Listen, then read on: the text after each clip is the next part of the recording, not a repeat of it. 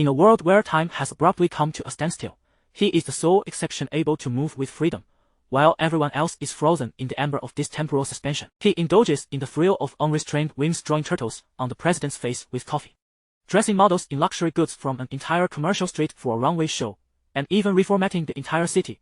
It is not until he encounters a knight's armor, which should be a mere sculpture, winking at him in the museum, that the true horror unfolds.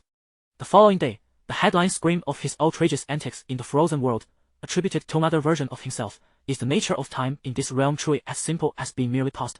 Why do those trapped in temporal stasis collectively weep blood? Chapter 1. The update of Blue Star 2.0 is complete. Qin Chuang, wake up quickly. Qin Chuang, blissfully asleep at his desk, felt a large hand gripping his shoulder, shaking him vigorously and shattering his half-formed dream. With the remnants of consciousness, he realized he was in the classroom of his homeroom teacher. Startled, Qin Chuang sat up abruptly, instinctively correcting his posture, and opened the textbook lying on his desk, pretending to read a random page. According to his past strategies for such crises, he should first ascertain the homeroom teacher's location, then confirm the situation with his classmate, the chubby boy who had roused him. However, as he focused on the textbook before him, Qin Chuang's movements suddenly froze. He could not comprehend a single word on the page. Oh, the book was upside down. No, that wasn't the issue. The update for Blue Star version 2.0 has been completed, introducing an entrance to the dream world. All players can access this realm through sleep, with the entrance available daily from midnight to 8 a.m. Once the entrance time concludes, the timeline within the dream world will pause, resuming its normal flow during the next entrance period. Should a player perish within the dream world, they will be automatically ejected, and their next entry will reset them to a random spawn point. The next update for Blue Star is scheduled for 2 days hence. Before him, words appeared inexplicably, overlapping with the text in his textbook. As he shifted his gaze, the textbook's words moved, yet these new inscriptions remained steadfast. They seemed to be projected directly onto his retina, creating an eerie effect. You see it too, right? Xiao Pan suddenly shook Qin Chuang's shoulder, interrupting his contemplation, his expression a blend of excitement and fear. Those words. You can see them? Qin Chuang couldn't help but turn to Xiao Pan, the letters intertwining with his acne-ridden face. Everyone in the class can see them. Xiao Pan whispered, then hesitated. Do you think what it says is true? Qin Chuang didn't have time to respond to the latter part of Xiao Pan's question. Upon hearing the first part, his gaze swiftly darted over the towering stack of textbooks on his desk, scanning the entire classroom's reaction. It was only then that he belatedly realized the homeroom teacher had already vacated the classroom, leaving it in disarray. The students were enveloped in shock and panic, a cacophony of voices echoing throughout the space. The sudden emergence of text, laden with a vast amount of information, struck a profound chord with the naive high school seniors. I feel as though my moment of ascendance has arrived, exclaimed the chubby boy nearby, trembling with excitement. This dream realm must be connected to extraordinary powers. Perhaps it is a manifestation of the resurgence of spiritual energy. Read fewer novels, Qin Chuang remarked, casting a sidelong glance at the chubby boy. He meticulously scrutinized the text that materialized before him, endeavoring to extract every crucial piece of information. The term version update, typically associated with games or applications, invoked a chilling apprehension within Qin Chuang, yet the subsequent details held even greater significance. At the core of the content lay the notion of the dream realm. According to the text, as long as one slumbered between midnight and 8 o'clock, they would enter this world. Once 8 o'clock struck, the dream realm would press the pause button, awaiting the arrival of the next entry opportunity, and those who had ventured into the dream realm would, barring any unforeseen circumstances, return to reality. Should one meet their demise within the dream realm, they would return to reality, with the chance to re-enter once more, albeit reset to a random starting point. This was indeed a favorable development. At least it would not disrupt the fabric of reality. As Qin Chuang pondered these revelations, a flurry of hurried footsteps resonated outside, and soon, a figure burst into the classroom with great urgency. The homeroom teacher, whose departure from the classroom was shrouded in mystery, returned unexpectedly. Class, please settle down, he bellowed, swiftly activating the multimedia equipment in the classroom. Upon establishing a connection, he accessed the official website and initiated the live broadcast. In no time, the familiar voice of the host resonated throughout the room. We interrupt this program to bring you an urgent news announcement. Due to unknown reasons, anomalous text has appeared in the line of sight of humans across the globe. The text varies in language and dialect according to different countries and time zones, yet the meanings remain consistent and the timing is absolute. As of now, this phenomenon has not been observed in other species. The government has established an emergency affairs committee to thoroughly investigate this matter. Currently, aside from its impact on visual perception, No adverse effects on humans have been reported. We urge citizens to remain calm and composed, and to contact their local police station immediately should any anomalies arise. The broadcast abruptly ceased, prompting the teacher to tap the blackboard. You have all seen the news. Do not panic, and try to disregard those words. Due to this unforeseen circumstance, school is cancelled for the day, and tomorrow's morning study session is also suspended. Please return home swiftly, and take care on your journey. With that, he hurriedly exited the classroom, the temporary reprieve from classes, just days before the crucial college entrance examination, somewhat alleviated the students' anxiety. The classroom was filled with the soft rustling of bags being packed, as students quickly made their way out, clustering in small groups as they headed home. In that moment, overwhelmed and uncertain, they yearned only to reunite with their families and loved ones. Today is a holiday, which I can understand, said the chubby boy. Scratching his head in surprise, what does it mean to cancel the morning self-study tomorrow? Because the morning self-study begins at 7:30, Qin Chuan replied briskly, packing his bag without lifting his gaze. The entrance to the dream realm has not yet closed. In the next moment, he shouldered his bag and exited the classroom, leaving the chubby boy in a state of bewilderment. Can these words just disappear?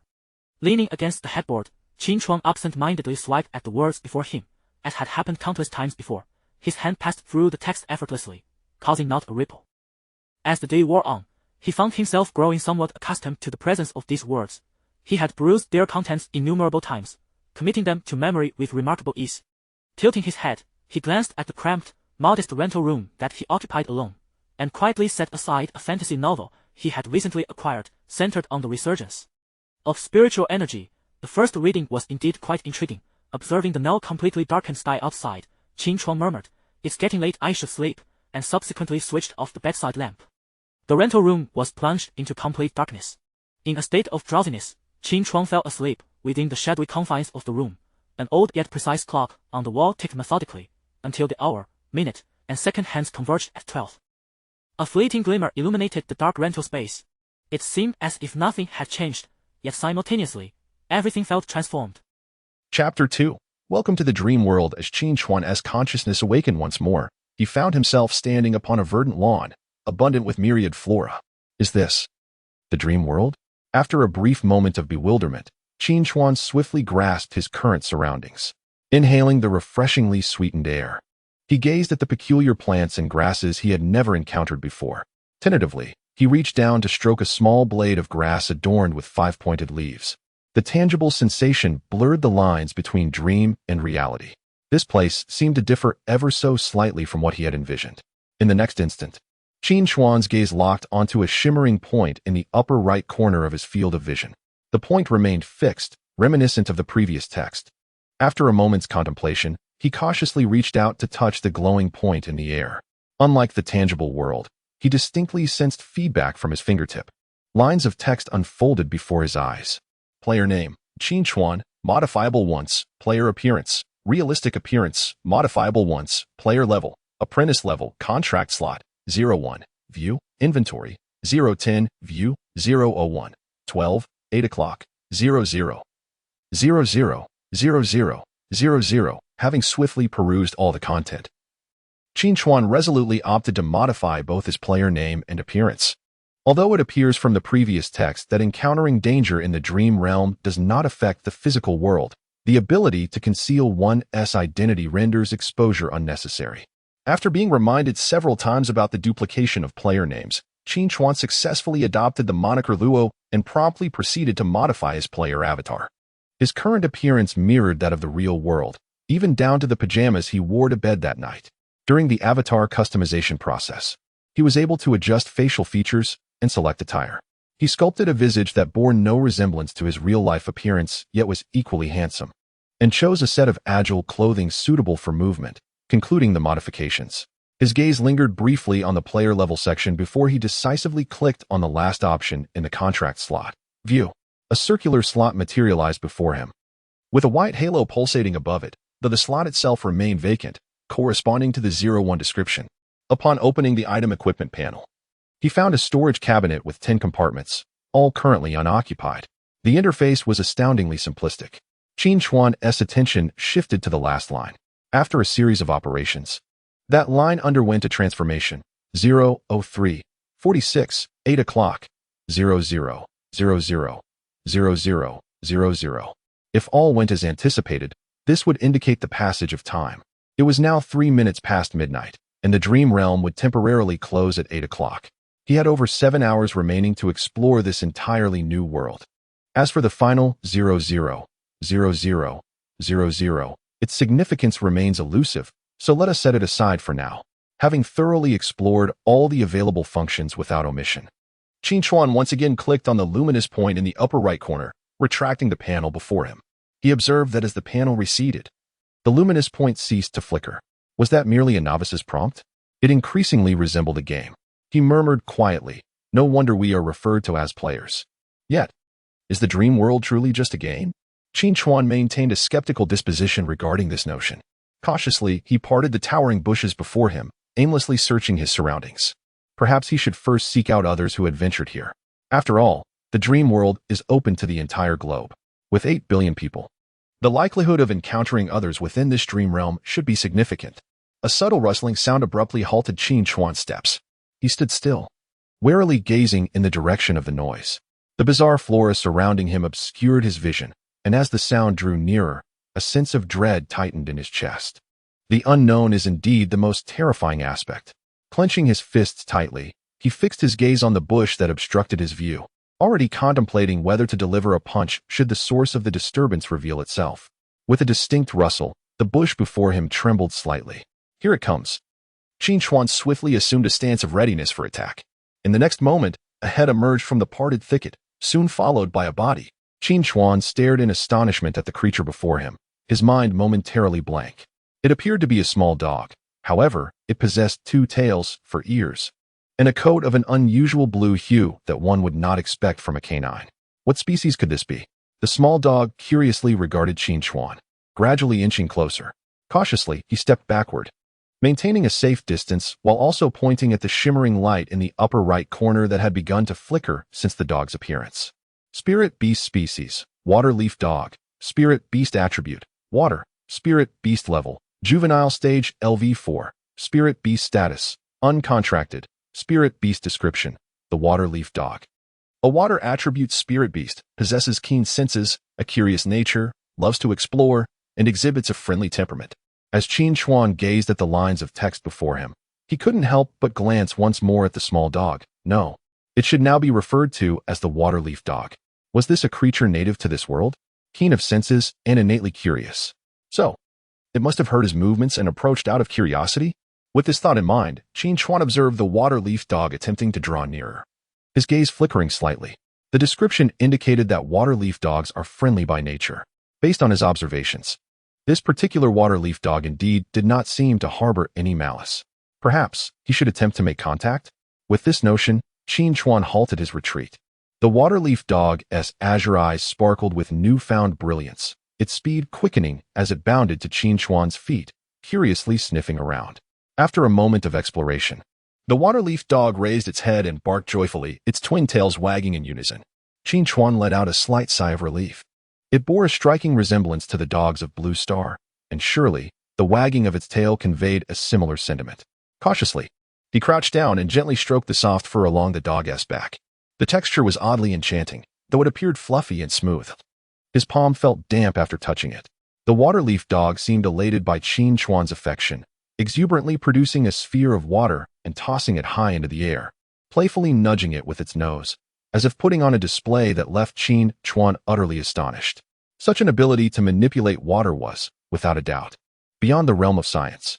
Suddenly, he recalled the introduction that described the water leaf dog as a creature of the water element. Thus, did spirit beasts possess extraordinary powers, with their abilities varying according to their elemental attributes? Realizing this, a look of delight spread across Qin Chuan's face. He found the dream realm increasingly fascinating. Chapter 3. The Sudden Crisis. As Qin Chuan gently stroked the fluffy twin tails of the water leaf dog, he tentatively inquired, "Is there anything else you can do besides playing with the water ball?" Woof. Upon hearing Qin Chuan's words, the water leaf dog tossed aside the water ball perched on its nose and vigorously swished its tail. To Qin Chuan's astonishment, a stream of water materialized seemingly out of thin air, shooting towards the trunk of a nearby small tree. With a muffled thud, it struck the trunk, leaving a conspicuous dent. If the previous water ball was merely a playful gesture, This torrent of water was undeniably a formidable offensive maneuver. The blunt force capable of creating such an indentation in the tree would likely result in a fracture if it were to strike a human. The once seemingly innocuous water leaf dog now revealed a strength that deepened Qin Chuan's understanding of the extraordinary powers within this world. Is there anything else? Qin Chuan inquired with keen interest, his curiosity piqued by this first encounter with an extraordinary creature. Woof! The water leaf dog nodded in a human-like manner, excitement gleaming in its eyes. Just as it was about to take action, its expression swiftly shifted, and without hesitation, it gave its tail another vigorous flick. Another blast of water surged forth, hurtling directly toward Qin Chuan's head before he could react. Qin Chuan gasped in alarm. Was the previous friendliness merely a fade? Yet, the introduction had clearly stated that the water leaf dog possessed a gentle disposition. Before he could ponder further, the stream of water grazed his face and swept past to the back of his head. Bang! A dull thud reverberated through the air, followed immediately by the furious roar of a beast. Howl! Accompanied by the menacing growl from behind, a chill of dread coursed down Qin Chuan's spine, causing beads of cold sweat to spring forth. Without a moment's hesitation, he took off running. After covering several meters, he glanced back. A pitch-black, leopard-like spirit beast had inexplicably appeared behind him. This creature bore distinct signs of water on its head, one eye swollen and bloodshot, emitting a continual, pained whimper. Spirit beast species, shadow leopard. Spirit beast attribute, dark. Spirit beast level, growth stage LV12. Spirit beast status, uncontracted. Spirit beast description, the shadow leopard, a dark-type spirit beast, is inherently bloodthirsty and capable of concealing its presence, making it a natural predator. Damn! Cursing internally, Qin Chuan turned and fled. The water leaf hound was only LV4. While the shadow leopard was LV12, the disparity in power was glaringly obvious. If the water leaf hound possessed such formidable attacking capabilities, a single swipe from the shadow leopard could easily tear him to shreds. Furthermore, this creature could mask its presence, approaching without him even noticing. Had it not been for the timely reaction of the water leaf hound, he would have perished without ever understanding how it happened. Wait, where was the water leaf hound?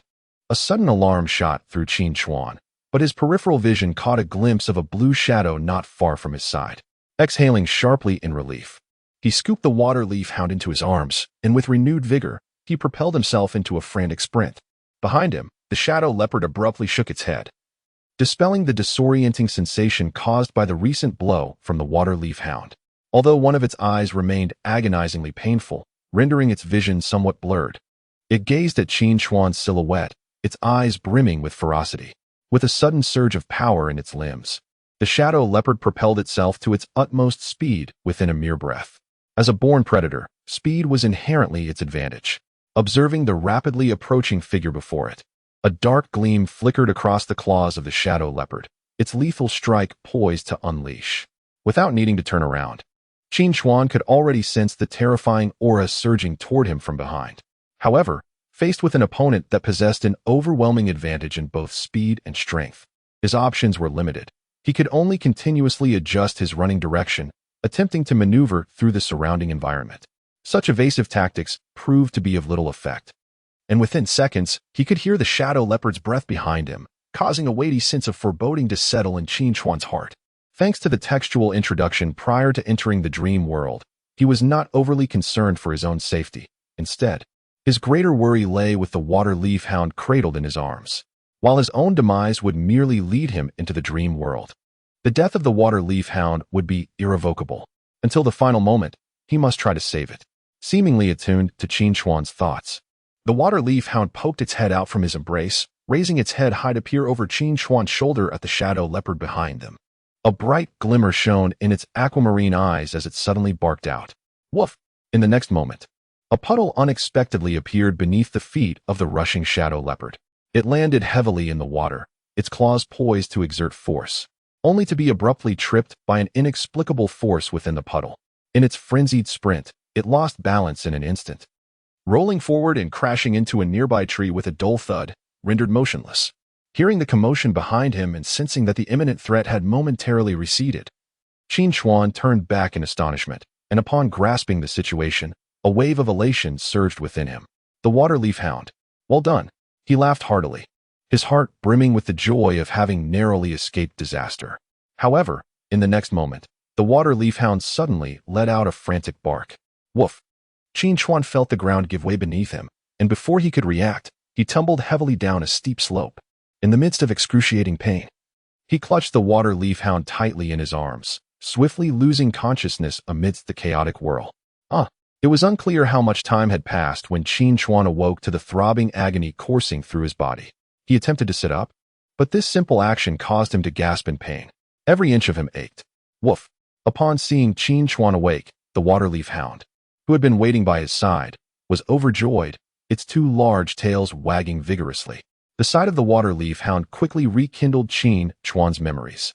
They had escaped the pursuit of the shadow leopard, only to have slipped and tumbled down a steep slope. It seemed that he had survived against all odds. Wait, how long had he been unconscious? As Qin Chuan's expression shifted, he swiftly clicked on the luminous point above his field of vision. Player name, Luo. Player level, Apprentice. Contract slot, 01 view. Item equipment slot, 010 view. 749, 37, 8 o'clock, 00, 00, 00, 00. Qin Chuan. Had he really been unconscious long enough for the dream realm's opening to nearly conclude? Woof! The bark of the water leaf hound snapped Qin Chuan back to reality. Just as he was about to speak, he noticed the water leaf hound wagging its tail before turning away. Was it time to part ways? Watching the water leaf hound diminish in his field of vision, a sense of melancholy welled up within him. He weakly raised his hand in farewell and then leaned against a large stone, gazing at the countdown. 7:59, 59, 8 o'clock, 00, 00, 00, 00, 8 o'clock, 2000, 8 o'clock, 00, 00, 001. The entrance to the dream realm is now closed. Chapter 4. Special Affairs Group. Qin Chuan. Did you encounter any spirit beasts in the dream world last night? In the bustling classroom, his classmate, the chubby boy, nudged Qin Chuan's elbow and inquired in a hushed tone. Indeed, Qin Chuan nodded, casting a glance at the chubby boy. Compared to yesterday's excitement, the boy's expression now bore a hint of gloom. Did you also face one? The chubby boy's eyes brightened, his face reflecting a yearning for affirmation. Were you too directly killed by a spirit beast? Not quite. Qin Chuan shook his head, observing the boy's expression dim once again, which elicited a faint chuckle within him. You died in the dream world? Yes, the chubby boy sighed, unable to contain his frustration. Around 2 in the morning, I encountered a powerful bear in the dream realm. It struck me once, and I was done for. The most distressing part, do you know? His demeanor abruptly shifted to one of indignation. The pain in the dream world felt so real. When I awoke, it felt as though my bones had been shattered, and my body ached terribly. How tragic, Qin Chuan consoled, patting the chubby boy's shoulder, recalling the shadowy leopard that had nearly torn him apart. Had it not been for the assistance of the waterleaf dog, his fate might have mirrored that of the chubby boy. By the way, Qin Chuan suddenly remembered something and quickly interjected, after dying in the dream world. Did you check on your parents? They should have entered the dream realm as well, right? What happened to their physical bodies in reality? I actually went to their room to check. With a chuckle, Xiao Pang smiled, and the two of them, as usual, sank into a deep slumber. I dared not disturb them, fearing unforeseen consequences, and merely cast a glance before retreating to my room. This left Qin Chuan with an undeniable sense of apprehension. If a person were to be awakened from the realm of dreams by an external force, one could only speculate on what might transpire. Suppressing his worries, Qin Chuan continued to inquire, did you attempt to re-enter afterward? Of course, Xiao Pang replied with an expression that exuded reliability, despite feeling sore all over. After returning to my room, I lay on the bed and listened to over an hour of English audio, forcing myself into a hypnotic state. Qin Chuan responded. Very good, that seems quite reasonable. Before he could pose further questions, Xiao Pang, with another chuckle, recounted his experience.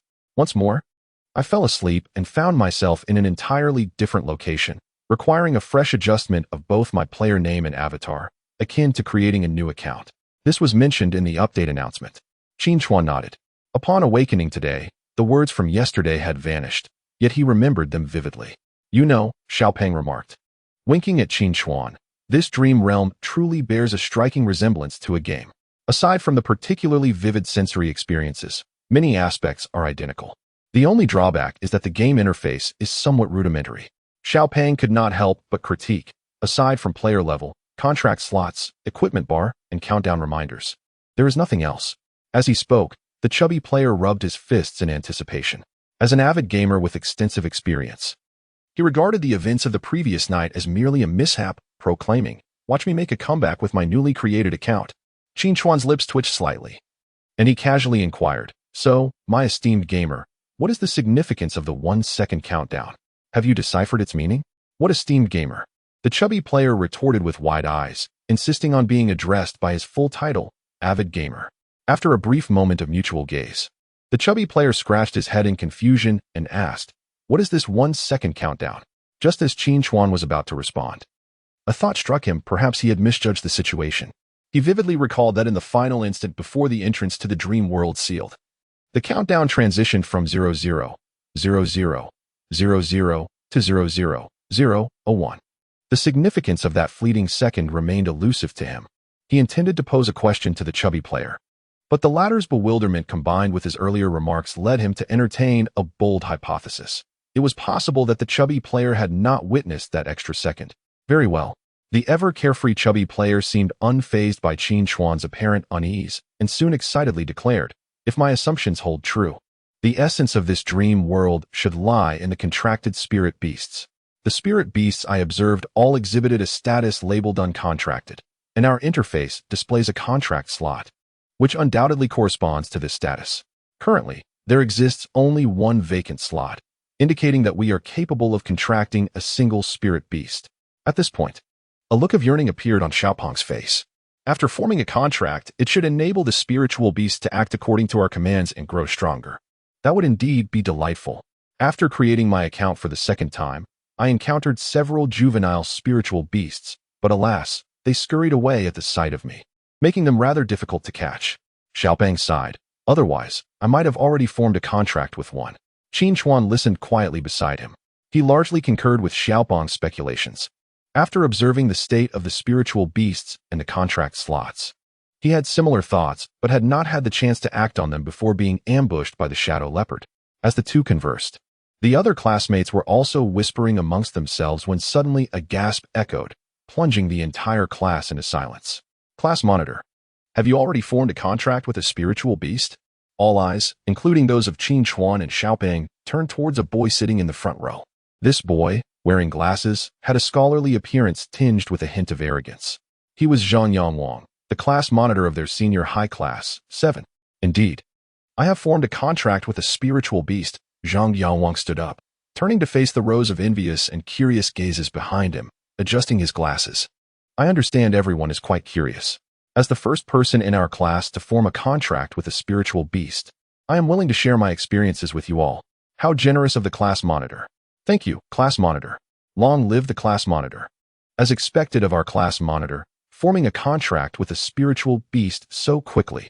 As Zhang Yangwang's voice fell, a flurry of compliments erupted from his classmates. Their flattery intensified the smug expression on Zhang Yangwang's face. Clearing his throat, he was poised to speak when, at that moment, the classroom door swung open. "Please, everyone, quiet down." The homeroom teacher entered briskly, followed by a casually dressed young man who was about to deliver a lecture on the world of dreams. "Zhang Yangwang, why are you standing?" "And nothing," he stammered, slowly taking his seat. Observing Zhang's dejected demeanor, the chubby student stifled a laugh and nudged Qin Chuan, encouraging him to act pretentious. Qin Chuan smirked, his gaze fixed intently on the young man who had taken the stage. "Hello, everyone." The young man greeted with a warm smile as he approached the lectern. "I am Zhou Zixio from the Special Affairs Group." Chapter 5. The Rules of Dreams and the State of Nihility. The Special Affairs Group. After inscribing these words on the blackboard, Zhou Zixio smiled gently. "I am aware that many of you harbor numerous questions at this moment. Please do not be anxious. We shall address them one by one. Firstly, what is the Special Affairs Group? It is an official organization established specifically to address matters pertaining to the realm of dreams, tasked with managing any situations that may arise in connection with this ethereal world. Although we were only established yesterday, I implore you to trust in our expertise." Zhou Zixio tapped the blackboard lightly. "Now, allow me to elucidate the mysteries surrounding the dream world for you." He casually retrieved a USB drive and inserted it into the classroom's multimedia host, swiftly bringing up a PowerPoint presentation. To begin with, let us consider the dangers of the dream realm. Zhou Zixio paused momentarily, allowing the weight of his words to settle in.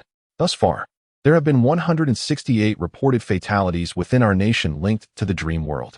A wave of murmurs rippled through the audience. Yet Zhou Zixio seamlessly shifted the focus of his discourse. However, it is crucial to note that all 168 deceased were elderly individuals suffering from severe underlying health conditions. Their demise stemmed from pain and terror experienced within the dream world, which precipitated cardiac arrest or cerebral hemorrhage. Through our observations and validations, we have determined that death within the dream realm does not directly result in fatality or injury in the waking world. Therefore, we advise elderly individuals with pre-existing conditions such as heart disease to adjust their schedules, ensuring that their sleep periods do not coincide with the opening hours of the dream world. We have dispatched personnel to each household to deliver informative sessions. Should you have elderly individuals at home, please remind them to adjust their daily routines accordingly. Upon hearing this, the classroom fell into a hushed silence, and many students exhaled in relief.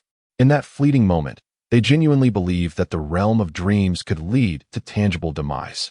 Fortunately, that is not the case. Next, let us address matters concerning the entrance to the dream realm. Zhou Zixio paused momentarily, noting that yesterday's textual introduction lacked sufficient detail. We have conducted corresponding attempts to verify some of the finer points. Firstly, regarding the timing of entry into the dream realm, any time between midnight and 8 o'clock will lead to entry into the dream world upon falling asleep. However, should one succumb to slumber before midnight, they will enter the dream realm precisely at the stroke of midnight. Nevertheless, Zhou Zixio emphasized this point with increased gravity. There exists a crucial consideration. If one enters the dream realm at 1 o'clock, the period from midnight to 1 o'clock may pose peril for their corporeal form within the dream world. As yesterday marked our inaugural venture into the dream realm, akin to creating a new gaming account, a delayed entry bore no consequences. However, this evening, having established an account, a deferred entry may carry certain risks. We shall dispatch personnel to ascertain the specific nature of these risks, and as soon as we compile the findings, we will promptly inform everyone. Until the results are confirmed, it is advisable to retire before midnight and refrain from postponing. Zhang Yangwang raised his hand and, after receiving a nod from Zhou Zixio, stood to address the assembly.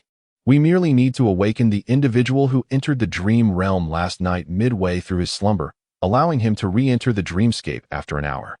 This would effectively validate the impact of delayed entry, would it not?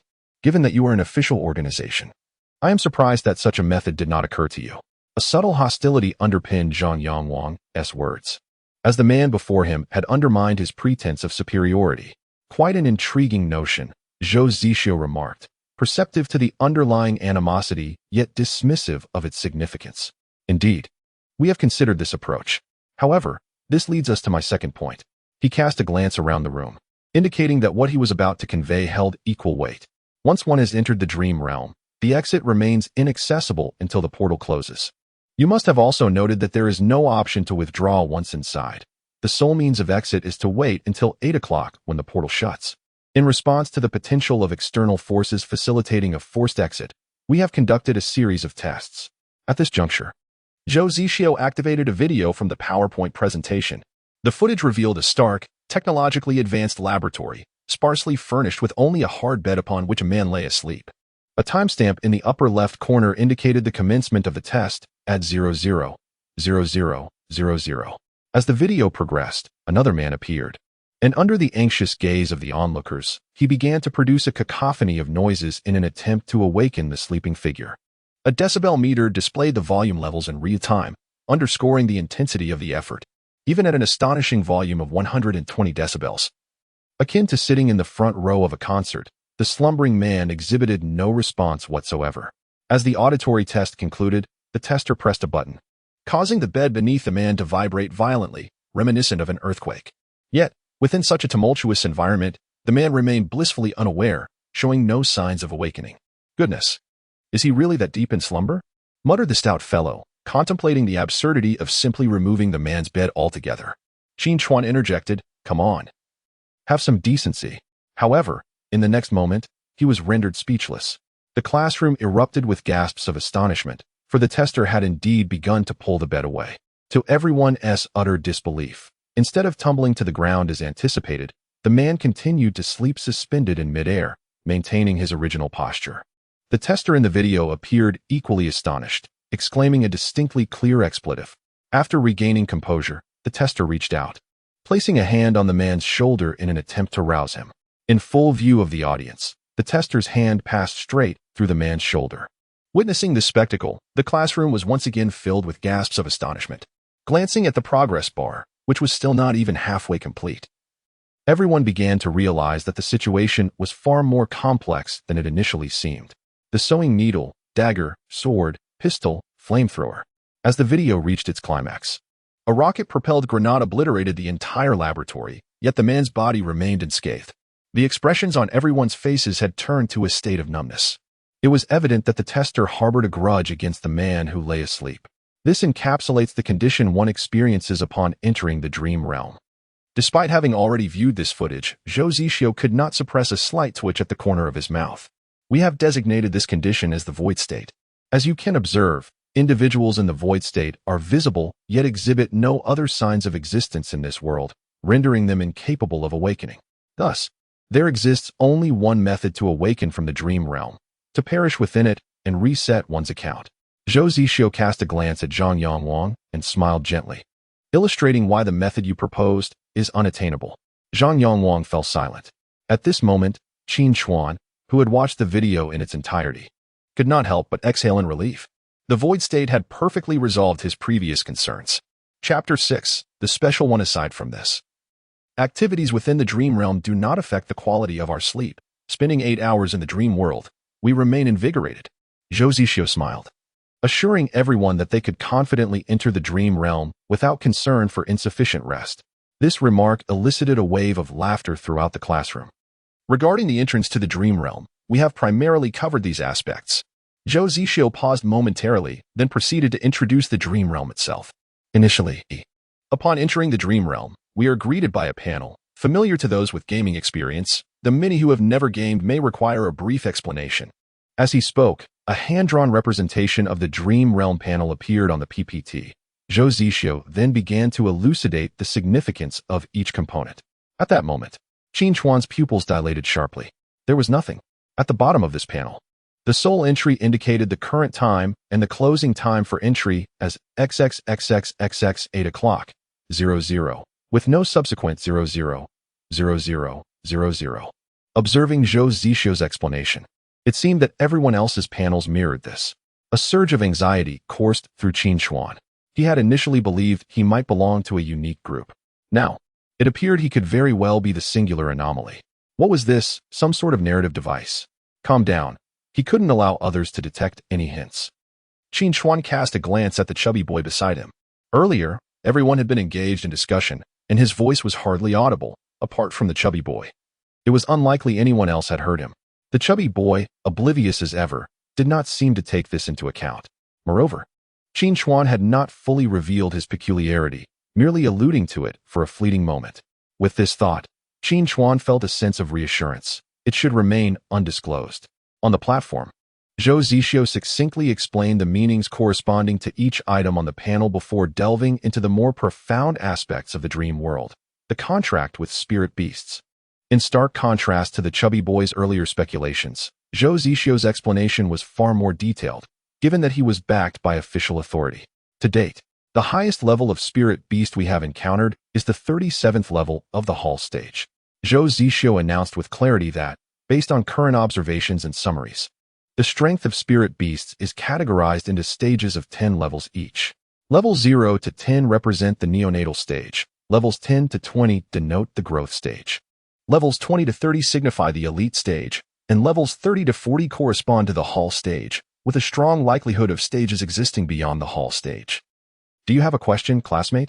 Zhou Zixio inquired, pointing towards Qin Chuan, who had raised his hand. I would like to inquire, if level 10 can be both the neonatal and the growth stage, does this not present a contradiction? Qin Chuan articulated his concern. That is an excellent question, Zhou Zixio replied with a chuckle. There is no contradiction. A spirit beast must advance to reach the next stage upon attaining a certain level.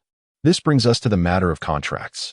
Zhou Zixio paused momentarily, stating that currently, we can only contract a juvenile-level spirit beast, which likely correlates with our own beginner-level status. As for how to elevate the player's level, the specifics remain unclear. The juvenile spirit beasts roaming the wilderness range from level 0 to level 10, and a few fortunate members of the Special Task Force have successfully contracted level 10 juvenile spirit beasts.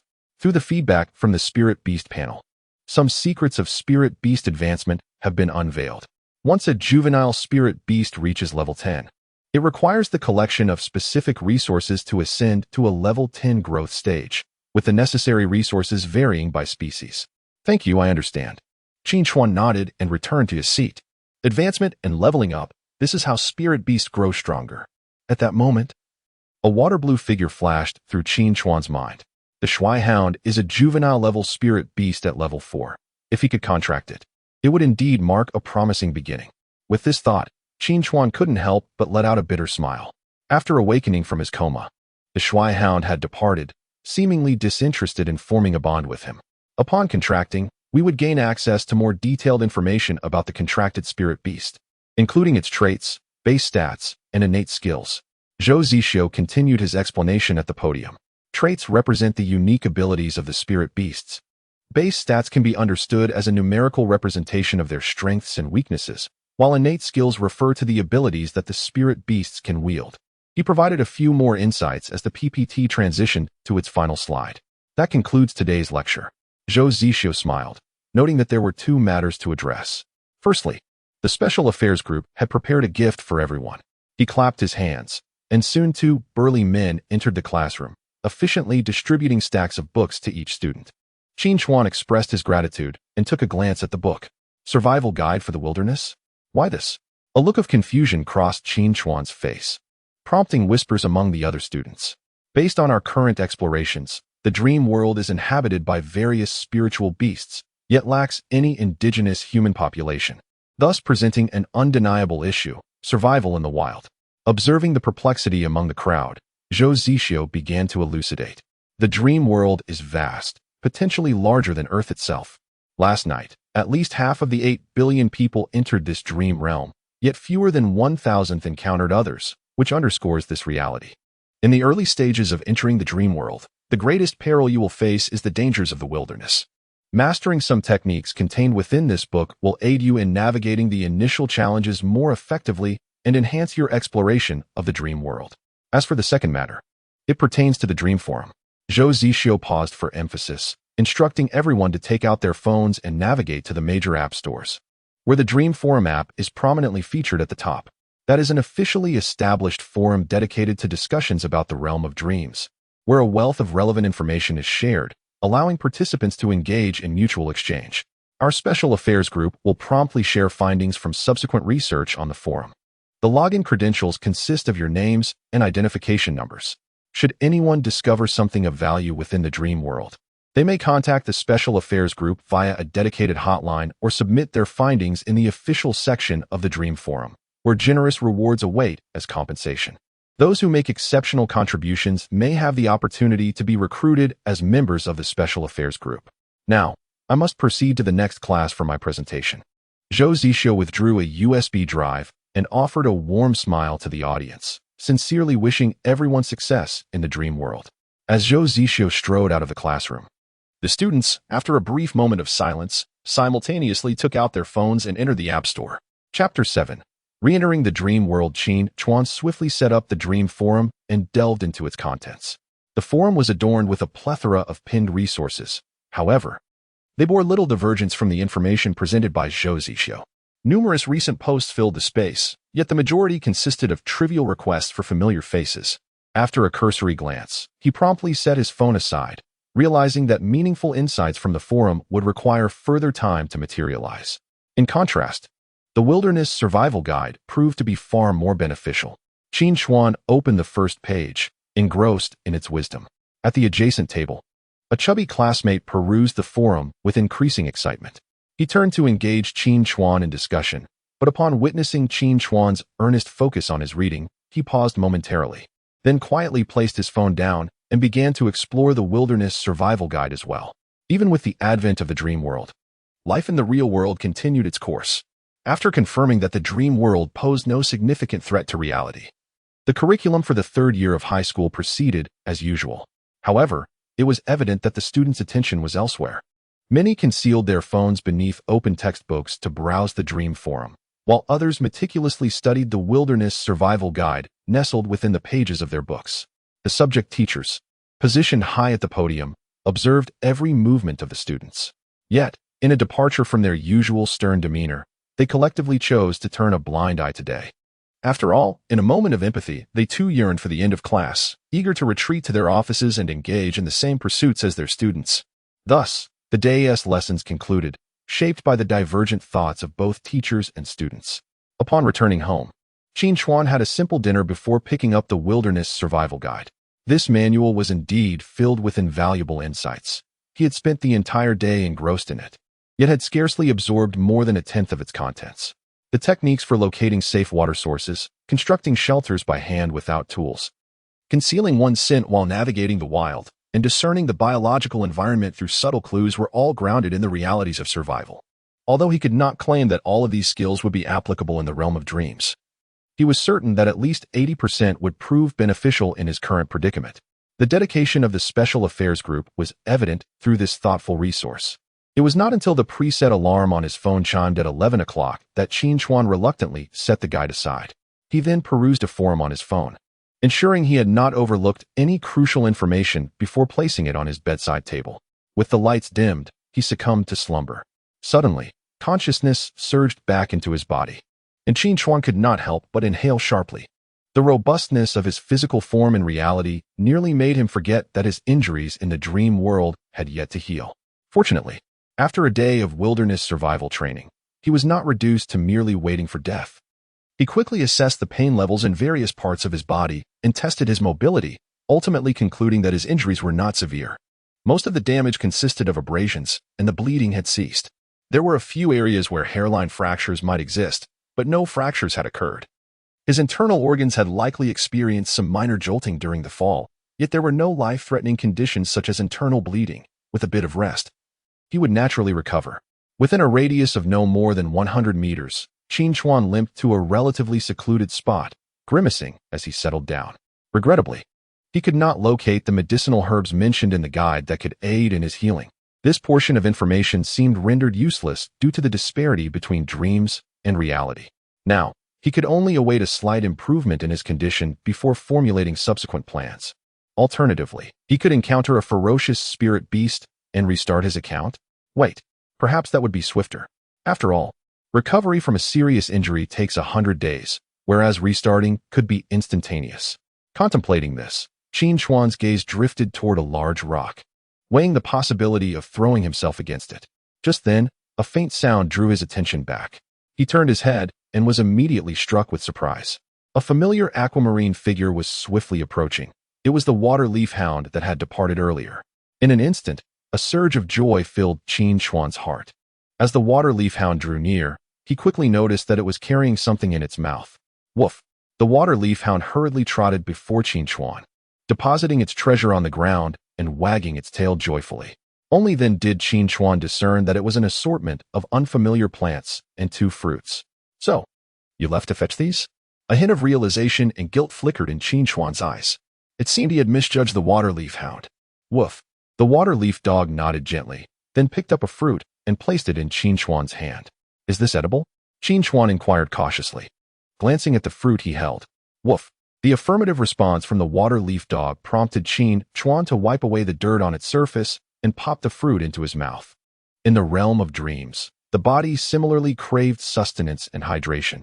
He had intended to wait until his body regained its mobility to search for and sample food.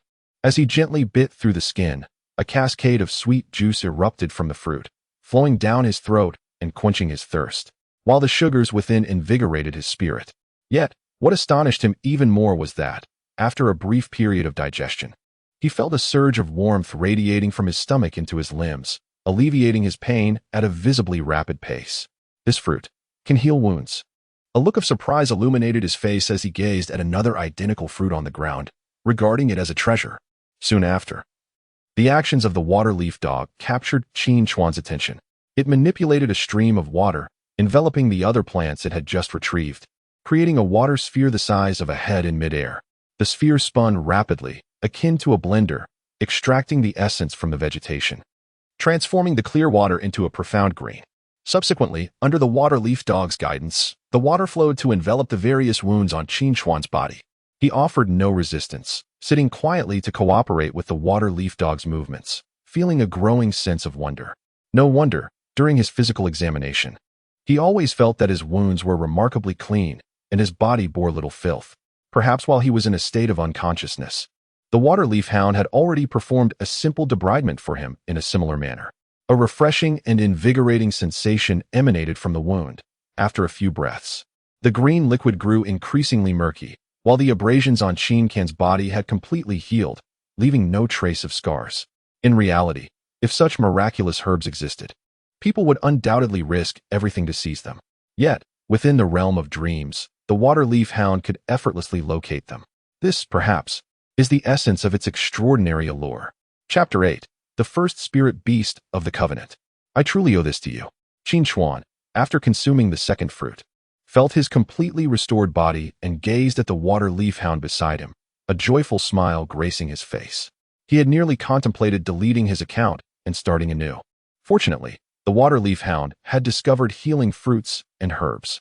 Although he was uncertain how it had accomplished this, Qin Chuan casually seated himself on the ground, cradling the approaching water leaf hound in his arms.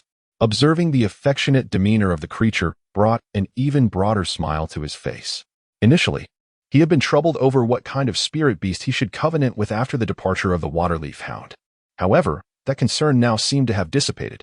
I don't know why you feel so close to me upon our first meeting, Qin Chuan murmured. Perhaps this is fate. Woof.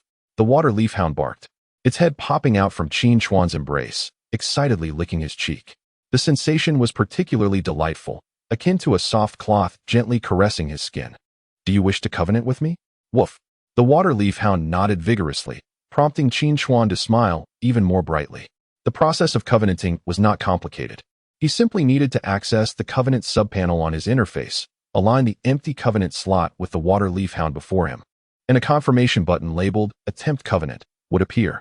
Without hesitation, Qin Chuan pressed the confirmation button, and as radiant light flickered, the image of the water leaf hound manifested in the first covenant slot. Simultaneously, lines of text began to appear beneath the covenant slot. Spirit Beast Species, Water Leaf Dog, Spirit Beast Attribute, Water, Spirit Beast Level, Juvenile Stage LV4, 56-100, Spirit Beast Trait, Plant Recognition, Spirit Beast Base Value, 320, Spirit Beast Skills, Watermaster, Passive, Dark Current Bind, Active, Torrent Break, Active. Spirit Beast Description. The water leaf dog, a water-type spirit beast, possesses keen senses, an inquisitive nature, a penchant for exploration, and a friendly disposition. The new introduction omits the spirit beast status section, instead incorporating traits, base values, and skill descriptions. While the spirit beast level now includes an experience bar, Qin Chuan has already grasped this information through the educational sessions of the Special Affairs Group. So he is not taken aback. His gaze swiftly alights upon the characteristic of the water leaf dog. Plant recognition. Is this the reason the water leaf dog can assist him in locating healing herbs? Undoubtedly, while this trait lacks combat capability, it proves immensely beneficial for him at this moment. Continuing his examination, Qin Chuan's attention shifts to the skills of the water leaf dog. There are 3 skills in total, each adorned with a corresponding emblem above and the skill name below. After a moment of contemplation, Qin Chuan extends his hand to touch the first skill. In the next instant, a more detailed description materializes before him. Watermaster, Passive Skill. Grants the spirit beast the ability to breathe underwater and manipulate water. Having discovered the correct method to access skill descriptions, Qin Chuan's eyes brighten, and he promptly selects the subsequent 2 skills. Underflow Binding. An active skill that conceals formidable power within the water, generating binding or other control effects. Surging Break. An active skill that unleashes a powerful torrent of water, inflicting damage upon opponents. Thus, the skill employed by the water leaf hound to trip the shadow leopard is indeed underflow binding. The offensive technique showcased earlier corresponds to Surging Break. Qin Chuan stroked his chin, understanding dawning upon him. The Watermaster passive skill essentially provides the water leaf hound with a foundational grasp of aquatic abilities in combat. Its 2 active skills, one for control and the other for offense, though limited in number, are sufficiently comprehensive, capable of addressing various intricate battle scenarios. Qin Chuan's gaze subtly shifted to the right of the Surging Break skill icon. Behind Surging Break, he perceived the faint outline of another icon. Tentatively, he slid the skill bar to the left and was indeed greeted with the sight of an entirely new skill. However, this skill appeared dimmed at the moment, with a lock symbol prominently displayed above it. Beneath the lock, the inscription read, "Unlock upon Spirit Beast reaching growth stage." This implies that a Spirit Beast can acquire new skills upon advancement. Qin Chuan diverted his attention from the description of the Waterleaf Hound. With the recent revelation, he instinctively glanced to the right of the already filled contract slot. Although only a sliver was visible, it seemed there existed another contract slot behind the current one. After sliding it once more, he discovered a similarly locked gray contract slot. Player level reaches official level unlock. The official level, if all goes as expected, is the next player level following the apprentice level. Qin Chuan's face bore a hint of resignation, yet to this day, no one had discovered the means to elevate player levels. They could only gradually explore or await the special task force to unveil relevant information. He murmured softly, his gaze once again settling on the Shuai Hound cradled in his arms. After forging a contract, he could distinctly sense the deepening bond between himself and the Shuai Hound, to the extent that Qin Chuan felt he could comprehend every word it uttered. "Shall I give you a name?" "Woof." "All right." The Shuai Hound licked Qin Chuan's cheek, its large eyes brimming with anticipation, as if possessing a name of its own was of utmost significance to it. "What do you think of the name Shuehua?" Qin Chuan pondered, tentatively inquiring, "If it's not suitable, I can think of others." "Woof. Woof. I want this one. I like it very much." "That's wonderful." Qin Chuan breathed a sigh of relief. He was not particularly adept at naming. He cast a glance at the time displayed beneath the main panel. The recent healing had consumed an hour and a half, leaving little time for his current venture into the dream world. The last entry had already squandered too much time due to his unconsciousness. This time, he could not afford to waste any more moments. "Shuehua. We must now seek a relatively secure location to establish a place for prolonged survival." Qin Chuan rose to his feet and glanced at the creature nestled in his arms. "Do you know if there is a water source nearby?" The creature's large eyes darted around. "Woof," it replied. "I heard the sound of flowing water while searching for herbs." The mention of flowing water ignited a spark of hope in Qin Chuan. "Lead the way. Let us investigate."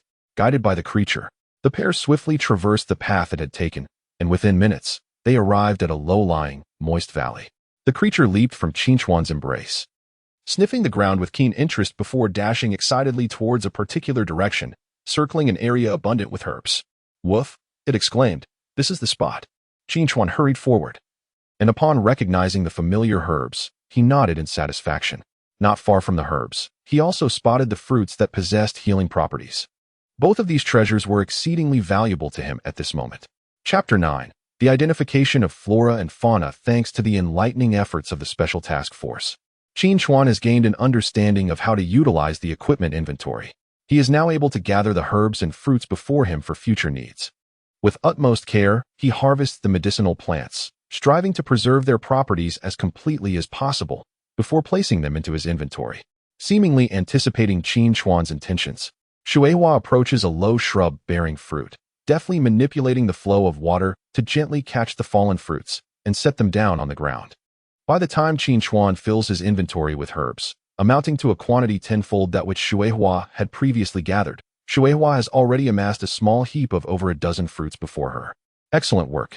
Qin Chuan affectionately ruffles Shuehua's head, securing the fruits for safekeeping. With Shuehua's proficiency in identifying flora, he feels a surge of confidence regarding his upcoming outdoor survival endeavors. After storing the fruits, Qin Chuan cups his hands around his ears, listening intently. Just as Shuehua mentioned, he can indeed faintly discern the sound of flowing water. Recalling the information from the Wilderness Survival Guide, he promptly lays down, pressing one ear to the ground to capture a clearer sound.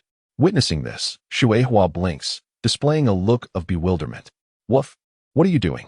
"I am trying to determine the direction from which the sound of water is emanating." "Woof, it's coming from over there." Shuehua lifts a paw, pointing in a particular direction, wearing an expression that questions the necessity of lying on the ground to listen. Qin Chuan. He silently rises, discreetly brushing off the dirt from his clothes. "I nearly forgot. Shuihua possesses an exceptionally keen sense of perception. Let us proceed over there and take a look. Without hesitation, he lifted his leg and advanced in the direction indicated by Shuihua. Shuihua trailed closely behind Qin Chuan, a contemplative expression emerging on its face. It pondered whether to feign ignorance regarding the earlier incident, for Qin Chuan seemed quite embarrassed. Woof. This fruit can swiftly restore stamina. Very well. I shall gather more. Woof. This herb can detoxify. Pluck it. As the duo meandered, their inventory spaces dwindled.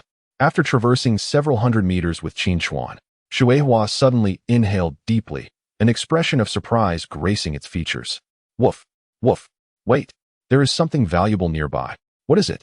Qin Chuan halted, intrigue flickering across his face. Could it be another rare herb? Shuihua sniffed once more, uncertainty crossing its countenance. Woof. I am unsure, but it should greatly aid me. Then let us investigate. Qin Chuan decisively declared. Enhancing the level of a contract spirit beast is currently the primary means of gaining strength within the dream realm. This point has been specifically emphasized by the Special Affairs Group, and Qin Chuan wholeheartedly concurred. If they were indeed to discover something beneficial for Shuihua's growth, it would be imperative not to overlook it. Shuihua nodded vigorously, diligently sniffing along the way, until it abruptly lifted its head, gazing towards the cliff on the side of the valley. Approximately 50 meters above this cliff, a resilient branch emerges tenaciously from a crevice in the rocks, bearing a water-blue fruit roughly the size of an apple, plump and rounded, glistening with a radiant sheen. It is evidently a precious find. Woof! Exclaimed Shuihua, captivated by the fruit's unique allure, her eyes brimming with longing.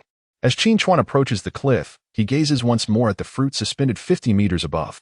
The cliff, while not as sheer as a knife's edge, possesses a steep incline of about 70 degrees. However, the abundance of loose stones above provides ample footholds for ascent. For a canine spirit beast like Shuihua, scaling the cliff proves to be quite a challenge. Yet for Qin Chuan, it is merely a minor inconvenience, not an insurmountable task.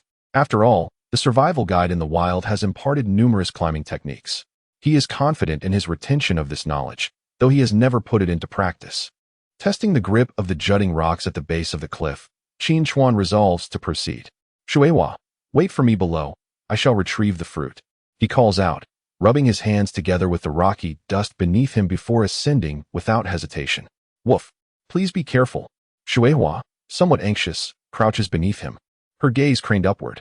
With each new foothold Qin Chuan secures, her tension escalates, only to ease once he regains his balance. Step by step, Qin Chuan swiftly ascended to a small platform approximately 10 meters high, taking a brief respite. As it was his first endeavor, he had made a few minor missteps, resulting in greater physical exertion than that experienced by seasoned climbers. At this moment, he found himself devoid of the strength to continue his ascent. He retrieved a stamina-replenishing fruit from his supplies and consumed it. After resting for a minute or two, Qin Chuan felt himself nearly revitalized. Without delay, he resumed his climb, utilizing both hands and feet.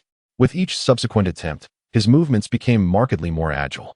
It was not until he reached a height of 25 meters that fatigue overcame him once more, prompting him to take out a second fruit to restore his energy. Upon consuming the third fruit, he found himself less than 10 meters away from the cerulean fruit perched upon the cliff. Observing the shimmering glow of the cerulean fruit, he summoned his determination and pressed onward. 8 meters, 5 meters, 2 meters. The distance between him and the cerulean fruit dwindled. And just as he reached out to grasp it, his foothold unexpectedly gave way.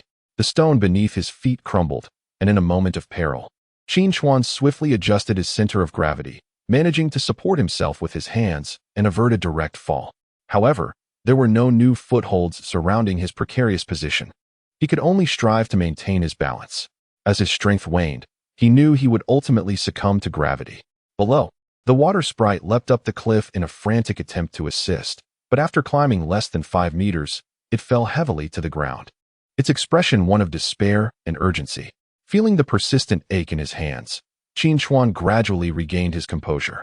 Water splash, unleash the torrent break upon my feet. As the words left his lips, a powerful stream of water crashed forcefully against the soles of Qin Chuan's shoes. The torrent break, having ascended nearly 50 meters, had lost much of its initial ferocity, yet its residual force effortlessly propelled Qin Chuan upward.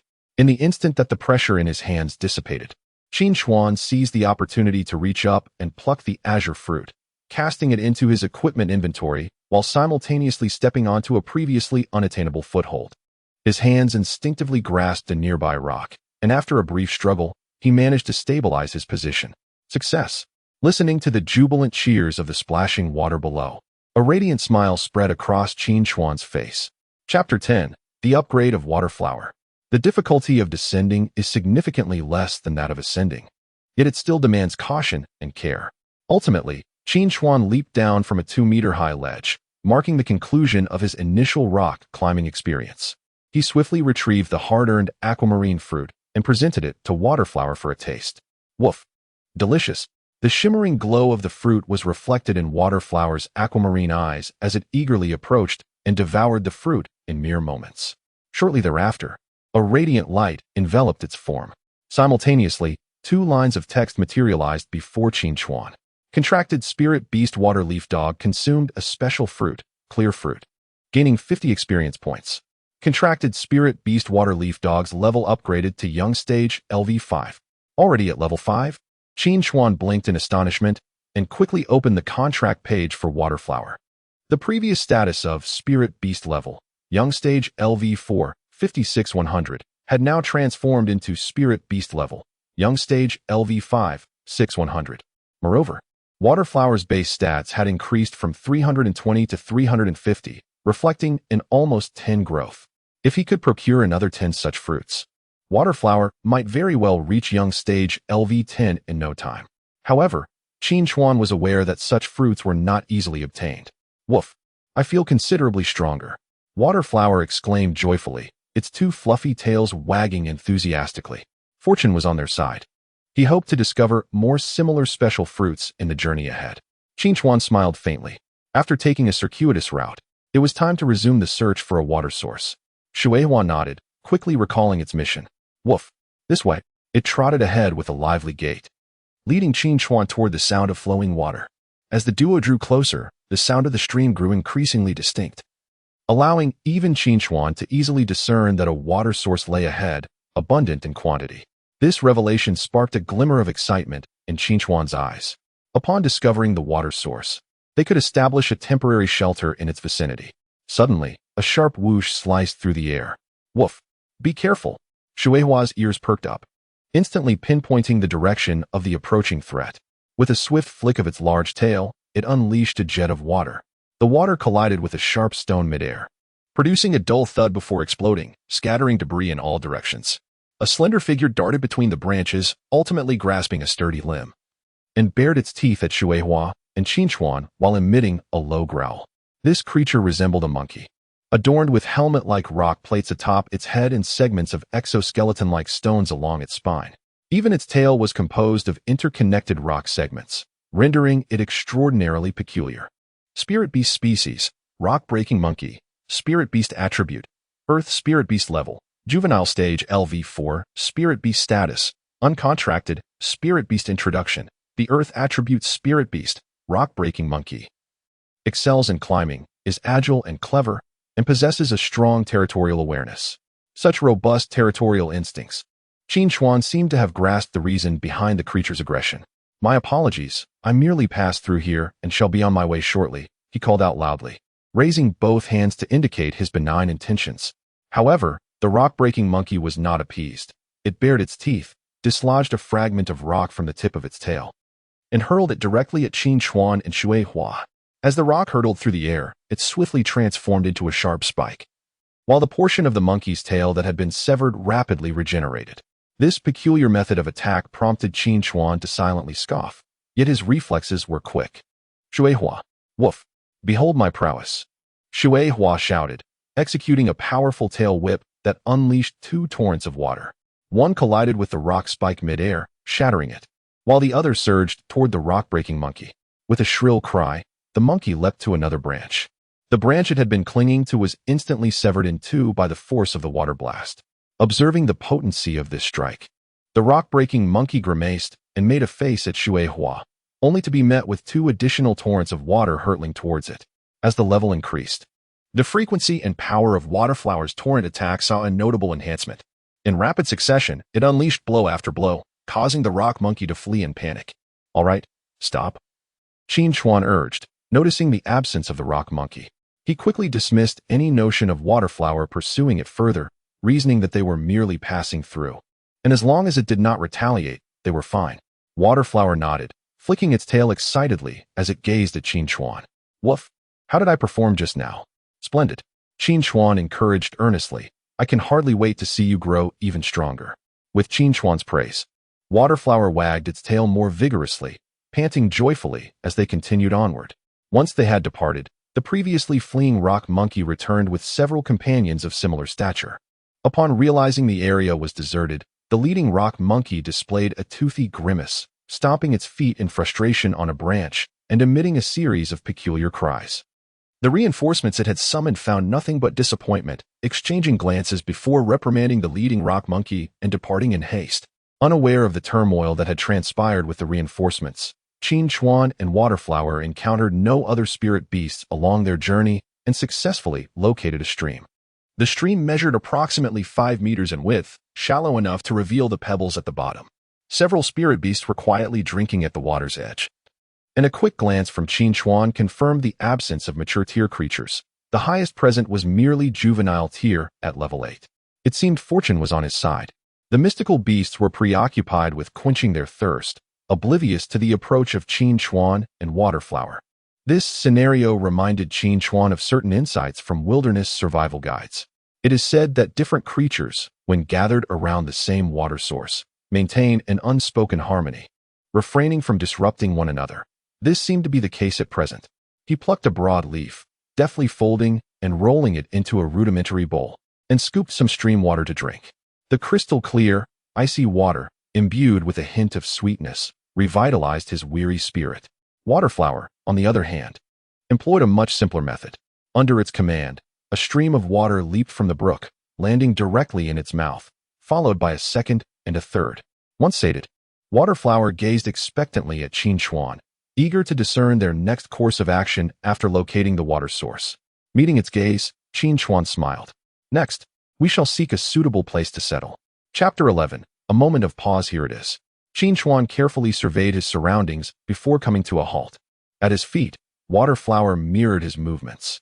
Before them loomed a large, inwardly concave rock, with a relatively flat surface beneath their feet, positioned on a sunlit slope.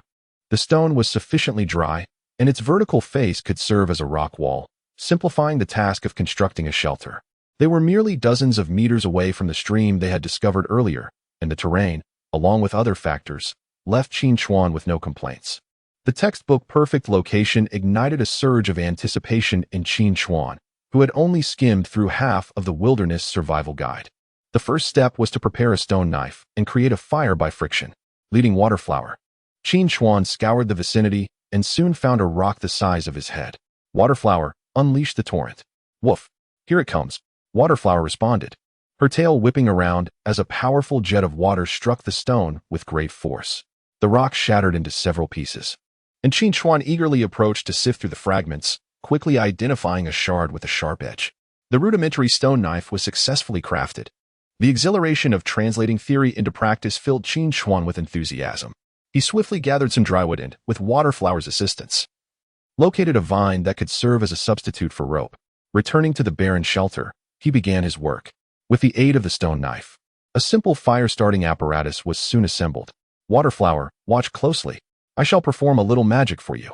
Qin Chuan rubbed his hands in anticipation, settled into a meditative posture, and grasped the ends of the vine firmly, beginning to pull and release it repeatedly. The vine coiled around the upright wooden stick spun rapidly under its influence, while the polished end of the stone knife rubbed incessantly against the groove carved into another piece of deadwood, producing a dull thud. Shui Hua, initially intrigued by Qin Chuan's actions, now widened her eyes, staring intently at the fire-starting apparatus in his hands. 5 minutes elapsed.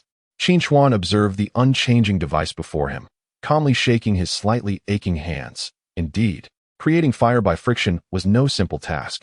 Is this for fire? Upon hearing Qin Chuan's words and recalling the scene she had just witnessed, Shui Hua's expression shifted to one of realization.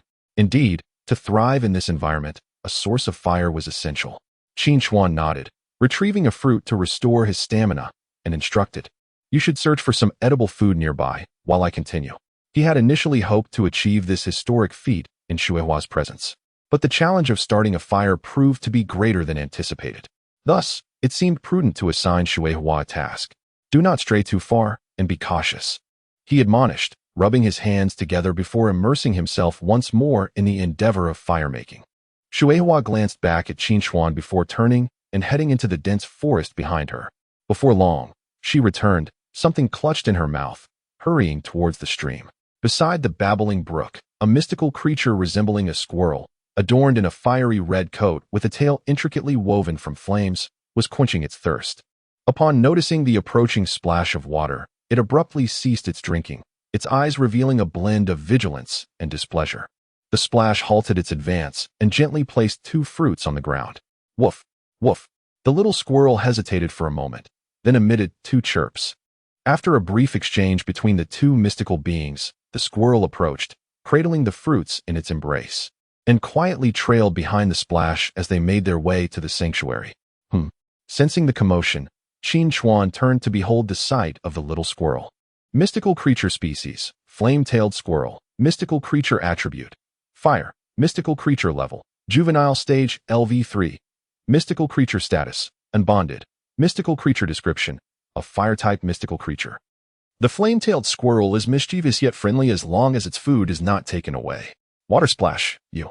Just as Qin Chuan was about to inquire about the situation, he noticed the flame-tailed squirrel nudging a pile of dry twigs with its flaming tail. Boom! With a deep rumble, the twigs were instantaneously engulfed in flames.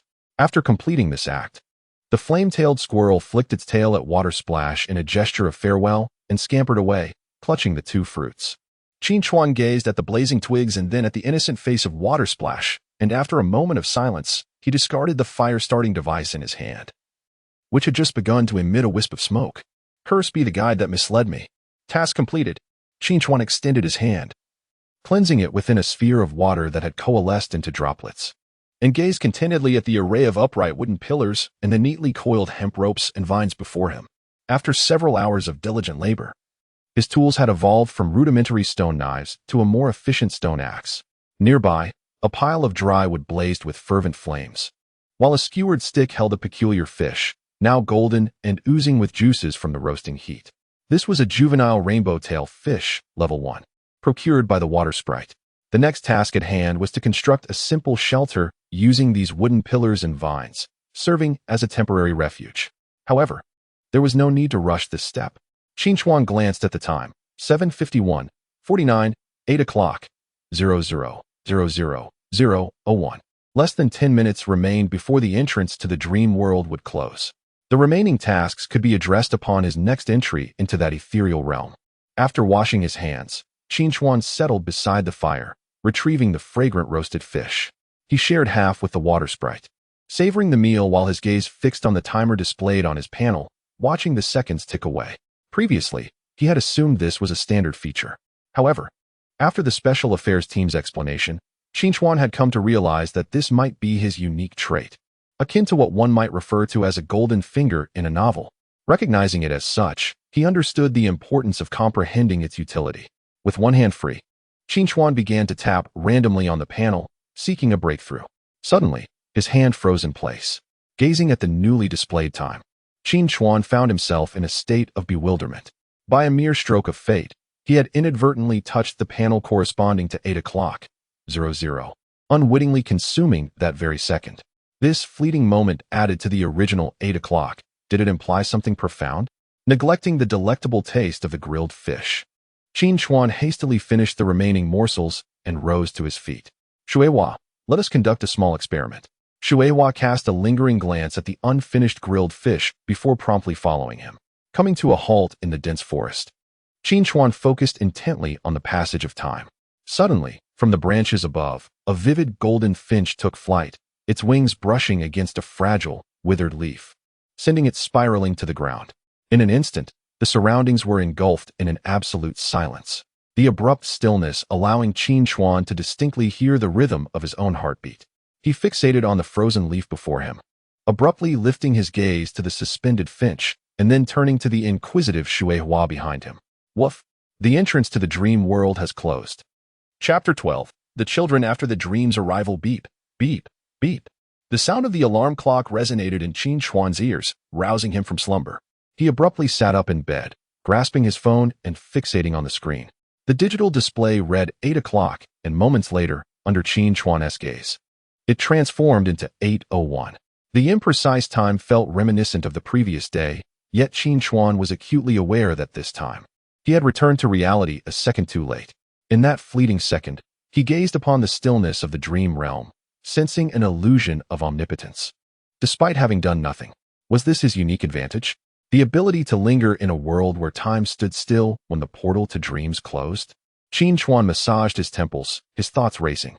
If he could remain in that suspended time, it might aptly be termed time freeze. Yesterday, he had acquired a second of this time freeze upon his return to the real world. Today, at the very instant he re-entered reality, he distinctly noted that the time freeze displayed behind the clock had incremented by another second. This suggested that each day, upon leaving the dream realm, he was granted an additional second of time freeze. Having utilized a second of this time freeze today, could it be possible to accumulate it over time for a more extended stay in the future? Taking a deep breath, Qin Chuan contemplated Waterflower, who could also move within the time freeze, and the vividly colored bird that remained suspended in midair. The spiritual beasts within the dream realm had not evaded the influence of the time freeze. Yet, Waterflower, with whom he had formed a contract, was capable of transcending it. This signifies that the spirit beast contracted with him would also be influenced by the time suspension. If this extraordinary power could be wielded judiciously, it would afford him significant gains. Thus, he must compose himself and contemplate the best course of action. Glancing once more at the time displayed on his phone, Qin Chuan donned the outer garment draped over his bedside. In any case, he resolved to attend class first. After hastily grooming himself, Qin Chuan slung his backpack over his shoulder and pushed open the door to his rented room. Good morning, big brother. At the entrance of the neighboring household stood a mother and her daughter. Upon hearing the commotion, both turned to look, and the young girl, appearing no older than 5 or 6, lit up with excitement, greeting him cheerfully. Good morning. Qin Chuan paused his steps, first nodding in acknowledgement to the girl's mother, then turning to the little girl with a smile. Tong Tong, why are you awake so early? Because Tong Tong didn't sleep last night. The little girl's face contorted with fear as she exclaimed, sleeping hurts. Qin Chuan was momentarily taken aback, then realization dawned upon him. Indeed, the dream realm imposes no age restrictions. Even a child of 5 or 6, if asleep during the designated hours, would inevitably enter the dream world. It was conceivable that these children, who lacked sufficient self-sufficiency in reality, would struggle significantly when separated from their parents' care within the dream realm. On the first night after the inception of the dream world, Tong Tong had encountered. Tong Tong's mother paused, her voice faltering, for that experience had left a profound psychological scar on the little girl. Fortunately, the Special Affairs team had dispatched a dedicated psychologist for timely support. In accordance with the recommendations of the Special Affairs Group, we have adjusted Tong Tong's schedule, ensuring that her sleep time avoids the onset of the dream world. Tong Tong's mother gently stroked her head, affirming that, at least until she matures a bit more, she will not be allowed to engage with the dream world. Currently, I must take leave to accompany Tong Tong in this adjustment. Tong Tong's mother softly stated that, according to the Special Affairs Group, there are many children like Tong Tong. Thus, a specialized kindergarten, primary school, and middle school program for children with reverse schedules will soon be established, and I will no longer need to take leave to be with Tong Tong. I see, Qin Chuan acknowledged, bending down to pat Tong Tong's head. Do not be afraid. Everything in the dream world is not real. I know, big brother. Tong Tong replied earnestly, her expression resolute. Tong Tong is super brave and will not be frightened anymore. Yes, Tong Tong is very brave. Qin Chuan chuckled at the little girl's spirited demeanor. Big brother, have some candy. Tong Tong pulled a piece of candy from her pocket and offered it to Qin Chuan. Thank you. Qin Chuan accepted her kind gesture, unwrapping the candy in front of her and popping it into his mouth. It was sweet. All right, big brother must go to class now, and you need to sleep quickly. Tong Tong's mother smiled at Qin Chuan, encouraging him not to be late for class. Qin Chuan waved goodbye to Tong Tong and her mother before turning to leave. As the early class had yet to commence, the classroom of the third year, 7, students buzzed with chatter as early arrivals excitedly announced their newly contracted spirit beasts, eliciting waves of astonished exclamations. However, Amidst the vibrant atmosphere, a discordant note emerged. Abandon, to forsake, to leave behind. Xiao Peng earnestly studied the vocabulary book in his hands, his face radiating a fervent passion for learning. Even Qin Chuan, who was deeply engrossed in researching the Wilderness Survival Guide and seeking suitable solutions amidst shelter construction cases, could not help but lift his head in astonishment at Xiao Peng. This was the same individual who had previously shown little interest in academics. Yet now, in the 2.0 era of Blue Star, he had begun to diligently memorize English vocabulary. Are you all right? Abin, huh? Xiao Peng's recitation momentarily faltered as he turned to look at Qin Chuan, flashing a sheepish grin. I'm perfectly fine, nothing to worry about. Aware of the peculiarity of his current endeavor, Xiao Peng chuckled softly and lowered his voice to explain, I encountered other players in the dream world, and one of them was a girl. Oh, Qin Chuan cast a surprised glance at Xiao Peng. However, she was a foreigner and spoke in English. Xiao Peng scratched his head. As you know, my English is quite poor. I can only understand a few words. I thought I might as well make a last-minute effort to see if I could communicate more smoothly. Is it possible, Qin Chuan began thoughtfully, that if you encounter a growth stage spirit beast again, you won't be able to meet her after the reset? Don't jinx it. Xiao Peng shot a glare at Qin Chuan. You won't believe it, but I almost had to delete my account and start over again. I had only eaten 2 fruits when I was relentlessly pursued by a juvenile flaming tail squirrel, and it was that girl who came to my rescue. With a silly grin, Xiao Peng patted his chest and asked, Qin Chuan, do you understand what it means to fall in love at first sight? Qin Chuan remained silent, his fists clenching. Let us not discuss that any further. Sensing a hint of danger, Xiao Peng quietly closed his vocabulary book. Qin Chuan, have you contracted a spirit beast yet? I've noticed quite a few classmates have. Yes, I have already formed a bond. Qin Chuan glanced at Xiao Peng. What about you? Not yet. I've been delayed by that flame-tailed squirrel. Xiao Peng scratched his head, but I do have a target in mind, and I should be able to contract it tonight. Good luck, Qin Chuan said, preparing to return to his guide, only to be interrupted by Xiao Peng. Qin Chuan, have you seen the updates from the Special Affairs Group today? Chapter 13. The version has been updated once again. Qin Chuan nodded after reading. Following the closure of the Dream Portal, the Special Affairs team promptly compiled some updated information and uploaded it to the Dream Forum, highlighting 2 key points. Firstly, they addressed the previously uncertain issue of delayed entry into the Dream World. Through experimentation, the Special Affairs team has confirmed that players who delay their entrance will fall into an additional state of suspended time, should enemies be nearby at that moment. Their demise is inevitable. Therefore, for players in the Dream World, the most prudent approach is to fall asleep before midnight. Secondly, they presented a dossier on the attributes of spirit beasts. After 2 days of exploration, the Special Affairs team has identified 12 attributes: metal, wood, water, fire, earth, lightning, wind, ice, light, darkness, psychic, and combat. They do not rule out the possibility of discovering rare attributes yet unknown. The documentation provides an overview of these attributes and indicates that there may exist fixed relationships of mutual restraint among them, with specific interactions under ongoing investigation. Further updates are anticipated. What attribute does your spirit beast possess? Xiao Peng inquired, his face brimming with curiosity. Qin Chuan glanced at Xiao Peng before responding, water. Water attribute, huh? Xiao Peng's expression turned wistful. According to the introduction on spirit beast attributes, water-type spirit beasts are second only to wood-type in aiding players during early survival in the wilderness. Perhaps, Qin Chuan replied noncommittally. That may be true for other water-type spirit beasts. However, the unique trait of my water-leaf hound is its ability to identify plant life, which proves to be equally beneficial as the wood-type. As the 2 individuals conversed, their expressions suddenly froze in unison. Familiar words were once again projected onto their retinas. The Blue Star version 2.1 update has been completed, enhancing the temporal and spatial connection between the dream world and the real world. The powers of the dream world will manifest in the real world in entirely new forms. A new favorability system for contract spirit beasts has been introduced. This favorability will influence the projection of power. Next Blue Star update, in 10 days. Another version update. The previously bustling classroom fell into an abrupt silence. After a considerable pause, a voice trembled as it broke the stillness. The projection into reality. Does that imply what I think it does? Instantly, the classroom erupted in a cacophony of unrest.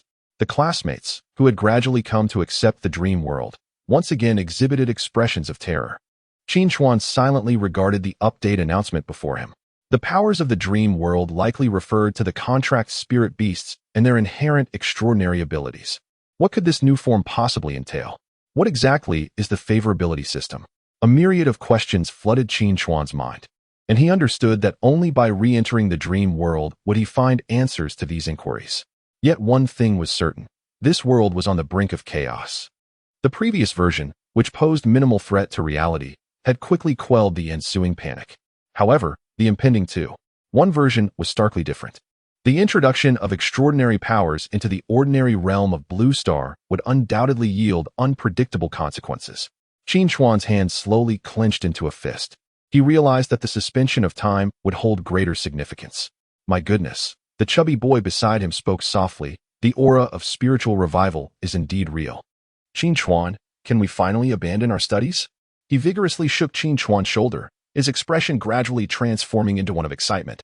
Qin Chuan could empathize with the chubby boy's exhilaration. After all, their academic performance languished at the bottom of their class. And merely passing the college entrance examination to attend a third-tier university seemed to be their utmost limit. A dream world devoid of any connection to reality would not improve their futures. However, a dream realm capable of influencing reality might offer them a new avenue, one that diverged from the conventional path of education to alter their destinies.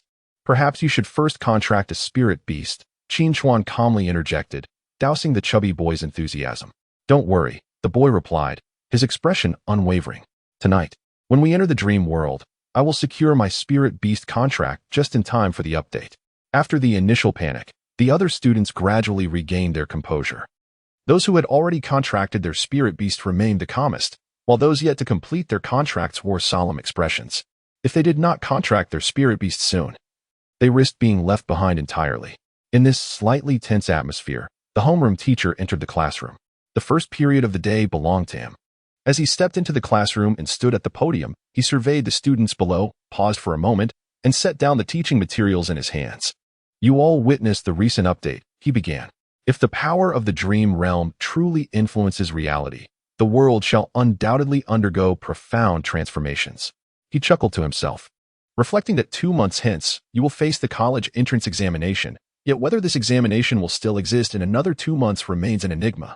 Over the past 2 days, a palpable restlessness has enveloped everyone. The class is not engaged earnestly, but rather diverted their attention to matters pertaining to the dream world.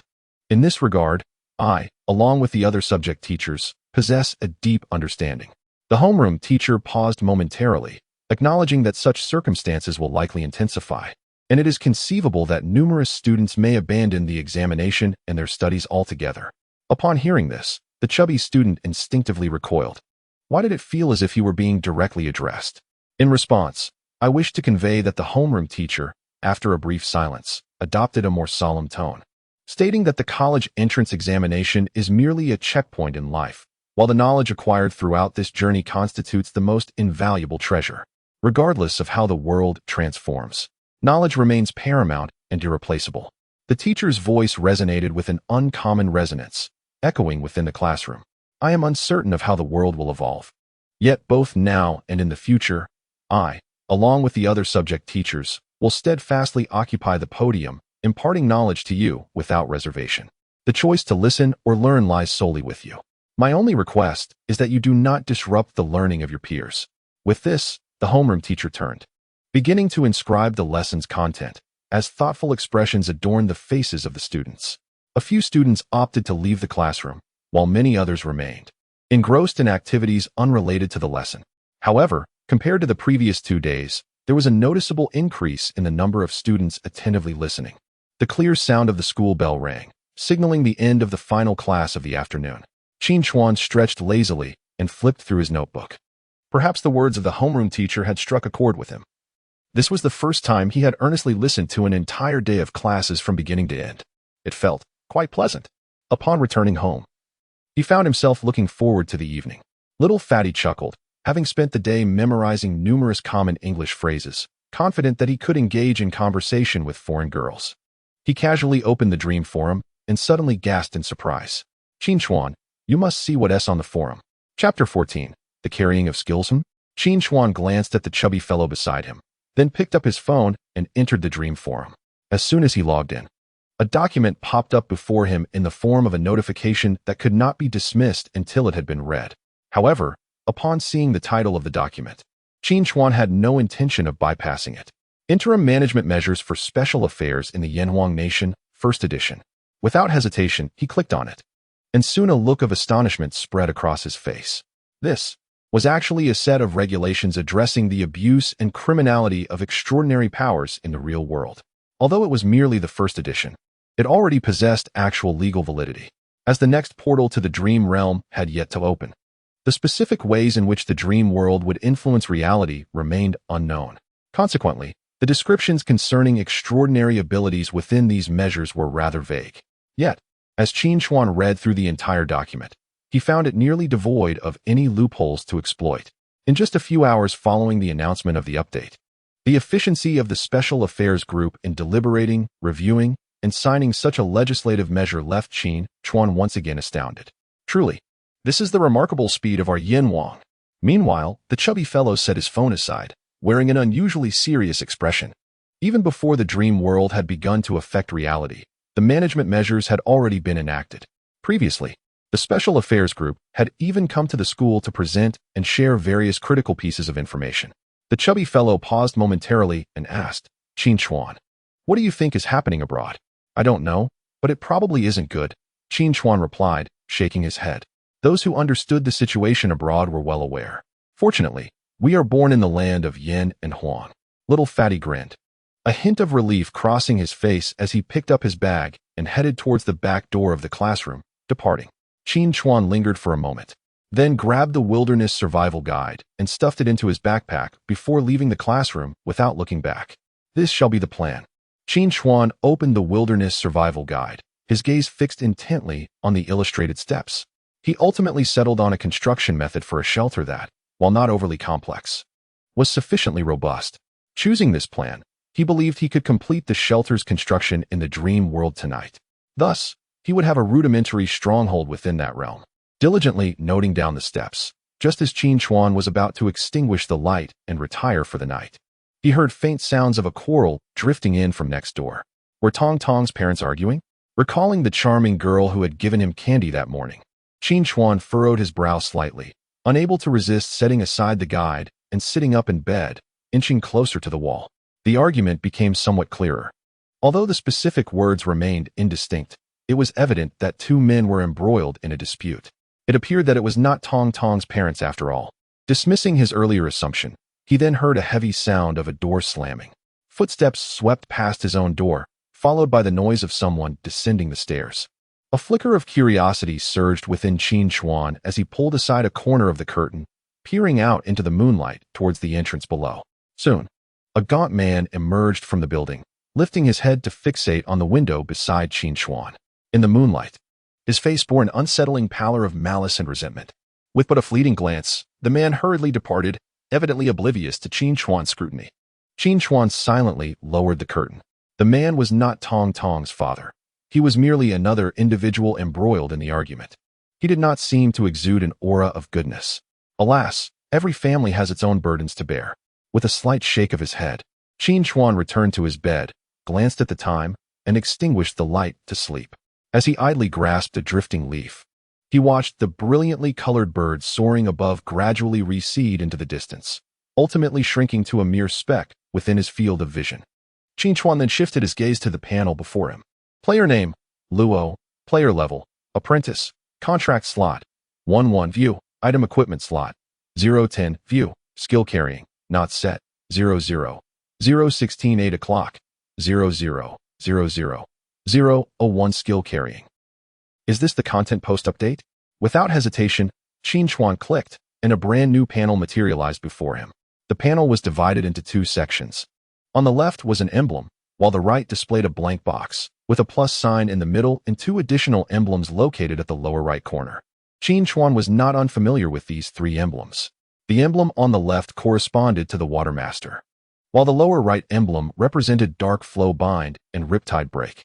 In the upper right corner of the panel, a flickering question mark icon caught Qin Chuan's attention. Upon clicking, lines of text materialized. With the skill carrying feature activated, players can select skills to carry, while passive skills of spirit beasts are automatically equipped, and active skills can be chosen. The number of skills that can be carried is determined by the player's level, and different contracted spirit beasts can simultaneously carry active skills. Each time one enters the dream world, the settings are reset, but when the entrance to the dream world is closed, the last skill-carrying settings will be retained, allowing players to utilize the carried skills in the real world. Upon finishing the introduction to the skill-carrying feature, Qin Chuan was momentarily speechless, his mouth agape in astonishment. The updates to the skill-carrying system exceeded his expectations. Most notably, the last statement indicated that players could wield the carried skills in the real world. Qin Chuan read it thrice to confirm that it referred to players, not spirit beasts. Coupled with the information from the first section, he realized he could choose one active skill between Dark Flow Bind and Riptide Break. The selected skill, alongside Water Master, could be employed in the real world once the entrance to the dream world closed. Unable to contain his excitement, Qin Chuan suddenly recalled another update mentioned in the announcement, Affinity. He promptly opened the contract slot and gazed at the panel of Water Blossom. Spirit Beast Species, Water Leaf Hound. Spirit Beast Attribute, Water. Spirit Beast Level, Juvenile Stage LV5, 6100. Spirit Beast Trait, Botanical Recognition. Spirit Beast Base Value, 350. Spirit Beast Affection, 72. Spirit Beast Skills, Water Master, Passive. Dark Current Bind, Active. Torrent Break, Active. Spirit Beast Introduction. The Water Leaf Hound, a water-type spirit beast, possesses keen senses, an inquisitive nature, and a penchant for exploration, characterized by its amiable disposition. Much like the skill selection panel observed earlier, a flickering question mark now adorns the upper right corner of the Spirit Beast panel. Upon clicking it, a message appears. Affection denotes the bond between the spirit beast and the player, which can be enhanced through interaction with a maximum limit of 100. The product of all spirit beasts' affection and base values constitutes the extraordinary value, quantifying the player's strength in the real world. Qin Chuan gasped in astonishment. He had been pondering how to assess the strength of spirit beast skills in the real world, only to discover that affection had already provided the answer. The base value is determined by the level of the spirit beast, while affection increases through daily interactions. Thus, nurturing the bond with contracted spirit beasts in everyday life would render them more potent, consequently amplifying one's own strength in the real world. This exemplifies the manifestation of power from the dream realm into reality. After comprehending the entirety of the version 2.1 update, Qin Chuan reverted to the skill selection panel. Observing the two available active skills, he swiftly resolved to choose Dark Current Bind without hesitation. In contrast to the purely offensive Whirlwind Strike, the Dark Current Bind possesses a broader spectrum of application and potential. A previous instance where the Water Leaf Hound unexpectedly triumphed over the significantly higher-ranked Shadow Leopard serves as a testament to this.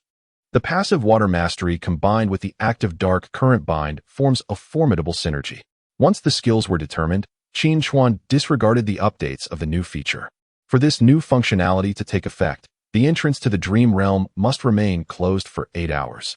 During this time, one cannot simply stand idly by. Waterflower. Let us commence our construction. Woof.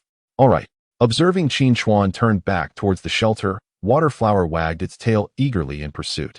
Moments ago, Qin Chuan had been silent, his expressions shifting, leaving Waterflower somewhat bewildered. Now, seeing the familiar Qin Chuan return, it could not suppress the urge to inquire about the pressing question that weighed on its mind. Woof. Why did everything come to a halt just now? That was my ability. It must remain confidential. Woof. Understood. Waterflower nodded emphatically, a look of delight gracing its features. They now shared a secret.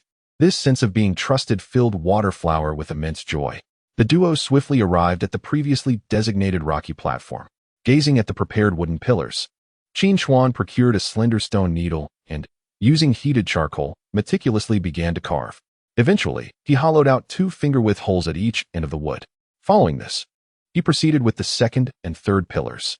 After creating openings on both ends of all the wooden pieces, Qin Chuan stretched lazily, ready to embark on the next step, when he heard Waterflower's voice nearby. Woof. Here. As Qin Chuan watched the Waterflower grasp the hemp rope, he smiled and took it over.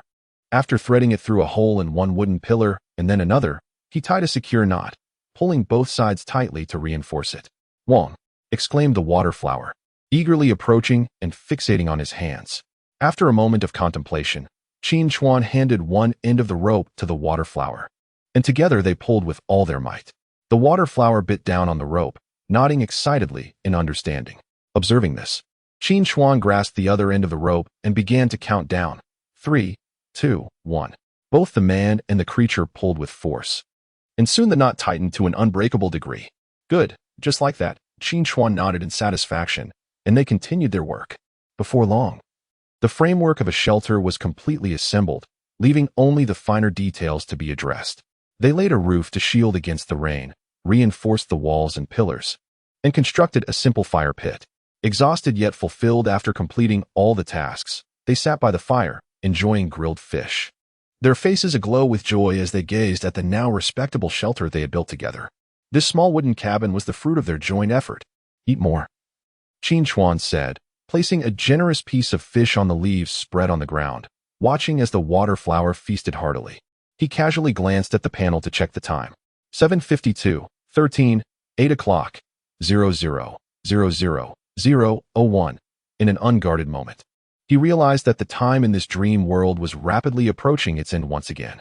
However, sharpening the axe does not hinder the work of the woodcutter. With a stable sanctuary established, it will become significantly easier to live and seek essential items in this region. Waterflower.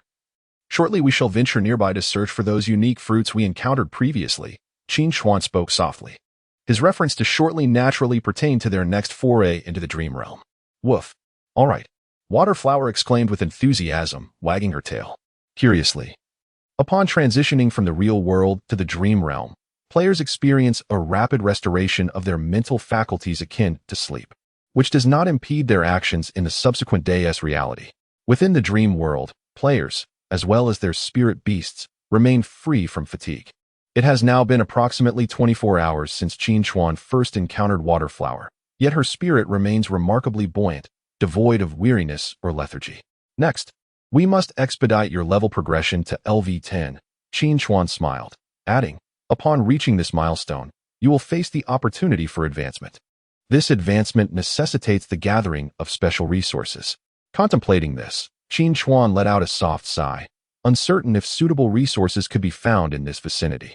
Over the past 2 days, the Dream Forum had showcased a select few fortunate individuals who had directly contracted high-level juvenile spirits.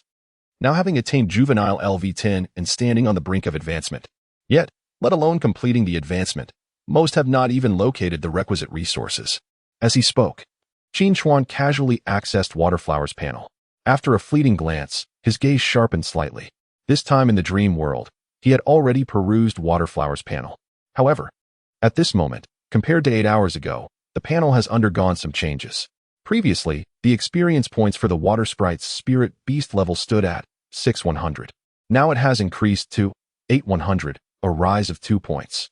Furthermore, the affection level of the water sprite has ascended from 72 to 73, reflecting a 1 increase in fondness. The slight enhancement in spirit beast experience likely stems from natural growth. Yet, what accounts for the rise in affection? Qin Chuan could not help but glance at the water sprite. Woof? The water sprite finished its fish and lifted its head to gaze at Qin Chuan. Observing the affectionate look in its eyes, Qin Chuan understood. It must be the experience they shared while working together to build the wooden house that has fostered this increase in the water sprite's affection for him. He instinctively grasped something. Thus, the elevation in fondness relies on companionship and shared moments? Never mind. He decided to put that thought aside for now. Qin Chuan focused intently on the dwindling time before the entrance would close.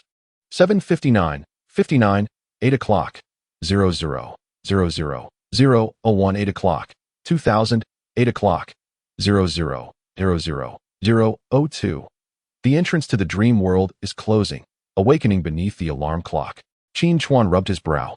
At the precise moment the entrance to the dream world closed, his time-stopping duration increased by 1 second. This confirmed his earlier speculation. By entering the dream world daily, he could continually accumulate time-stopping seconds, which he could later utilize when necessary. Qin Chuan's gesture of rubbing his brow paused momentarily. He suddenly became aware of an unusual detail. Although he had returned to the realm of reality, a glimmer appeared in the upper right corner of his vision, reminiscent of a panel tucked away in the dream world.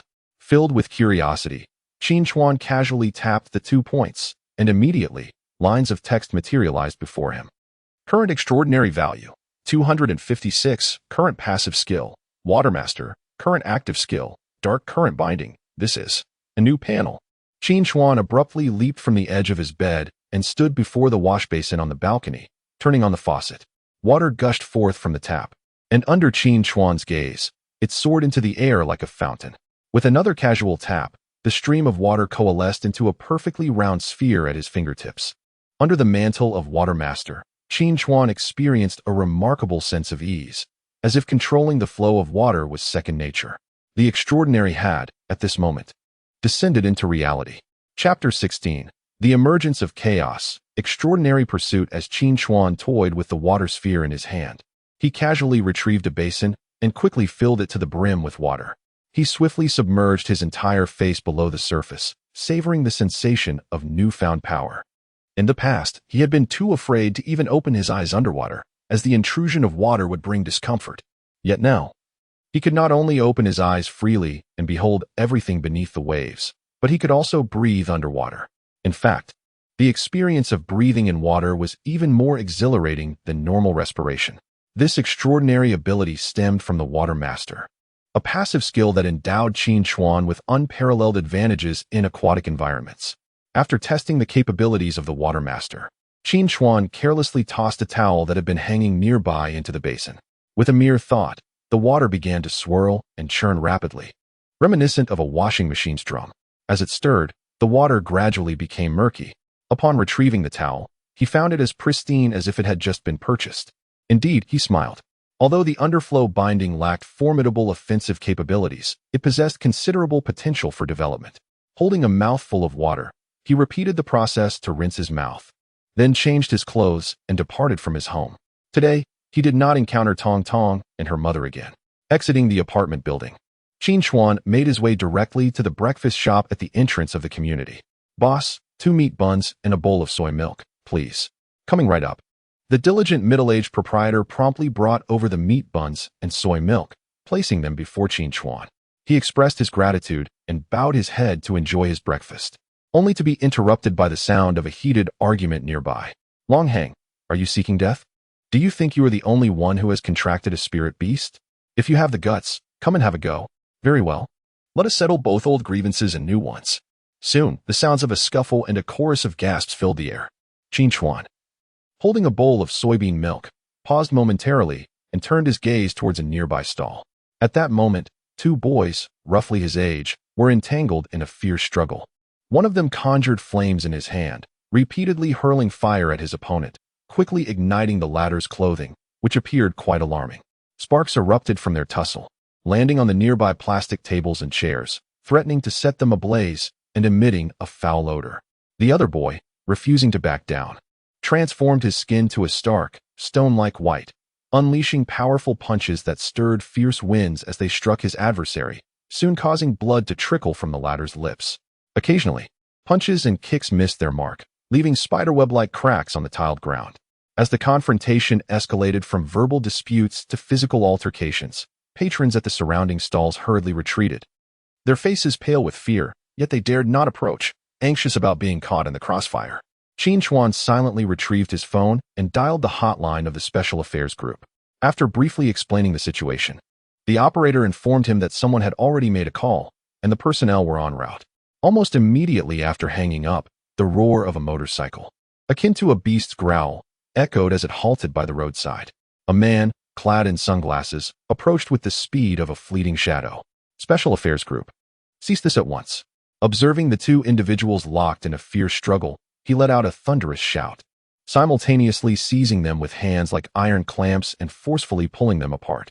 At that moment, a police vehicle with flashing lights arrived, and several burly men emerged from it, swiftly subduing the separated individuals, handcuffing them, and escorting them to the car. Meanwhile, others, well-trained, began taking statements and providing reassurance. The man who had initially arrived on the motorcycle, after receiving a phone call, cursed vehemently before disappearing with the roar of his engine. Seeing that the situation was under control, Qin Chuan breathed a sigh of relief. After cooperating with a brief statement, he finished his breakfast and approached the counter of the breakfast shop owner. "Boss, I've transferred the 4 yuan to you." "All right," the owner replied, a hint of worry etching his features, At this rate, I'm afraid to open for business. Qin Chuan merely pursed his lips in response, turning to leave. The arrival of extraordinary powers in the realm of reality inevitably leads to chaos. He understood all too well that the struggle he had witnessed between the two extraordinary beings was merely the tip of the iceberg. This was evident from the urgency of the sunglasses-clad man on the motorcycle, affiliated with the Special Affairs Group. At the door of the classroom, Qin Chuan paused. He too yearned for extraordinary abilities, yet he did not wish for everything and everyone to transform into an entirely alien form because of them. Taking a deep breath, he pushed the door open and stepped inside. "Qin Chuan, look at me," exclaimed the chubby boy, his body completely buried beneath the floor, with only his head visible. Animatedly gesturing towards him, Qin Chuan remained silent. At the very least, the familiar figure of Little Fat remained unchanged. "Qin Chuan, I have successfully contracted a spirit beast. It's of the earth element," exclaimed Little Fat, his excitement palpable as he pulled himself out from the ground. "I have already seen it," Qin Chuan nodded in acknowledgement. Hee.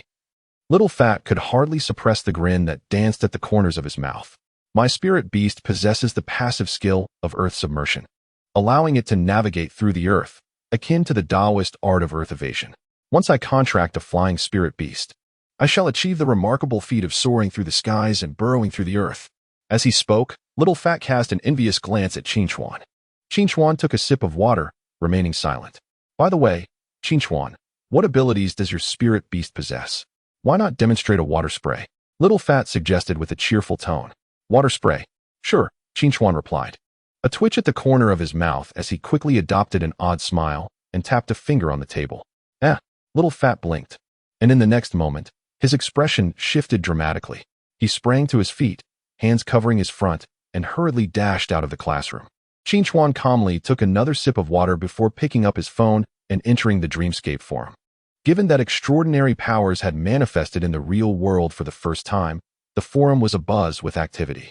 Players who had successfully contracted spirit beasts were eagerly showcasing their new abilities through videos and photographs, while those yet to secure a spirit beast could only express their envy. Numerous players voiced concerns, fearing that the existing order would be disrupted with the advent of these extraordinary powers. "Damn it, Qin Chuan, you heartless one." Little Fat returned to the classroom with a dark expression, nearly wetting his pants. "You wanted to see a spectacle?" Qin Chuan remarked with a half-smile as he glanced at Little Fat. Instinctively, Little Fat covered his crotch, his face growing even darker. "Are you browsing the forum?" Noticing Qin Chuan's movement, Little Fat quickly shifted his focus. This morning, the Special Affairs team released the first wanted notice for extraordinary individuals on the forum. "Did you see it? The person being sought is from our city." "A wanted notice?" Qin Chuan raised an eyebrow. "Where?" "In the newly opened section, right here." Little Fat gestured. Soon, a wanted poster appeared before Qin Chuan's eyes. As he gazed at the photo on the notice, Qin Chuan's pupils constricted. "Is it him?" His mind drifted back to the previous night. After a quarrel at the neighbor's house, he had seen a strange man slam the door and, upon exiting the building, cast a chilling glance at the neighbor's window. Now, that very man's photo was before him on the wanted notice. "This guy is truly a beast."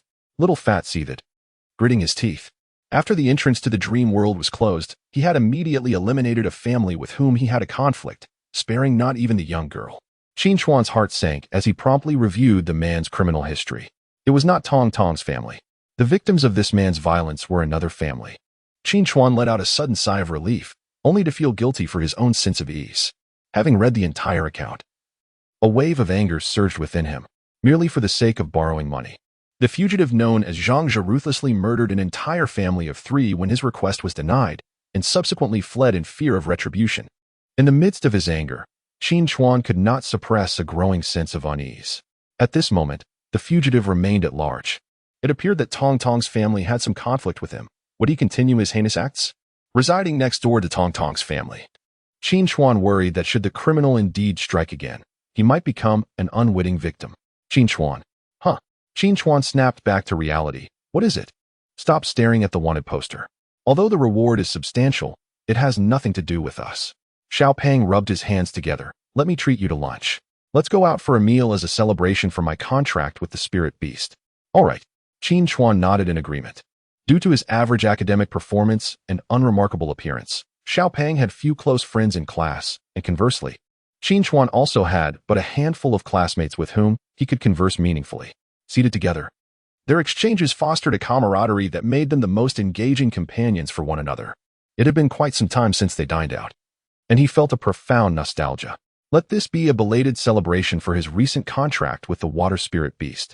As for the wanted poster, Qin Chuan resolved to set it aside for the time being. Tong Tong's parents had surely seen the notice and would likely devise a plan to address the situation. If all else failed, they could contact the Special Affairs team. The skills of the Water Leaf Hound did not include any tracking abilities. Thus, it was perhaps best for him to refrain from meddling in the search for the fugitive. As the homeroom teacher entered the classroom, the previously cacophonous environment swiftly settled into silence.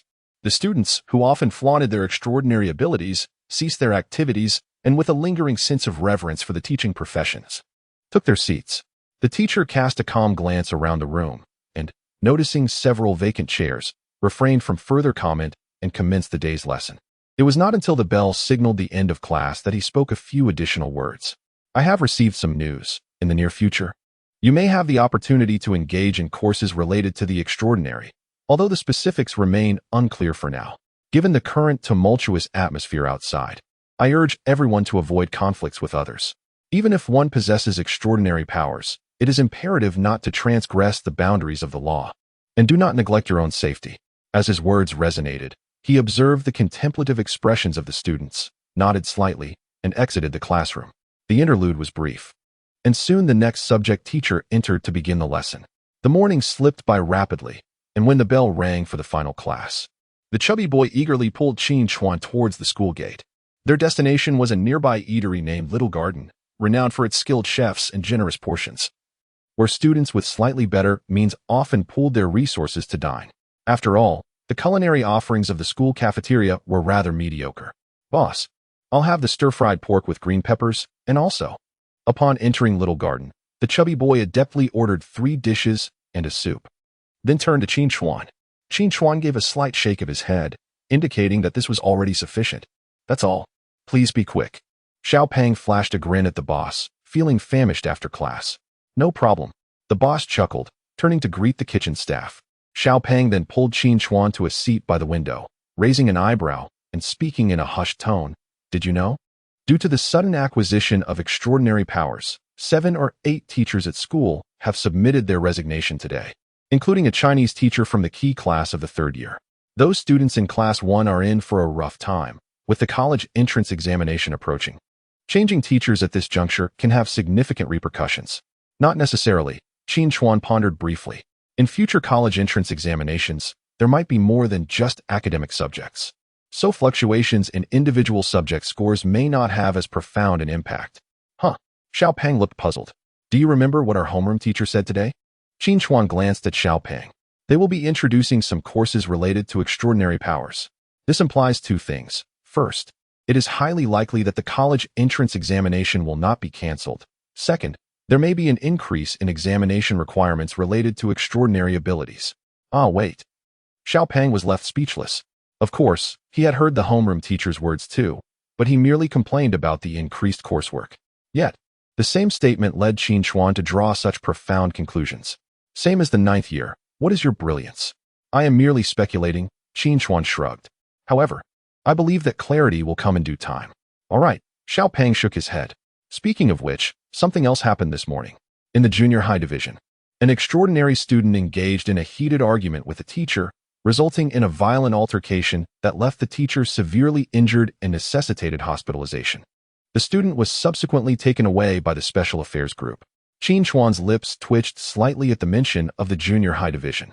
Having transitioned from that stage himself, he was acutely aware of the challenges in disciplining junior high students. However, shouldn't students at this phase adjust their schedules to avoid entering the dream realm? The Special Affairs Group recommended that adolescents under the age of 15 adapt their routines to accommodate a reverse circadian rhythm. Yet, this remained merely a suggestion. Seemingly perceiving Qin Chuan's thoughts, the chubby boy spoke softly, noting that if the individual voluntarily chose to enter the dream world, no one would compel him to adjust his schedule. That was precisely the case with the student in question. At this juncture, the chubby boy suddenly let out a cold laugh, his fist clenched tightly. The recently enacted regulations had abolished the juvenile criminal exemption for extraordinary individuals. Furthermore, Any crimes committed by extraordinary beings against ordinary citizens would incur the maximum penalties. Under the intentional injury statute, that individual would face a minimum sentence of 10 years. Observing the slight tremor in the chubby boy's hands, Qin Chuan was reminded of a poignant story the boy had once shared with him. During his own junior high years, he had endured relentless bullying from a classmate for 3 years. A kind-hearted teacher had attempted to assist him, but had incurred the wrath of the bully, resulting in her injury. Ultimately, the incident was dismissed due to the assailant's age being below 16. With a gentle sigh, Qin Chuan placed a reassuring hand on the chubby boy's. It was all in the past. Chapter 18. Seize him. Little Fat's emotions were as fleeting as they were intense. Once the delectable dishes were served, his previously clenched hands instantly grasped the chopsticks, and with a deft motion, he snatched the choicest morsel of braised fish from the platter.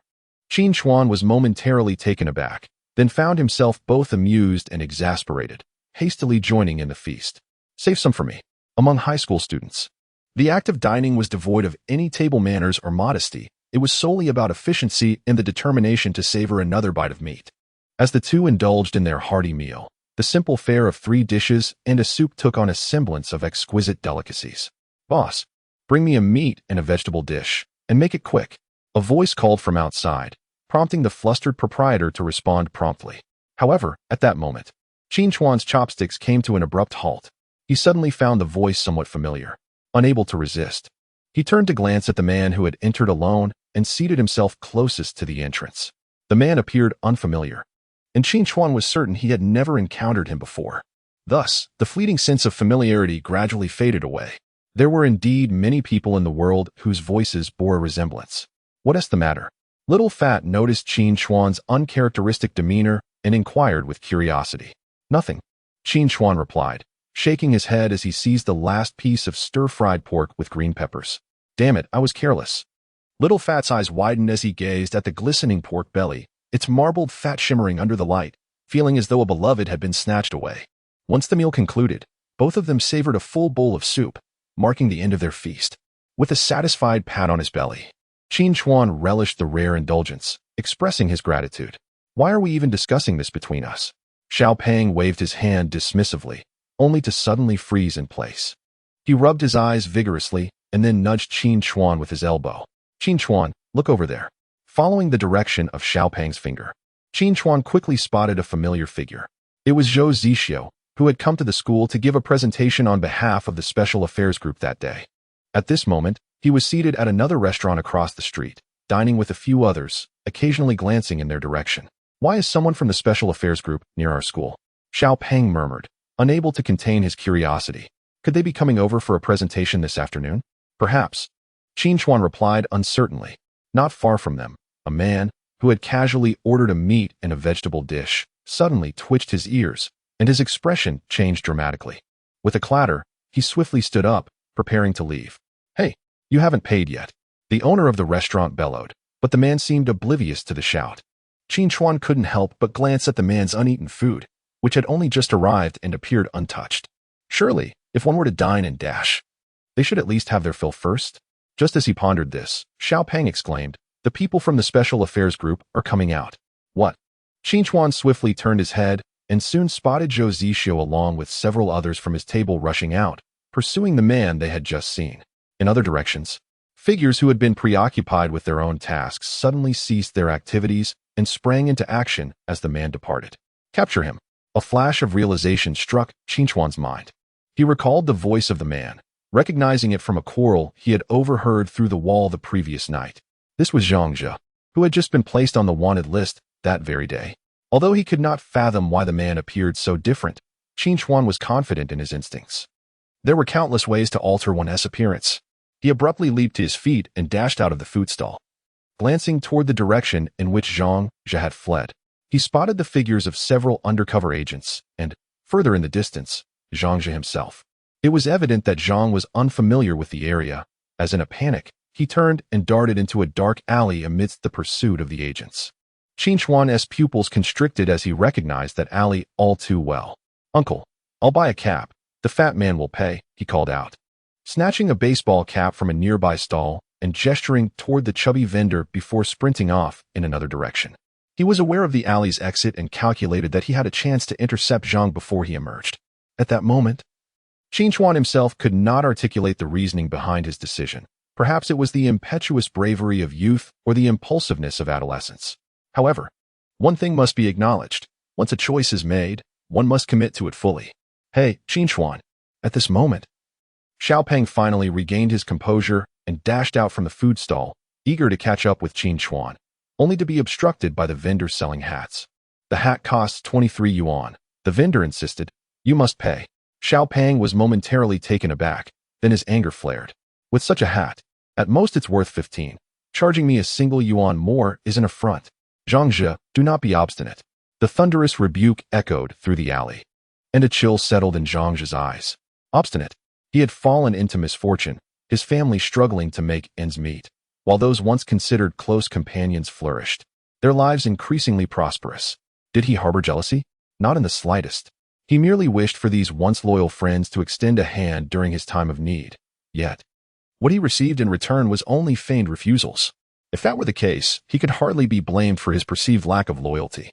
With this thought, a flicker of ferocity crossed Zhang Zhe's gaze. This wretched dreamscape had arrived at an opportune moment. Though it had inflicted considerable suffering upon him, it also endowed him with unimaginable strength. A hazy radiance manifested upon Zhang Zhe's countenance, and as the light dissipated, his appearance transformed entirely. Even the attire he wore altered in kind. He could now see the entrance of the alley on the opposite side, bustling with people. Confidently, he blended into the throng, assured that no one would be able to uncover his presence. As he rises from the shadows, he shall undoubtedly exact revenge upon all the indifferent onlookers. A crisp footfall echoes through the air. Zhang Zhe inadvertently steps into a puddle that had mysteriously formed at the mouth of the alley. Initially, he pays it no mind, but in the next moment, his expression shifts dramatically. The splashing water freezes mid-air, as a tremendous force concealed within the liquid ensnares his foot. His forward momentum is abruptly disrupted, and Zhang Zhe crashes heavily to the ground. Before he can rise, a flurry of figures surge from the alleyway, pinning him down with relentless force. An array of extraordinary powers manifests, rendering him utterly immobile. The splashes have already settled back into the puddle, creating only slight ripples, as if nothing unusual had ever occurred. Amidst the chaos, Zhang Zhe catches a fleeting glimpse of a youth, their face obscured by a cap, who casts a quiet glance in his direction before vanishing into the throng. Chapter 19 Reflection. After wandering through a long detour, Qin Chuan entered a secluded alleyway. He picked up his school uniform jacket from the ground, brushed off the dust, and donned it before removing his cap and tucking it into his pocket. Having completed his preparations, Qin Chuan strolled down the alley and soon returned to the vicinity of the small food stall. Qin Chuan, where have you been? Little Fat, who had been waiting nearby, rushed over with a hint of concern etched on his face. Qin Chuan smiled, but refrained from revealing the truth, merely stating that he had encountered an acquaintance and exchanged pleasantries. Is that so? Little Fat-eyed Qin Chuan skeptically. Where's your hat? I gave it to that acquaintance. Qin Chuan replied nonchalantly, fabricating a story. He is bald, and his wig is damaged, so I lent him mine for a bit of cover. Bald? Huh. Little Fat couldn't help but touch his own hair. It's about time. Let's head back to the classroom. All right. Upon returning to the classroom, they found it already populated with several classmates. It was the lunch break, and everyone quietly engaged in their own activities, maintaining an unspoken agreement of silence. Little Fat, carefree as ever, pulled a pillow from his drawer, laid his head on the desk, and quickly fell into a deep slumber. Meanwhile, Qin Chuan found it difficult to sleep. After all, he had just accomplished something significant. In the wake of his impulsiveness, a tinge of apprehension lingered within him. Unless unforeseen circumstances arose, Zhang Zhe's fate would undoubtedly lead to the death penalty, leaving no opportunity for revenge. Yet, a concern gnawed at him. Did Zhang Zhe have accomplices or close associates? Seated with his arms crossed, Qin Chuan wore a serious expression as he meticulously reviewed the entire process of his pursuit and subsequent return. Although there were surveillance cameras along the route, they did not cover every area. His change of attire occurred in a region devoid of monitoring. Furthermore, his actions were executed with great discretion. With this realization, Qin Chuan's demeanor softened slightly. His identity was not easily discernible. He retrieved his phone and accessed the Dream Forum, where the previously displayed wanted notice for Zhang Zhe had now dimmed, indicating that the criminal had been apprehended. Behind Zhang's notice, several new wanted posters had emerged, yet these were not from his city, nor even from the same province. Let the extraordinary individuals from other provinces handle these matters. Boss, capturing Zhang Zhi so swiftly allows our special affairs group in Chongqing City to make a mark before our peers, remarked a young man in the makeshift office of the special affairs group, his face alight with excitement. Indeed, his superior chuckled. The special affairs group had only recently been established, and it was imperative to secure a resounding victory to deter those who might be emboldened by their newfound extraordinary powers. I will commend your efforts, and each of you shall receive a reward. Upon hearing this, the members of the special affairs group erupted in cheers. Suddenly, a sharp knock echoed through the room, followed by the swift entrance of a tall, slender figure clutching a sealed document. Boss, we have a situation. What kind of situation? Observing the youth's serious demeanor, the smile on the superior's face gradually faded. Zhang Zhi does not admit to the crime? Not exactly. The young man slightly shook his head. Zixio, please do not keep us in suspense, interjected a short-haired woman sitting in the office. What is the issue? I believe. Zhou Zixio pondered for a moment. There was a problem during our apprehension of Zhang Zhi. His fall at the end was rather unusual. Oh, is that all? The youth who had initially spoken waved his hand dismissively. He simply had bad luck and slipped on a puddle. In my earlier assessment, I also thought so. Zhou Zixio replied solemnly, lifting the document in his hand. This is Zhang Zhi's testimony. He claims that his fall was due to something tripping him, rather than a mere slip. Upon hearing this, the individuals in the office exchanged glances, and even their superior, Lan Cheng, displayed a thoughtful expression. Due to the urgency of the situation, the members of this special affairs group had been temporarily reassigned from various local official departments. Zhou Zixio was the sole member hailing from the Criminal Investigation Department. In fact, to enhance the efficacy of their work, he had declined a contract request for a level 10 spirit beast, opting instead for a contracted spirit beast whose abilities aligned with their tracking endeavors. It was through subtle clues and the extraordinary powers of his contracted spirit beast that they had initially pinpointed Zhang Zhi's whereabouts. Thus, it could be said that Zhou Zixio played a pivotal role in capturing Zhang Zhi in such a short time frame. Although Zhang Zhi's fall seemed a trivial matter, he chose to honor Zhou Zixio's opinion. Zixio, how do you propose we investigate? Lan Qing inquired slowly. We shall examine the surveillance footage. I wish to review the entire sequence of events leading to Zhang Zhi's stumble, Zhou Zixio replied without hesitation. I will assist, said the short-haired woman who had just spoken. As she stepped forward with a laptop, her slender fingers danced swiftly across the keyboard, and before long, she had retrieved the necessary footage. The scene unfolded before their eyes. Zhang Zhi emerged from the alley, his foot landing squarely in a puddle before he was tripped. Click.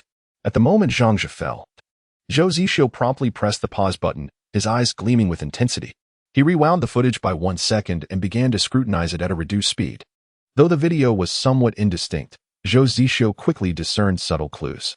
Here, he declared, pausing the footage once more, pointing to the puddle beneath Zhang Zhi's feet. In that instant, the ripples in the puddle should have continued to spread outward, yet they remained frozen.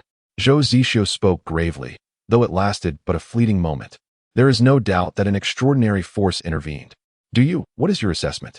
It pertains to water, replied a bespectacled man, exuding an air of scholarly wisdom. It appears to be a control-type ability associated with the water element. Therefore, an extraordinary individual must have been present, obstructing Zhang Zhi's escape, Zhou Zixio stated solemnly. Rewind the footage. I wish to witness the moment the puddle formed. The short-haired woman nodded and continued to manipulate the surveillance, reversing to the moment before the puddle had appeared. Soon, a figure appeared on the surveillance footage, hastening forward with a sense of urgency. In its haste, it accidentally knocked over a bucket of water placed in front of a nearby stall. Zhou Zixio swiftly glanced at the timestamp on the monitor. The moment the bucket was toppled occurred less than half a minute before Zhang Zhi stepped on it. In an instant, he focused on the silhouette donning a baseball cap in the footage. Within the recorded scene, this figure repeatedly apologized to the stall owner after the mishap, despite the owner waving dismissively, indicating that it was no trouble. It was only after glancing at Zhang Zhi, who had fallen to the ground, that the figure turned and departed. An air of peculiar tension enveloped the office. Chapter 20. The minor troubles of Qin Chuan. Upon reaching this juncture, even those not hailing from the Criminal Investigation Department began to sense the gravity of the situation. That individual adorned with a duckbill cap undoubtedly harbored ulterior motives.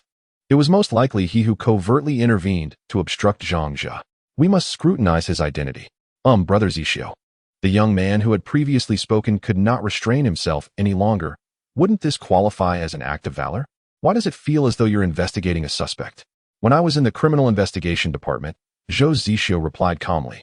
I encountered a case where an individual covertly assisted us in locating the perpetrator, only for it to be revealed that he himself was a more deeply concealed criminal, merely sacrificing a pawn to protect the king. Due to our erroneous exclusion of him from the list of suspects, we nearly allowed him to escape, resulting in a grave disaster. Ever since that incident, I have approached the identities and intentions of all individuals connected to a case with a skeptical mindset. I can't find him. The short-haired girl suddenly interjected. That area belongs to the old city, where numerous locations are devoid of surveillance. The suspect must have changed attire in a blind spot, and with the duckbill cap obscuring his face, we have yet to see his true visage. Is it possible to trace him through the duckbill cap? Zhou Zixio inquired. Challenging, another member shook his head. Such duckbill caps are commonplace, readily available at many stalls in that vicinity, all featuring identical designs. Zhou Zixio fell into a moment of silence before slowly speaking. In that case, I shall personally, do not rush, Launching interjected in a low voice.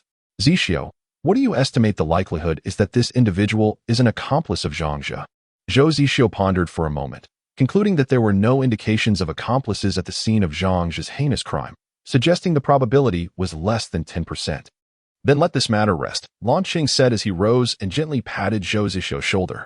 We are in tumultuous times. You have more pressing matters to attend to. Do not expend excessive energy over mere suspicions. Furthermore, let us not forget the stance of our special affairs team at this stage. Launching spoke gravely. We must endeavor to unite as many extraordinary individuals as possible to our cause. If the other party is merely acting in the spirit of righteousness, yet your doubts lead them to harbor resentment towards the special affairs team, or even towards the authorities, it would betray our original intent. Zhou Zixio's expression softened slightly. You are correct. If you truly wish to ascertain the truth, I permit you to discreetly gather information in your leisure time, without disturbing the other party, Launching added, patting Zhou Zixio's shoulder once more. After all, we are not a criminal investigation department. I understand. Zhou Zixio nodded, then suddenly spoke again. If the individual is indeed acting out of a sense of justice, then the bounty on the wanted notice. He is likely to keep his actions under wraps. Not intending to claim the reward, Launcheng replied with a smile. In that case, let us proceed as if we are unaware. However, this reward shall remain in abeyance for the time being. Should he choose to join us in the future and possess the requisite capabilities, it shall return to its rightful owner. Understood. Zhou Zixio's expression appeared somewhat peculiar. Very well, you may all continue with your tasks. Launching waved his hand. Entrusting the reporting of accomplishments to me, the one engaged in administration. You are my subordinates and should focus solely on earning merits through your abilities. Indeed, the office resonated with voices. Player name, Luo. Player level, apprentice. Contract slot, 1-1 view. Item equipment slot, 7-10 view. Skills carried, not set, 237.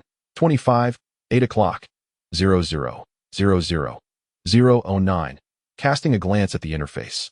Qin Chuan lifted the bubbling, milky white fish soup from beside the hearth and placed it upon the stone dining table. 8 days have elapsed since the completion of the shelter. During this period, he has progressively refined the shelter, crafting various containers from clay and assembling some furniture from assorted materials. This modest sanctuary has increasingly begun to resemble a home shared with Shueihua. Dinner is served. Woof. I am so hungry. Shueihua exuberantly leapt onto the chair, her nose twitching and her eyes shining with anticipation as she gazed at the fish soup with the lid removed. The delectable flavor of the rainbow trout, simmered with an array of ingredients and seasonings, surpassed that of roasted fish by far. After merely one bite, Shueihua was utterly enamored. Caution, it is hot. Qin Chuan filled a large dog food bowl, specifically crafted for water flower, to the brim, placing it before her. He then took another ceramic bowl and served himself a generous portion. The warm, delectable fish soup filled his belly, and a wave of satisfaction washed over him. 8 days had passed since he discreetly tripped Zhang Jia, and gradually, his life began to regain its tranquility. In the face of the extraordinary emergence, special task forces across various regions unveiled their formidable fangs for the first time before the transgressors. These unique departments, hastily assembled from various official sectors, demonstrated astonishing efficiency in a brief span of time. They formed specialized combat teams, each with distinct roles, and every member chose a compatible spirit pet contract. If they found themselves in a dream realm devoid of suitable spirit pets for their designated tasks, their only recourse was to voluntarily delete their accounts and restart, essentially opting for death. This process was repeated time and again until they secured a contract with the most fitting spirit beast. Such feats, unattainable by ordinary individuals, enabled them to forge the most efficient teams in the shortest time. Through repeated successes in upholding order, they proved that even on equal footing, the special task forces were not to be trifled with by mere extraordinary beings. 9 days prior, at the first instance of the update announcement, the Special Task Forces instituted the temporary management measures of the Special Affairs of Yanhuang Nation, First Edition, which has since evolved into its third version, leaving no room for criminal extraordinary beings to exploit. In turbulent times, stringent measures are imperative. Consequently, the restless forces lurking in the shadows across various locales subsided. As time progresses, the matter regarding the introduction of extraordinary courses mentioned by the homeroom teacher during previous discussions has now been confirmed. The implementation of these extraordinary courses is imperative and will be incorporated into the college entrance examination. However, the admission of non-extraordinary students will remain unaffected. Even at this juncture, the number of non-extraordinary individuals aged 15 and above has dwindled significantly.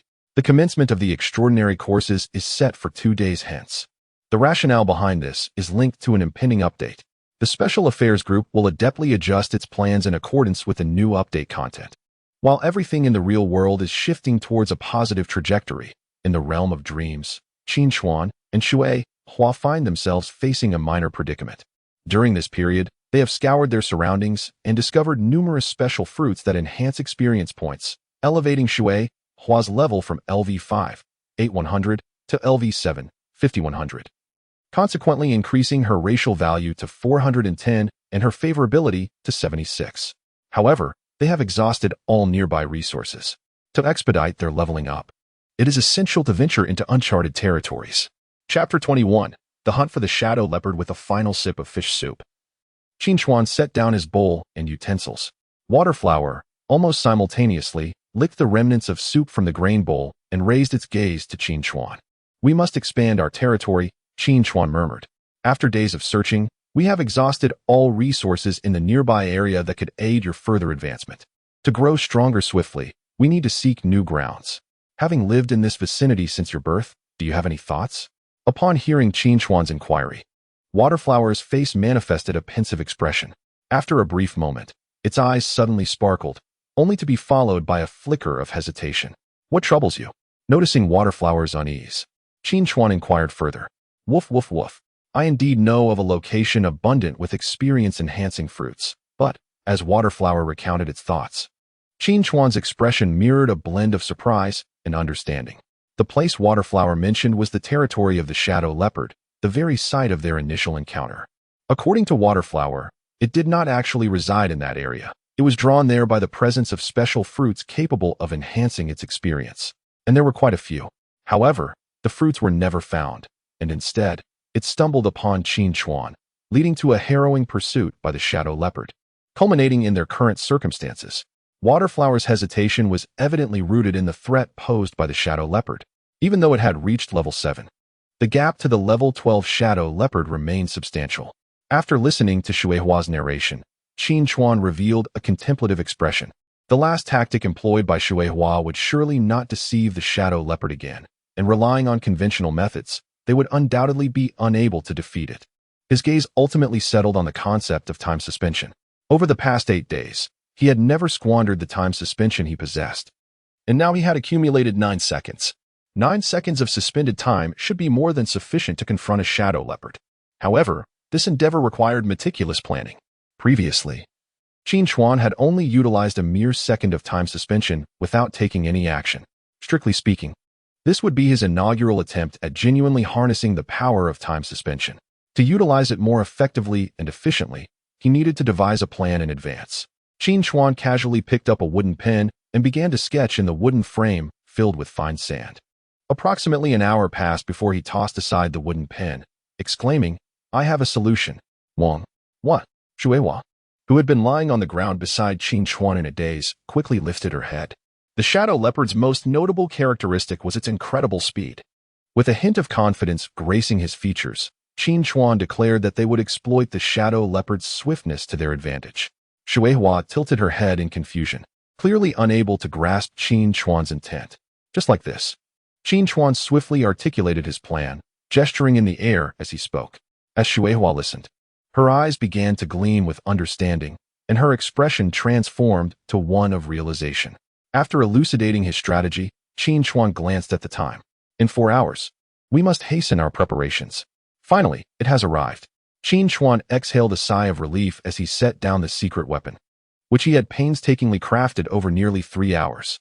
Its surface was cloaked in a simple woven burlap, adorned with grass that allowed it to blend seamlessly with the surrounding vegetation. Ahead lies the domain of the shadow leopard. Shueihua gazed forward, her expression grave. After today, this territory will belong to us. Qin Chuan grinned, a hint of audacity in his smile. He glanced at the time. 7 seconds was the minimum duration he anticipated needing. Should 7 seconds prove insufficient, he would incrementally extend the count, second by second, until his goals were achieved. However, the moment for action had not yet arrived. He lacked the confidence to survive for 102 seconds in the presence of the shadow leopard. Let us commence. With a low command, Qin Chuan left the secret weapon behind, slinging a peculiar wooden board across his back, and charged into the territory of the shadow leopard. 50 meters, 100 meters, 200 meters. As Qin Chuan plunged 200 meters into the depths, a flicker of darkness caught his eye. Instinctively, he sprinted in the opposite direction, unleashing a defiant roar. Come and catch me if you dare, you big black cat. A thunderous growl reverberated behind him, and the shadowy figure transformed into a chilling black streak, relentlessly pursuing him. The phantom leopard recognized both the man and the beast, its memories of being toyed with by these insignificant creatures flooding back with clarity. In an instant, its hatred surged to a fever pitch. This time, it was determined to eliminate the two interlopers. The intricate patterns beneath its feet shimmered as the phantom leopard leaped with remarkable agility, each bound spanning a full 10 meters, visibly closing the gap between it and Qin Chuan. Yet, Qin Chuan remained unfazed. As the distance dwindled to a mere 20 meters, just a few leaps away from a deadly pounce, he sprang into action, descending the concealed slope nestled deep within the grass. This very slope had been the cause of his earlier misstep, leaving him unconscious for several hours. Now, however, it transformed into the perfect battleground against the phantom leopard.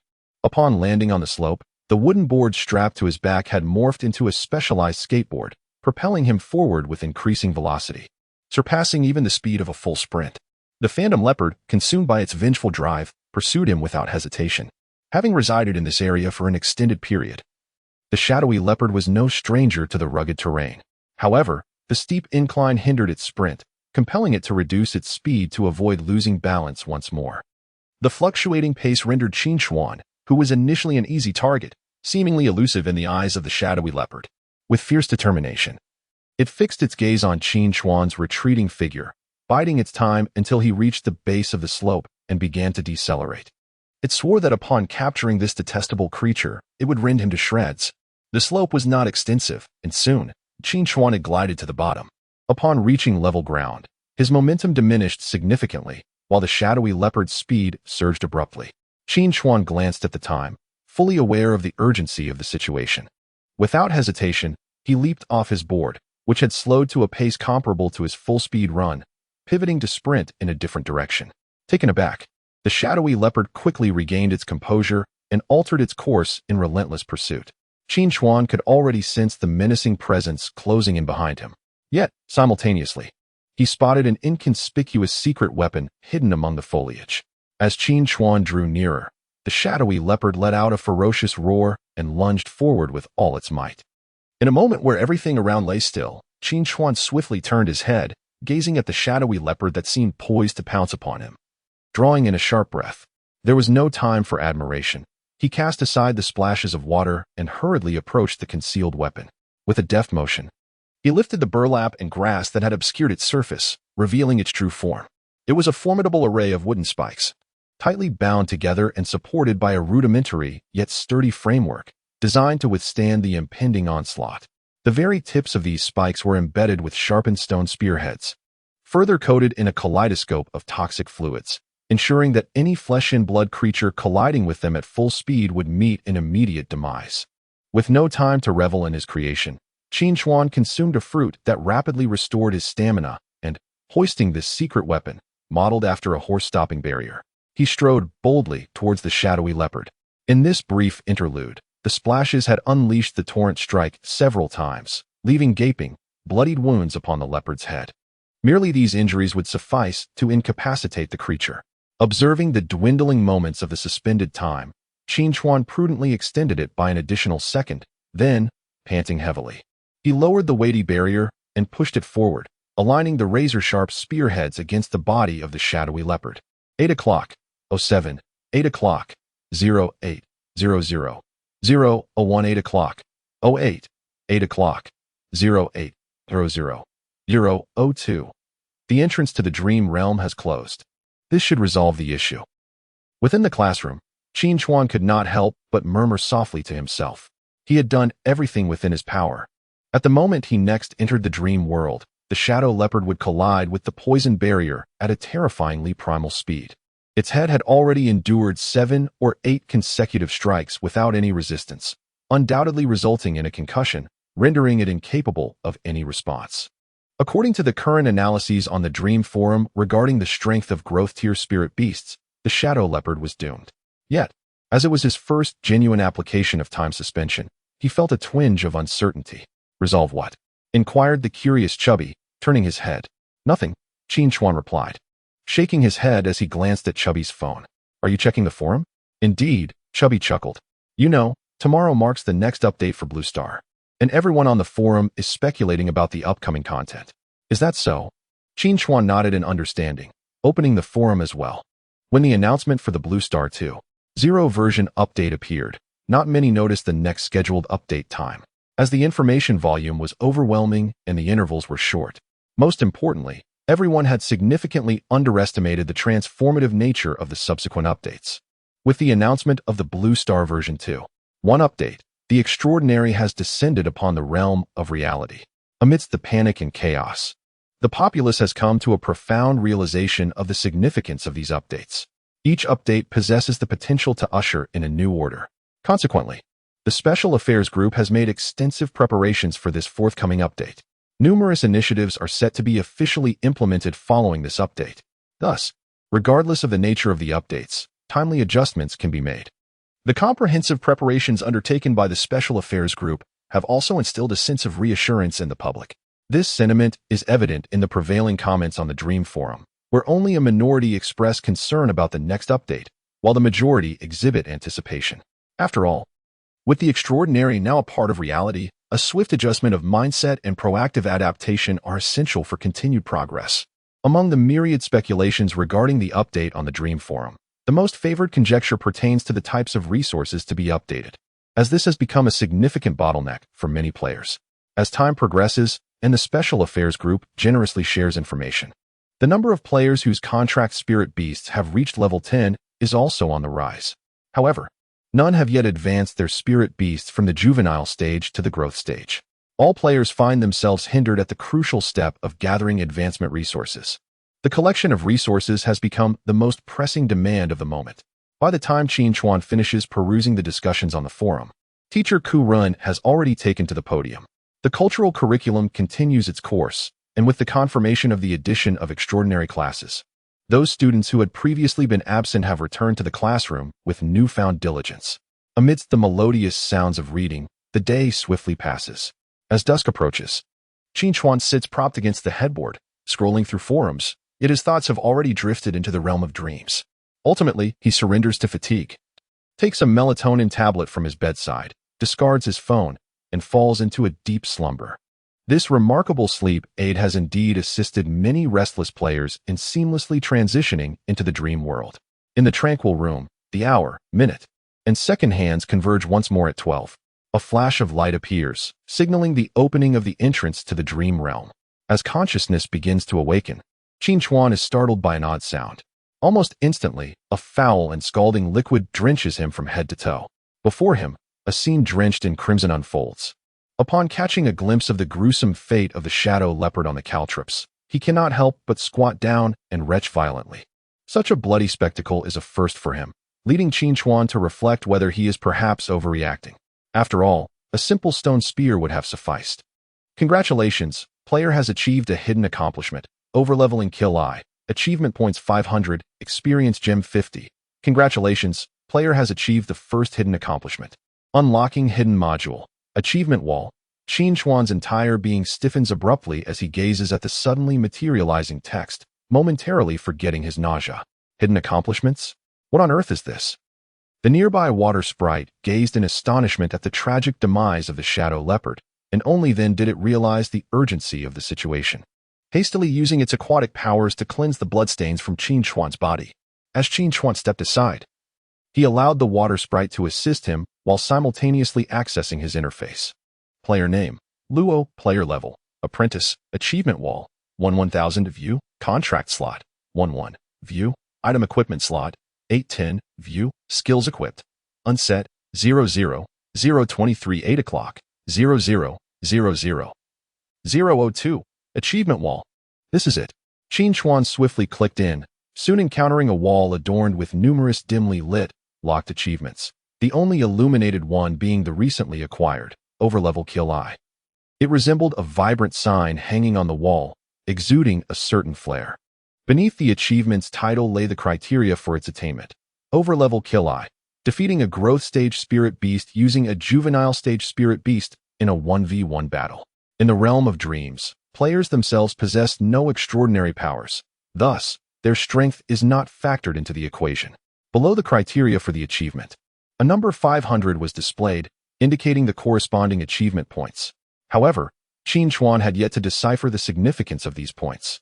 After some contemplation, he exited the achievement wall and entered his item equipment slot, where an additional item had appeared. That amounts to 50 experience gems. According to the corresponding description, each gem grants 10 points of experience towards the spirit beast level. With these, Xuehua can now ascend to level 10. Chapter 23, a triple benefit.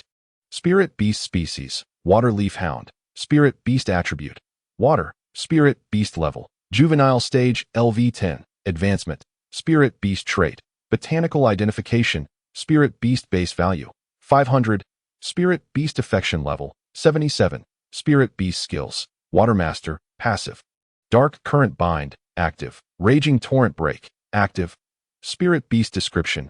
The water leaf hound is a water-type spirit beast known for its keen senses, innate curiosity, love for exploration, and amiable disposition.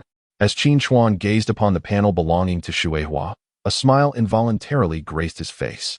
After acquiring the experience gems, he promptly utilized 25 of them without hesitation, elevating Xuehua's level to LV10, thereby augmenting its base value to 500. Furthermore, the affection level increased by 1 due to the joy of advancing 3 levels.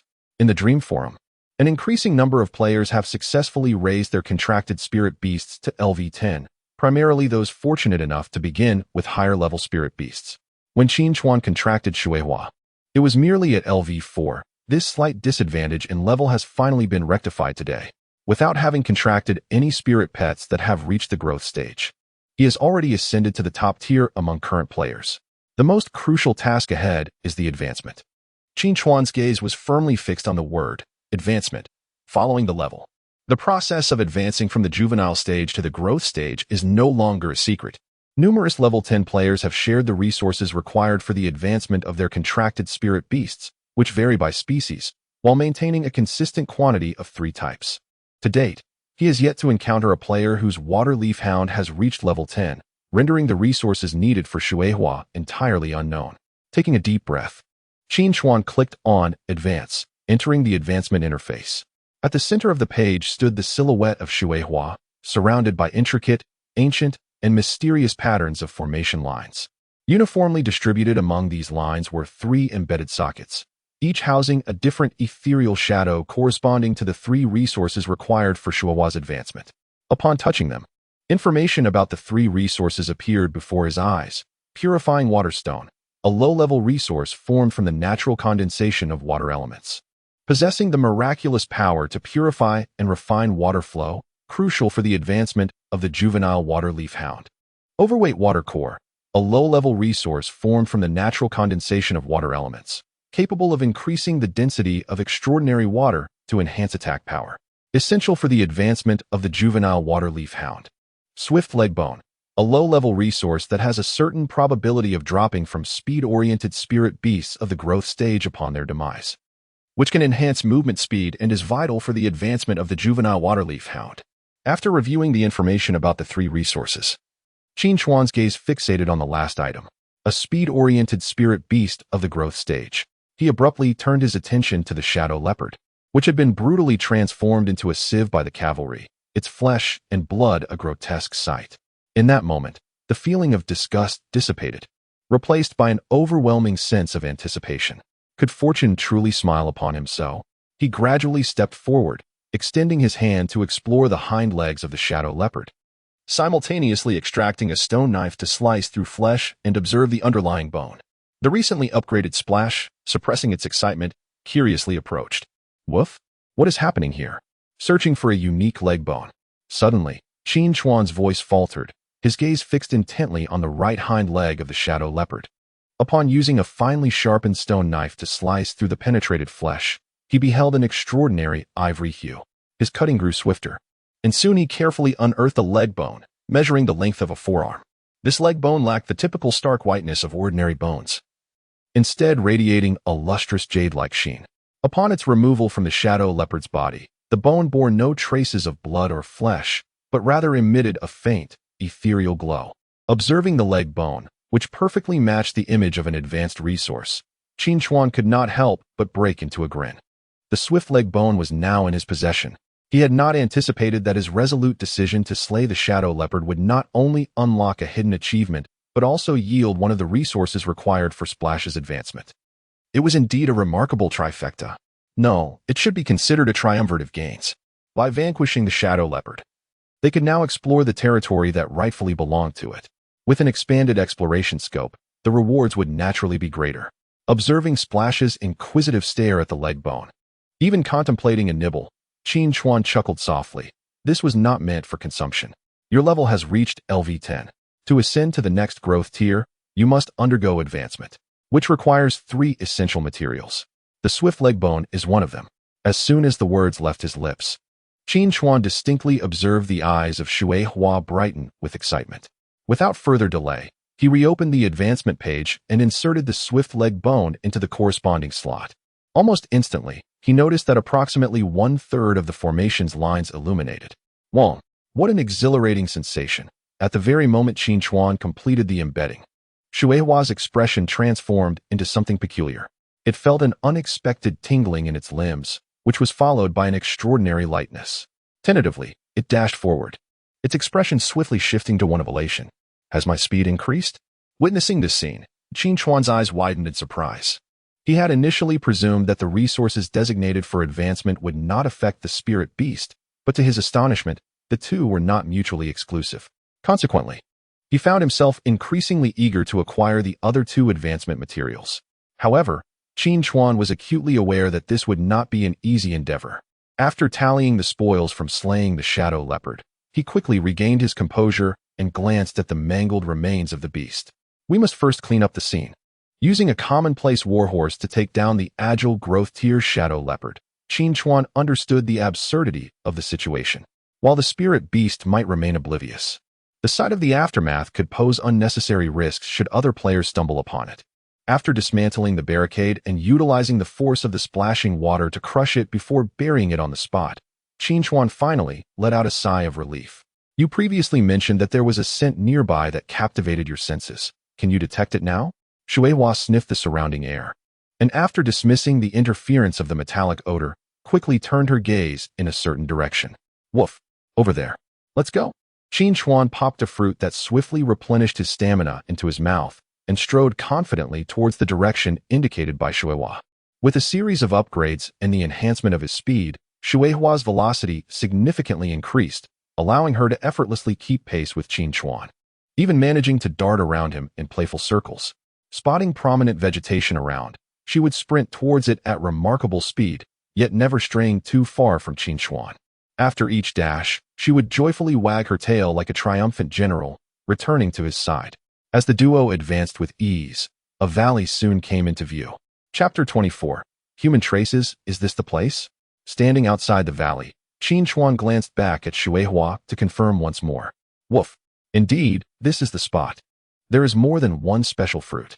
Xuehua nodded emphatically and, after a moment of hesitation, spoke again. Woof. There is also the scent of the shadow leopard we killed. Qin Chuan stroked his chin, lost in contemplation. Having spent over 10 days in this realm, he had discerned certain patterns during his daily explorations. In the dream world, extraordinary energy permeates every corner, yet this energy is not evenly distributed. Areas rich in extraordinary energy are often more likely to yield rare resources or fruits that enhance one's experience. Simultaneously, these regions are also more conducive to the growth of spirit beasts. Thus, Xuehua's two observations do not contradict one another. If indeed there are multiple special fruits within the valley, it indicates that the concentration of extraordinary energy here surpasses that of any location he has previously discovered. It stands to reason that the shadow leopard, being the sole mature entity nearby, would claim this area as its lair. And now, with the shadow leopard slain, this valley has become the safest haven. After all, other extraordinary creatures would hesitate to venture into the lair of the shadow leopard. Let us depart.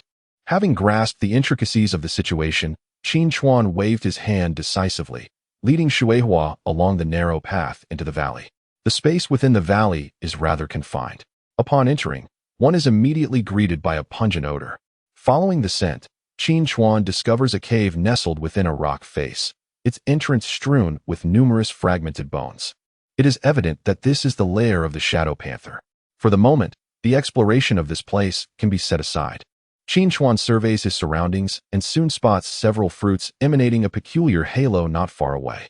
There are a total of 6 fruits, 3 shimmering in a cerulean hue, known as clear fruits, capable of bestowing an additional 50 points of experience to water-type beings. The other 3 fruits consist of 2 in a tawny shade and 1 in a pale green, corresponding to earth and wind attributes respectively. Although these 3 are also special fruits, the disparity in attributes renders them unsuitable for waterflower's consumption. The Shadow Panther remains undisturbed for the same reason. Woof. Clear fruits. Waterflower exuberantly approaches, circling the fruits with uncontainable excitement, gazing at Qin Chuan with longing eyes, swallowing repeatedly. Observing this scene, Qin Chuan feels a twinge of regret for having utilized the experience gem too soon. Clear fruits are exclusive to water-type spirit beasts. While the experience gem imposes no such restrictions, clearly the latter holds greater significance. However, this regret is fleeting, stowing away the 3 clear fruits in his inventory. Qin Chuan speaks earnestly. Your experience is already full. Consuming the clear fruits prior to your advancement will yield no benefit. Therefore, I shall keep them safe for you until you complete your evolution. Woof. All right. While Waterflower feels a touch of disappointment, she soon shakes her tail and regains her spirits, turning her attention to the remaining 3 fruits. Qin Chuan found himself in a predicament, for at this moment, the inventory of his belongings had but 1 vacant slot remaining, while 2 distinct fruits, each possessing unique attributes, required 2 slots for their accommodation. The other slots were occupied by essentials that Qin Chuan had deemed necessary throughout the past 10 days, such as fruits for rapid stamina recovery and herbs for swift healing, each item indispensable. However, to encounter special fruits and not collect them felt like a missed opportunity.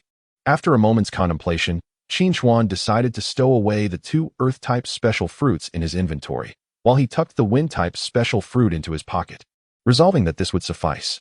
Should he come across a Wind-type spirit beast later, he could bestow it as a gesture of goodwill.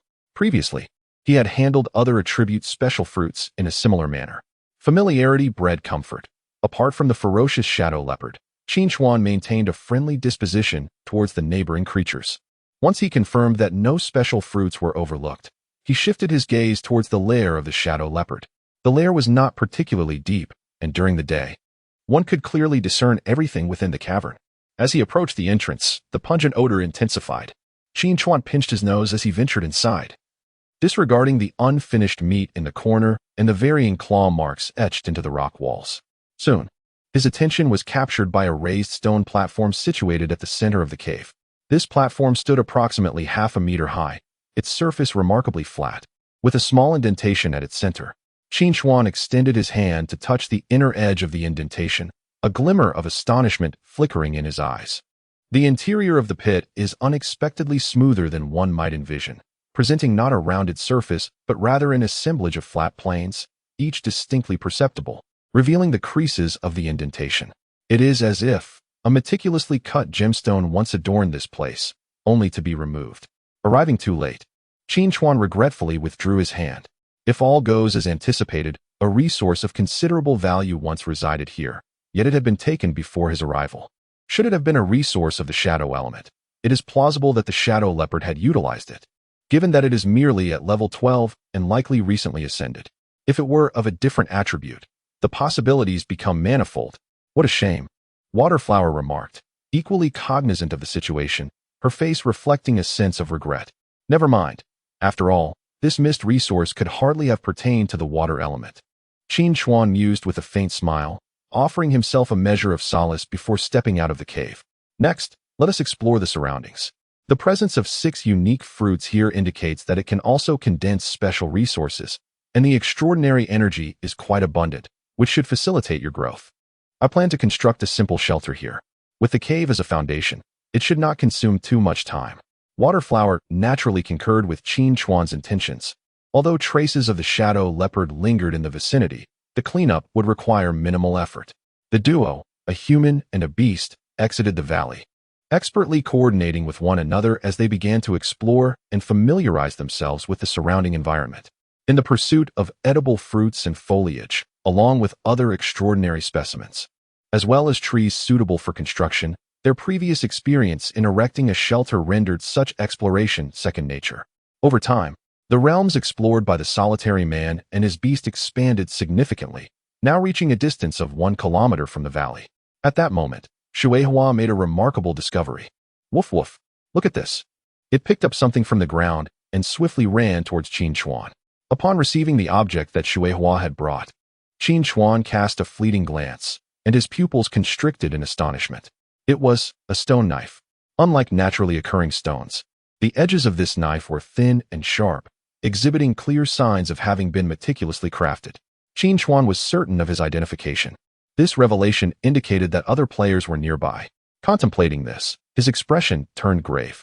Were they adversaries or allies?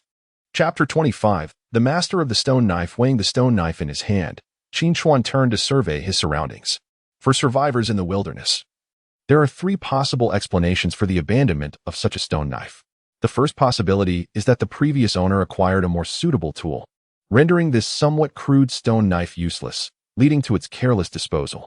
The second possibility is that the owner has met their demise, their account deleted and restarted, yet the stone knife remains as a remnant of their existence. The third, and least likely scenario, is that the knife was accidentally dropped. Just as these thoughts traversed Qin Chuan's mind, a sudden, sharp cry pierced the air above him. Both man and beast instinctively looked up, only to behold a cerulean figure swiftly descending from the heights. Before its dive, the creature's hue nearly blended with the sky, allowing Qin Chuan and Shueihua to be completely unaware of its approach. Woof! Shueihua's expression tightened, immediately assuming a defensive posture, with streams of water swirling around, ever ready to unleash a torrent of powerful currents. In contrast, as the azure figure drew nearer, Qin Chuan's demeanor shifted to one of unexpected surprise. Spirit Beast Species. Azure Jade Falcon. Spirit Beast Attribute. Wind. Spirit Beast Level. Juvenile Stage LV10. Spirit Beast Status. Contracted. Spirit Beast Description. The Wind-attributed Spirit Beast. The Azure Jade Falcon possesses exceptional eyesight and remarkable speed, with iridescent feathers that render it nearly undetectable until it strikes. Having contracted, for the first time, Qin Chuan was momentarily taken aback by the sight of such a spirit beast in the dream realm. However, he quickly regained his composure, understanding the implications of what he was witnessing. The player behind the Jade Falcon was none other than the master of the lost stone knife. Wait a moment, he said, extending his hand to stop Shueihua, who was ready to make a move, as he focused intently on the descending Jade Falcon. With a piercing cry, the Jade Falcon swooped down, its wings beating fiercely, pausing 10 meters above the ground. Its emerald eyes were exceptionally sharp, fixated on Shueihua below, radiating an aura of tension. The brief standoff was abruptly interrupted by a shout. Xiaoqing, have you found my stone knife? As the voice echoed, a figure rushed towards them. Upon witnessing the scene, the newcomer hesitated for a moment before hastening over, coming to a stop in front of Qin Chuan. The figure seized his hand, shaking it vigorously in excitement. Finally, he encountered another player.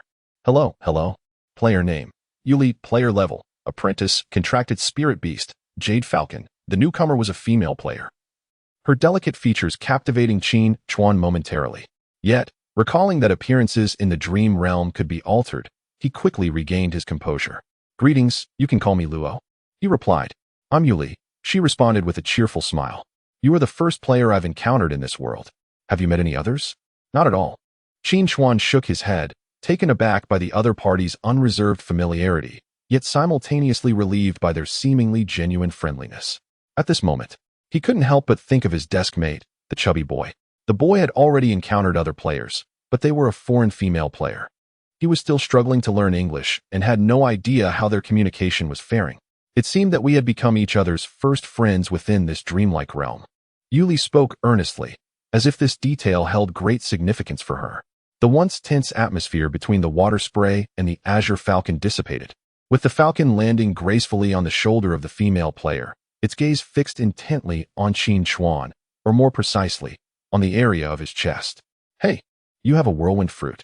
The female player was taken aback by her spirit beast's words. Before Qin Chuan could respond, she quickly produced a clear fruit. Would you like to trade? Absolutely. Without hesitation, Qin Chuan retrieved the wind-type fruit he had kept tucked away due to limited inventory space. As he stored the clear fruit in his inventory, Qin Chuan came to realize the importance of interacting with other players. Often, the resources gathered by solitary players proved useless to them. However, by engaging with a greater number of players, he could exchange similar items and acquire more useful resources. Hooray! I've gained another one. Yuli exclaimed joyfully, proudly displaying her whirlwind fruit to Qin Chuan. I have already saved up 9. As soon as Xiaoqing advances, I can immediately surge in experience. So many? Qin Chuan could not help but be astonished. Xiaoqing possessed the remarkable ability of energy vision, enabling her to discern the varying intensities of energy within her field of view and swiftly locate experiential fruits. Yuli introduced her with a hint of pride. Isn't she impressive? As she spoke, the azure hawk named Xiaoqing lifted her head high in affirmation.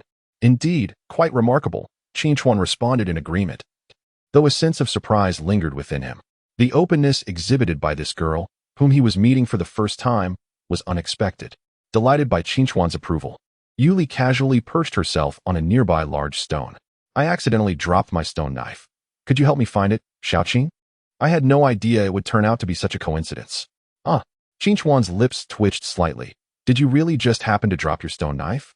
It was surprising to him that this was the third scenario he had deemed least likely.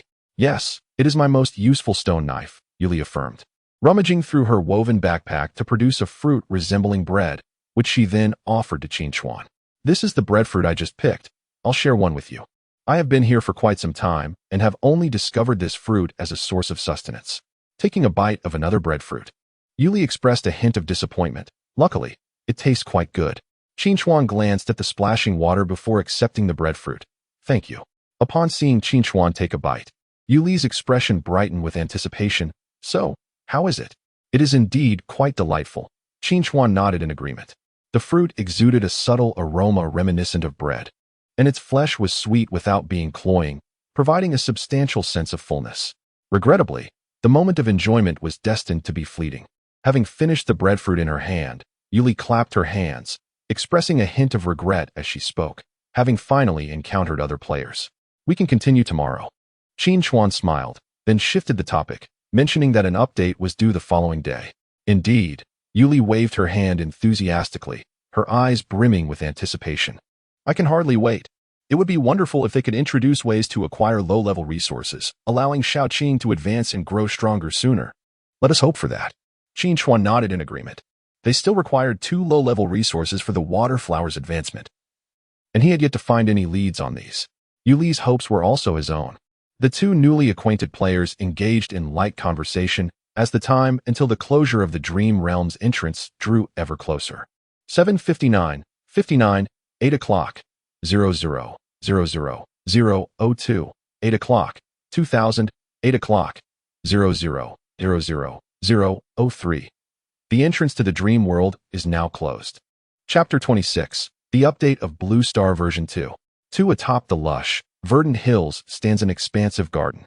Along the winding paths adorned with vibrant blossoms, one can frequently encounter caregivers clad in soft pink uniforms, accompanying a diverse array of patients on their leisurely strolls.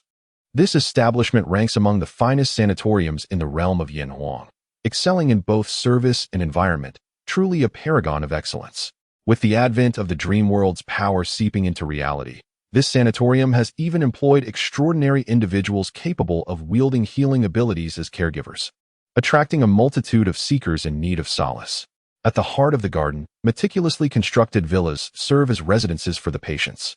Each villa corresponds to a specific individual. In one secluded corner of this villa complex, a charming sky blue residence houses a tidy room on the second floor, where a young girl lies peacefully on her bed. Her flowing hair frames a serene and exquisite visage, reminiscent of a fairy tale's sleeping beauty. Should Qin Chuan find himself here, he would be astonished to discover that the girl's appearance mirrors that of the player, Yu Li, whom he had recently encountered in the dream world. On the bedside, a bouquet of freshly trimmed flowers, carefully arranged by a caregiver that very morning, rests gracefully. The delicate petals glisten with the dew of dawn, and the fragrant aroma of the blossoms gently masks the medicinal scent lingering in the ward. The door creaks open softly, and a striking woman enters the room, bearing a basin of water. She tiptoes gracefully, drawing back the tightly drawn curtains, allowing the radiant sunlight to pour in, illuminating the vibrant flora and fauna visible through the expansive windows. The sound and light gently roused the slumbering maiden, who slowly opened her eyes, her shoulders slightly shifting as she emitted an indistinct hum. I'm here. A radiant woman approached briskly, deftly adjusting the elevated portion of the grand bed while skillfully assisting the girl in adjusting her reclining position. She then tenderly wiped the girl's face with a damp cloth from the basin. Thank you, Sister Xiaoyu. The drowsy girl revealed a sweet smile, expressing her gratitude. I must trouble you again. It's a trifling matter, Di replied softly. Since my earliest memories, my uncle and aunt have steadfastly supported my education, for which I am eternally grateful. Now that I have contracted a healing spirit beast, I am elated to have the opportunity to repay their kindness. As she spoke, she extended her hands, gently massaging the girl's arms, a soft green glow emanating from her palms, gradually merging into the girl's limbs. Following the arm massage, she proceeded to tend to the girl's legs. After completing the massage of all 4 limbs, Di helped the girl turn over, commencing a soothing treatment on her back amidst the girl's soft murmurs. Meanwhile, on the first floor of the villa, a pair of middle-aged spouses anxiously observed an elderly man clad in a white coat. Dr. Chu, how is our Yeye? The elderly man scrutinized the examination results in his hands, and after a brief moment, his expression softened. He removed his glasses and remarked, I must say, extraordinary powers have indeed brought new hope to many ailments deemed incurable. Does this mean Yeye's illness can be cured? The middle-aged woman's face lit up with astonishment. Madam Lin, please do not rush. The elder spoke softly, acknowledging the effectiveness of the treatment provided by the esteemed Ms. Du Yu. Miss Lin Yu's condition has ceased to deteriorate, and even the symptoms of muscular atrophy have been mitigated. However, he expressed a hint of regret, explaining that Miss Lin's ailment cannot be entirely cured through such means alone. The complexities of amyotrophic lateral sclerosis are deeply intertwined with its genetic underpinnings. While the extraordinary powers of the present day are indeed miraculous, they have yet to eradicate genetic diseases.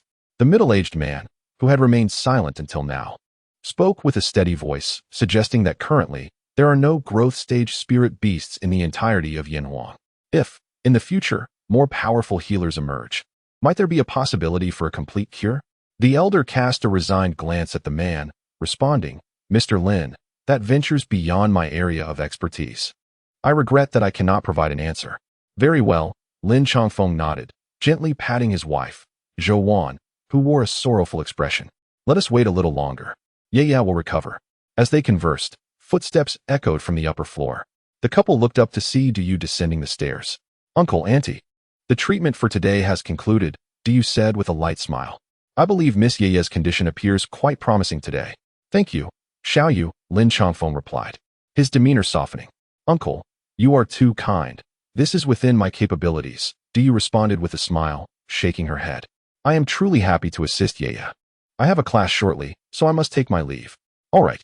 Lin Chongfeng watched as Diyu departed from the villa, and he couldn't help but exclaim that good deeds indeed reap rewards.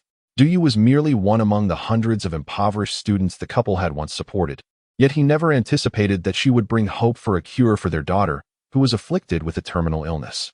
Let us go see Ye, Zhou said, tugging at her husband's hand. The couple hurried upstairs and soon entered Lin Yu's room. Lin Yu, lost in the view outside the window, turned at the sound of their arrival, her face lighting up with a radiant smile. Mom and Dad, you're here. With such a cheerful disposition, have you made any new discoveries in the dream world? Lin Chongfeng, shedding his earlier seriousness, laughed heartily as he swiftly moved to sit at his daughter's bedside. Grasping her hand, pray tell, what new experiences have you had? Indeed, there were new revelations. The young girl beamed like a flower. I have made friends in the dream world. The Blue Star version 2 update has been completed, further enhancing the connection between the dream world and the real world.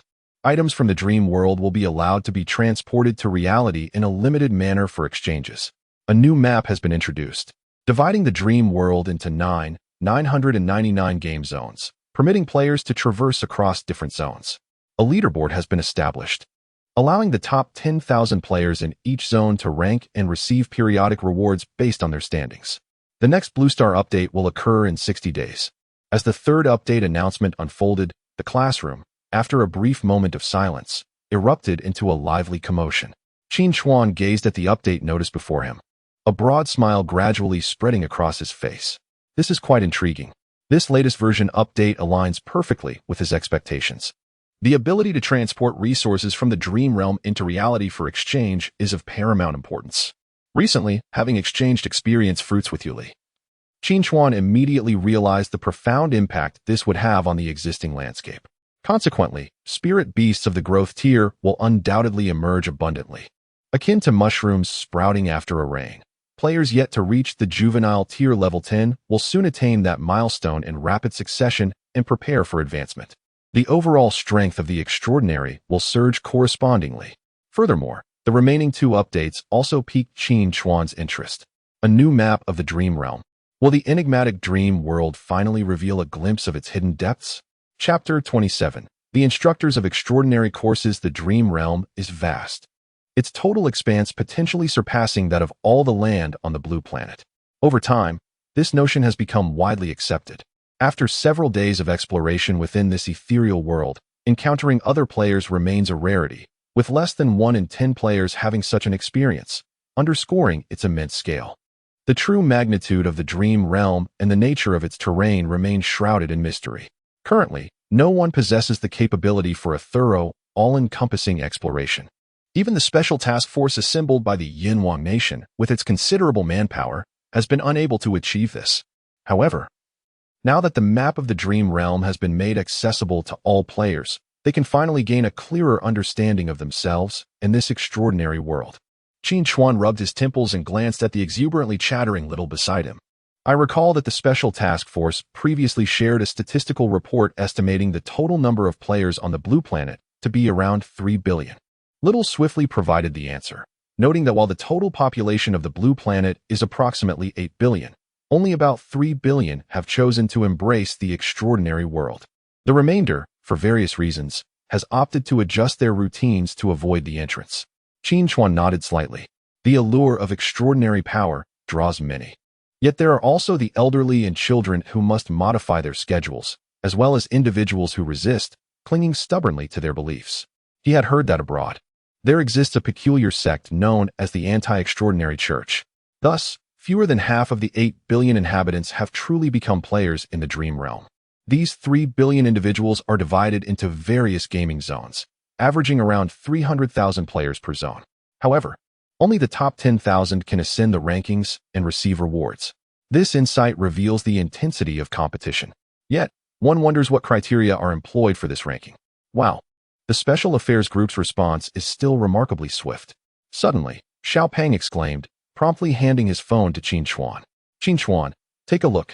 Just now, the Dream Forum has pinned a new announcement. Qin Chuan casually scrolled through the announcement that Xiao Peng had already opened. The content was not overly complex, but was remarkably timely. To all players of the Yinhuang nation, Regarding the updates for the Blue Star version 2, the Special Affairs Group will launch an official trading section on the Dream Forum tomorrow, assisting players in swiftly locating and acquiring necessary resources. We strongly advise players to avoid offline transactions with strangers to prevent being deceived. Special Affairs Group. Now, the security of resource exchanges is ensured.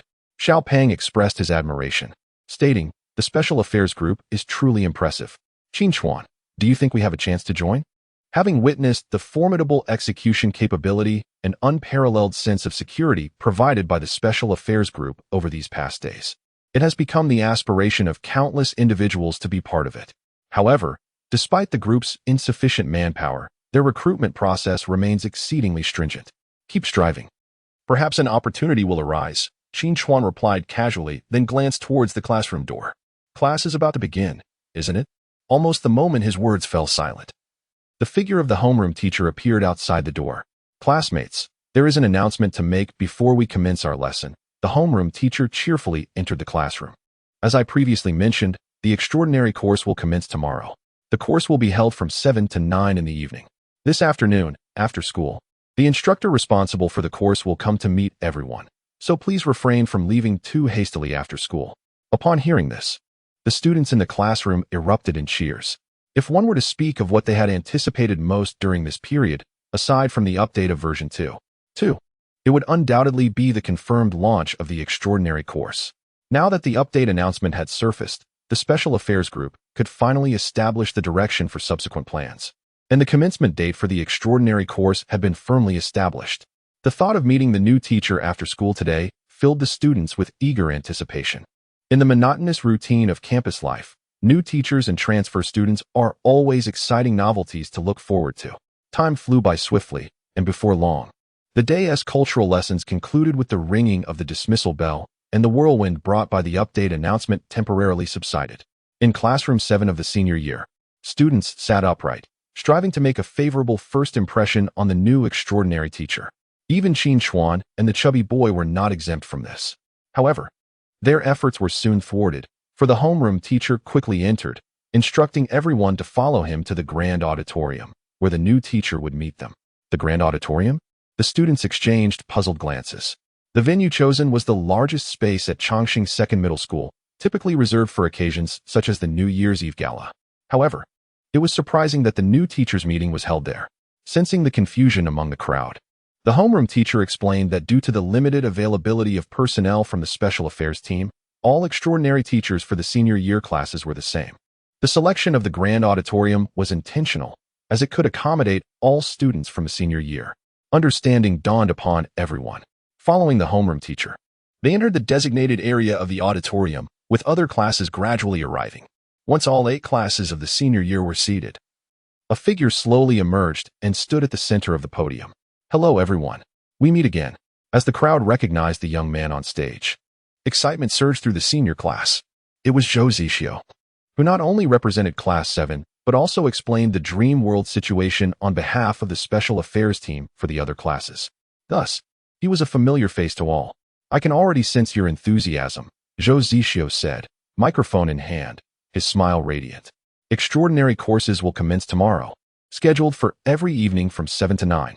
The first hour will be dedicated to extraordinary theory, followed by an hour of practical training."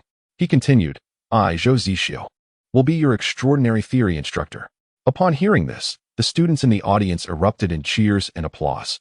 However, a question began to surface in everyone's minds. The extraordinary combat instructor is none other than a different individual. Who might that be? Sensing the crowd's confusion, Zhou Zixio continued, "As for the extraordinary combat instructor, he has some matters to attend to, so he may arrive a bit late." Before he could finish his sentence, he suddenly turned his gaze towards one side of the podium. A man, clad in blood-stained attire and bearing a stern expression, strode onto the stage with an air of bloodlust and solemnity, taking the microphone from Zhou Zixio.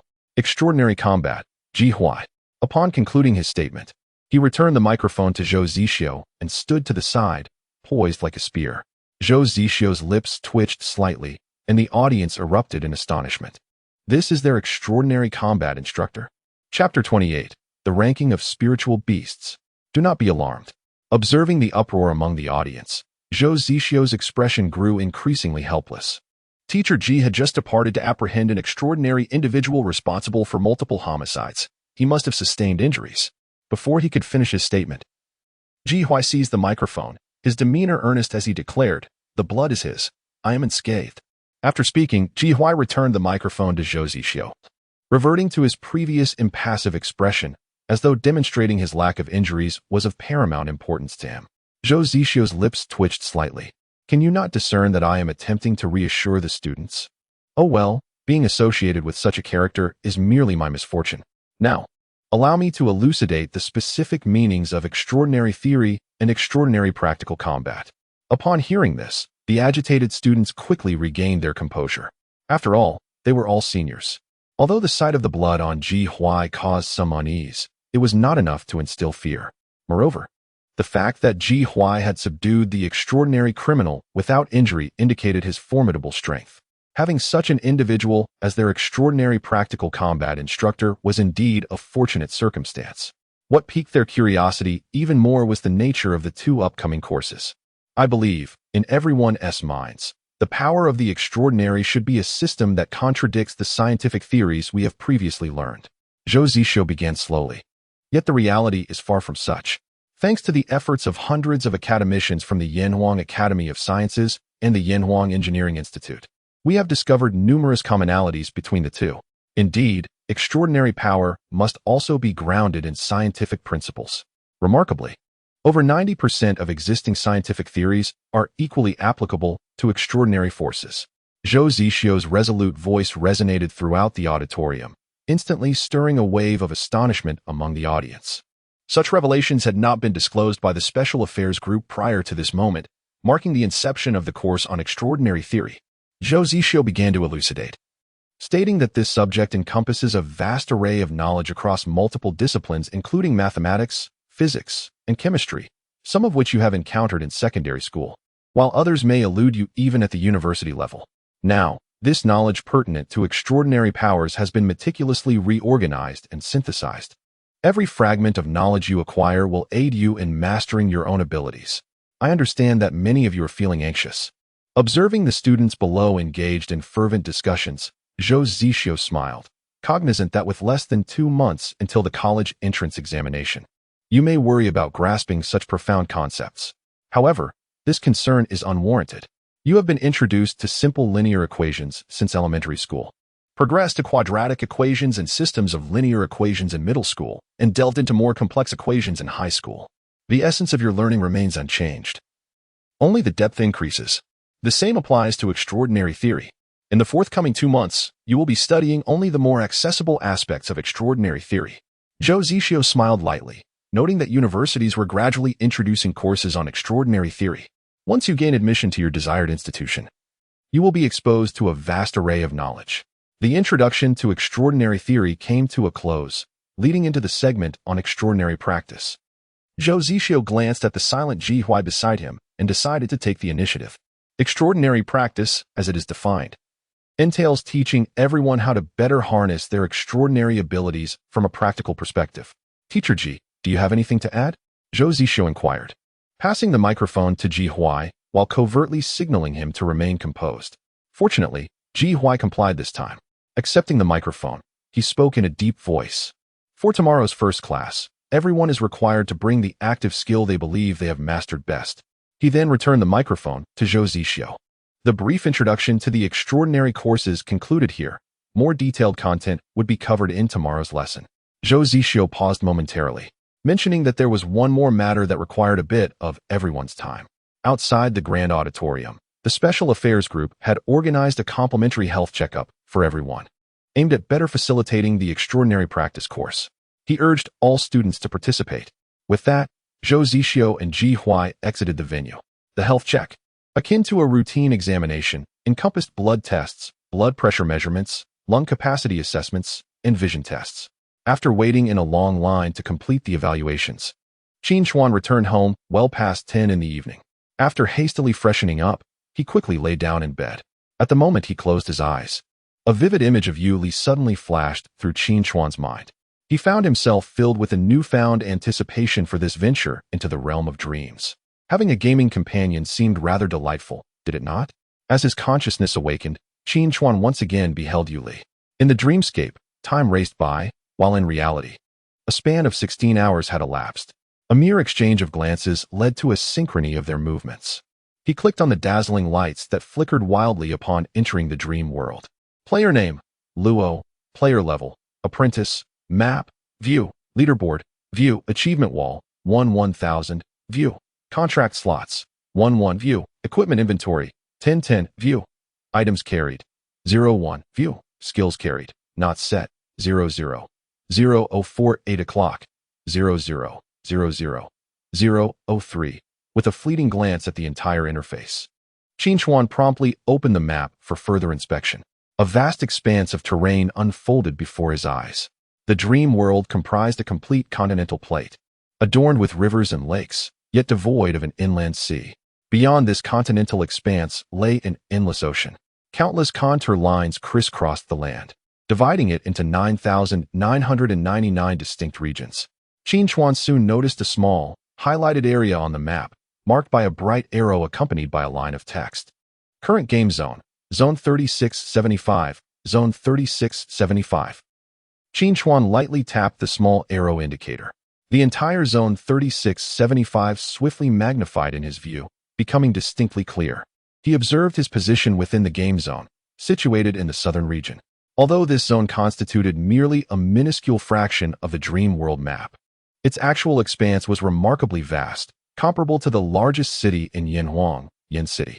However, in stark contrast to Yin City, which boasted a population exceeding 30 million, this place housed only 300,000 players.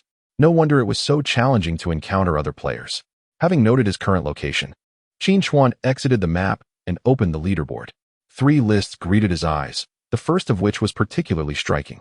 Spirit Beast Rankings. Criteria for ranking. Corresponding tier Spirit Beasts contracted. Current tier, Juvenile stage. Option to view corresponding rankings for other tiers. The Spirit Beast rankings are automatically arranged based on the strength of the player's contracted Spirit Beasts, with all actions of the contracted Spirit Beasts in the dream world serving as reference standards for the rankings. Chapter 29, Ranking Rewards. The dawn of evolution having comprehended the intricate regulations of the Spirit Beast rankings, Qin Chuan's gaze descended further to behold the specific standings. When his eyes alighted upon the name occupying the pinnacle, he could not suppress a blink of astonishment. Spirit Beast Rankings, Juvenile Level, First Place, Region, 3675, Player Name, Luo, Spirit Beast, Waterleaf Hound. Current tier of listed Spirit Beast, Juvenile Level 10. Reference Achievement, single-handedly defeated a Level 12 Phantom Leopard at Level 7. Qin Chuan thought to himself, how could I have almost forgotten? My own use of Time Stop to vanquish the Phantom Leopard was perceived as Waterflower achieving the feat alone. Even at Juvenile Level 10, there exists a considerable chasm separating it from the growth level Spirit Beasts, rendering a solo defeat nearly implausible. Thus, Waterflower's accomplishments undoubtedly merited the top position. Suddenly, Qin Chuan felt a wave of relief wash over him for not using his real name and having altered his appearance. Otherwise, the revelation of his true identity would certainly invite significant trouble. As he continued to scrutinize the rankings, he found himself once more taken aback. Spirit Beast Rankings, Juvenile Level, Second Place, Region, 3675, Player Name, Yuli, Spirit Beast, Jade Falcon. Current tier of listed Spirit Beast, Juvenile, Level 10. Reference Achievement, engaged in multiple challenges against a growth Level 11 Blazing Wolf, retreating unscathed each time. Qin Chuan was left in utter disbelief. How can it be that a random player I encounter possesses such formidable prowess? He abruptly lifted his gaze towards Yuli, only to find her staring back at him with the same astonished expression, clearly having also noticed the rankings on the Spirit Beast list. So, you are quite formidable, she remarked, her lips slightly parted in surprise. The Shadow Leopard, which Shaoqing had previously observed soaring in the air, was indeed a powerful creature, having been defeated only after setting a trap. Qin Chuan maintained his composure and replied, "Yet, it is you who has repeatedly dared to challenge the growth stage and managed to emerge unscathed. Because that clumsy wolf cannot fly," Yuli retorted, shrugging her shoulders. This seemed quite reasonable, or rather absurd. The Blaze Wolf cannot soar, nor can the players. Yuli's ability to escape unscathed was undoubtedly more complex than she implied. They turned their attention back to the rankings. Qin Chuan's gaze returned to the list, while Yuli also focused on the rankings she had yet to finish reviewing. As they continued down the list, the third-ranked individual was not as impressive as Qin Chuan and Yuli. Their rise was attributed to defeating 3 juvenile-level beasts at LV10. They hastened their reading, and soon, Qin Chuan spotted the 823rd rank. He refrained from proceeding further, for below that, the listed spirit beasts were only at LV9. This indicated that within the entire 3675 district, there were only this few players at LV10. This indeed provided insight into the strength of the local players. Qin Chuan then switched to the growth stage rankings, which, unsurprisingly, appeared entirely blank, as there had yet to be any corresponding spirit beasts of that caliber. Following this, Qin Chuan clicked on the flickering question mark icon in the upper right corner of the Spirit Beast list. The rankings will be settled daily 10 minutes prior to the closure of each Dream World entrance, and a weekly settlement will occur 10 minutes before the closure of every 7th Dream World entrance. Spirit Beast Rankings, Youngling Tier, Daily Settlement Rewards. First place, 10 Experience Gems, 210th place, 8 Experience Gems, 11, 100th place, 5 Experience Gems, 1, 0, 11. 000th place, 2 Experience Gems, 100, 110, 000th place. 1 Experience Gem, how abundant. If one were to maintain the first position, would it not be possible to level up by 1 tier each day in the Youngling tier? Of course, Qin Chuan was aware that such a hypothesis lacked substance. For those who could consistently secure the first place would undoubtedly be at Youngling tier level 10. Nevertheless, this did not diminish his excitement. He continued to read on. Spirit Beast Rankings, Youngling Tier, Weekly Settlement Rewards. First place, 1 Selected Low-Level Resource, 210th place. 1 Random Low-Level Resource, 11. 100th place, 5 Low-Level Resource Fragments. 1, 0, 11, 000th place. 2 Low-Level Resource Fragments. 100, 110. 000th place, 1 Low-Level Resource Fragment. Note: 10 low-level resource fragments can be exchanged for 1 random low-level resource. Is the fragment exchange reasonable? Qin Chuan regarded the rankings with mild curiosity. The reward for first place is undoubtedly the most advantageous. The rewards for the top 10 are also commendable, especially since items can now be exchanged. Even if the random low-level resources do not belong to him, he could attempt to trade for a required low-level resource. The other contenders would be left to accumulate fragments. Upon comprehending the information, Qin Chuan's gaze shifted towards the second leaderboard. Extraordinary Rankings. Eligibility. All players. The extraordinary rankings are automatically ranked based on the player's extraordinary values. In contrast to the Beast Rankings, the description of the extraordinary rankings is considerably more concise. Yet, the value of this list is by no means diminished. The extraordinary value signifies the degree of extraordinary power that can be wielded in reality. For those endowed with extraordinary abilities, this metric is arguably more crucial than the strength of their spirit beasts. Qin Chuan's eyes descended to the contents of the leaderboard, and then they narrowed in focus. Extraordinary Rankings. First place. Region. 3675. Player name. Yuli. Extraordinary Value. 410. Within the same tier of spirit beasts, all creatures possess identical base values. Thus, provided that the spirit beasts do not lag behind in their tier, the extraordinary rankings are determined by affinity. Remarkably, Yuli's affinity with the Qingyu Falcon has reached an astounding 82. Following her, the second place boasts an extraordinary value of merely 395, with an affinity of 79. As one progresses further down the rankings, enhancing affinity becomes increasingly challenging, with 80 representing a significant threshold. Yuli's affinity with the Qingyu Falcon is nearly a chasm apart. Qin Chuan's affinity with Shui Hua stands at only 77, and unfortunately, there are multiple players with affinities of 79 and 78.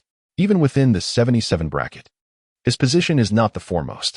Consequently, his ultimate rank on the extraordinary rankings is a modest 52nd place, granting him only a third-tier reward. With a soft sigh, Qin Chuan began to examine the rewards associated with the extraordinary rankings. To his surprise, the rewards for the extraordinary rankings differ entirely from those of the beast rankings.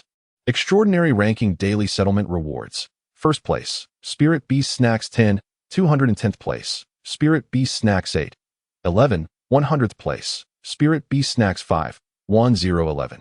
000th place. Spirit Beast Snacks 2, 100, 110, 000th place. Spirit Beast Snacks 1.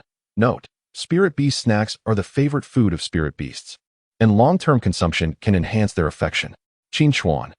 No, he must devote more effort to cultivating his bond with Shueihua. Even if he cannot secure the first place, he should at least aim for the top 10, right? After glancing at the weekly settlement rewards below, Qin Chuan's resolve strengthened. Extraordinary ranking weekly settlement rewards. First place, Selectable Star Equipment Material 1, 210th place. Random Star Equipment Material 1, 11, 100th place. Star Equipment Material Fragment 5, 1011. 000th place. Star Equipment Material Fragment 2, 100, 110.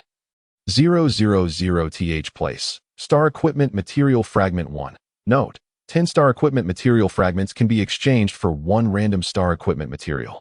Star Equipment Materials can be used to forge Star Equipment for Spirit Beast Evolution. What is this? Evolution. Upon encountering this novel term, Qin Chuan's eyes sparkled with excitement. Numerous players on the forum had speculated that nurturing Spirit Beast was not merely a matter of leveling up and advancing. They had only encountered these elements thus far.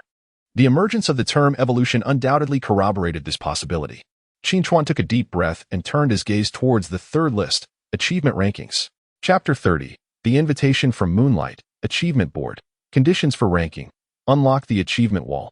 The Achievement Board is ranked based on the cumulative achievement points obtained by players. With the Player S Achievement Wall hidden by default, players can choose to publicly display their achievement wall, allowing others to view their accomplishments. Though the methods for obtaining these achievements remain concealed, to Qin Chuan's surprise, this third leaderboard, the Achievement Board, was unexpected. Prior to this, he had not even encountered discussions regarding it on the forum. Clearly, very few had truly unlocked achievements, even those who would likely keep it a secret. Given that it is a hidden module, by defeating the Shadow Leopard, he had earned 500 achievement points. Would such a substantial number of points secure him a commendable position on the achievement board? As he lowered his gaze, his heart soon settled. First place on the achievement board, region, 3,675 player name. Luo, achievement points, 500. Upon seeing this ranking, he was not overly surprised. Continuing to scroll down, Qin Chuan encountered Moonlight's name once more. Sixth place on the achievement board, region, 3,675, player name. Moonlight, achievement points, 300. It appeared that Moonlight had also unlocked the achievement wall and acquired achievements. In comparison to the previous 2 leaderboards, the number of individuals on the achievement board was considerably sparse, with only a little over 100 players listed, leaving over 9,000 positions vacant. After browsing for a moment, Qin Chuan swiftly clicked on the corresponding ranking rewards. Achievement Leaderboard Daily Settlement Rewards. First place, 2 achievement keys, 210th place, 1 achievement key. 11, 100th place, 5 achievement key fragments, 1, 011. 000th place, 2 achievement key fragments, 10, 011. 000th place, 1 achievement key fragment. Note: 10 achievement key fragments can be synthesized into 1 achievement key. Using a specified number of achievement keys allows one to view the conditions for unacquired achievements in advance. Such a mechanism exists? Qin Chuan's eyes sparkled with intrigue. If the conditions for unacquired achievements could be revealed using achievement keys, it would significantly facilitate the attainment of new achievements. However, Qin Chuan also understood that such items would only hold advantage in the early stages. There are only 1,000 achievements in total. And once someone reveals and shares the conditions, everyone will become aware, thus preventing any further waste of achievement keys. Through collective effort, the conditions for all 1,000 achievements would soon be made public. Of course, knowing the conditions does not equate to being able to achieve them. For instance, Qin Chuan's overlevel kill eye. Even if he shared it, how many could truly accomplish it? Qin Chuan then turned his gaze to the weekly settlement rewards below. Achievement Leaderboard Weekly Settlement Rewards. First place, Refresh 30 Achievement Store, 210th place. Refresh 50 Achievement Store, 11, 100th place. Refresh 70 Achievement Store, 1, 011. 000th place. Refresh 90 Achievement Store, 10, 011. 000th place. Refresh Achievement Store. Note: during the weekly settlement of the Achievement Leaderboard, players on the list will refresh the Achievement Store, allowing them to exchange achievement points for desired items. Consuming achievement points does not affect rankings. Upon reading this, Qin Chuan's face brightened once more. He finally understood how to utilize the achievement points. An achievement store, it seemed, held great promise. If he could maintain his position as the top player during the weekly settlement, he would be able to redeem items at a mere 30% of their original price. This reward was distinct from others in various leaderboards, yet he found it highly appealing. After reviewing all the leaderboards, Qin Chuan exited and turned his attention to the most significant feature of this update: item carrying. The item carrying panel bore some resemblance to the skill carrying interface, featuring a blank box adorned with a plus sign above it, while below lay 10 item slots. With a single glance, Qin Chuan recognized that these were the items currently in his equipment inventory. After a brief moment of contemplation, he clicked on the flashing question mark icon in the upper right corner. The item carrying function has been activated, allowing one to select items from the equipment bar in advance. After the entrance to the dream world closes, these items can be retrieved in the real world. It is possible to store items in the real world and subsequently extract them from the equipment bar once the entrance to the dream world reopens. Note: only items originating from the dream world can be stored in the real world. Indeed, as stated in the update announcement, the item carrying feature enables the transfer of items from the dream world to the real world, as well as the return of dream world items from the real world, facilitating trade in the process. This significantly enhances the resource exchange among players. Without hesitation, Qin Chuan selected 2 Earth-type experience fruits, thereby freeing up a slot in his equipment bar. These were the only items he currently had no use for, making them suitable for trade in the real world. Having completed the settings, Qin Chuan retracted the panel and looked up at Yu Li, who, at almost the same moment, turned her gaze toward him, a look of admiration gracing her features. "You are quite impressive, ranking first on both the Spirit Beast and Achievement leaderboards. You are not lacking either." Holding the top position on the extraordinary leaderboard, Qin Chuan replied with a smile as their eyes met. "If I am not mistaken, your achievement points must be related to defeating the Shadow Leopard?" Yu Li inquired with a playful smile. "Indeed," Qin Chuan acknowledged, as this was evident. Defeating a growth stage opponent in a 1v1 at the juvenile level yields 500 achievement points. "It seems I have no hope for this achievement," Yu Li remarked with a resigned expression. "That blazing wolf is formidable. While it cannot overcome me, I find myself equally unable to contend with it. Nonetheless, it must be said that my achievements are intertwined with it." Yu Li seemed to recall something amusing, breaking into a smile. "The achievement I earned was Newborn Calf, which can be obtained by actively challenging the growth stage 10 times during the youngling phase and surviving. All 300 achievement points were granted by it," Qin Chuan remarked. To be honest, if he were to face the Shadow Leopard 10 times alongside Shui Hua, survival would be uncertain. It might be far simpler to defeat it outright. Thus, why persist in challenging that Inferno Wolf? Qin Chuan could not suppress his curiosity. Surely, he could not have anticipated the method to acquire this achievement? Speaking of which, Yu Li suddenly produced a clear fruit. "Could you assist me?" Qin Chuan felt an ominous premonition. "You do not mean for me to confront that Inferno Wolf alongside you, do you?" "Indeed." Yu Li nodded earnestly. "That Inferno Wolf guards 2 low-level resources, one of which is necessary for Shao Qing's advancement. If you help me eliminate it, the other resource shall be yours, along with the clear fruit." She appeared somewhat embarrassed, adding, "Otherwise, once the daily ranking rewards are distributed, I could share some Spirit Beast snacks with you." "Deal."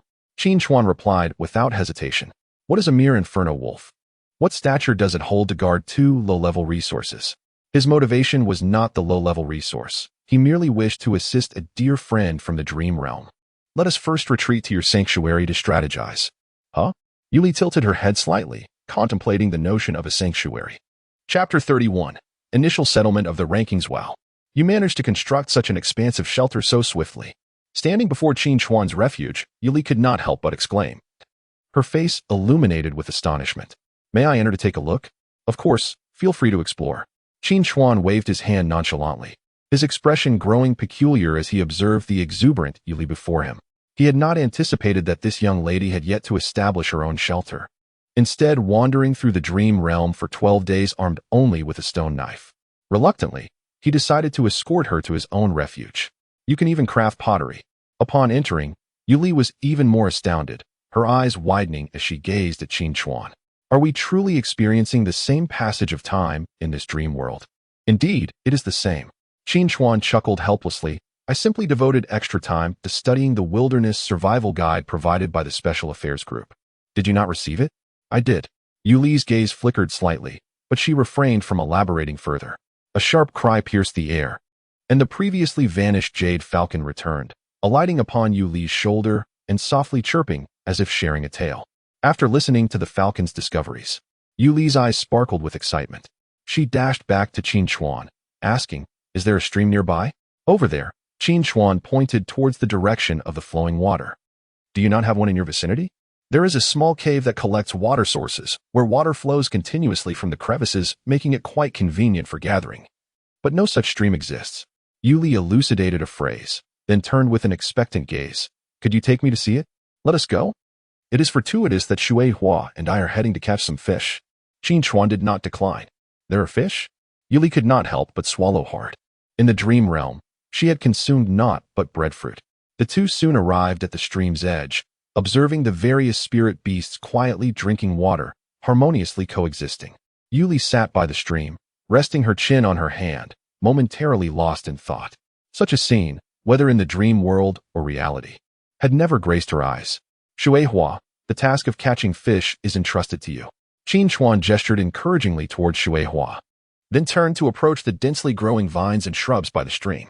This vine, once collected and simply processed, could transform into a remarkably flexible rope, ideal for crafting backpacks or securing timber. Qin Chuan intended to quickly relocate their shelter to the valley where the shadow leopard resided, which necessitated a considerable amount of vines. Grasping the stone knife secured at his waist, Qin Chuan swiftly set to work.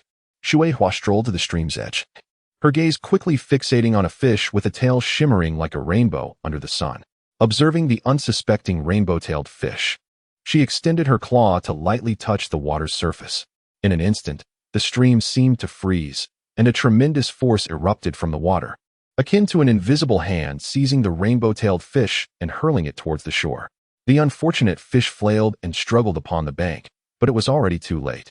Effortlessly, a shimmering rainbow fish was caught, its splashes rising gently as it appeared somewhat proud. Yet, in the next moment, a shadow of jade plunged heavily downwards, swiftly entering the water. In the blink of an eye, this verdant figure emerged once more, the gust of wind dispersing the droplets clinging to its feathers. The Jade Falcon placed another rainbow fish at the water's edge, casting a defiant glance at the proud splash. The splash narrowed its eyes slightly, feeling audacious for daring to display its prowess before the master fisherman. Woof! It seemed to challenge. Soon, the two figures were engrossed in their task. Accompanied by the occasional splashes of stream water, and the number of rainbow fish along the shore steadily increased. This commotion roused the entranced Yuli, who turned her head in astonishment, watching the two spirit beasts contend for the title of Master Fisherman. Where was Luo? Yuli glanced around and quickly spotted the busy figure amidst the vines and trees. She stood up, dusted off her backside, and hurried over to Qin Chuan, brandishing her stone knife. "Let me assist you." "Much appreciated," Qin Chuan replied without hesitation, gesturing towards the vines and instructing Yuli on where to cut. Yuli quickly grasped the task, collecting materials while inquiring, "What are these vines for?" "Part of them will be fashioned into vine bags to transport the pottery and other essential items from the shelter, while the remainder will be utilized to construct the framework for a new shelter." "A new shelter?" Yuli expressed her surprise. "Are you planning to relocate from here?" "Indeed. The lair of the shadow leopard is a splendid locale, ideally suited for a refuge. I intend to relocate there." Qin Chuan paused momentarily, noting that it is also in closer proximity to the blazing wolf. "After moving, we can swiftly devise a strategy to confront that creature." In light of this, Yuli's eyes glimmered with curiosity as she tentatively inquired, "May I share your sanctuary?" Qin Chuan regarded Yuli with surprise. "Rest assured, I shall contribute to the establishment of the shelter." Yuli's expression was earnest. "The physical prowess of all players in the dream realm is comparable. My strength is not inferior to yours." "Very well. Having someone to look out for is beneficial," Qin Chuan mused before nodding in agreement. In the dream realm, one does not require slumber, and the distinctions of gender hold little significance. Moreover, aside from the time-stopping ability, Yuli's capabilities are on par with his own. Such a gaming companion is indeed reliable. The only caution is to keep his time-stopping ability concealed. Then it is settled. Yuli beamed with joy. Her spirits lifted as she hummed an unknown tune, her speed in gathering grass, vines, and wood noticeably increasing. Before long, they had nearly collected all the necessary materials. While the fishing duel between their two spirit beasts had reached a conclusion, the water spirit beast, being superior in skill, successfully defended its title as the fishing master, leaving the rainbow-tailed fish in the stream to suffer. Look at this. Qin Chuan observed the struggling and leaping rainbow-tailed fish strewn across the riverbank, his lips twitching slightly. Select the 5 most injured ones. Let the others go free. In an instant, Qin Chuan was met with numerous grateful glances from the rainbow-tailed fish. With the addition of a new companion, the efficiency of relocating the sanctuary increased significantly, and the pace of its construction saw remarkable improvement. Moreover, establishing the sanctuary within the cave proved to be simpler, and with Qin Chuan's prior experience. As the 10-minute countdown to the closure of the Dream World entrance commenced, he and Yuli were already savoring fish soup in their newly erected sanctuary. Leaderboard Daily Settlement begins. Congratulations to the player for achieving first place in the Spirit Beast Rankings, Larval Stage, earning 10 experience gems. Congratulations to the player for attaining 52nd place in the Extraordinary Rankings, receiving 5 Spirit Beast Snacks. Congratulations to the player for securing first place in the Achievement Rankings, awarded with 2 achievement keys. Qin Chuan's eyes brightened. It had arrived. Chapter 32. The Dream Exchange opens. With a swift motion, Qin Chuan gathered all 10 experience gems into his inventory, placing them alongside the previous 25. He then turned his gaze towards the 5 small bags of snacks and 2 shimmering keys on the table. Woof. I want to eat. Shui Hua, forsaking even the fish soup, hurriedly approached the snacks, unable to suppress the urge to swallow. Were these spirit beast treats truly so enticing? Witnessing this scene, Qin Chuan, astonished, opened a bag and presented it to Shui Hua. The contents, resembling popcorn, were devoured eagerly by Shui Hua, who displayed an unprecedented look of satisfaction. Her mood visibly brightened. In no time, the entire bag was consumed. The remaining snacks could wait for later. Patting Shui Hua's head, Qin Chuan was about to stow away the leftover 4 bags when, unexpectedly, 2 additional bags of snacks appeared before him. Here, I promise to share my snacks with you. Yuli chimed in cheerfully. I can't take advantage of you. Beside her, the expression of the Qingyu falcon was somewhat melancholic. Then I shall not be polite. Qin Chuan replied with a smile as he accepted the 6 bags of snacks. However, there is no need to share further. This is already sufficient. All right. Yuli secured the rewards, leaving behind a single achievement key. I have an idea. Why don't we use the achievement key together? I'll give you mine. She handed her achievement key to Qin Chuan. You can choose which achievement to explore. Just let me know how to obtain it. Are you sure? Qin Chuan glanced at the offered key, hesitating to take it, seeking confirmation once more. Absolutely. Yuli nodded, stating that she had perused the information. A single key could unveil only a limited number of achievements, and some required as many as 20 keys. Furthermore, she had observed that the achievement you possessed necessitated 5 keys for inspection. Yuli glanced at Qin Chuan and, barring any unforeseen circumstances, the number of keys required to view my achievement on your end should be 3, correct? Indeed. Qin Chuan cast a quick glance and confirmed that the achievement titled Fresh Newcomer indeed required 3 keys to access. Naturally, having already learned the specifics of acquiring it from Yuli, there was no need to squander any keys. It appears that the number of keys required corresponds directly to the achievement points an accomplishment can yield. Yuli smiled, offering her keys to him, suggesting that by doing so, they could uncover more methods to obtain achievements, resulting in a mutually beneficial arrangement. Thus, it was settled. Qin Chuan accepted Yuli's keys, stepping towards the achievement wall to commence his search for achievements accessible with 3 keys. Compared to several achievements valued at 300 achievement points, completing a single achievement was certainly more manageable. However, the ease or difficulty of the achievement itself was entirely left to fate. Soon enough, Qin Chuan selected an achievement titled Effortless Mastery, consuming 3 achievement keys for a closer look. Effortless Mastery. Enter a dream world and defeat 10 equally ranked spirit beasts. This indicated that he needed to vanquish 10 juvenile stage level 10 beasts within an 8-hour time frame. Qin Chuan smirked. No wonder it was worth 300 achievement points. The challenge was indeed formidable. Not to mention, finding 10 juvenile stage level 10 beasts to challenge within such a brief period was no small feat. He shared the means by which he achieved this accomplishment with Yuli, and in the next moment, he noticed her eyes sparkle with excitement. This is wonderful. Do you have a way? The vicinity of the Blaze Wolf's habitat was teeming with juvenile beings at level 10. likely due to the rich concentration of extraordinary energy in that area, which accelerated the growth of the spirit beasts. Yuli was already brimming with eagerness. Capturing a mere 10 should be a trivial pursuit. In that case, we must thoroughly explore the territory of the Blaze Wolves next time we enter the Dream Realm. Qin Chuan mused thoughtfully. Both low-level resources and new achievements were intricately linked to the Blaze Wolves. The Blaze Wolves perilous. As he contemplated the dwindling time before the Dream Realm's entrance closed, Qin Chuan recalled Ji Huai's words from the previous night and opted to employ more Shadowbind as his carrying skill. In the final second, Yuli offered him a sweet smile. See you tomorrow. As the text appeared before him, Qin Chuan, just awakened by the alarm clock, swiftly opened his item-carrying panel. Two peculiar, earthy-hued fruits materialized in his hands. Feeling their tangible texture, a sense of wonder spread across Qin Chuan's face. Indeed, it has been successfully brought forth. Casually returning the experience fruit to his inventory, Qin Chuan immediately opened his phone, eager to explore the current state of the Dream Forum's trading post. Today, the Dream Forum was abuzz with activity. The moment he opened it, countless threads greeted him. Players were announcing their respective game district numbers, hoping to find companions from the same area. There was also abundant discourse regarding the leaderboard, particularly concerning the achievement module, which had previously been known only to a select few. A mere refresh unveiled hundreds of additional posts, leaving him in awe. While he had the desire to engage in the discussions, Qin Chuan recalled his purpose and opted to exit the discussion board, delving into the newly emerged trading section instead. The rules of the Dream Trading Post were straightforward. Players could list items they wished to sell, express their desired acquisitions along with expected prices, and accept various forms of online payment, including barter.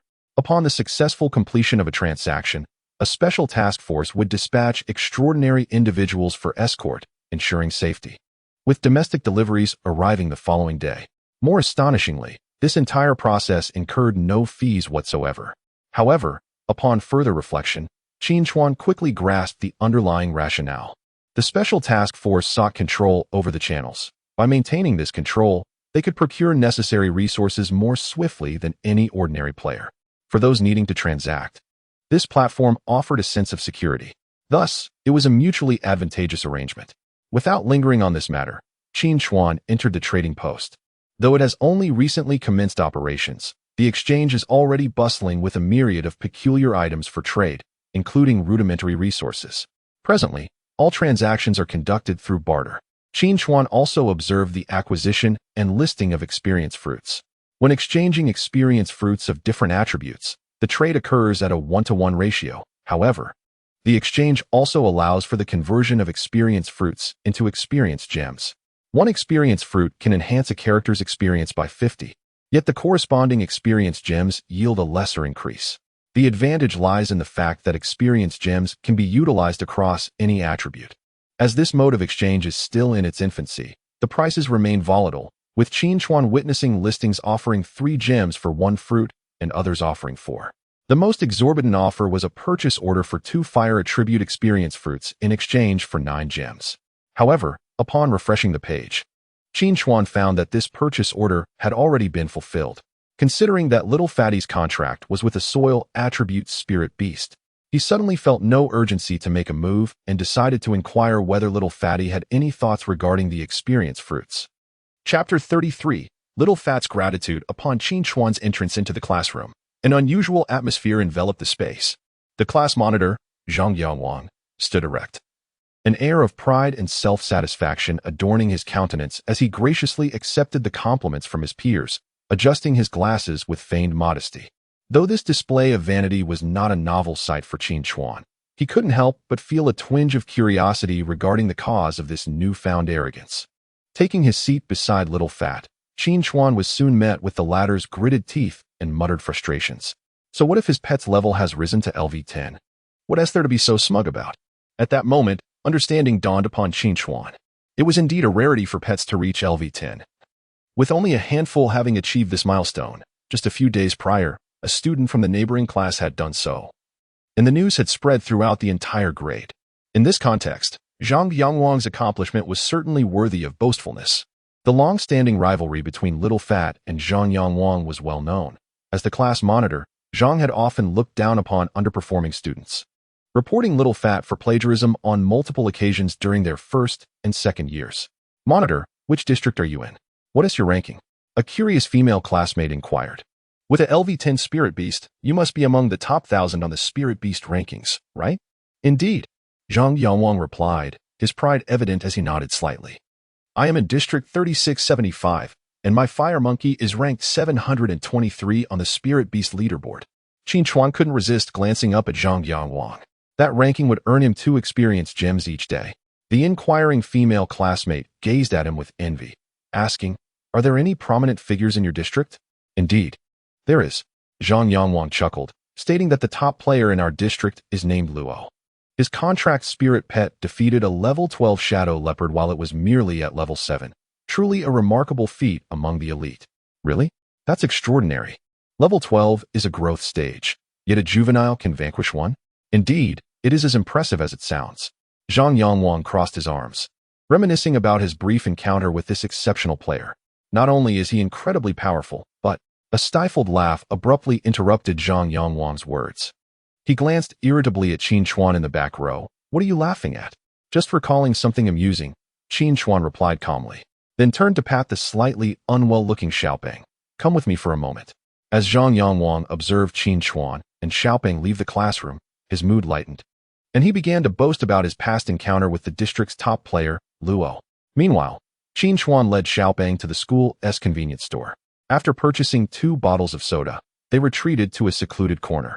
I remember your spirit pet is nearing level 9, correct? It reached level 9 last night.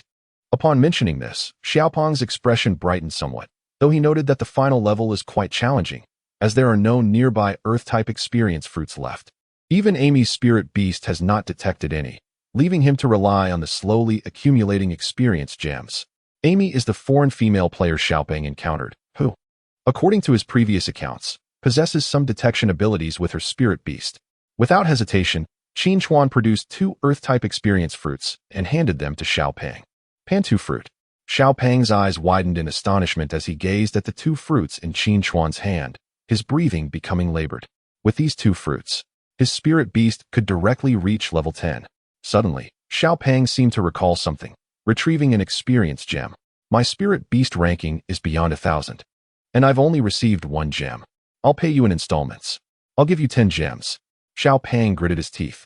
How can 5 experience gems be exchanged for a single experience fruit? Qin Chuan shook his head helplessly. The market price is 4 gems for 1. You can give me 8. It's not urgent. Qin Chuan.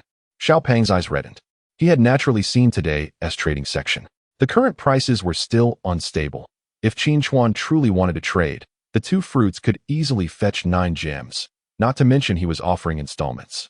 All right. Stop being so sentimental. Qin Chuan patted Xiaopeng's shoulder. Once you reach level 10, you'll quickly learn about the 3 resources required for spirit beast advancement, allowing you to prepare in advance. Moreover, when you next enter the dream world, you will reach level 10, and you'll receive even greater rewards in subsequent daily settlements. Xiaopeng nodded earnestly, understanding that expressions of gratitude held little significance at this moment. He turned towards the small shop, saying, I'll treat you to grilled sausages with extra spice. Qin Chuan smiled broadly. When the 2 of them finished their sausages and entered the classroom, Zhang Yangwang was still chattering incessantly. However, Xiaopeng's emotions had settled, rendering him oblivious to Zhang Yangwang's words. He took out his phone to browse the dream forum, and suddenly turned to Qin Chuan. Qin Chuan, the Special Affairs Group has revealed the methods to obtain 23 achievements. Qin Chuan's eyes sparkled with interest. He had previously suspected that the Special Affairs Group could not possibly overlook the achievements. As he had anticipated, with the unveiling of the achievement list, they had finally taken action. Qin Chuan swiftly logged into the Dream Forum and began to explore. The forum was bustling like never before, to the point that the server was experiencing some lag, for the simultaneous announcement of 23 achievements held tremendous significance. After meticulously reviewing all 23 achievements, Qin Chuan noted that they were all accomplishments worth 100 and 200 points, likely revealed by members of the Special Affairs Group utilizing keys during the daily settlement. By taking note of these, he could save a considerable number of keys for himself. The Special Affairs Group had not disclosed achievements with higher point values, but Qin Chuan was confident that they possessed knowledge of some, which was to be expected. Occasionally, Players on the forum speculated that the Special Affairs Group was aware of better achievements that had not been revealed, expressing their dissatisfaction, and without the need for official intervention. Other grateful players had already unleashed a torrent of expletives upon them. The other students in the classroom gradually discovered the achievements announced by the Special Affairs Group, losing interest in continuing to listen to Zhang Yongwang's self-aggrandizement. As the classroom fell into a hushed silence, Zhang Yongwang felt a sudden sense of boredom and quietly took his seat. Before long, the subject teacher for the first class of the morning entered the classroom. The cultural lesson commenced. As the college entrance examination drew ever nearer, students who had previously harbored the illusion that they could forego this pivotal assessment began to reclaim their nearly abandoned studies.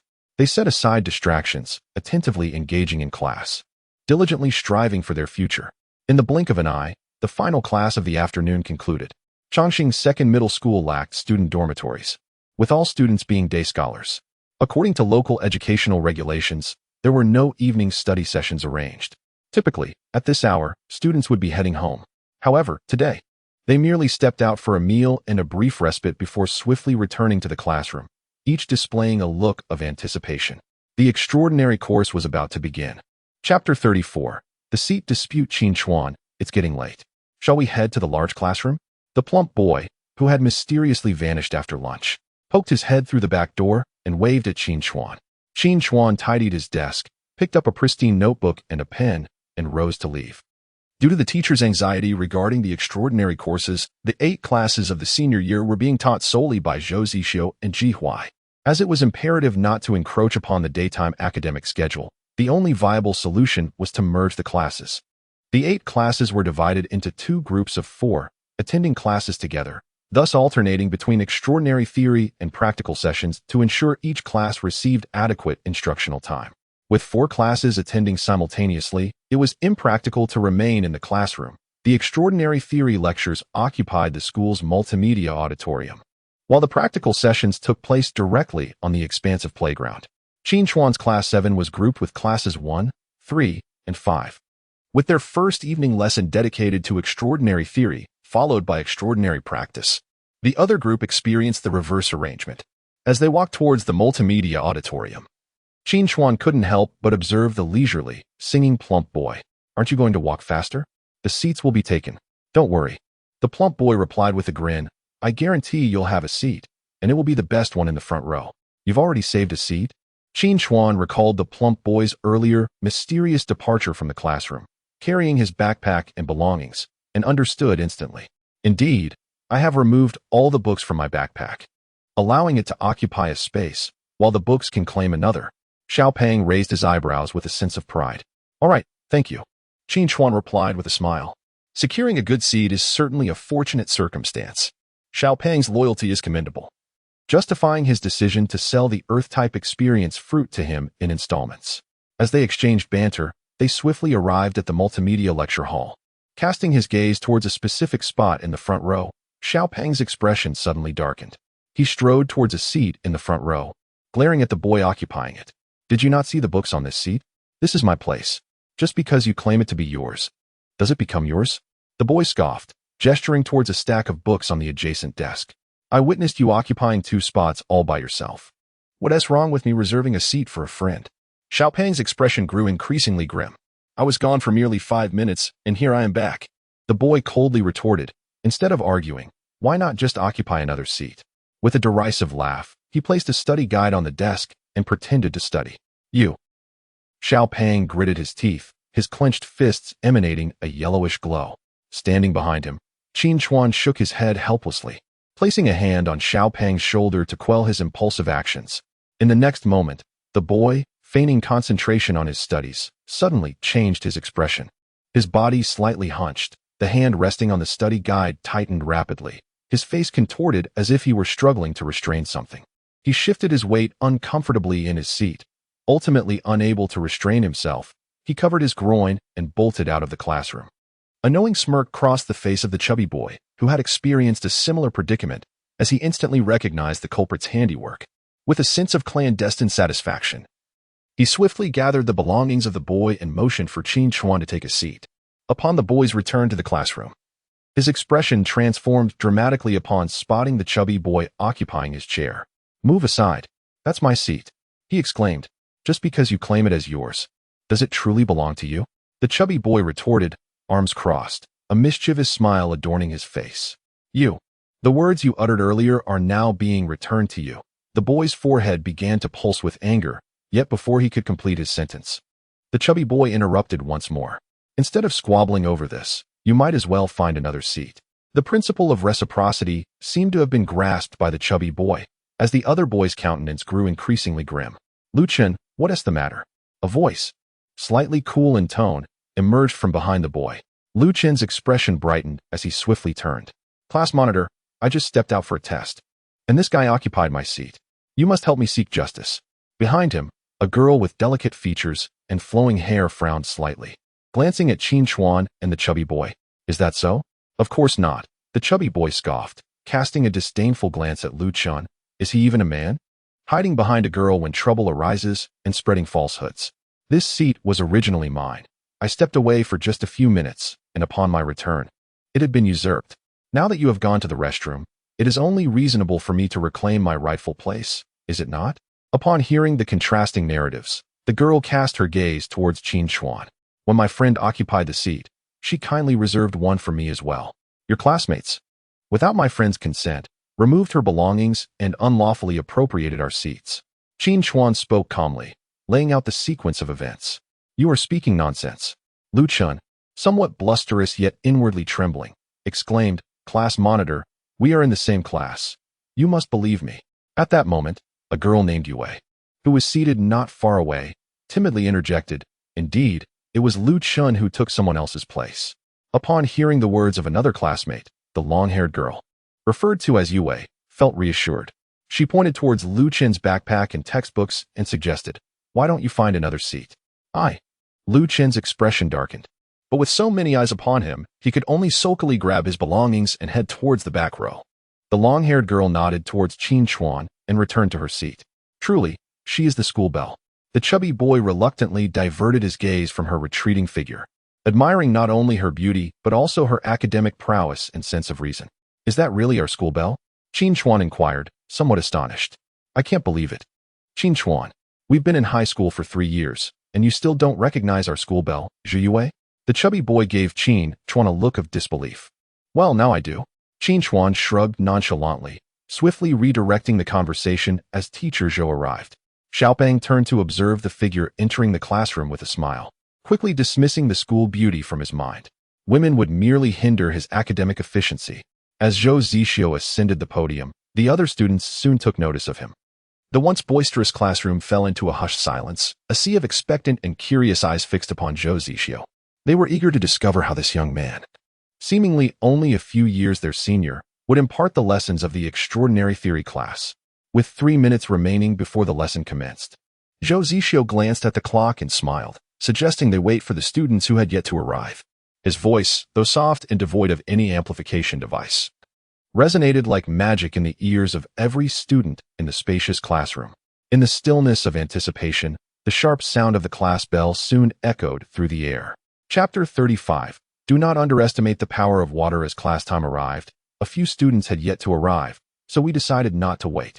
Those who were tardy could seek assistance from their classmates during the break to catch up on what they had missed.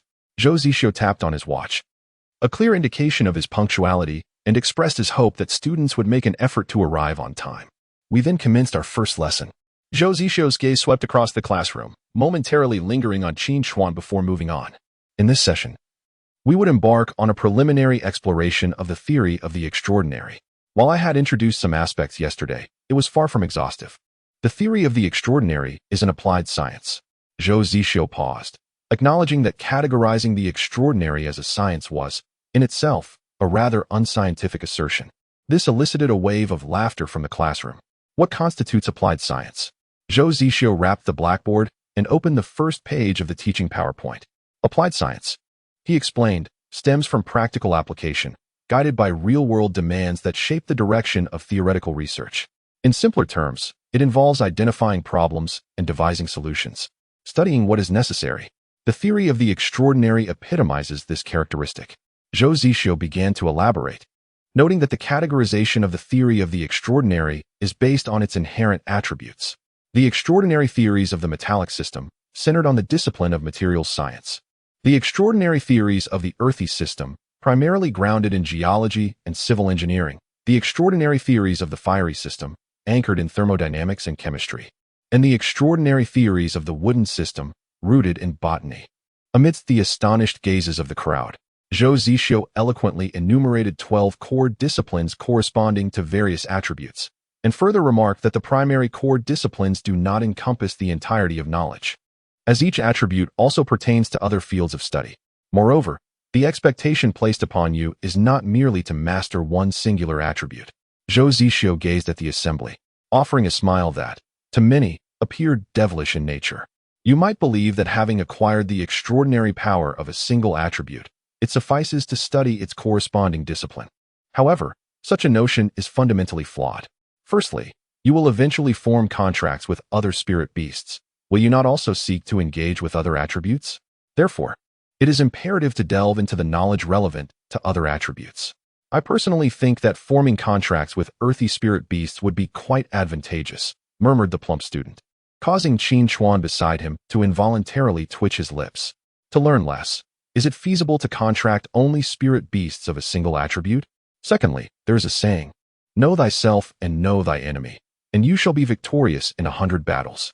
Zhou Zixio cast a glance over the crowd. By mastering knowledge of various attributes, one can navigate encounters with adversaries of differing attributes with ease. I am a proponent of peace, the plump student muttered once more. This student, please stand up. Zhou Zixio gazed at the chubby boy with a smile that held a hint of mischief, gesturing for him to rise. What is your attribute? Earth, the boy replied, shrinking his head slightly, yet obediently standing up. Very well, Zhou Zixio nodded approvingly. After this class, I shall review your study notes on the other 11 attributes. Please take your seat now. The chubby boy wore a sorrowful expression as he slowly sat back down. Qin Chuan could not help but cast a sympathetic glance in his direction. And you others, refrain from whispering, Zhou Zixio said with a smile, pointing to his ears. My hearing is remarkably acute. In this lesson, I will introduce the pertinent knowledge of each attribute, dedicating approximately 3 minutes to each. Commencing from the next class, we shall delve into each attribute individually. Zhou Zixio clicked to the next slide of the PowerPoint presentation. First, let us discuss the lightning attribute. Those who have contracted a lightning spirit beast, please raise your hand. As his words echoed in the spacious classroom of over 200 students, only 7 hands were lifted. Due to the unique nature of their activity zones, players with lightning spirit beasts were comparatively fewer. Zhou Zixio continued calmly. The essence of lightning is electricity, a topic we have all encountered in our middle and high school physics courses. Whenever there exists a potential difference between 2 points, electric charges will move from one to the other, generating an electric current. If the potential difference between the 2 points remains consistently positive or negative, the direction of charge movement remains unchanged, resulting in direct current. Conversely, if the potential difference oscillates between positive and negative rapidly, the direction of charge movement will continuously alter, yielding alternating current. In comparison to direct current, alternating current is far more adept at traversing the human body, inflicting significantly greater harm. In other words, it possesses a more formidable power. The currents generated by the thunderous forces are all alternating currents. You have likely played with a rubber band, right? Zhou Zixio glanced at the crowd and suddenly smiled. When a taut rubber band is pulled sharply and then released, it vibrates incessantly up and down. The extraordinary power of the thunder system is akin to that hand, plucking the rubber band known as electric potential. As Zhou Zixio's words resonated, a wave of discourse rapidly swept through the classroom. Qin Chuan's eyes glimmered with astonishment. He had initially presumed that the Extraordinary Affairs Group would dispatch an extraordinary individual to serve as an instructor in the theory of the extraordinary, expecting the teaching quality to be rather modest. Yet, Zhou Zixio's simple yet profound analogy allowed him to grasp the essence of thunderous power with remarkable ease. By understanding the nature of thunderous power, we can approach it from the perspective of alternating current, contemplating how to amplify the potency of thunderous skills and how to wield lightning with greater agility. For instance, Zhou Zixio briefly presented a few examples, concluding his introduction to the thunder system. Next, let us discuss the water system. Zhou Zixio's gaze naturally lingered on Qin Chuan for a moment before shifting away. From a chemical standpoint, Water is a liquid composed of molecules with the formula H2O, yet this refers to pure water. The power of the water system is not confined to mere pure water. Experiments concerning the extraordinary power of the water system indicate that water-based extraordinary individuals possess absolute control over liquids with a water content exceeding 90. For liquids with a water content below 90, the control exerted by water-based extraordinary beings diminishes exponentially as the water content decreases. For every one reduction, their control is halved, and it becomes negligible below 80.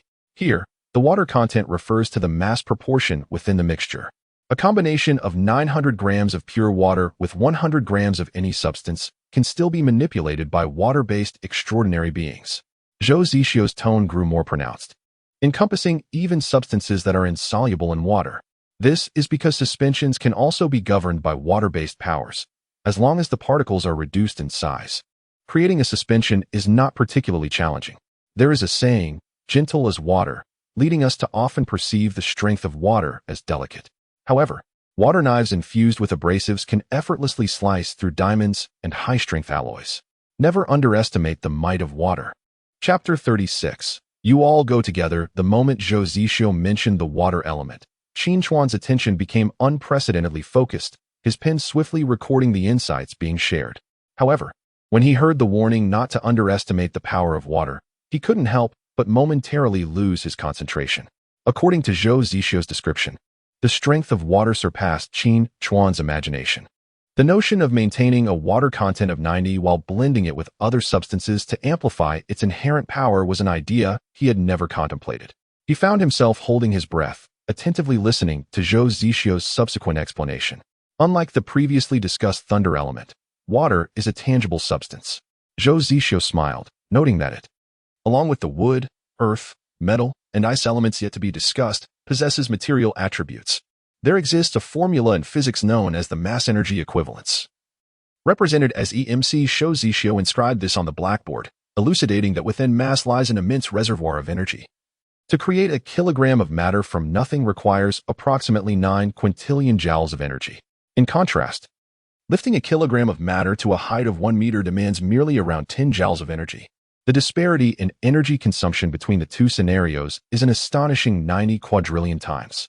This brings us to the marvel of extraordinary energy. Zhou Zixio chuckled lightly as he recounted that, based on experimental research, the academicians of the Yanhuang Academy of Sciences proposed a hypothesis regarding extraordinary energy. This hypothesis posits that extraordinary energy can only be fully transformed when matter is generated from nothing. In all other instances, we can only access a minuscule fraction of it. It is precisely this disparity that offsets an energy difference on the scale of trillions, enabling us to master attribute matter and even conjure it from thin air. Nevertheless, the energy expended in such conjuration remains significantly greater than that used in direct manipulation. Zhou Zixio paused momentarily.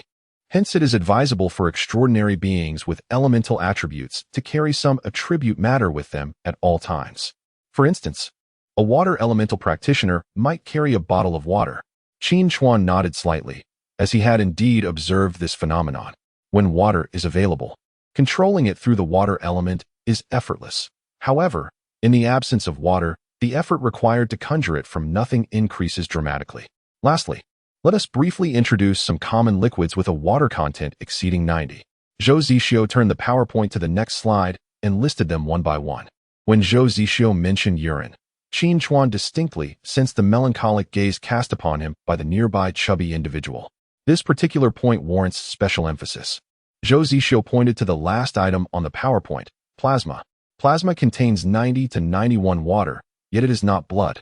Zhou Zixio paused briefly, explaining that blood consists of plasma and blood cells, with an overall water content of 83. At this level of hydration, a water elemental's control diminishes to less than 1%. This implies that unless there is a 100-fold difference in extraordinary values between the two parties, one cannot manipulate blood to vanquish an opponent. Nonetheless, the influence of water elemental values on blood is worthy of exploration, and caution is advised when facing water elemental practitioners. Qin Chuan's expression shifted, and he quickly took notes. He had come to realize that the extraordinary theoretical class held far greater significance than he had previously imagined. It was not merely a matter of the college entrance examination. It pertained to his own empowerment. Observing the contemplative faces of his peers within the classroom, Zhou Zixio shifted his tone. Next, we shall introduce the ice element. Just as the bell rang, signaling the end of class, Zhou Zixio concluded his discussion on the last attribute. Class dismissed. As he announced the conclusion amidst the students' lingering curiosity, Zhou Zixio approached the chubby student with a smile. Your notes, please. With a pained expression, the chubby student handed over his learning notes. He had never cultivated the habit of note-taking during class, and his last-minute cramming proved to be quite a challenge. Fortunately, Zhou Zixio did not intentionally put the chubby student in a difficult position, merely advising him to refrain from chattering during the next class, before turning to Qin Chuan.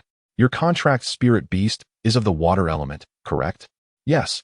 Qin Chuan nodded. Make sure to perform well in the upcoming extraordinary practical class.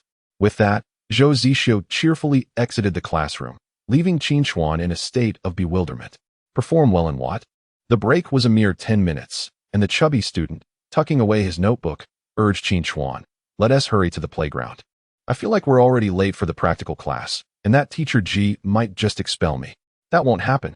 Qin Chuan's lips twitched, but the memory of Ji Huai's imposing presence from the previous day made him quicken his pace. Soon, all the students from the large classroom gathered at the playground for the extraordinary practical class. In the heart of the playground, a figure sat cross-legged upon the soft grass, eyes closed in deep meditation. It was none other than Ji Huai, who had left a profound impression on the entire senior class since his debut yesterday. At this moment, he donned a pristine training outfit, yet the formidable aura and intensity surrounding him remained undiminished.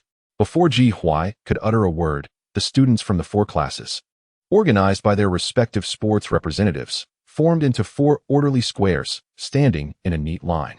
Struck by Ji Huai's commanding presence, the students stood as rigidly as if they were undergoing military training, despite the lesson not yet commencing. Soon, the bell rang to signal the start of class. Ji Huai suddenly opened his eyes.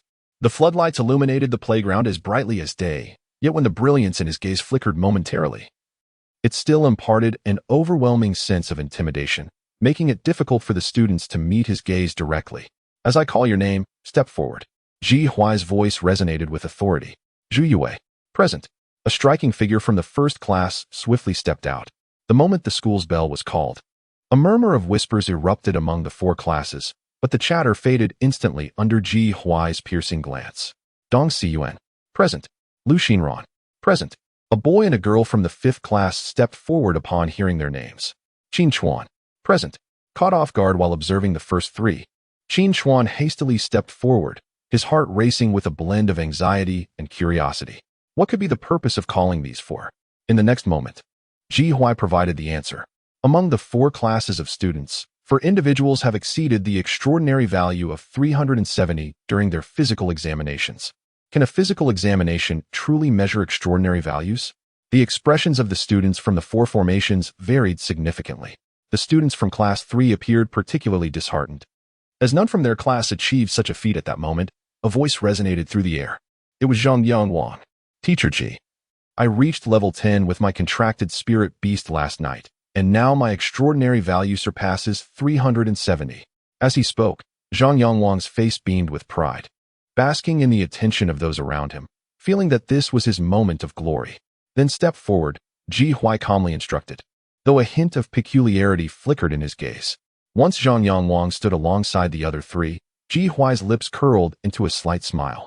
You all shall join forces and face me in battle. Regarding Chapter 34, which has sparked some controversy over seating arrangements, after careful consideration, significant revisions have been made to align the narrative more closely with the character development. We hope that readers who have already perused this chapter will take the opportunity to revisit it. Acknowledging the impact on your reading experience, we extend our apologies and offer 2 additional chapters as compensation. The update scheduled for tonight at 23:58 and 23:59 will proceed as planned. Chapter 37, A 1 against 5 Battle. Come at me together, echoed Ji Huai's voice throughout the arena, bringing an eerie silence to the playground. All the students, including the 5 who had stepped forward, stared at Ji Huai in disbelief, momentarily questioning their own hearing. What does it mean to possess an extraordinary value exceeding 370? The base value for a level 8 juvenile creature is 440. To surpass an extraordinary value of 370, one must achieve a favorability rating above 84. A rarity at this stage. For a level 9 juvenile creature, the base value is 470, requiring a favorability rating of 79 to exceed 370, which is similarly challenging yet conceivable. Thus, the 5 challengers must each possess a contract spirit beast of at least level 9. In a time before the emergence of growth stage spirit beasts, they represented the pinnacle of extraordinary beings. Even if Ji Huai's extraordinary value were considerably high, how much higher could it possibly be? I chose you because my extraordinary value is 370, Ji Huai stated calmly. The atmosphere grew increasingly peculiar. So, the 5 adversaries you selected all possess extraordinary values greater than your own, and you still invited them to attack as a group? Yet, Ji Huai showed no intention of elaborating further. Observing the still-dazed 5, he spoke once more. You have 2 minutes for communication and preparation. Ji Huai then turned and returned to his previous seated position, signaling the start of their sparring session after 2 minutes. As Ji Huai resumed his meditative posture on the lawn, Qin Chuan glanced at the other 4. There was no need to mention Zhang Yangwang, and he had already interacted with Zhu Yuwei in the previous lesson. The remaining 2 individuals are Dong Kong, who is somewhat shorter in stature, yet perpetually wears a smile, resembling a congenial person, and Lu Xinran, a girl with a high ponytail and a hint of baby fat adorning her face. Let us first introduce our respective abilities.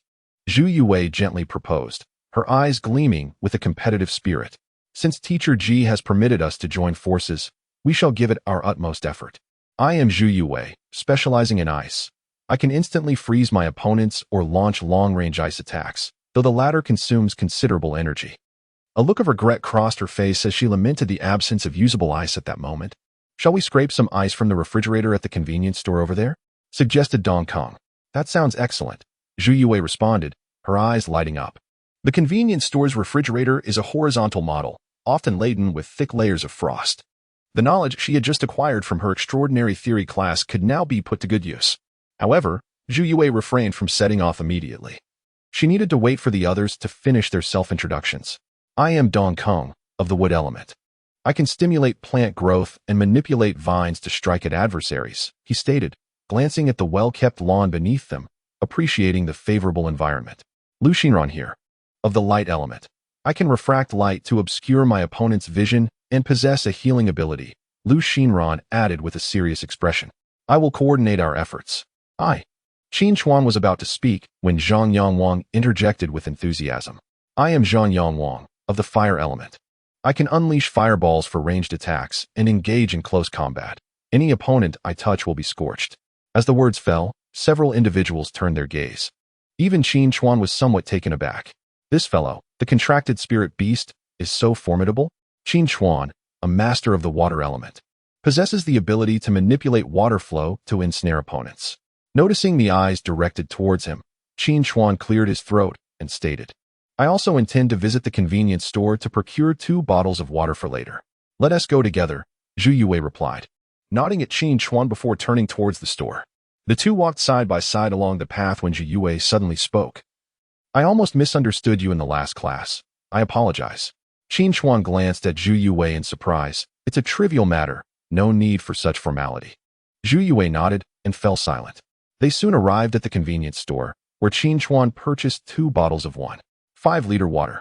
Zhu Yuwei, after consulting with the store owner, scraped some ice from the refrigerator and also bought a bottle of water. Water condensed into ice, she elucidated, noticing Qin Chuan's inquisitive gaze. Qin Chuan nodded in understanding. Utilizing ice elemental power to cool water into ice requires more energy than directly controlling ice. Yet it is less taxing than creating ice from nothing. It is indeed a viable method. After a moment of contemplation, Qin Chuan approached the store owner and inquired.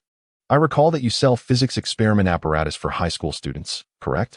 You 2 have finally arrived. You were cutting it close, just 2 minutes left. Zhang Yangwang remarked with a hint of annoyance upon seeing the returning Zhu Yuwei and Qin Chuan. We could have discussed tactics, but now there is no time. Given the uncertainty surrounding Teacher Ji's abilities, tactical discussions seemed futile. Qin Chuan cast a glance at Zhang Yangwang. Our roles were clearly defined among the 5 of us. Lacking only a specialist in defense, yet possessing everything else. There was no alternative. Dong Siyuan chuckled, remarking that 2 minutes was far too brief. Very well. Zhang Yangwang refrained from further words, a hint of anticipation gracing his features, proclaiming that he would take the lead in offense. The others had little objection to this. After all, Zhang Yangwang's skills were evident, and his fire-based abilities were explosively powerful. As the 2-minute mark concluded, Ji Huai rose to his feet. He distanced himself approximately 10 meters from the 5, his arms naturally extending at his sides as he fixed his gaze upon Qin Chuan and the others, signaling the commencement. From the moment the 5 began their discussions and preparations, the murmurs of the 4 formations had been incessant. Now, as this contest officially commenced, over 200 pairs of eyes watched intently. Charge! With a fierce shout, Zhang Yangwang hurled a fireball towards Ji Huai, his voice cracking slightly with intensity. In an instant, flames erupted around him as he dashed forward, fists poised for action. Standing aside, Dong Xiyuan's feet shimmered with a green-brown aura. As tendrils of vines erupted from the ground like frantic golden serpents, hurtling towards Ji Huai with astonishing speed, quickly catching up to the fireball. Meanwhile, Zhu Yue had already uncapped her water bottle. 5 liters poured forth, crystallizing into ice before it even touched the ground. In her hands, the ice fragmented and reformed, ultimately transforming into a dozen ice needles, each the length of a forearm. She held back, gripping the ice needles, her gaze fixed on the arena, waiting for the opportune moment. Similarly waiting for the opportune moment was Qin Chuan. A full 3 streams of water, under the masterful control of the Water Lord, swirled around him, poised for action at any moment. Observing the seemingly tranquil Ji Huai, he could not resist the urge to caress an object concealed within his robes. As the tendrils and fireball approached within approximately 2 meters, Ji Huai finally sprang into action. He swiftly raised one hand, revealing a wrist adorned with metallic rings obscured beneath his loose garments. Under the bright illumination, the rings gleamed with a frigid light, instantaneously disassembling and reconfiguring into a saber. The sharp blade cleaved through the darkness, severing the oncoming tendrils, which struck like a venomous serpent, before swiftly redirecting its tip toward the approaching fireball. With a decisive thrust of the hilt, the saber transformed in an instant into a shield, effortlessly deflecting the fiery projectile. In each movement, he exuded an unparalleled composure. Chapter 38. Master of Weapons. Ji Huai. As the students in the 4 formations gasped in astonishment at Ji Huai's calm demeanor, an unexpected turn of events unfolded. A vine suddenly shot up from the lawn just a short distance in front of Ji Huai, swiftly striking towards his face. The seemingly straightforward attack was merely a ruse devised by Dong Xiyuan to distract Ji Huai. Ji Huai maintained his composed expression. With a flick of his shield that had just deflected a fireball, the edge of the shield became as sharp as a blade, slicing the previously concealed vine in half. Whoosh, whoosh, whoosh. 3 sharp sounds pierced the air. In that fleeting moment when Ji Huai countered the ambush of the vine, Zhu Yue seized her opportunity to strike. Her slender, sharp ice needles flew forth with such speed that they left only afterimages in their wake. Ji Huai tilted his body slightly to evade the 3 incoming ice needles, but suddenly, his expression changed as he instinctively raised his shield to the empty space beside him. Clang, clang, clang. The crisp sounds echoed as 3 ice needles embedded themselves into the surface of the shield. With a swift motion, Ji Huai transformed the shield back into a long sword, casting a deep glance at Lu Xinran, who appeared almost transparent in the arena, before gripping the sword with determination and charging towards Zhang Yangwang. At the very moment Ji Huai revealed his abilities, Zhang Yangwang had already curtailed his aggressive advance. No matter how impetuous he was, he could not engage in close combat with an armed opponent unarmed. However, Ji Huai's timing was critical, leaving their distance now less than 5 meters. As the swiftly approaching Ji Huai drew near, Zhang Yangwang, startled, let out a cry of alarm, and in a moment of panic, hurled a fireball indiscriminately. The fireball veered off course, not even aimed at Ji Huai, and instead flew toward the opposite side. At that precise moment, 2 tendrils happened to pass by, and before they could strike Ji Huai, they were incinerated to ashes by Zhang Yangwang's errant fireball. Foolish teammate. The other force silently berated, yet they were compelled to rescue Zhang Yangwang. A stream of water, swirling around Qin Chuan, surged forth, transforming at Ji Huai's feet into a watery hand that lunged forcefully at his ankle. Lu Xinran remained silent, her gaze fixated on the water hand controlled by Qin Chuan as she subtly twisted the light to mislead Ji Huai's perception of its position. In a flurry, Zhu Yue unleashed 5 or 6 ice needles, resembling blossoms scattered by a celestial maiden, attempting to obstruct all avenues of escape for Ji Huai.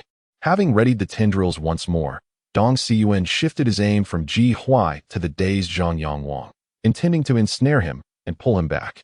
Just as it seemed this rescue would succeed, Ji Huai suddenly erupted with force. With a resounding clang, an exceptionally loose iron boot materialized around Ji Huai's ankle, obstructing the watery hand. Ji Huai deftly withdrew his foot, as if shedding a burden, and his speed surged even further. The long knife in Ji Huai's grasp swiftly reconfigured into a shield, deflecting the incoming ice needles, before astonishingly transforming once again into a metallic whip. Crack! A sharp crack of a whip reverberated through the air, as the thrashing metallic whip ensnared Zhang Yangwang's waist before Dong Xiyuan's rattan could reach him. In an instant, with a powerful tug from Ji Huai, Zhang Yangwang was yanked forward into Ji Huai's proximity. The last image that Zhang Yangwang registered before losing consciousness was a fist, swelling ominously before his eyes. A single punch rendered him unconscious, while Ji Huai's whip, akin to a venomous serpent, snapped towards Lu Xinran with a resounding crack. Qin Chuan's expression shifted dramatically as he swiftly raised his hand. 2 streams of water surged forth, intercepting Lu Xinran with remarkable speed, transforming into a shimmering curtain of water. At the very moment the long whip sliced through this aquatic barrier, the scattering droplets coalesced into a hand that grasped the whip firmly, activating the hidden currents that bound it, rendering the whip immobile. Meanwhile, Dong Xiyuan, who failed to seize Zhang Yangwang, reacted with equal swiftness, directing his mist rattan towards Ji Huai. Ji Huai's weapon had been restrained. A wave of exhilaration coursed through the onlookers. Despite Zhang Yangwang's absence, they finally glimpsed a glimmer of victory, with a chilling aura emanating from her hands. Zhu Yue summoned icy needles, poised to launch the moment the rattan struck Ji Huai. Under the watchful eyes of her companions, Ji Huai finally lifted his other hand, which had remained motionless until now. The clinking of metal rings echoed ominously, plunging the four into a frigid silence. In the next heartbeat, Ji Huai wielded a long blade, decisively severing the vines, pivoting to strike at Dong Xiyuan, while simultaneously pulling the whip with force. The metallic whip, ensnared by Qin Chuan, snapped apart, retracting to reconstitute into a dagger. With a rapid and urgent rhythm, Ji Huai brandished his long knife and short blade, launching an unyielding assault that severed the advancing vines time and again. Suddenly, he propelled himself upward, evading the water tendrils that reached out from beneath him. As the short blade pivoted, its hilt struck Dong Xiyuan's chin with a resounding force, while Ji Huai, seemingly possessing eyes in the back of his head, transformed the spinning long knife into a circular shield, instantly deflecting the ice needles that shot towards him from behind. Reeling from the blow, Dong Xiyuan's eyes rolled back as he collapsed heavily to the ground. Ji Huai reformed his circular shield into a long knife. Moving with the agility of an old ape entering the forest, he swiftly turned to confront Zhu Yue. Her expression shifted dramatically. The previous strike had depleted all of her remaining ice needles, and as Ji Huai closed the distance, she gritted her teeth, preparing to conjure ice from thin air. In an instant, a stream of water appeared in her hand, which she instinctively grasped. The frigid energy surged forth, transforming the water into ice. While she cast a grateful glance at Qin Chuan, with a crackling sound of freezing, a layer of frost rapidly enveloped Ji Huai's foot as he stepped within 2 meters of Zhu Yue, abruptly halting his advance. With a powerful thrust of his other leg, he retreated while wielding the short blade like a whip, striking towards Zhu Yue, all the while reforming the long knife into a shield to protect his face and body, blocking her instantaneously released ice needles. A curtain of water swiftly interposed itself before Zhu Yue, yet the metallic whip seemed to have anticipated this, deliberately winding in a wide arc to ensnare her delicate waist from behind. A tremendous force erupted from the metallic whip, causing Zhu Yue to lose her balance and cry out as she was propelled towards Ji Huai. Ji Huai raised his hand in a fist gesture and then flung Zhu Yue aside. He shook off his legs, which had regained mobility after exiting the frozen zone, and turned to charge at Qin Chuan. The long whip and round shield simultaneously disassembled and reconfigured into a heavy halberd, which came crashing down towards Qin Chuan's head. The sound of metal clashing reverberated throughout the arena. 2 watery hands came together, firmly restraining the blade of the halberd just above Qin Chuan's head, preventing any advance. Within the colorless and transparent stream, countless dark particles churned, occasionally glinting with a cold light under the spotlight, reminiscent of swirling dark stars. Qin Chuan casually tossed aside the pouch of iron powder in his hand, his gaze sharpening. The words of Shou Zixio echoed in his mind. Never underestimate the power of water. Chapter 39. Why can we win? Did you catch that? Feeling the heavy halberd firmly restrained, unable to advance even an inch, a glimmer of surprise flickered in Ji Huai's eyes. Throughout the course of battle, he was also keenly observing the 5 individuals on the field. This instinctive action stemmed from his countless experiences in combat. To Ji Huai, during the previous exchanges, Qin Chuan's performance was commendable. Although he was not the primary attacker, each of his strikes was crucial. It was precisely for this reason that when confronted with Qin Chuan's binding force, Ji Huai merged the metal of both hands for the first time, forming a formidable halberd. This assault, he anticipated, would far exceed his previous efforts and was sufficient to shatter Qin Chuan's restraints, instantly nullifying his combat effectiveness. However, Qin Chuan surprised him. Iron powder. Was it? Ji Huai cast a glance over the myriad of black particles swirling in the water flow. Quite adept at practical application. As Ji Huai's mind stirred, the halberd, firmly gripped by the watery hand, instantaneously disassembled. Before Qin Chuan could react, it had already escaped the water's grasp, reconstituting in Ji Huai's hand into a long-handled giant axe, sweeping horizontally towards him. Witnessing the forceful strike, Qin Chuan's eyelid twitched, hastily positioning the water flow as a barrier. Clang! Accompanied by yet another metallic clash. All the water converged into a colossal hand, firmly restraining the sharp blade of the giant axe. Qin Chuan let out a slight sigh of relief, his spirits lifted by this successful application of knowledge. With the incorporation of iron powder, the potency of his dark current binding had evidently been enhanced. Knowledge is indeed power. Ji Huai remained expressionless as he once again transformed the massive axe in his hand into a broadsword that fell with a swift stroke, and then morphed it into a pair of heavy hammers that he wielded with relentless force. Standing his ground, his speed of attack escalated with each move, employing ever new tactics, compelling Qin Chuan to summon all his focus to alter the flow of water in response. The sound of clashing metal resonated like a symphony, causing the students in the 4 formations to exchange bewildered glances. After all, Ji Huai had just demonstrated overwhelming strength, yet now, confronted by Qin Chuan, he had not achieved a swift victory and found himself in a stalemate. Is Qin Chuan truly this formidable? It seemed that the students of Class 7 were re-evaluating Qin Chuan, while those from other classes, previously unaware of his name, were now beginning to recognize this striking young man.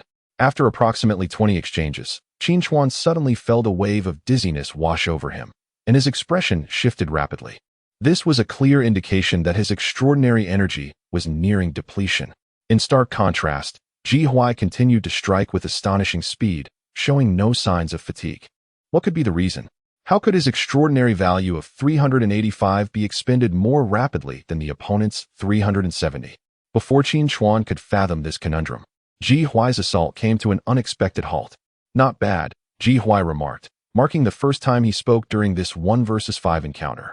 In the next instant, to Qin Chuan's astonishment, Ji Huai's weapon reshaped into a long spear, gently grazing the water flow, causing the iron powder within to instantly break free from Qin Chuan's control and be absorbed into the spear. Deprived of the support from iron powder, the dark currents could no longer bind Ji Huai, who gathered the metallic essence into a long spear, which was suddenly poised upon Qin Chuan's shoulder. Iron powder, after all, is also a metal. In that moment, Qin Chuan regarded Ji Huai with a gaze imbued with complexity. Thus, Ji Huai had the capability to seize his iron powder from the outset, shattering his dark currents, yet chose to deplete his extraordinary energy through sustained efforts, thereby demonstrating that he could vanquish him through an alternative means. If I am not mistaken, you seemingly lack offensive capabilities, do you not? Ji Huai turned his gaze towards Lu Xinran. Lu Xinran stood there, somewhat disheartened, as all 4 of her teammates had been eliminated, leaving her devoid of any recourse. I was unaware that we were to engage in a contest today. I had only brought healing skills, which had not yet been utilized. Now, they are called into service. Ji Huai gestured towards the still unconscious Zhang Yangwang and Dong Siyuan, saying, "Go ahead." Lu Xinran replied, "Thank you, though I find no solace in that." Unscathed, Zhu Yue approached Lu Xinran's side, offering gentle words of comfort as they tended to their teammates. And soon a smile returned to Lu Xinran's face. The two unconscious individuals gradually stirred awake, and Ji Huai dismantled the spear, reforming it into a series of metallic rings that adorned his arms, concealed within the spacious confines of his training attire, before turning towards the classmates in the four formations. If possible, procure some diamond powder. All right. Qin Chuan paused momentarily, finally realizing that Ji Huai was addressing him, and promptly agreed. Iron powder, a type of metallic powder, undoubtedly enhances the capabilities of the water element. However, it is easily countered by the metal element. Previously, the choice of iron powder was primarily due to the inability to find any other suitable substances to create a suspension within a mere 2 minutes, compounded by the unawareness of the presence of the metal element. Under better circumstances, one would naturally opt for a superior fine powder. This selection is grounded in two straightforward principles. Firstly, hardness. The greater the inherent hardness of the powder, the more effective its enhancement of water. Secondly, the material must be neither metal nor stone, thereby avoiding weakness against the metal and earth elements. Having attentively absorbed Zhou Zixio's teachings, Qin Chuan has now gained a deeper understanding of the metal and earth elements. The metal element can control and influence various metals and alloys, permitting a certain proportion of impurities, while maintaining absolute control when the metal content exceeds 90. In contrast, the earth element possesses a broader range of influence, affecting solid non-metallic compounds such as ores, rocks, minerals, and organic matter that constitute soil. In this context, diamond powder emerges as an excellent choice. Firstly, diamond powder boasts an extraordinary hardness, as diamond is renowned as the hardest natural substance, with few lab-synthesized materials surpassing its hardness. Secondly, from a chemical perspective, diamond is a pure form of carbon, conveniently situated outside the influence of both the metal and earth elements. The sole concern arises with the fire element. Under high temperatures, diamond powder may ignite. However, as a practitioner of the water element, this appears to be a negligible worry. As this thought crossed his mind, a flicker of light ignited in Qin Chuan's eyes, stirring within him a profound sense of motivation. Return to the team. The cold and stern voice of Ji Huai resonated, pulling Qin Chuan swiftly back from his reverie, prompting him to jog back to his position within the ranks. Impressive, Qin Chuan, exclaimed the chubby classmate beside him, his expressions brimming with excitement, as if the recent display of prowess had been his own. The nearby classmates couldn't help but gaze at Qin Chuan, as if they were meeting him for the very first time. However, as Ji Huai's voice rang out once more, the attention of the crowd quickly shifted away from Qin Chuan. You all witnessed that battle, Ji Huai stated calmly, and now, I pose a question to you. Why do you believe I was victorious? Engrossed in the brilliance of the recent encounter, the students now wore expressions of contemplation at Ji Huai's inquiry. Why was he victorious? They had been so absorbed in the unfolding combat that they had not paused to ponder this aspect. Now, under Ji Huai's guidance, they began to contemplate this question for the first time. Indeed, facing 5 opponents with superior extraordinary values, why had Ji Huai triumphed? Within the team, Qin Chuan too was deep in thought, reflecting on his own decision to utilize iron powder against Ji Huai. He initially attributed his anticipated failure to a lack of understanding of Ji Huai's capabilities. However, he swiftly dismissed this notion. After all, Ji Huai was equally unaware of the abilities and attributes of their 5 adversaries, placing him at a disadvantage against these unknown opponents. Almost immediately, the image of Zhang Yangwang's remarkable performance flashed through Qin Chuan's mind. Indeed, it is not solely Zhang Yangwang who faltered. Due to their initial collaboration and the infrequent utilization of their extraordinary powers, the 5 individuals, including him, exhibited various minor errors during the recent sparring session. One could assert that Zhang Yangwang's shortcomings were the most pronounced. Therefore, the pivotal reason behind Ji Huai's victory lies in his extensive combat experience.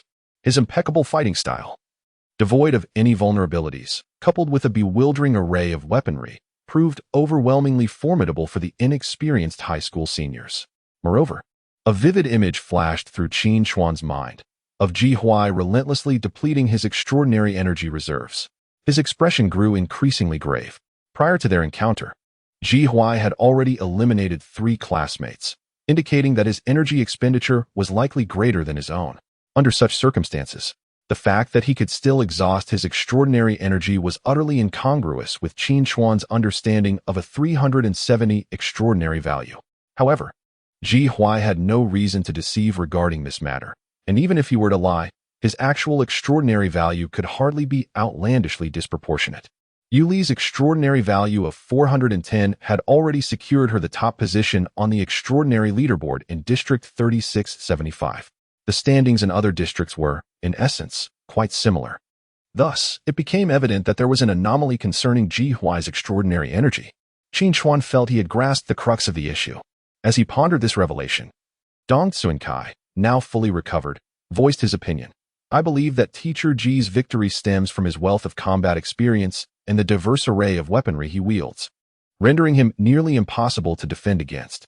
His methods of attack with the Rattan were remarkably diverse, yet Ji Huai managed to respond effortlessly, leaving Dong Tsuentian deeply impressed by Ji Huai's combat experience. The other students nodded in agreement. In the brief skirmish that had just transpired, Ji Huai had utilized over 10 distinct weapons, his prowess exuding an air of invincibility. Ji Huai offered a slight nod, acknowledging this fact. Was there anything else? The playground fell silent for a moment, and seeing that no one else spoke, Qin Chuan took the initiative to comment. I sense that Teacher Ji's energy expenditure seems rather minimal, or perhaps his extraordinary energy is more abundant than ours. From the formation of Class 1, Du Yue gazed at Qin Chuan in astonishment. She had just contemplated this notion when Qin Chuan voiced it first. Your intuition is correct, Ji Huai replied calmly, and his subsequent statement sparked a wave of discussion among the crowd. The 2 points mentioned earlier are precisely what you will be learning in the forthcoming extraordinary combat class. At that moment, a look of keen interest appeared on Qin Chuan's face. Could Ji Huai's ability to amplify extraordinary energy be acquired by others as well? First and foremost, it is the enhancement of combat experience. Ji Huai's voice resonated, and the arena fell silent, each individual listening intently. In our extraordinary combat class, practical engagement is paramount. Half of each session will be dedicated to actual combat training. I will group you according to your abilities for practical exercises against one another. In every class, I will select some students to spar with me, much like today. Subsequently, there are likely to be additional practical arrangements, the specifics of which are yet to be determined. As for the other half of each lesson, in the previous class, Zhou Zixio should have conveyed to you that extraordinary energy can be fully utilized when transformed into matter. However, in other circumstances, only a minuscule fraction of it is genuinely harnessed. Ji Huai paused momentarily, withholding one crucial point. This minuscule fraction, in fact, holds the potential for enhancement.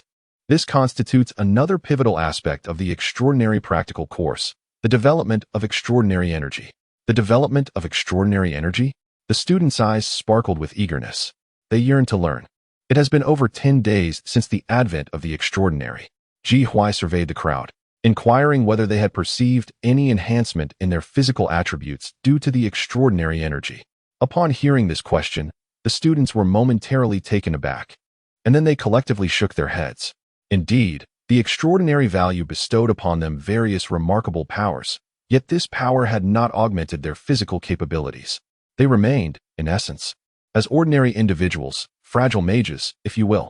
If we were to liken extraordinary energy to water, each person's body would serve as a vessel. Ji Huai began to elucidate that extraordinary energy utilizes our bodies as containers. This vessel possesses two critical elements. One is its capacity, and the other is the efficiency of pouring. The capacity represents our extraordinary value, while the efficiency of pouring is directly related to our physical condition. With the same extraordinary value, the better one's physical fitness, the greater the potential for utilization. Under this vivid metaphor, the students present began to display expressions of contemplation. Physical fitness. Could it indeed be a factor influencing the utilization of extraordinary energy? A curious boy from Class 3 inquired. So, does developing extraordinary energy equate to physical training? Is it akin to military training? No, that would be far too inefficient. Ji Huai replied with a slight shake of his head. The human body has its limits. Even Olympic champions possess physical prowess that is still insufficient for the development of extraordinary energy. Moreover, many individuals may dedicate their lives to training, yet never achieve such levels of fitness. The only means to transcend the limits of physical fitness and further harness extraordinary energy lies within the extraordinary energy itself. Over the past several days, the Special Affairs Group has undertaken an intriguing endeavor. They gathered all inheritors of traditional martial arts and Taoist practitioners, amalgamating the strengths of various disciplines, and, with the immense computational power of supercomputing, created a training method that leverages extraordinary energy to enhance physical fitness and break the limits of the human body.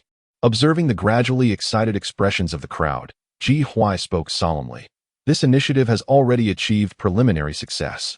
Next, I shall teach you a newly conceived training method, the fundamental fist technique. It is termed fundamental because the Special Affairs Group aspires for the emergence of more advanced training methods in the future, rendering this one obsolete, a hopeful wish indeed. As she spoke, Ji Hui spread her legs apart, clenching her fists, one positioned before her chest and the other at her lower back, assuming an unfamiliar stance. Now follow my lead. Students, please join me in commencing the practice of the basic fist technique. Propped up on a raised bed, Lin Yu quietly watched the instructional video sent by the Special Affairs Group on a fixed tablet. A smiling woman in the video began to explain each move in detail. Lin Yu's expression betrayed a hint of regret. Unfortunately, her illness prevented her from participating in the practice. The extraordinary combat segment would have to be postponed, and she would start with the theoretical aspects instead. Lost in thought, Lin Yu gazed at the martial arts tutorial, reflecting on the content learned in the previous extraordinary theory class. When summarizing all attributes, the online instructor had mentioned the numerous connections between the wind system and aerodynamics. The essence of wind lies in the directional movement of gas molecules, while the nature of wind system forces encompasses the creation of pressure differentials and the application of external forces on gas molecules. Common techniques utilizing wind system forces include. As she recalled these concepts, a light azure vortex swiftly coalesced in front of Lin Yu. This was the active skill of the Jade Falcon, the Whirlwind Sphere. The Whirlwind Sphere could be charged for an extended duration, with its power increasing over time. Upon release, it would explode upon striking a target, inflicting damage. However, at present, Lin Yu was not charging it. She merely maintained the Whirlwind Sphere, observing in silence. Time trickled by, and the form of the whirlwind gradually transformed, ultimately shifting from a spherical shape to one riddled with holes, swiftly expanding to become a tornado.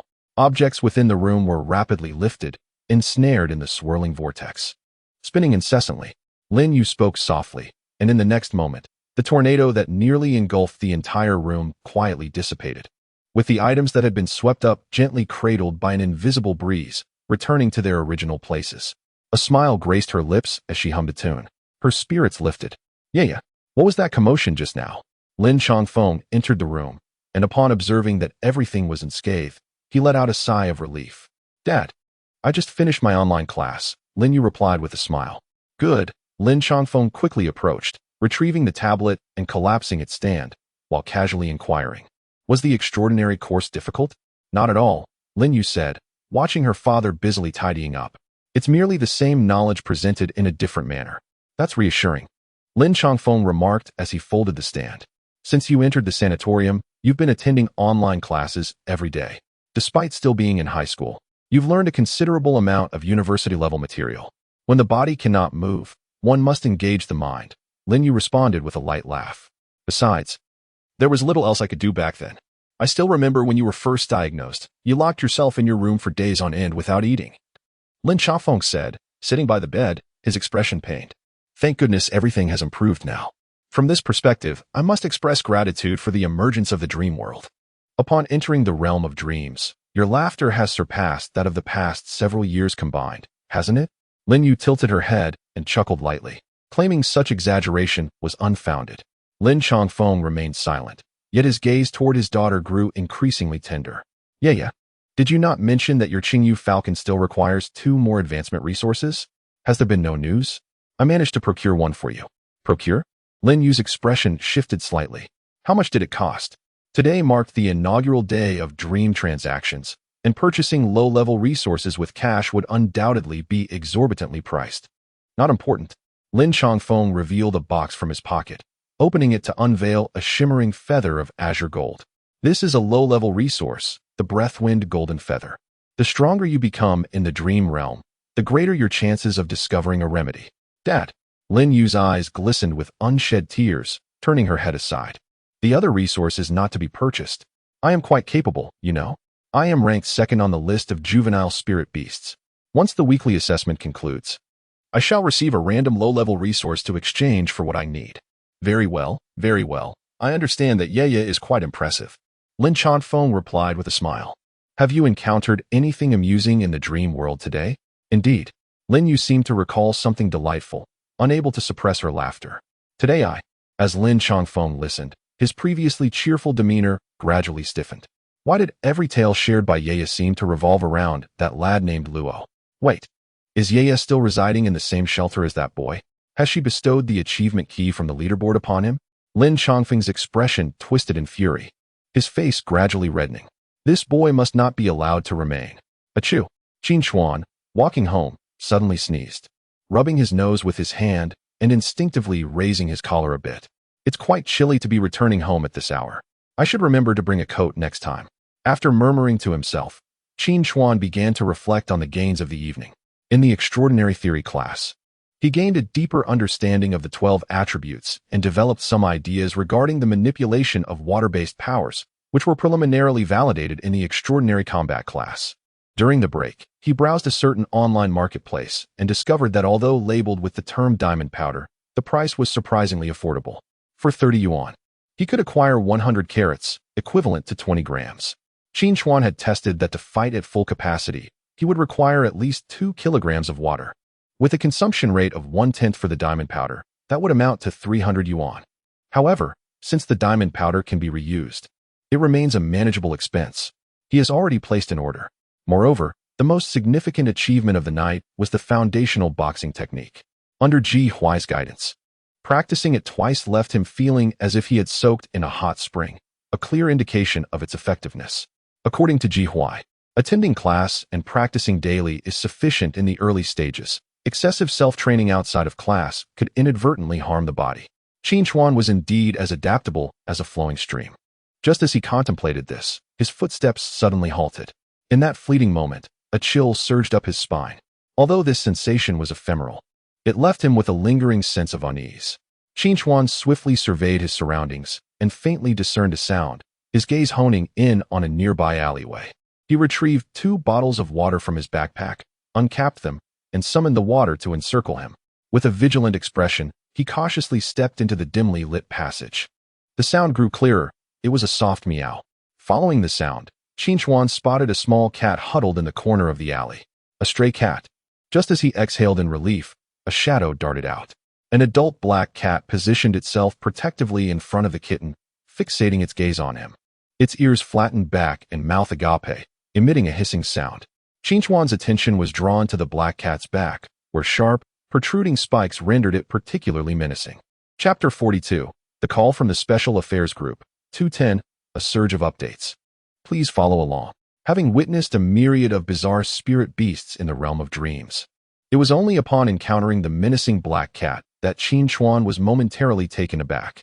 As the cat, with its particularly fearsome back, seized a kitten by the nape of its neck, he was suddenly jolted back to the realization that he was in the realm of reality. Spirit beasts exist solely within the confines of dreams. Such an anomalous creature should not manifest in the real world. Is this a congenital deformity? Or has some form of aberration occurred within the animal kingdom?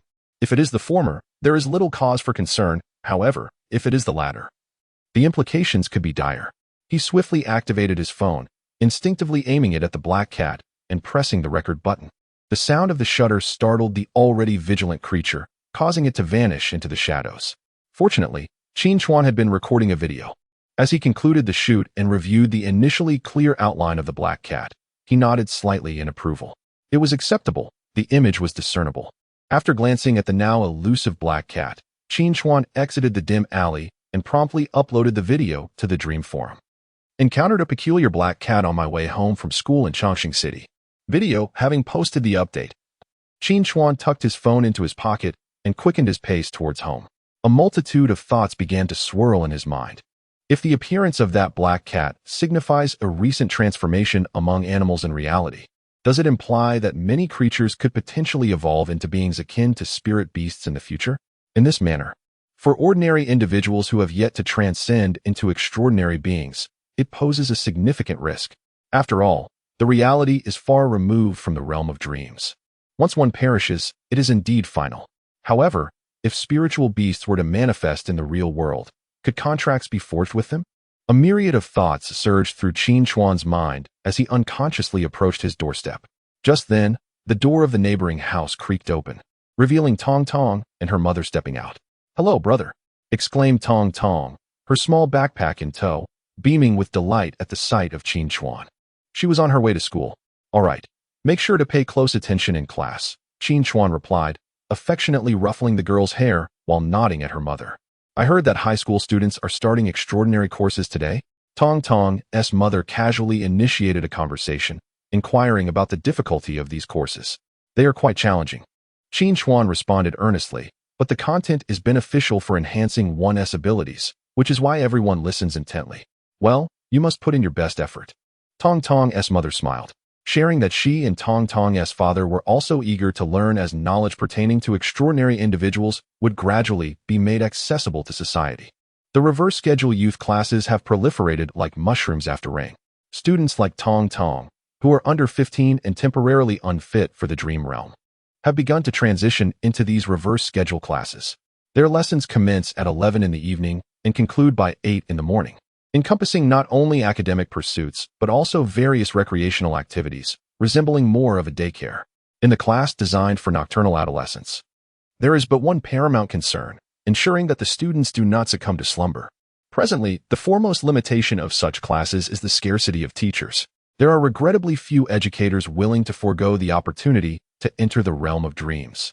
Fortunately, several seasoned teachers, who are unfit for dream exploration due to pre-existing health conditions, have bravely stepped forward to undertake this role. Now, Tong Tong has acclimated to this unconventional lifestyle, relieving her parents from the need to stay awake with her through the night.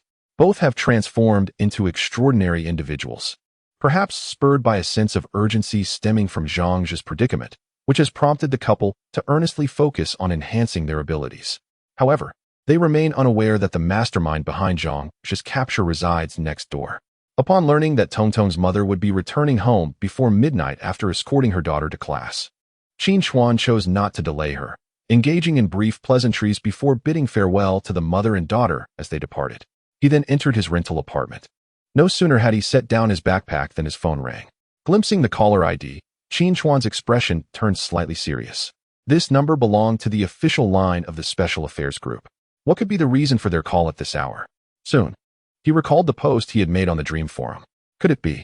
Unable to suppress his apprehension, he ultimately decided to answer the call. "Hello. This is the Xing City branch of the Special Affairs Group. We have a few inquiries to make, so please do not be alarmed," came a gentle voice from the other end. "Very well. Please proceed with your questions. We noticed that 10 minutes ago, you posted a discussion thread on the Dream Forum. May I ask if the video in the post was filmed by you, or is it sourced from elsewhere?"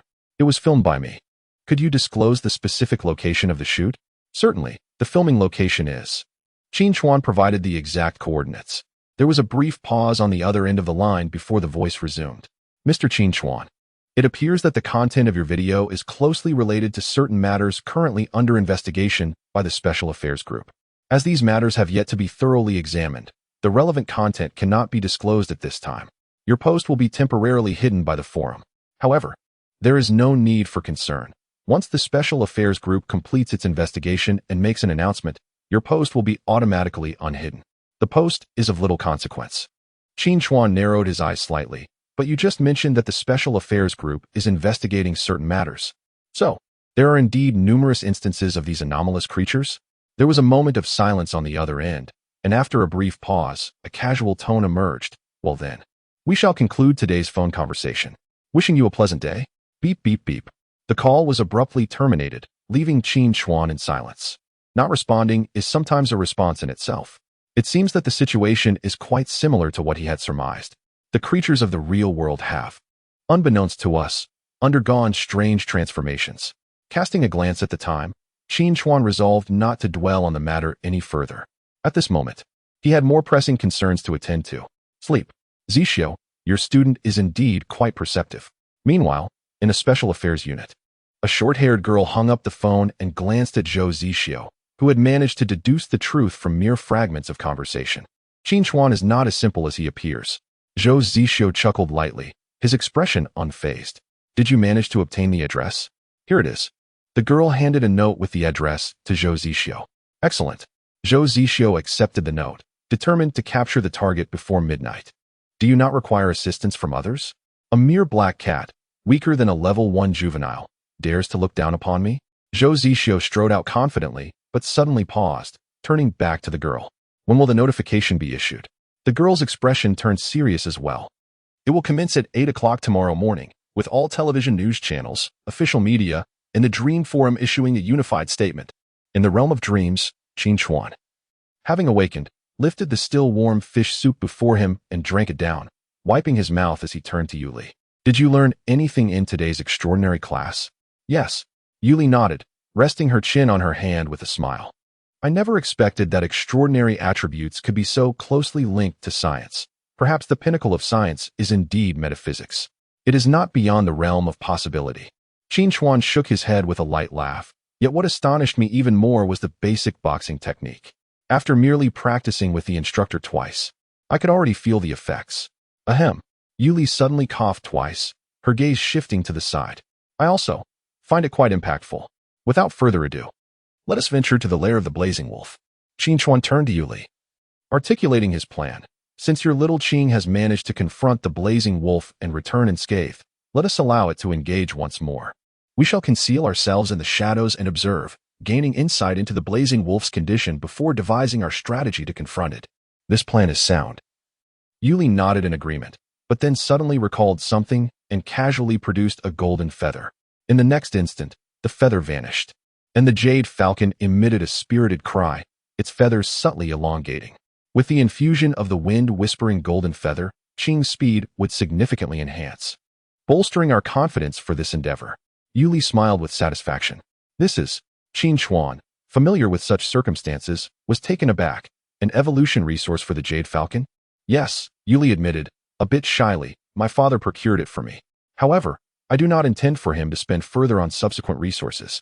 Defeating the Blazing Wolf will yield one, and during the settlement phase, acquiring random low-level resources can also fulfill our needs. Thus, the conditions for the Jade Falcon's evolution will be met. Qin Chuan's gaze toward Yuli shifted dramatically. At this stage, the cost of purchasing low-level resources with cash is exceedingly high. Acquiring a single necessary low-level resource could easily demand hundreds of thousands, or even millions if luck does not favor. Is this something one can simply purchase? I never anticipated that my gaming partner possessed such financial prowess. Please, do not stare at me so intently. Yuli puffed her cheeks, expressing her desire to grow stronger on her own. All right, Qin Chuan replied, both amused and exasperated. Shall we set off? Wait until I finish this bowl of soup. Is that the den of the Blazing Wolf up ahead? Concealed within a thicket alongside Yuli, Qin Chuan gazed at a crimson hill a kilometer away, his face displaying a look of astonishment. Shueihua attentively sniffed the air, her expression growing serious. Woof. A dangerous presence. Indeed, that's the place. Yuli was well acquainted with her old adversary. The hill was peculiar, its exposed rocks of vibrant red, continuously radiating heat. A favored habitat for fire element spirit beasts. The Blazing Wolf resided within that small hill, guarding two low-grade resources. One was the wind-breaking steel necessary for Shaoqing's advancement, while the other appeared to be fire-related. Concerned that these low-grade resources might be pilfered, the Blazing Wolf never ventured more than a kilometer away from its hill. Therefore, in the past, Qin Chuan had remained here, allowing Shaoqing to confront the Blazing Wolf. So that's how it is, Qin Chuan understood.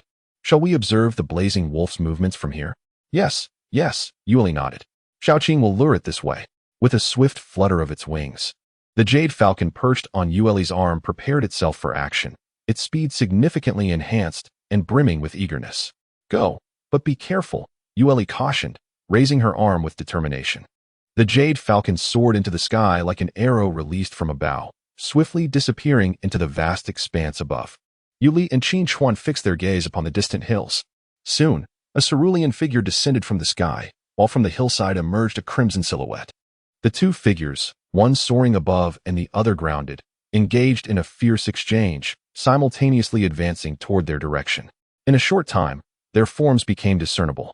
Undoubtedly, the aerial entity was the Azure Jade Falcon, currently conjuring a series of whirlwinds to strike fiercely at the figure below, deftly evading the flames that the latter expelled into the air. Below, A colossal wolf enveloped in flames of scarlet hue appeared exceptionally ferocious. Its formidable presence seemed slightly inferior to that of the shadow leopard, yet it was evidently stronger than a juvenile creature.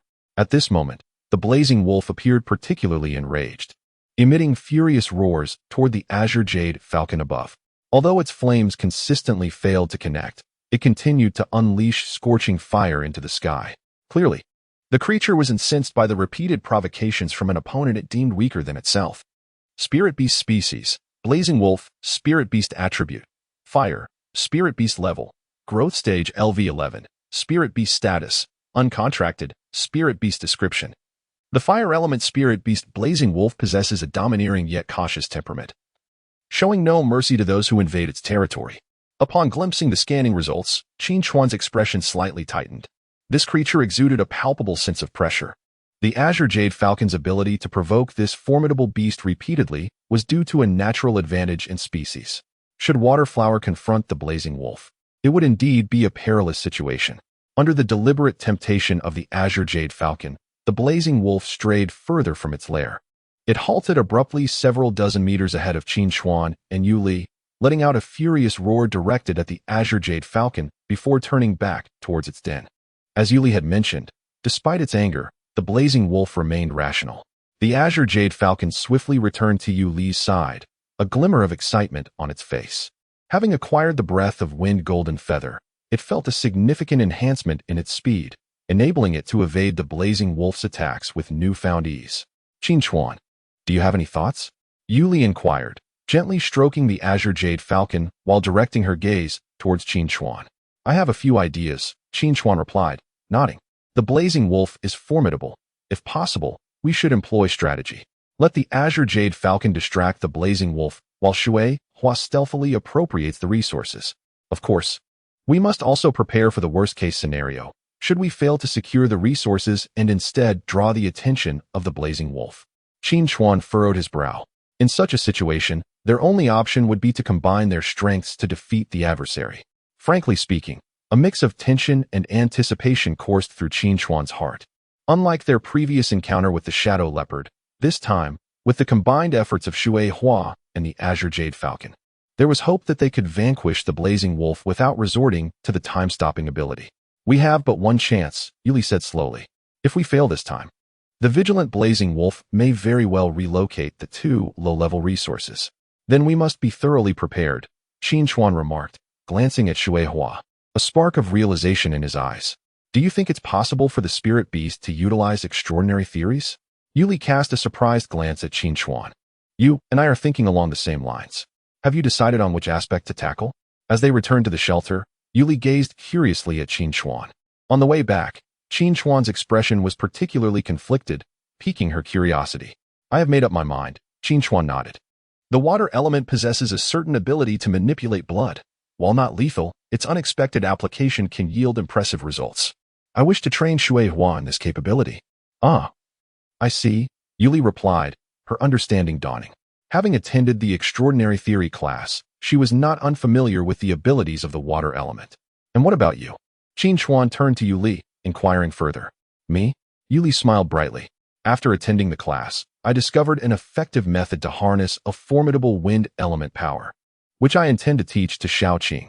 This way, Shaoqing's attacks will pose a genuine threat to the Blazing Flame Wolf, significantly increasing our chances of victory. Very well, Qin Chuan nodded. Shall we proceed separately? Shui Hua's training in blood manipulation requires a sparring partner, so I will seek out other spirit beasts for practice. The training for the Azure Jade Falcon can, however, take place within the valley surrounding the shelter. Indeed, Yu Li contemplated for a moment before adding, during training. You might consider using spirit beast treats as rewards. It could enhance the effectiveness. I will give it a try, Qin Chuan replied earnestly. The high level of affection the Azure Jade Falcon exhibited was a testament to Yu Li's expertise in this regard, which he was eager to learn from. After agreeing to reconvene at 7, Qin Chuan departed the shelter with Shui Hua. He chose a training location near the previous sanctuary, for many spirit beasts in that vicinity were already quite familiar with him. Moreover, several had previously received experience fruits he had casually bestowed upon them. Having these spirit beasts serve as practice partners should pose no significant challenge. Following a well-known path, Qin Chuan soon beheld the gentle stream. Beside the stream, several spirit beasts were quenching their thirst. Upon noticing Qin Chuan, one of them paused its actions and hurried towards him. It was the flame-tailed squirrel, which he recognized from his previous interactions with Waterflower. A smile graced his face as he greeted it. Coincidentally, it was one of the spirit beasts that had received the experience fruit from Qin Chuan. The flame-tailed squirrel pointed its bushy tail towards the direction of Qin Chuan's former sanctuary, casting a look of confusion at him. Waterflower and I have moved. We no longer reside at that sanctuary, Qin Chuan softly explained. The flame-tailed squirrel flicked its tail and lowered its head slightly. By the way, flame-tailed squirrel, could I trouble you for a favor? Qin Chuan inquired with a smile. Waterflower requires special training. Would you be willing to be her practice partner? The flame-tailed squirrel glanced at Waterflower. Woof woof, come practice with me.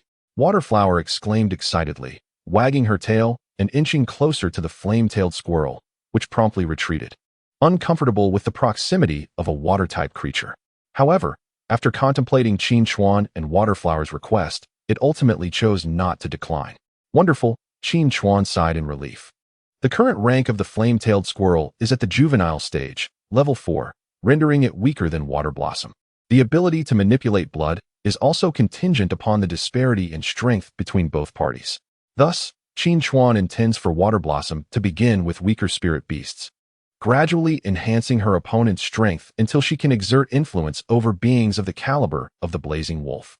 Water Blossom, your task is to perceive all the water surrounding you through the essence of water, Qin Chuan explained earnestly, seeking the water flowing within the flame-tailed squirrel in an attempt to halt its movement.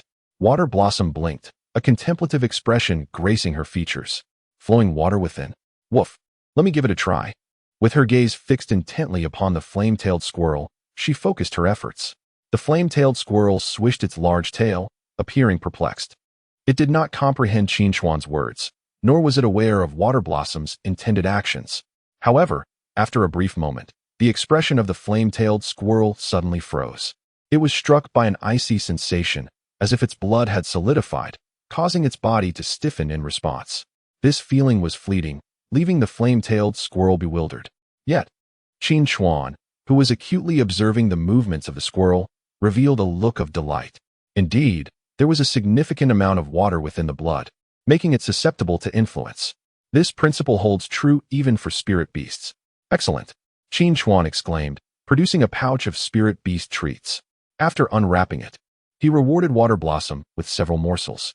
Noticing the flame-tailed squirrel drooling incessantly, he also offered it a treat as a token of appreciation for its efforts as a training partner. Let us continue. Next, the flame-tailed squirrel must continuously move within the vicinity. Any manner of movement is acceptable, with swiftness being paramount. After Qin Chuan communicated with the flame-tailed squirrel and received its consent, he turned his attention to Shuihua. Your task, in this scenario, is to control the blood. Controlling the blood within the swiftly moving spirit beast differs from controlling that within a stationary one, akin to targeting a moving target versus a fixed one. This training will assist Shuihua in mastering the power of blood manipulation. For every successful control over the flame-tailed squirrel, Shuihua earns a treat. Conversely, if the squirrel evades control, it too receives a treat. Having announced the reward system, Qin Chuan sat grinning on a nearby rock. Almost instantaneously upon his declaration, the flame-tailed squirrel darted nimbly among the surrounding stones.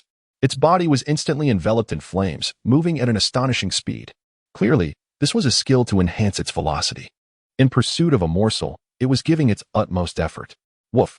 Shuihua's eyes ignited with determination as it let out a loud bark and attempted to lock onto the blood within the flame-tailed squirrel, striving for immediate control.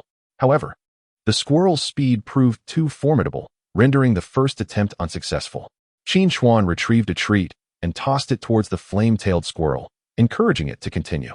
The squirrel, with a swift movement, leaped high to catch the treat in its mouth, its cheeks rapidly working as it accelerated even further. Delicious. It desired more. As the flame-tailed squirrel snatched away its beloved spirit beast snack, Shuihua's face reflected a discontent akin to that of the emerald falcon from yesterday. However, it quickly regained its composure and exerted itself once more. Woof! With Shuihua's exclamation, the flame-tailed squirrel, sprinting at full speed, abruptly froze in its tracks. Rolling several times forward due to inertia, before swiftly regaining its footing with the aid of its bushy tail.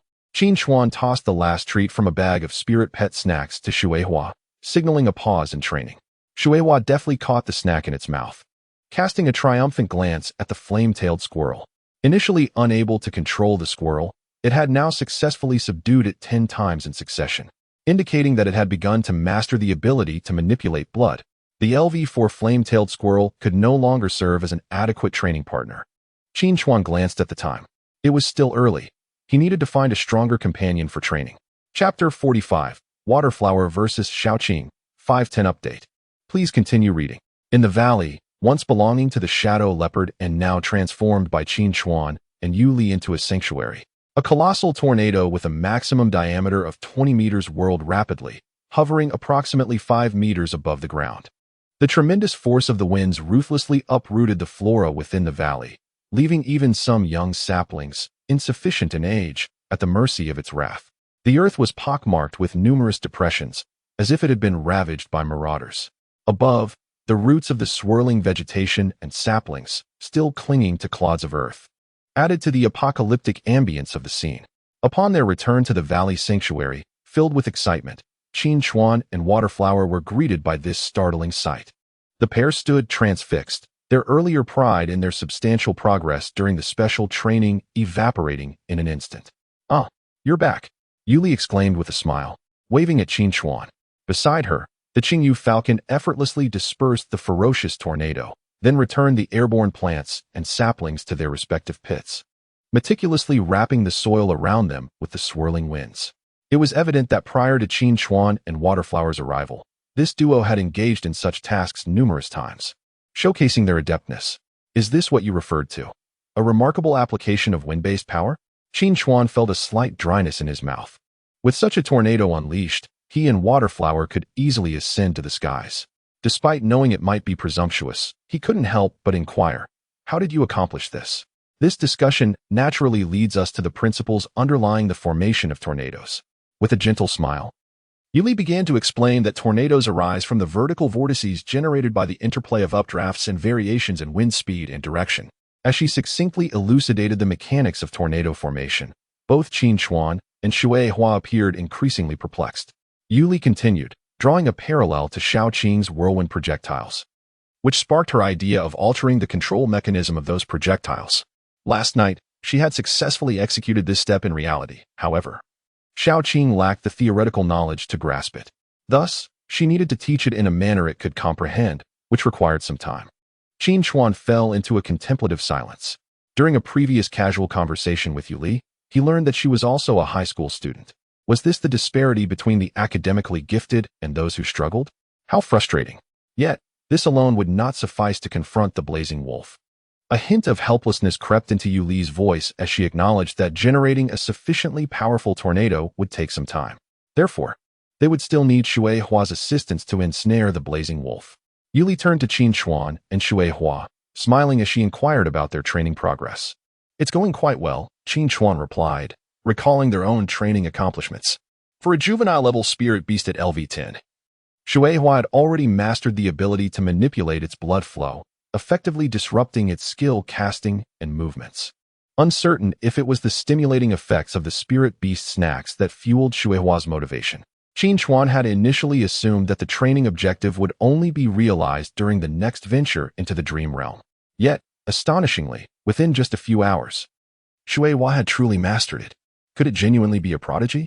Although he had never attempted this with a spirit beast at the growth stage, it seemed they were deprived of that opportunity. Qin Chuan shrugged in resignation. Indeed, Yu Li nodded in agreement, then shifted the conversation, suggesting, "How about we let Shueihua spar with Xiaoqing?" With a confident cry, Xiaoqing responded, "What mastery of blood control can compare to my command over tornadoes?" "Master Fisher Shueihua, I accept your challenge once more."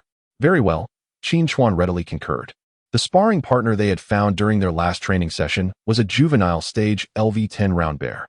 While it possessed considerable strength, it paled in comparison to Yu Li's Azure Falcon, especially considering the latter had recently acquired a low-tier resource, significantly enhancing its speed.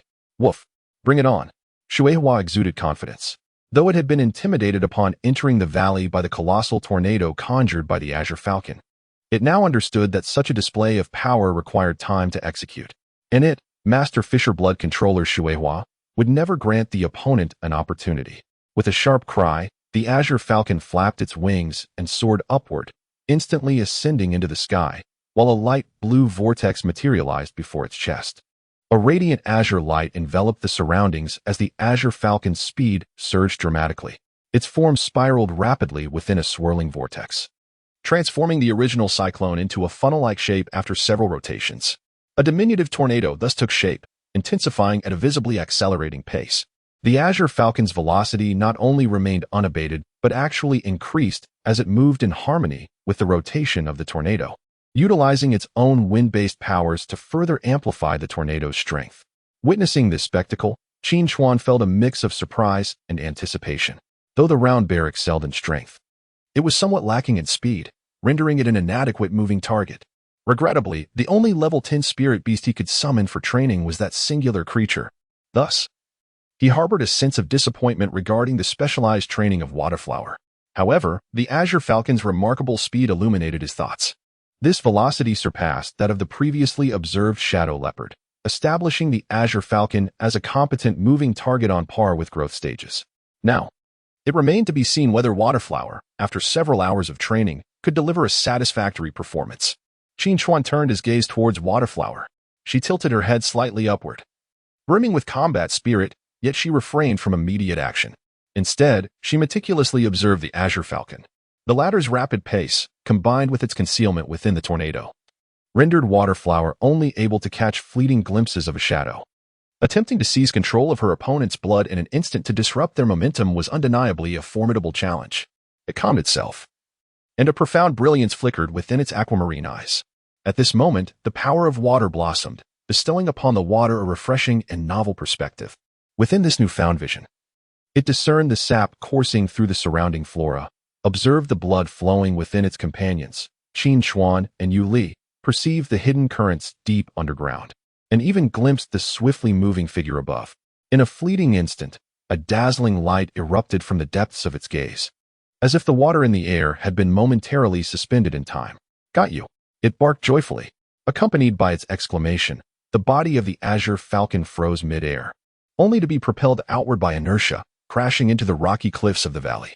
Just before impact, the Azure Falcon regained control, unfurled its wings, and hovered in place, casting a glance at the collapsing whirlwind behind it, then stared in astonishment at the water sprite below. This creature, truly remarkable. The water sprite is indeed impressive. Witnessing this scene, Yu Li's gaze towards the water sprite transformed into one of astonishment, marveling at how swiftly it had mastered the ability to manipulate blood. The little azure bird, now perched beside Yu Li, wore a more forlorn expression upon hearing her praise for the water sprite. It was time. Qin Chuan smiled. There was still a brief moment before the entrance to the dream realm would close. Given the current favorable conditions, should they not seize the opportunity to attempt it? If they could procure the resource guarded by the blazing flame wolf before the entrance shut, Qin Chuan would be able to bring it back to reality sooner, thereby attempting to acquire the materials necessary for the water sprite's advancement. Agreed. Yu Li understood Qin Chuan's intentions and prepared to follow their earlier plan. After a thorough discussion, the two individuals once again ventured towards the lair of the fiery wolf. Standing amidst the dense forest they had previously surveyed, Yu Li raised her hand, prompting the jade falcon perched upon her arm to soar into the heavens, vanishing into the vast sky in an instant. "Xuehua, take your position over there," Qin Chuan instructed, glancing around before gesturing towards a cluster of rocky terrain in the distance. This rocky outcrop was located less than 500 meters from the fiery wolf's den, providing sufficient concealment to ensure that the resting beast would remain undisturbed. Xuehua acknowledged the command and swiftly set off, having absorbed a fragment of a swift leg bone. Her speed was remarkable, and she quickly reached the rocky area.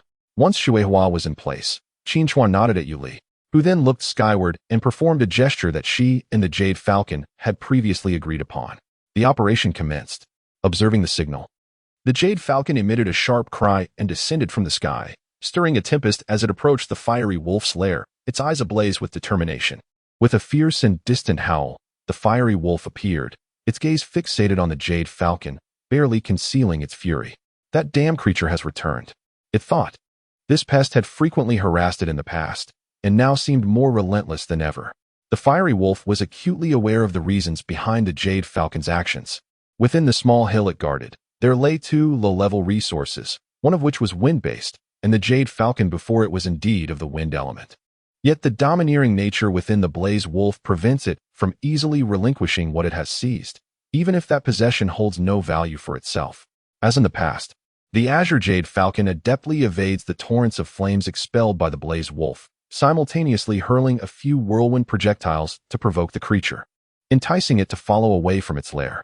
However, this time, the direction of the Azure Jade Falcon's retreat diverges from its usual path. It opts for a route that is precisely opposite to the rocky forest. This strategic choice grants Splash additional time to act. Qin Chuan and Yuli had previously conferred, deciding that the priority should be to draw the tiger from its mountain lair. Only if that proves futile would they resort to forceful acquisition of resources. As the Blaze Wolf descends from the hill, Splash, who has been vigilantly observing the situation from within the rocky forest, suddenly brightens with determination and dashes toward the small hill with utmost haste. 300 meters, 200 meters, 100 meters. Splash draws ever closer to the lair of the Blaze Wolf. Soaring high above with an expansive view, the Azure Jade Falcon perceives this unfolding scene. A fleeting glimmer of joy sparkles in its eyes as it unleashes its full might, launching whirlwind projectiles in rapid succession toward the Blaze Wolf, intent on momentarily hindering its advance. Yet, the Blaze Wolf's reaction proves somewhat unexpected. Unlike previous encounters, this time, as it leaves its den in pursuit of the Azure Jade Falcon, an unsettling premonition stirs within. The divergence in the Falcon's retreat adds to its growing unease, reaching a crescendo as the Falcon's power surges. Naturally cautious, it swiftly recalls the two low-grade resources concealed within its lair. A powerful blast of fire erupted, shattering the swirling vortex before it.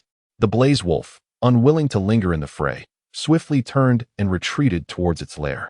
Witnessing this scene, the Azure Falcon grew anxious. It emitted a sharp cry to alert Waterflower, simultaneously ceasing the release of vortexes.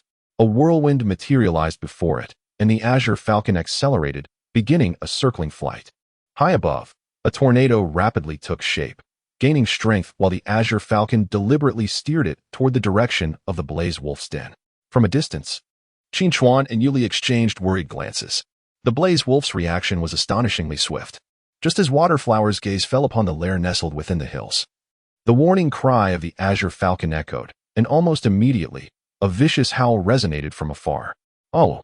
Sensing a formidable force rapidly approaching, Waterflower's expression shifted dramatically.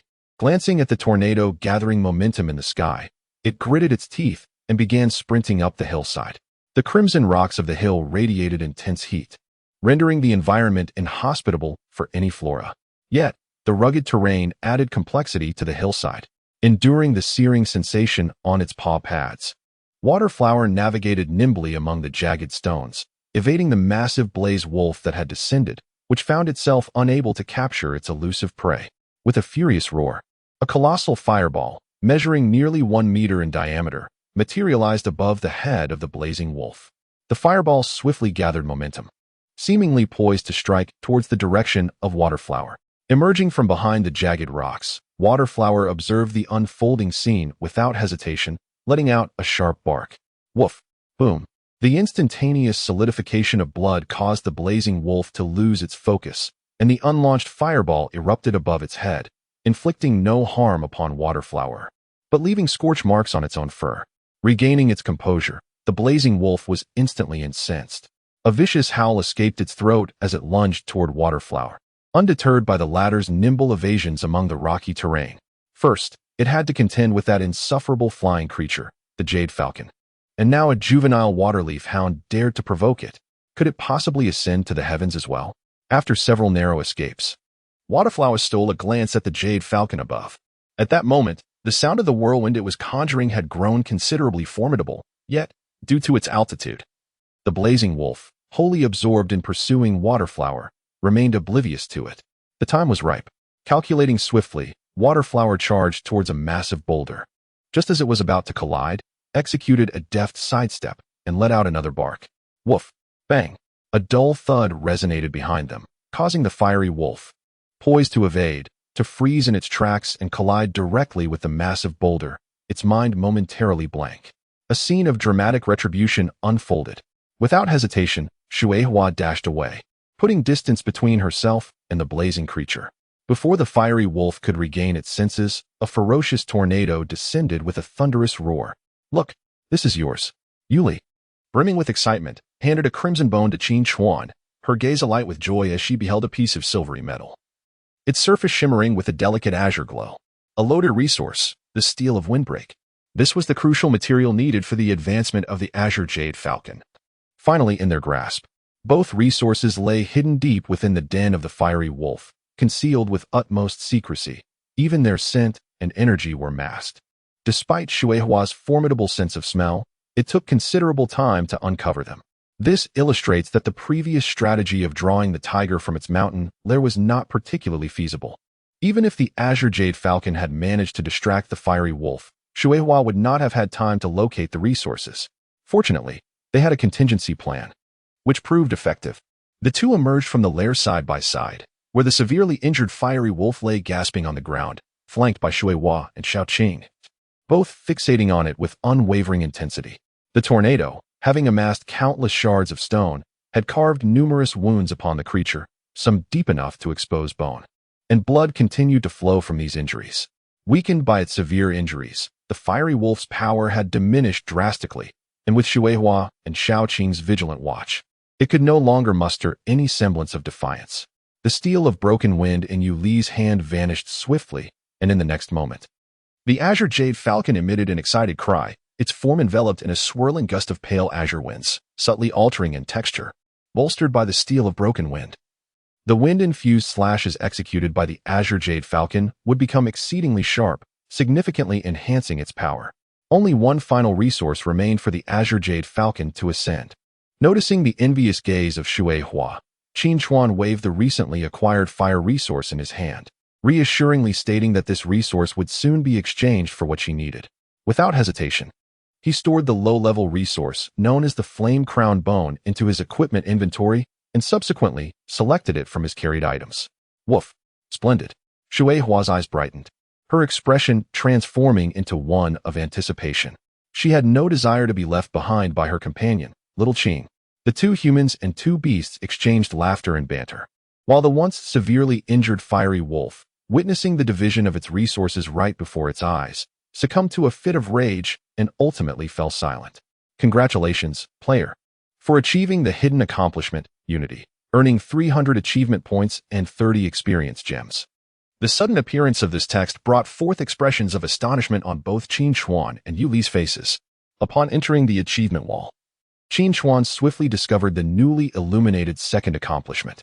Unity, a group collaboration to achieve an over-level kill. This was indeed an unexpected delight.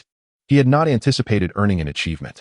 Beside him, Yu Li beamed with joy, remarking that her ranking on the achievement leaderboard should now be second. It should be. Qin Chuan responded with a smile as he opened the achievement leaderboard. The original achievement leaderboard second place stood at 400 achievement points, which has now ascended to 500, likely due to the completion of a modest achievement of 100 points upon entering the dream world. Regrettably, although he should have been tied for first place with Qin Chuan, he has not only failed to elevate his ranking, but has instead fallen one position. With the completion of a 300-point achievement, Qin Chuan's achievement points have soared to 800, while Yu Li's have risen to 600, placing her second. Although the rewards for second and sixth place are identical, the title of second sounds far more prestigious than that of sixth. Yu Li chuckled, feeling quite satisfied. Perhaps one day, my first place will be seized by you? Qin Chuan jested before preparing to close the leaderboard, but his peripheral vision caught sight of the Spirit Beast rankings, causing him to pause in surprise. Compared to before, his introduction on the Spirit Beast leaderboard now featured an additional line. Spirit Beast leaderboard, juvenile stage, rank 1, region, 3675, player name, Luo, listed Spirit Beast, Waterleaf Hound, current level of listed Spirit Beast, juvenile stage, LV10, reference achievements, solo defeated a level 12 Shadow Leopard at LV7, collaboratively defeated a level 11 Blazing Wolf at LV10. Qin Chuan casually opened Yu Li's ranking and discovered she too had gained an additional line of reference achievements, and notably, it was positioned ahead of her multiple challenges. It appears that the sorting of reference achievements is based on the merit of the accomplishments. A collaborative defeat, while commendable, does not compare to a solo victory, yet it certainly holds more weight than Yuli's previous record of exiting unscathed after several challenges. Yuli also noticed this change and playfully remarked that it seemed the second place on the Spirit Beast ranking would be secured for this week's settlement. You deserve it. Qin Chuan replied earnestly. The Azure Jade Falcon, having integrated 2 low-level resources and mastered the ability to summon a whirlwind, had reached its peak at the juvenile stage, poised to advance to the growth stage. Had it not been for his own unpredictable factor, she would undoubtedly have claimed the top position on the Spirit Beast ranking. I love hearing that. Yuli chuckled. The daily settlement is about to begin, isn't it? Qin Chuan nodded in agreement. After exchanging a few light-hearted words beside the corpse of the blazing wolf, the prompt for the daily settlement appeared. On both the Spirit Beast and achievement rankings, Qin Chuan remained in first place. Due to the special training today, the favorability of Shui Hua had risen to 78, and on the extraordinary ranking, Qin Chuan's position had improved from 52nd to 37th, entering the top 50. Although the rewards were the same as before, an increase in rank was a cause for celebration. It was worth the effort he had put into consuming all the Spirit Beast snacks obtained the previous day. Meanwhile, Yuli held the second place on both the Spirit Beast and achievement rankings, while she topped the extraordinary ranking, her achievements even more dazzling than Qin Chuan's. After collecting their rewards, the two chatted merrily as they awaited the closing of the dream portal. See you tomorrow. Yuli's sweet smile lingered in the final moment. As the morning alarm rang, Qin Chuan rose from his bed and immediately retrieved his Liao Yin bone to capture photographs and videos, subsequently opening the Dream Forum. He had initially intended to directly enter the Dream Exchange, but upon entering the forum, a pop-up appeared that could not be dismissed. He was all too familiar with such occurrences. Each instance signaled that the Special Affairs Group was about to announce something of great significance. Thus, he patiently began to peruse the information. As he did so, Qin Chuan's expression gradually morphed into one of intrigue, for the public announcement was unexpectedly pertinent to him. To all citizens of Yanhuang, as Blue Star transitions into version 2, we are ushering in a new era. However, beyond the updates mentioned in the announcement, we have uncovered a new crisis. Preliminary statistics indicate that by midnight last night, over 100,000 cases of animal aberration had been reported within the borders of Yanhuang. These transformed creatures may gradually evolve into entities resembling spiritual beasts. We urge all citizens to monitor their pets and nearby wildlife closely, should any anomalies arise. Please promptly contact the Special Affairs Group hotline. For the time being, we advise non-supernatural individuals to limit their outings to mitigate the risk of accidents. Special Affairs Group. After closing the announcement, Qin Chuan quickly realized that the post he had made the previous night had been unblocked, and the forum was abuzz with activity. There are indeed numerous eyewitness posts like Qin Chuan's that were previously temporarily concealed and have now been unveiled. To others, it appears as though sightings have proliferated overnight. The Dream Forum is abuzz with activity, as many individuals leave comments beneath Qin Chuan's post, inquiring about specific sighting locations and other related matters. Qin Chuan swiftly scans through the comments, choosing not to respond. He opens other applications, only to find that nearly all social media platforms have pinned announcements regarding this event, and news outlets are incessantly broadcasting it. The fervor surrounding the update of Blue Star version 2 is unprecedented. The last time such a commotion ensued was during the announcement of version 2.1, when extraordinary powers descended into reality. The rationale is straightforward. The aberration of animals poses a significant threat to the order of human society. What was once merely a concern among the extraordinary has now escalated into a matter between humans and animals. It seems that the Special Affairs Group is still navigating how to address this predicament. Given that the signs of aberration have only just emerged, their prompt reaction is commendable. With a quiet sigh, acknowledging the tumultuous autumn, Qin Chuan re-enters the Dream Forum, accessing the Dream Exchange. Regardless of the circumstances, only by strengthening his own abilities can he better navigate various unforeseen situations. Although the Dream Exchange has only been operational for a day, it boasts a comprehensive array of functionalities.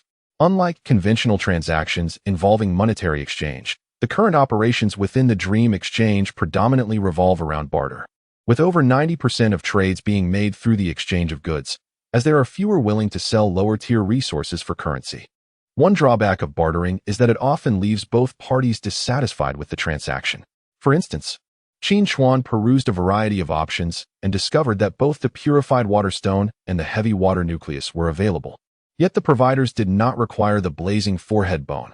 Instead, they sought alternative resources for exchange. Such scenarios are quite prevalent in the Dream Exchange. To address this issue, the Dream Forum boasts a remarkably intelligent trading filter feature. By simply inputting the desired and provided resources, the Dream Forum automatically sifts through options, facilitating multi-party trade matches akin to transferring between train lines. For example, resources from A can be exchanged for those from B, B's resources for C's, and C's resources back to A, thereby overcoming the limitations of barter. If this method still fails to yield the sought-after resource, Qin Chuan would have no choice but to list the blazing forehead bone for others to match with him. Fortunately, luck was on Qin Chuan's side. Although he found no results for the purified water stone, he successfully identified two trading avenues for the heavy water nucleus. One of these paths led to a holder of the heavy water nucleus in a neighboring city, with an anticipated same-day transaction upon commencement. Without hesitation, Qin Chuan opted for this choice, designating his home as the shipping location and selecting immediate pickup as the time.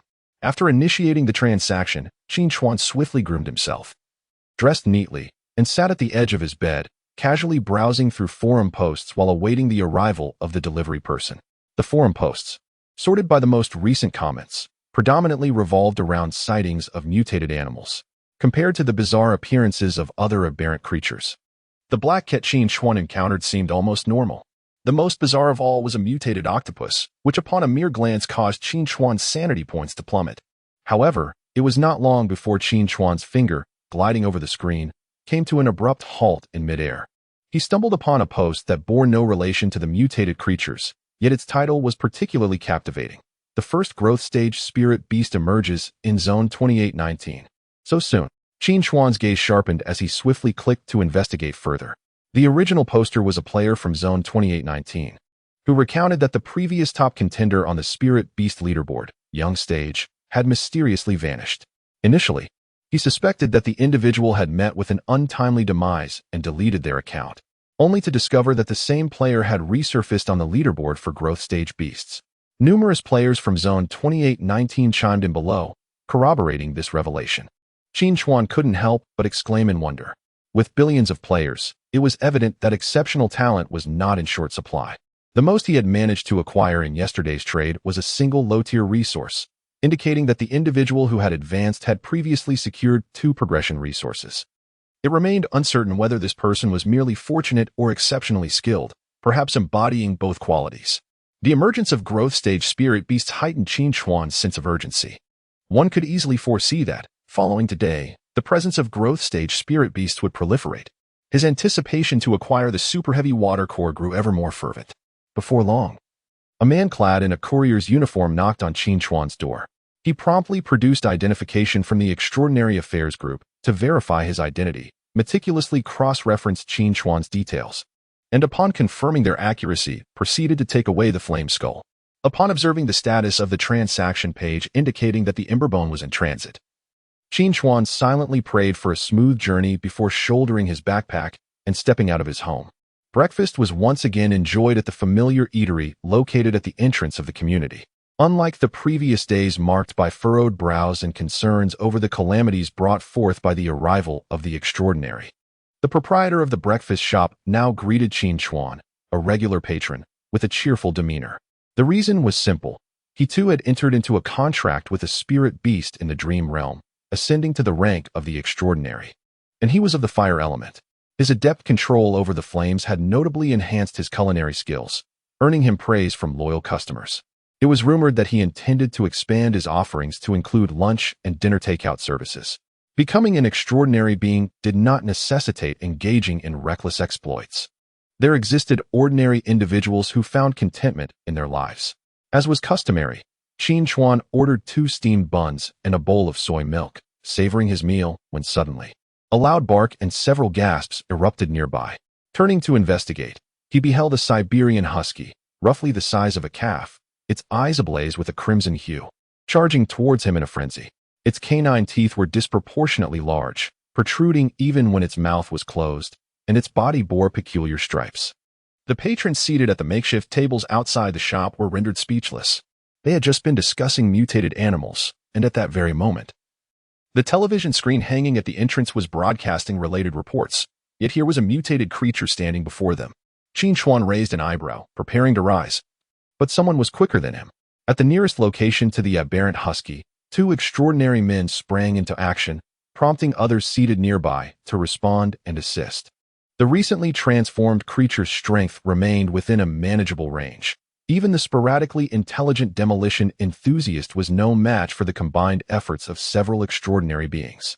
By the time the special affairs team arrived, the husky had been securely bound and rendered incapable of further conflict. The team took the aberrant husky away, along with its owner, who had just arrived on the scene. The extraordinary individuals who had intervened returned to their seats amidst cheers and laughter, seemingly unfazed by the earlier incident. As Qin Chuan sipped his sweetened soy milk, he felt an inexplicable sense of joy. In that moment, he suddenly grasped the true significance of all that the Special Affairs team had undertaken since the updates to Blue Star.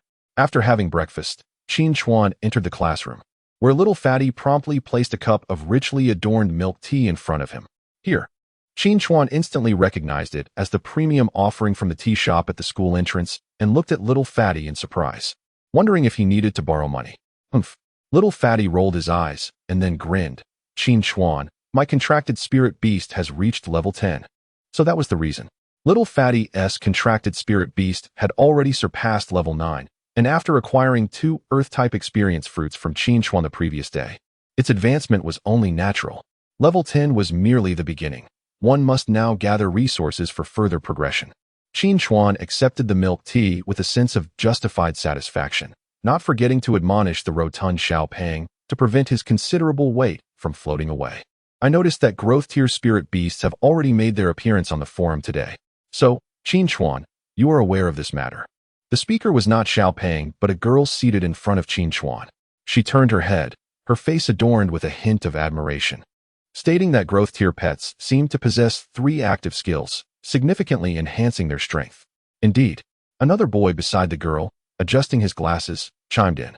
All players have remained at the novice level. There were speculations on the forum that if a contracted spirit beast breaks through to the growth tier, the player's level could also advance, though its veracity remains uncertain.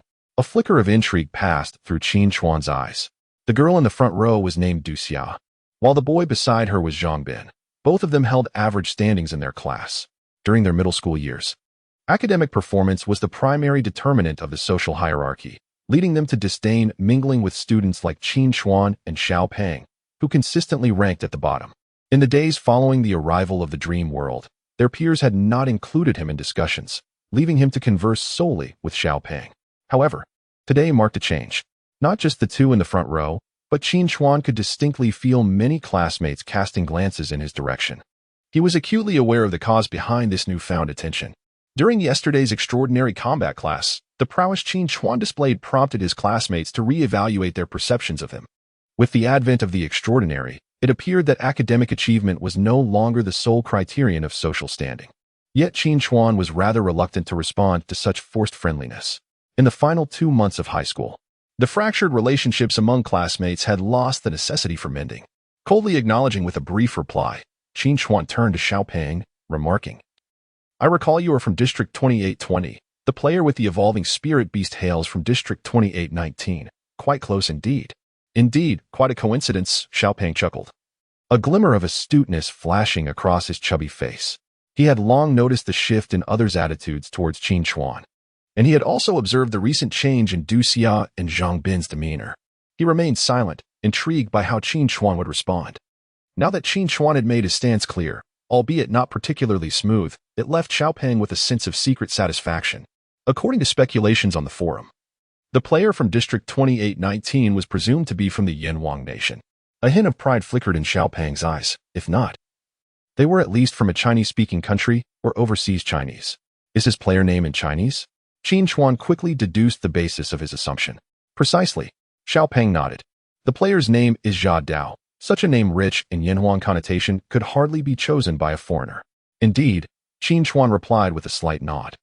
The two engaged in lively banter, completely disregarding the intentions of the two in the front row. Du Xia and Zhang Bin sensed this and exchanged an awkward smile before turning back. As the player with the evolving spirit beast continued to withhold more useful information, the conversation between Qin Chuan and Xiao Peng shifted towards the topic of anomalous creatures. In my household, we originally had a Samyet. This morning my father, having seen the news, insisted on setting it free. The Samyet, often referred to as the Smiling Angel, could hardly pose a threat even if it were to undergo a transformation. Its expression remained indifferent. However, Qin Chuan's demeanor grew slightly grave. Earlier today, I encountered a transformed husky that charged into a crowd, exuding an aggressive aura. Fortunately, it was eventually subdued. Oh, Little Fat's lips twitched. A husky? How could a fellow member of the three foolish sled dogs turn aggressive? His previous indifference wavered momentarily. After a brief hesitation, he gritted his teeth and resolved to release the Samyet at home. Uncle and Auntie are not extraordinary beings, and having a medium-sized dog could indeed pose a danger. Qin Chuan patted Little Fat's shoulder, reassuring him that if extraordinary beings were always vigilant, the risks associated with a transformed pet would be mitigated, allowing them to keep it. Indeed, Little Fat nodded in agreement. Then I won't set it free. This silly dog might not survive out there. He decided to inquire on the Dream Forum, pondering that perhaps some extraordinary being in the same city would appreciate a Samyet and could take it in. With that thought, Little Fat opened the Dream Forum, his chubby fingers typing swiftly as he posted his message. Just as he was about to close the forum, he casually glanced at a pin post, and his eyes widened. Qin Chuan, what's wrong? Qin Chuan turned to look. The Special Affairs Group has released information regarding the evolution of spiritual beasts. Really? Qin Chuan blinked and swiftly accessed the Dream Forum. The Special Affairs Group maintained a dedicated section for sharing various insights into the realms of dreams. And as Xiao Peng had mentioned, this section had once again been updated with a wealth of new content. The first item that caught his eye pertained to the Growth Stage Spirit Beasts. A Growth Stage Level 10 Spirit Beast possesses a base attribute value of 800 points, which signifies a remarkable enhancement of 300 points during the advancement process. Subsequently, each level gained by a Growth Stage Spirit Beast requires 500 experience points, resulting in an increase of 120 points in base attributes. It is anticipated that at Growth Stage Level 20, the base attribute value will reach 2,000 points. However, a player must attain the formal level for the Growth Stage Spirit Beast to level up. Upon reaching the Growth Stage, a Spirit Beast unlocks its third active skill. Qin Chuan's gaze sharpened as he scrolled further down, only to feel a sudden constriction in his pupils. The following information was no longer about the Growth Stage Spirit Beasts, but rather concerning formal level players. The requirements for a player to advance from the apprentice level to the formal level were finally confirmed with the emergence of the Growth Stage Spirit Beasts. A player must possess an extraordinary value exceeding 600 points to achieve the formal level. Contrary to the speculations of the majority, the criteria for player level advancement hinges upon the extraordinary value. Upon reflection, it becomes evident that this condition is not trivial. Before a player ascends in level, the Growth Stage Spirit Beasts cannot level up, capping their base attribute value at 800 points. Thus, the prerequisites for ascending to the formal level are twofold. The Spirit Beast's affinity must exceed 75, and the Spirit Beast must reach Growth Stage Level 10. Both conditions are indispensable. The mere revelation of the criteria for advancing to the formal level instilled in Qin Chuan a profound sense of fulfillment. His rapport with Shui Hua had reached an impressive 78, leaving no room for doubt regarding their mutual affinity. With Shui Hua's progression, he was poised to ascend to the status of a formal level player. Qin Chuan continued to peruse the information. Upon advancing from the apprentice level to the formal level, players would gain a second contract slot, enabling them to forge a bond with an additional spirit beast. Given that the extraordinary value is equivalent to the sum of the products of all contracted spirit beast species values and affinity, possessing 2 contracted spirit beasts would effectively double the cap on extraordinary value. This aspect was already known to Qin Chuan. However, the subsequent details were entirely new.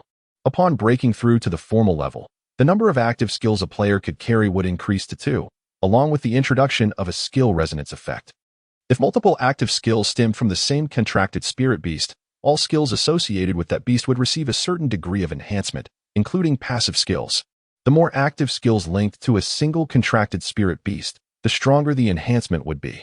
According to the information provided, possessing 2 active skills from the same contracted spirit beast would yield a Resonance 2 effect, granting each skill a 5 enhancement. As the capacity for carrying skills expanded in the future, resonance would undoubtedly become a crucial factor to consider in skill selection. However, an excessive fixation on resonance, with all skills stemming from the same contracted spirit beast, could prove detrimental, as diversifying skills from different contracted spirit beasts would enhance attributes and capabilities. A succinct analysis of resonance in the skills of the future left Qin Chuan with a sense of enlightenment. He could not resist delving further, and soon astonishment graced his countenance. Upon advancing to the formal level, players unlock an entirely new capability known as player talent. This talent is categorized into 6 color grades: white, green, blue, purple, red, and gold. Each grade exhibits a distinct level of potency, while the specific effects of the talents are remarkably varied. White, green, and blue talents possess a singular effect, whereas purple and red talents encompass 2 effects, and gold talents boast 3 unique effects, alongside their exclusivity. Exclusivity signifies that while multiple players may acquire talents of the other 5 grades, a gold talent, once obtained, can never be claimed by another. Remarkably, there are only 9 such gold talents in existence. Players acquire their talents through a draw from the talent pool, with each player entitled to 3 drawing opportunities, allowing them to select one from the 3 drawn talents. Once a choice is made, it cannot be altered unless reset by death. Upon reaching the conclusion of the information, Qin Chuan felt a tumultuous wave stirring within him, growing ever more intense. What level of player talent did Chop require? Little Fatty turned to Qin Chuan, pondering if, given his knowledge, the player talent might indeed be gold. This information likely pertains to the introduction of new functionalities. Qin Chuan slowly began to speak, akin to the moment when a leaderboard is unveiled, elucidating the rewards for daily and weekly settlements. As for the player talent of the executioner, such details would likely remain undisclosed. Qin Chuan shook his head. It was evident from the introduction that player talents held significant importance. Should such talents be revealed, they could easily become targets for others. This notion was quite reasonable. Little Fatty nodded in realization, then couldn't help but exclaim in astonishment that indeed, there is strength in numbers. Who would have thought that the executioner was associated with the Special Affairs Group? Indeed, after perusing this piece of information, everyone came to this realization. Only in this light could one explain the prompt addition of relevant updates by the Special Affairs Group following the Executioner's breakthrough. This was a positive development. If Executioner were a nefarious character, it would be exceedingly difficult for anyone to contend with him at this stage. Qin Chuan chuckled softly, pondering that this would be the most unfortunate outcome. Little Fatty soon displayed another expression of surprise, for the Executioner had made an appearance. He had posted a message. Qin Chuan focused his gaze and quickly noticed a newly pinned post in the discussion forum. The title was rather simple: I am the Executioner. The content consisted of a brief statement from him, indicating that he would enter the dream world tonight, where his contracted spirit beast would reach growth stage LV20, and he would attempt to contract a second spirit beast. He promised to share the requirements for advancing a spirit beast from growth stage to elite stage the following day. Additionally, he remarked that the rewards for the growth stage spirit beast leaderboard were significantly greater than those for the hatchling stage, expressing his hope that everyone would achieve breakthroughs soon, as he was the sole occupant of the growth stage leaderboard, feeling quite solitary. Upon encountering this somewhat pretentious post, Qin Chuan, in a fit of anger, promptly saved it and set an update reminder. The class bell soon rang, and as the subject teacher entered the classroom, an immediate silence enveloped the room. Qin Chuan swiftly scanned the surroundings, confirming there were no other posts worthy of attention, before shutting his phone and opening his textbook. He earnestly focused on the lesson. Perhaps influenced by the events in the dream world with Yu Li the previous night, Qin Chuan found himself more attentive in class today. It was only when the bell rang for the final cultural class of the morning that he lifted his head like a fish adrift in a sea of knowledge. Xiaopeng stretched lazily and beckoned Qin Chuan to accompany him to the cafeteria for lunch. However, upon nearing their destination, they encountered numerous students returning from the cafeteria with expressions of resignation. After a brief inquiry, they discovered that the cafeteria had unexpectedly closed for the day. The reason for this was that a mutant rat had been found in the food supply storage. Although the rat had been captured, there were concerns regarding its potential toxicity, which led to a decision not to use the food supplies for cooking. Consequently, they had no choice but to seek nourishment off campus. Xiaopeng shrugged and couldn't help but comment on the alarming frequency of mutated animals.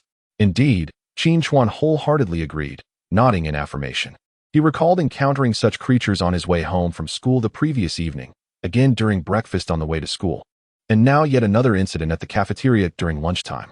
Such occurrences were becoming all too common. Fortunately, these mutated animals were not particularly formidable at this stage. Qin Chuan softly remarked that ordinary individuals still possessed the capacity to fight back, while extraordinary beings could easily suppress them. Thus, in many instances, the Extraordinary Affairs team merely dispatched personnel to clean up the aftermath. I fear they are growing too swiftly, muttered Xiaopeng casually. Following this incident, neither of them had the appetite for a grand feast. Instead, they ordered 2 fried rice dishes to satiate their hunger before returning to the classroom.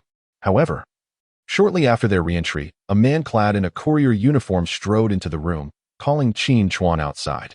This unexpected commotion sparked a wave of puzzled expressions among their classmates. When had the school permitted couriers to enter? Only Qin Chuan quickly comprehended the situation. Striding out with purpose.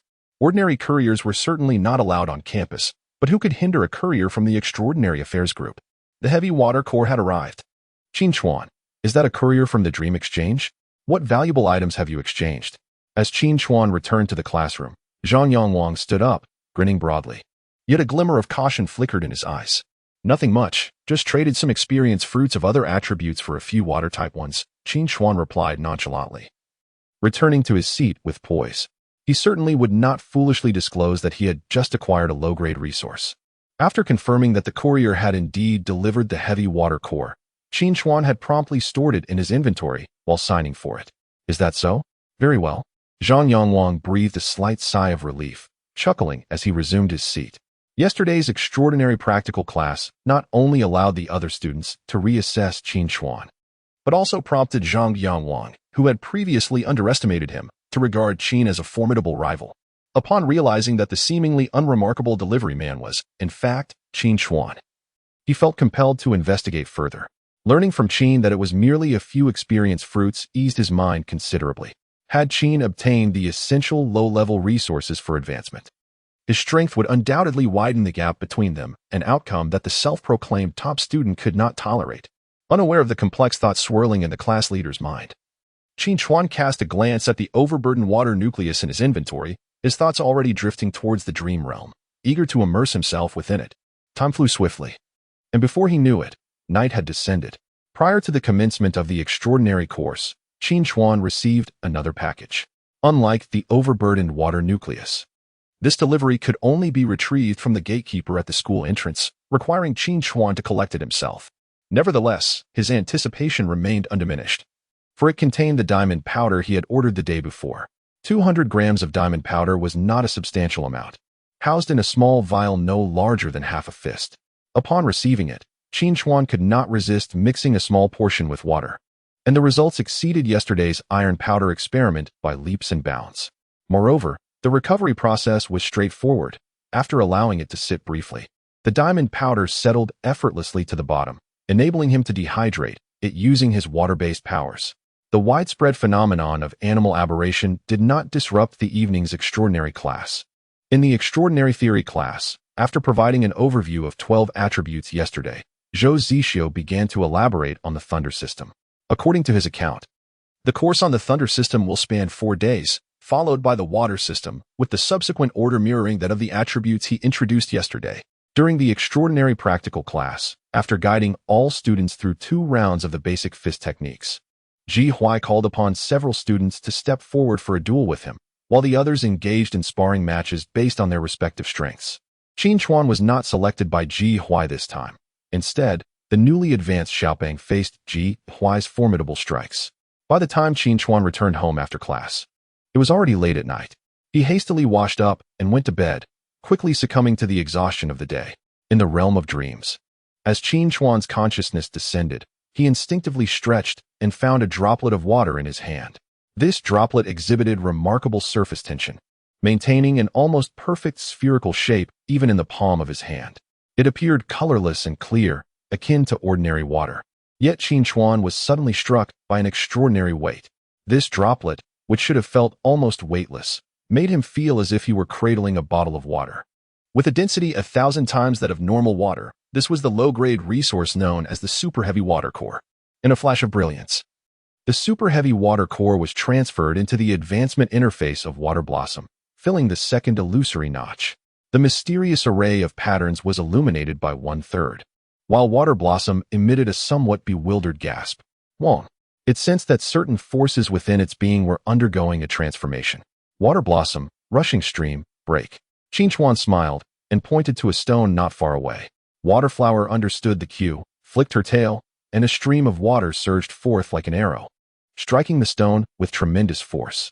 A dull thud echoed as the seemingly solid boulder shattered into hundreds of fragments. In the past, even if Waterflower had managed to break this rock, it would have merely split into a few pieces. The extent of the shattering indicated the power of blunt force. However, in mere seconds, Waterflower's assault had undergone a remarkable transformation in intensity. Congratulations on acquiring suitable advanced resources, came the melodious voice of Yu Li beside Qingchuan. Turning to see Yu Li's beaming smile, Qingchuan felt a surge of joy. I recall you mentioning that there are numerous juvenile-level LV-10 spirit beasts nearby. Do you remember the achievement we discussed? Effortless? Of course, Yu Li replied with a grin. To enter the dream world and defeat 10 spirit beasts of the same level in one go.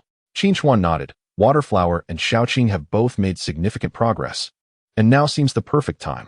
Indeed, Yu Li agreed. This achievement grants 300 points, and there's another one worth 200 points that can be completed simultaneously. Are you referring to 1 against 2? Yu Li quickly grasped the implication. This achievement requires one to defeat 2 spirit beasts of the same level alone. Exactly, Qingchuan affirmed. I believe both Waterflower and Xiaoqing are capable of this. Then let us give it a try, Yu Li said with palpable anticipation. 2 individuals rummaged through the carcass of the blazing wolf, regrettably finding no low-grade resources that had fallen. Under the guidance of Yu Li, they scaled a small hill, eventually arriving at a vast plain beyond. Observing the various formidable spirit beasts that occasionally revealed themselves on the plain, Qingchuan and Shui Hua rubbed their fists in anticipation, eager to engage. Congratulations, player has achieved the hidden accomplishment, 1 against 2, earning 200 achievement points and 20 experience gems. Congratulations, player has achieved the hidden accomplishment, effortless mastery, earning 300 achievement points and 30 experience gems. As half of the 8 hours in the dream world elapsed, Qingchuan's long-awaited achievement notification finally appeared before him. Meanwhile, Yu Li was moving even faster than Qingchuan. After all, the Riptide Break was a single-target attack, whereas the now tornado-formed Whirlwind Projectile was a genuine area of effect skill. Qingchuan witnessed firsthand as Xiaoqing's tornado struck down, sending 4 densely positioned juvenile-level LV-10 spirit beasts soaring into the air, a truly brutal display. Fortunately, there were no hidden achievements for defeating 3 or 4 opponents simultaneously. Otherwise, Yu Li's ranking on the achievement leaderboard would have surpassed his. Today's accomplishments were settled. Yu Li approached Qingchuan with a cheerful grin. Have you used the achievement key from yesterday's tally? I will use it now. Qingchuan replied with a smile, selecting an achievement worth 300 points to examine. Self-bound limbs. Defeat an equally ranked spirit beast using only passive skills. Upon hearing the conditions for this achievement, Yu Li couldn't help but chuckle, finding it quite challenging. Shall we give it a try? Qingchuan smiled at the bright eyes of Yu Li last month. Let us give it a try. Glancing at the time, Qingchuan turned to Yu Li, noting that there were less than 4 minutes remaining.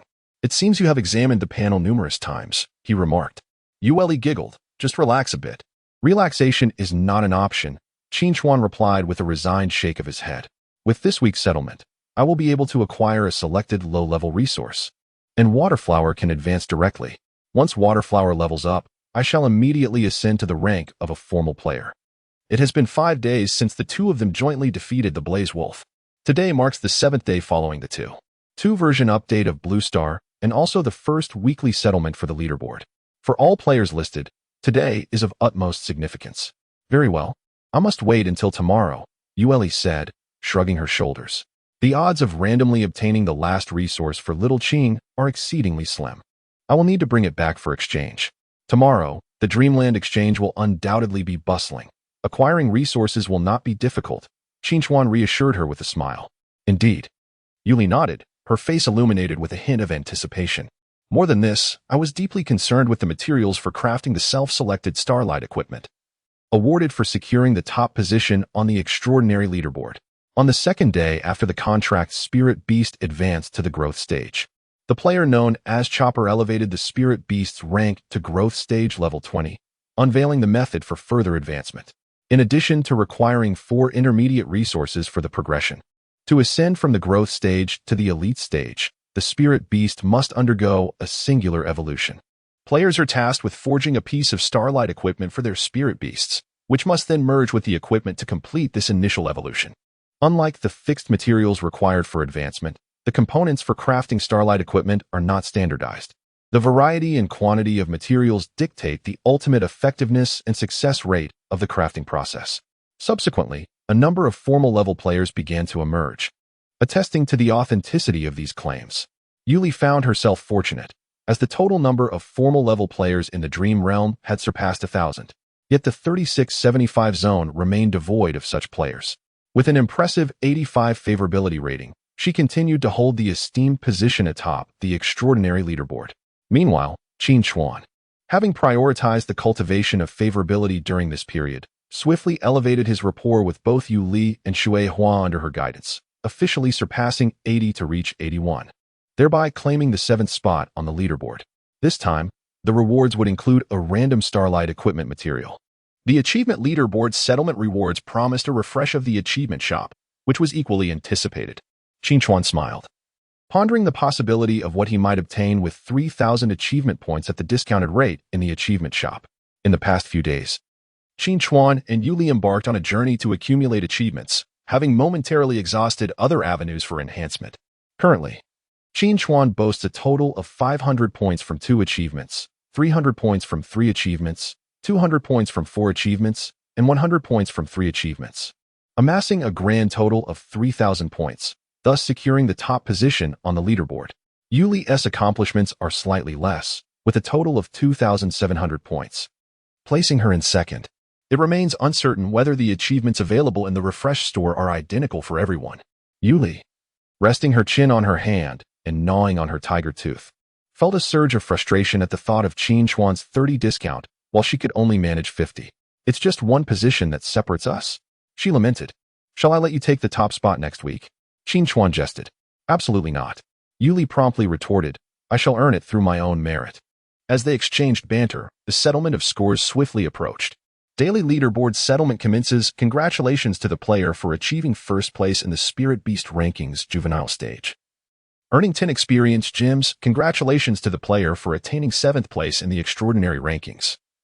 Receiving 8 Spirit Beast Snacks. Congratulations to the player for securing first place in the Achievement Rankings. Rewarded with 2 achievement keys. Weekly leaderboard settlement commences. Congratulations to the player for achieving first place in the Spirit Beast Rankings Juvenile stage. Awarded a choice of low-level resources. Congratulations to the player for attaining 7th place in the Extraordinary Rankings. Receiving 1 random Starshine equipment material. Congratulations to the player for securing first place in the Achievement Rankings, unlocking a 30 discount in the Achievement Store. It's here. Qin Chuan exclaimed with excitement, skimming over the daily settlement rewards, his gaze fixed upon 2 indistinct luminous orbs, one gold and the other silver, within his equipment inventory. The golden hue represents a self-selected low-level resource, while the silver denotes random starry equipment materials. With a mere thought, Qin Chuan extracted the self-selected low-level resource, and in the next moment, the golden orb transformed into a piece of azure crystal, pure and clear. This low-level resource is known as the Stone of Purity. Taking a deep breath, Qin Chuan accessed the advancement page for Water Blossom and inserted this final resource into the designated slot. As the last resource was placed, the intricate patterns surrounding the slot illuminated, with the final third of the array glowing brightly, causing the entire light formation to erupt in a dazzling display. Simultaneously, Water Blossom's form radiated a brilliant white light. Once the luminescence faded, Water Blossom had undergone a remarkable transformation. Once resembling a diminutive puppy, it now appeared fully grown, encircled by flowing water, exuding an extraordinary charm. Contracted Spirit Beast Waterleaf Dog has advanced to growth level LV10. Congratulations, player. Your extraordinary value has surpassed 600 points, and your player level has ascended to official rank. Woof, woof, as he embraced the excited Waterleaf Dog that leapt toward him. Qin Chuan could not suppress the smile that spread across his face upon reading the 2 lines of text before him. He had finally achieved a successful breakthrough. Observing Water Blossom's panel now revealed significant changes from its previous state.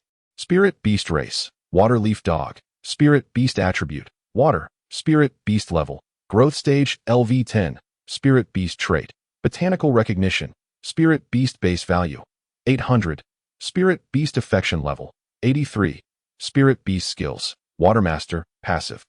Dark Current Bind, Active, Rapid Stream Break, Active, Water Step, Active. Spirit Beast Description. The Water Leaf Dog, a water-type spirit beast, possesses keen senses, an inquisitive nature, a love for exploration, and a friendly disposition. With just one advancement, the affection between Qin Chuan and Shui Hua surged by 2, as the base value significantly increased. Qin Chuan clearly perceived the new active skill acquired by Shui Hua. Water Step, active skill. When water flows beneath, speed is greatly enhanced, and the ability to walk upon water is granted. Walking upon water. Qin Chuan's eyes sparkled with excitement as the notion of the so-called lightness skill from reality flooded his mind. With Water Step, he could effortlessly achieve this. No, it was more than that. Coupled with Water Master, could he perhaps even walk on air? The more he pondered, the more exhilarated he became. Eager to try it out immediately, beside him, Yuli swiftly grasped his arm and shook it. Quickly extract your player talent and see what you can obtain. Her enthusiasm rivaled Qin Chuan's, as if she were the one drawing the talent. Hurry, hurry, hurry. Suddenly jolted back to reality, Qin Chuan took a deep breath. Extract. Right now? Chapter 53, Talent Extraction. During this period, the most fervently discussed topic in the Dream Forum revolves around player talents. Although the first official level player, Blade, has not disclosed his talent, subsequent official level players have gradually revealed more details. While they have not shared the final talent they chose, they are willing to disclose 2 other talents they drew but did not select. Among the talents revealed, there is a green talent, Rejuvenation, capable of swiftly healing the injuries of contracted spirit beasts. A blue talent, Enhancement, that temporarily increases the racial values of contracted spirit beasts by 10. And a purple talent, Field, that can momentarily alter the environment to match the player's attributes, thus augmenting the contracted spirit beasts. Unfortunately, no red talents have been announced yet. One can only ponder the circumstances under which a player might forego a drawn red talent. It would require possessing an even superior red or golden talent to justify such a decision. Should such players exist, they would undoubtedly keep their talents concealed. Among the revealed talents, purple ones are exceedingly rare. Merely catching a glimpse of this fragmentary talent pool has incited fervent discussions and strong anticipation among many players in the Dream Forum. The most captivating topic remains the 9 golden talents. Although the specific effects of these talents remain unknown, the names of all talents can be viewed during the extraction process. Thus, the names of the 9 golden talents have long been made public. In the realm of destiny, where the ethereal meets the divine, 9 golden talents, Pray for Fate, Divine Forge, Sundial, Insight, Sacred Domain, Disease Averter, Ascending Spirit, Soul Fusion, and Traceless, evoke intrigue with their abstract nomenclature. Yet, speculation regarding the specific effects of these talents within the Dream Forum remains incessant. Particularly, the golden talent known as Traceless has recently dimmed within the talent pool, signifying its uniqueness has been activated, as a player has successfully acquired it. Consequently, the 597 players who were promoted to the formal level that day found themselves thrust into the spotlight. At this moment, encouraged by the presence of Yu Li, Qin Chuan exited the Waterflower panel. Player name, Luo. Player level, formal. Player talent, to be drawn, draw talent. Map, view, leaderboard, view achievement wall, 12-1000, view, contract slot, 1-2, view, item equipment bar, 6-10, view, carried items, 0-1, view, skill carrying, not set, achievement shop, closing countdown, 23:58, 36, 7:51, 24, 8 o'clock, 00, 00, 009, compared to before. 2 new lines of content adorned the personal panel. One line indicated the talent awaiting selection, while the other displayed the refreshed achievement shop. The countdown of 24 hours signified that the achievement shop would remain accessible during the next 3 entries into the dream world. Having established this, Qin Chuan set the achievement shop aside for the time being, intending to delve deeper into it upon his next venture into the dream world. Seizing the opportunity before the realm of dreams closes, Qin Chuan resolutely selected the option to extract talent. A luminous screen materialized before his eyes, at the center of which lay a radiant talent entry flanked by several dimmer ones. With a mere sweep of his hand across the screen, the previously dull entry brightened, while the once brilliant talent entry faded into obscurity. So, this is how one draws lots through the rolling entries. Qin Chuan glanced at the Begin Extraction button below, understanding immediately. In one corner of the screen, two flickering icons caught his attention upon clicking the question mark icon. A detailed introduction regarding player talents appeared, identical to the information previously disclosed by the Special Affairs Group. The other icon, resembling a pond, unveiled a comprehensive list of all talent names.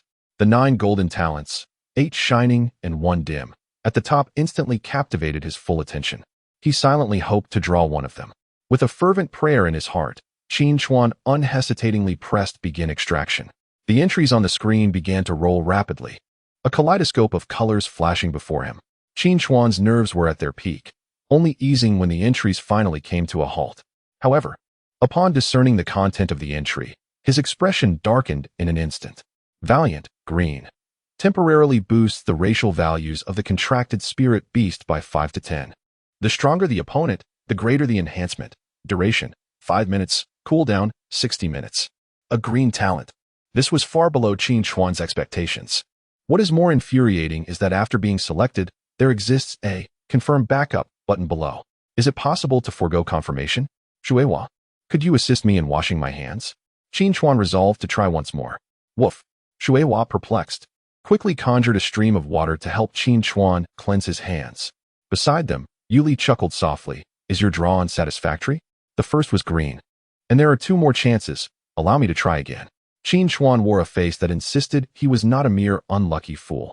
Soon, he pressed Confirm Backup and commenced his second talent draw. Healing, blue. Contract Spirit Beast Healing Skill Enhancement with a 100 healing effect. Washing hands must have had some effect, as he had at least drawn a blue talent this time. However, upon scrutinizing the specific effects of the talent, his expression darkened further. If he had to choose between the 2, he would much prefer the earlier green one. One last chance. The final attempt. Qin Chuan gazed at the illuminating Begin Draw button, his hand trembling in the air, unable to press it. After the previous 2 draws, he could still cling to the hope of another opportunity. Yet this time, he found himself devoid of new chances. Yuli, no longer smiling, regarded him with sympathy. Was the second one also unsatisfactory? Indeed, Qin Chuan replied glumly. Sensing his hesitation, Yuli gently sighed. Perhaps it would be wise to pause for a moment and draw later. That sounds reasonable. Qin Chuan temporarily exited the talent draw interface. At this moment, he felt utterly hesitant to proceed with the extraction, as the delightful mood he had just attained dissipated entirely. Observing Qin Chuan's demeanor, Yuli pondered briefly and gently suggested, what if we attempt to exploit a bug in the extraction process? Qin Chuan blinked in surprise. Is there a bug in the dream world? The day before, he had encountered a post where a player claimed to have clicked the extraction option at the precise moment the entrance to the dream world closed. Upon logging in the following day, he discovered he had drawn a purple talent, while the remaining 2 extractions yielded only green talents. Many games are said to have specific moments or timing for lucky draws. Yuli's expression was earnest. Even if no bug existed, there certainly had to be some underlying mystique involved. After hearing her words, Qin Chuan appeared deep in thought. He didn't believe that the example Yuli provided was a bug. A purple talent could easily be attributed to sheer luck. However, this instance sparked a sudden insight in his mind. What if he were to extract a talent during the time freeze? Currently, he had accumulated 9 seconds of time freeze, and each extraction would likely take around 2 seconds. He deemed it acceptable to expend 2 seconds for this experiment. I have decided to follow your suggestion and attempt the timing method. Qin Chuan remarked earnestly as he turned to Yuli. I believe you can draw an excellent talent. Yuli replied with a serious expression before shifting the topic. Have you opened the random star equipment materials yet? Not yet. Qin Chuan shook his head. I found that the selected star equipment materials do not pertain to the type, but rather to the attributes and focus. Yuli propped her chin thoughtfully and said, I suppose I should first peruse the forum for any useful suggestions, as crafting the Stardust equipment is still a considerable way off. Qin Chuan chuckled. Allow me to initiate the process and provide you with an example. The random materials posed no such reservations. With mere minutes remaining before the portal to the dream realm would close, Qin Chuan preemptively extended his time-stopping ability by 2 seconds, allowing him to attend to other matters momentarily. He retrieved a shimmering orb of silver light from his equipment inventory. At the instant of extraction, the light solidified into a peculiar metallic form, adorned with delicate azure markings that glimmered radiantly, exuding an enchanting brilliance. Congratulations, player. You have acquired Stardust equipment material, Windtrace Star Iron. This material is compatible with attributes, wind and gold, with a focus on speed. Upon reading the notification before him, Qin Chuan's expression turned peculiar. This piece of Stardust material bore no relation to the water flower. Well, that was to be expected. Noticing the curious gaze of Yuli beside him, Qin Chuan took the initiative to explain Windtrace Star Iron, compatible with wind and gold attributes, with a focus on speed. Suddenly, he cast a glance at Xiao Qing, a contemplative look crossing his face. Isn't this perfect for Xiao Qing?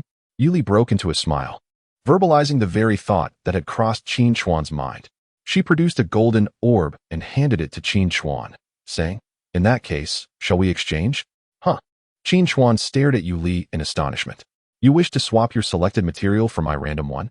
But the material you randomly obtained is quite suitable for Xiao Qing. Yuli's expression was earnest, embodying the essence of the wind element, swift and unwavering.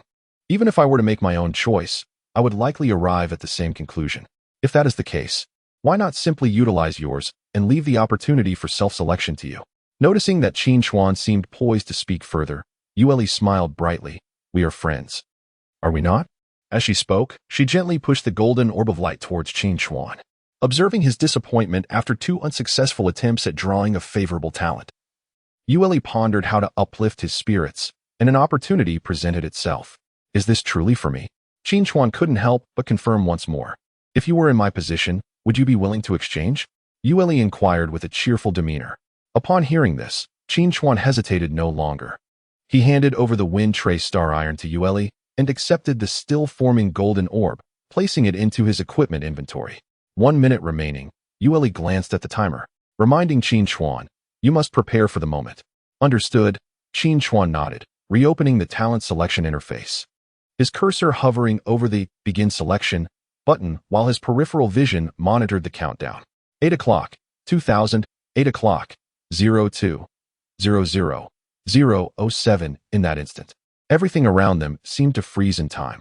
Without a moment's hesitation, Qin Chuan pressed Begin Selection, his gaze anxiously fixed on the entries. Suddenly, his expression turned blank. For the entries that should have been scrolling rapidly were now motionless. Instead, the Confirm Selection button below shone brightly, almost blindingly. Tentatively extending his finger to slide across the entry, Qin Chuan abruptly expended the remaining 7 seconds of his time stop. All in, the talent extraction exhibited an anomaly under the time suspension. The rolling talent entries transformed into his own rotating talent entries. He had to contemplate whether this could be the singular opportunity of his lifetime.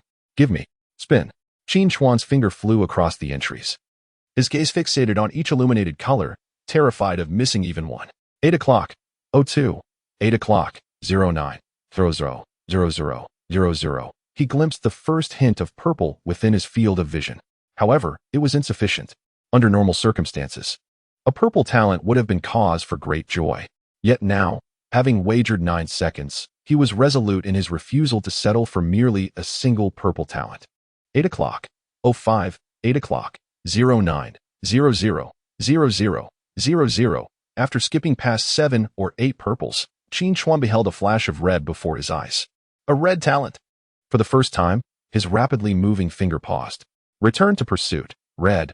The contracted spirit beast can temporarily gain a 200 speed boost and a 20 enhancement in racial attributes, lasting for 5 minutes with a cooldown of 10 minutes.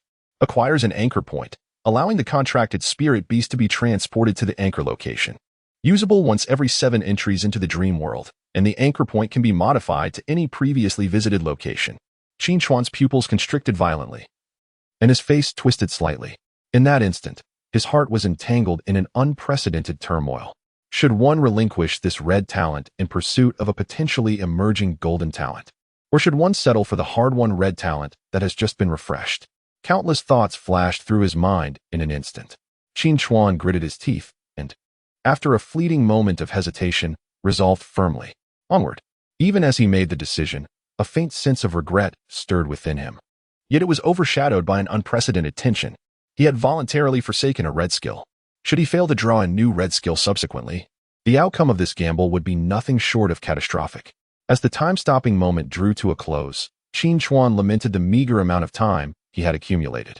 Had he foreseen the unexpected turn in talent acquisition during the paused time, he would undoubtedly have saved for another month or two before attempting.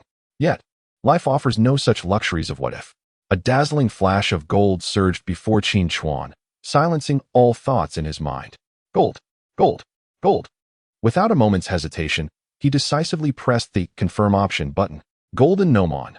Passive. Triggers guidance when resources exist within 1,000 meters. Active.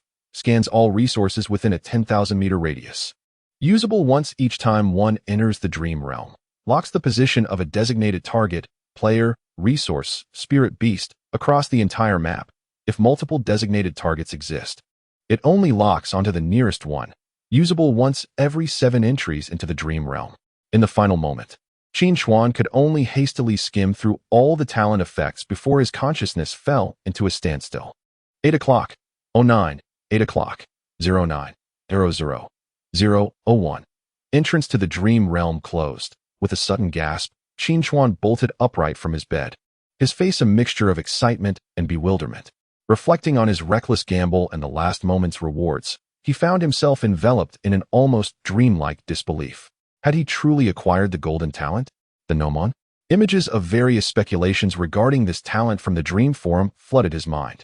The term Gnomon refers to the vertical rod of a sundial, an ancient device used to indicate time. Thus, many surmised that this talent might be related to time itself.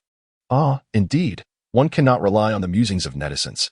On the first day of April, I shall add 2 more updates, shamelessly pleading for a monthly vote. Chapter 55. The Seasoned Demon King. The speculations of netizens may lack reliability, yet they do not in any way diminish Qin Chuan's unparalleled joy at this moment. Having acquired one of the 9 golden talents, he now possesses an extraordinary advantage.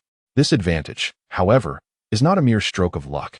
It is a result of his unique ability. Reflecting on the 3 effects of the Sundial's talents, Qin Chuan's heart swells with elation. The first effect reveals all resources within a kilometer radius, significantly enhancing his efficiency in resource acquisition, rendering him akin to a human radar. The second effect escalates this range from 1 kilometer to 10, with the only constraint being that he can utilize it only once upon entering the dream world. Yet, even with this limitation, obtaining all resources within a 10-kilometer radius in a single foray into the dream realm seems daunting, making the restriction appear almost negligible. At least at this current stage, it does not hinder Qin Chuan in the slightest. As for the third effect, it allows him to lock onto other players, which can aid in locating individuals. While he cannot presently conceive of a practical application for locking onto spirit beasts, he certainly comprehends the significance of locking onto resources. Consider this. To acquire the 3 low-level resources required for his Water Blossom evolution, he expended an entire week, initially battling the Shadow Leopard with time manipulation, then collaborating with Yu Li to vanquish the Blaze Wolf, and finally waiting a full 5 days to collect the last resource through ranking rewards. This pace is relatively swift among players. Imagine the struggles faced by those of weaker strength, attempting to secure a single low-level resource. Their juvenile stage cannot contend with those in the growth stage, leaving them reliant solely on leaderboard rewards. The inherent weakness of their abilities ensures that their rankings will not be particularly high. Consequently, they must gather fragments, often going an entire week without acquiring even a single low-level resource. Merely allowing their contracted spirit beasts to advance in growth stages may take several months. Alternatively, one could resort to monetary means. Although the prices of low-level resources have significantly decreased, they still command figures between 200,000 to 300,000 each, with 3 such resources nearing 1 million. Most critically, the market is scarce. Anyone with a modicum of sense would refrain from selling resources at this juncture, focusing instead on bartering. In a landscape where resources are exceedingly scarce, the third talent effect of the sundial will greatly enhance Qin Chuan's ability to gather resources. A swift step leads to further advancement. Already positioned among the leading echelon, He is poised to widen the gap between himself and others. Taking a deep breath, he reminds himself to remain low-key and to conceal his golden talent. Qin Chuan compels himself to regain his composure before accessing the reality panel. Current extraordinary value, 664. Current passive skill, Water Master. Current active skill, Underflow Binding. Item carrying capacity, 01. View after a glance. Qin Chuan cannot help but tap his forehead in frustration. With only 10 minutes remaining, he finds himself overwhelmed. Having forgotten to utilize the stored experience gems and experience fruits to upgrade his water flower, as well as neglecting to modify his carried skills. Upon reaching the formal level, he could have carried an additional active skill. Fortunately, today holds no urgent matters. Qin Chuan's expression softens. Given the circumstances, it is best to attend class now. As Qin Chuan, having indulged in a moment of daydreaming that cost him some time, picked up a baozi and a cup of soy milk from the breakfast shop to take along, he walked briskly towards school, savoring his meal. The journey was remarkably tranquil, devoid of any sudden appearances of mutated animals.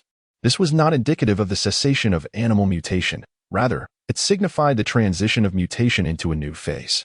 Just 2 days prior, the animals that had yet to undergo mutation seemed to have been eliminated by this evolutionary wave, vanishing from sight. Meanwhile, those that had already mutated were rapidly gaining strength. Although humanity had successfully eradicated a significant portion of them, their efforts eventually fell short, allowing many mutated creatures to escape into the remote depths of the mountains and forests. Contrary to previous speculations, the mutated animals did not evolve towards becoming spiritual beasts. While they exhibited heightened intelligence, they appear to have suffered from adverse effects, adopting increasingly cruel and ferocious temperaments. Even the traditionally docile creatures were not exempt. They lacked the extraordinary powers associated with mastery over elemental attributes, yet possessed remarkable physical strength, formidable defenses, and exceptional resistance. More importantly, their forms did not correspond to any known spiritual beast categories. Consequently, the Yinhuang nation classified these beings collectively as demon beasts, distinguishing them from spiritual beasts and categorizing them according to their levels of power in relation to spiritual beast hierarchies. Human cities had temporarily regained a semblance of safety, yet the lurking danger had merely retreated rather than vanished entirely. Upon entering the classroom, the portly classmate quickly approached Qin Chuan. Qin Chuan, how many rewards did you receive in the weekly assessment? He wore a look of excitement, his spirits remarkably high. I had secured a position within the top 1,000 on the Spirit Beast rankings and obtained 2 low-level resource fragments. If I could maintain this momentum and gather 5, I would be able to exchange them for a random low-level resource. In the future, low-level resources would become increasingly abundant. It was unlikely they would remain as scarce as they are now. Eventually, I anticipated the prices would decrease further, falling below 100,000. My parents had agreed to spend money on the remaining 2 low-level resources. He counted on his fingers, his face brimming with anticipation. In just over a month, my spirit beast would be ready to advance. Before the college entrance examination, I would officially become a beast master. He couldn't help but grin foolishly, pondering what kind of talent I might acquire. Qin Chuan fell silent for a moment, turning to glance at the chubby boy lost in his own fantasies. His expression somewhat complex. Initially, he had intended to share his joy of breakthrough with the chubby boy, but that thought faded away in an instant. Ultimately, he said nothing, merely patting the chubby boy's shoulder. I have received plenty of rewards as well. Let us strive together. The daytime cultural classes swiftly came to an end, and by evening, students from 4 classes gathered in the multimedia lecture hall for the class on extraordinary theory. The professor of extraordinary theory had progressed to the 2nd unit, which was the part on water systems, Qin Chuan's favorite subject. Previously, when the lightning system course concluded, Zhou Zixio organized a small test, and Qin Chuan ranked within the top 50 among the 4 classes, a significant improvement compared to his previous standings in cultural subjects. His interest in extraordinary theory had only grown stronger. Interest serves as the finest teacher. As the bell signaling the start of class rang, Zhou Zixio gracefully entered the classroom, stepping in rhythm with the chime. Classmates, please turn to page 34 of your textbooks. Today, we shall delve into a crucial physical concept regarding hydraulic systems, a subject of great significance. His steady voice resonated within the classroom, accompanied by the soft rustle of notes being taken below the lectern. The power of knowledge is an irresistible force, leaving the students yearning for more even as the hour-long lesson drew to a close. Qin Chuan reviewed his notebook to ensure no details were overlooked, then tidied his backpack and, alongside his friend, the plump one, made his way to the grand playground for the class conducted by the Seasonal Overlord. This moniker, Seasonal Overlord, was affectionately bestowed upon Ji Huai after 6 days of classes. The origin of this title is inextricably linked to Ji Huai's astonishing rate of skill enhancement. On the 3rd day following the two update a blue star, Ji Huai's contracted spirit beast advanced to the growth stage, and he himself ascended to the rank of a formal player. On the 4th day, his first contracted spirit beast reached growth stage level 20, concurrently with the acquisition of a second spirit beast. By the 6th day, his second contracted spirit beast also advanced to the growth stage, achieving level 20 on the same day. Presently, Ji Huai's extraordinary value has surpassed the remarkable threshold of 3,000. Of course, this accomplishment is not solely his. It is the inevitable result of a dedicated group of individuals who burn with passion behind the scenes, with only a select few truly reaping the benefits. Each member of this group is a rare gem, having undergone rigorous scrutiny and endorsement by the higher echelons of the Yinhuang nation. At this moment, Ji Huai is not only the foremost powerhouse of Chongqing City, but also ranks among the top 3 extraordinary beings in the entire Donghu province. Logically, with such formidable strength, he should no longer be responsible for teaching the extraordinary combat class. However, Ji Huai insists on completing this cohort, wishing to see it through to the end. This determination of his has become the beginning of a nightmare for the students. Initially, Ji Huai would select 5 students from the class for combat training each session, allowing the others to find their own partners. Now, he has taken to conducting joint sessions with over 200 students from 4 classes, swiftly eliminating everyone within half an hour, emphasizing a ruthless approach. Although Ji Huai has moderated his strength to prevent serious injuries, minor wounds are inevitable in such intense combat, leading to daily complaints from the students during the extraordinary combat class. Fortunately, under the pressure of such a formidable figure, the students have indeed made significant progress. Coupled with the practice of the basic fist technique, which they rehearse twice daily before each training session, Qin Chuan feels that his physical prowess is now roughly equivalent to that of a level 1 demon beast. While it may only be the lowest tier, he possesses extraordinary strength as well.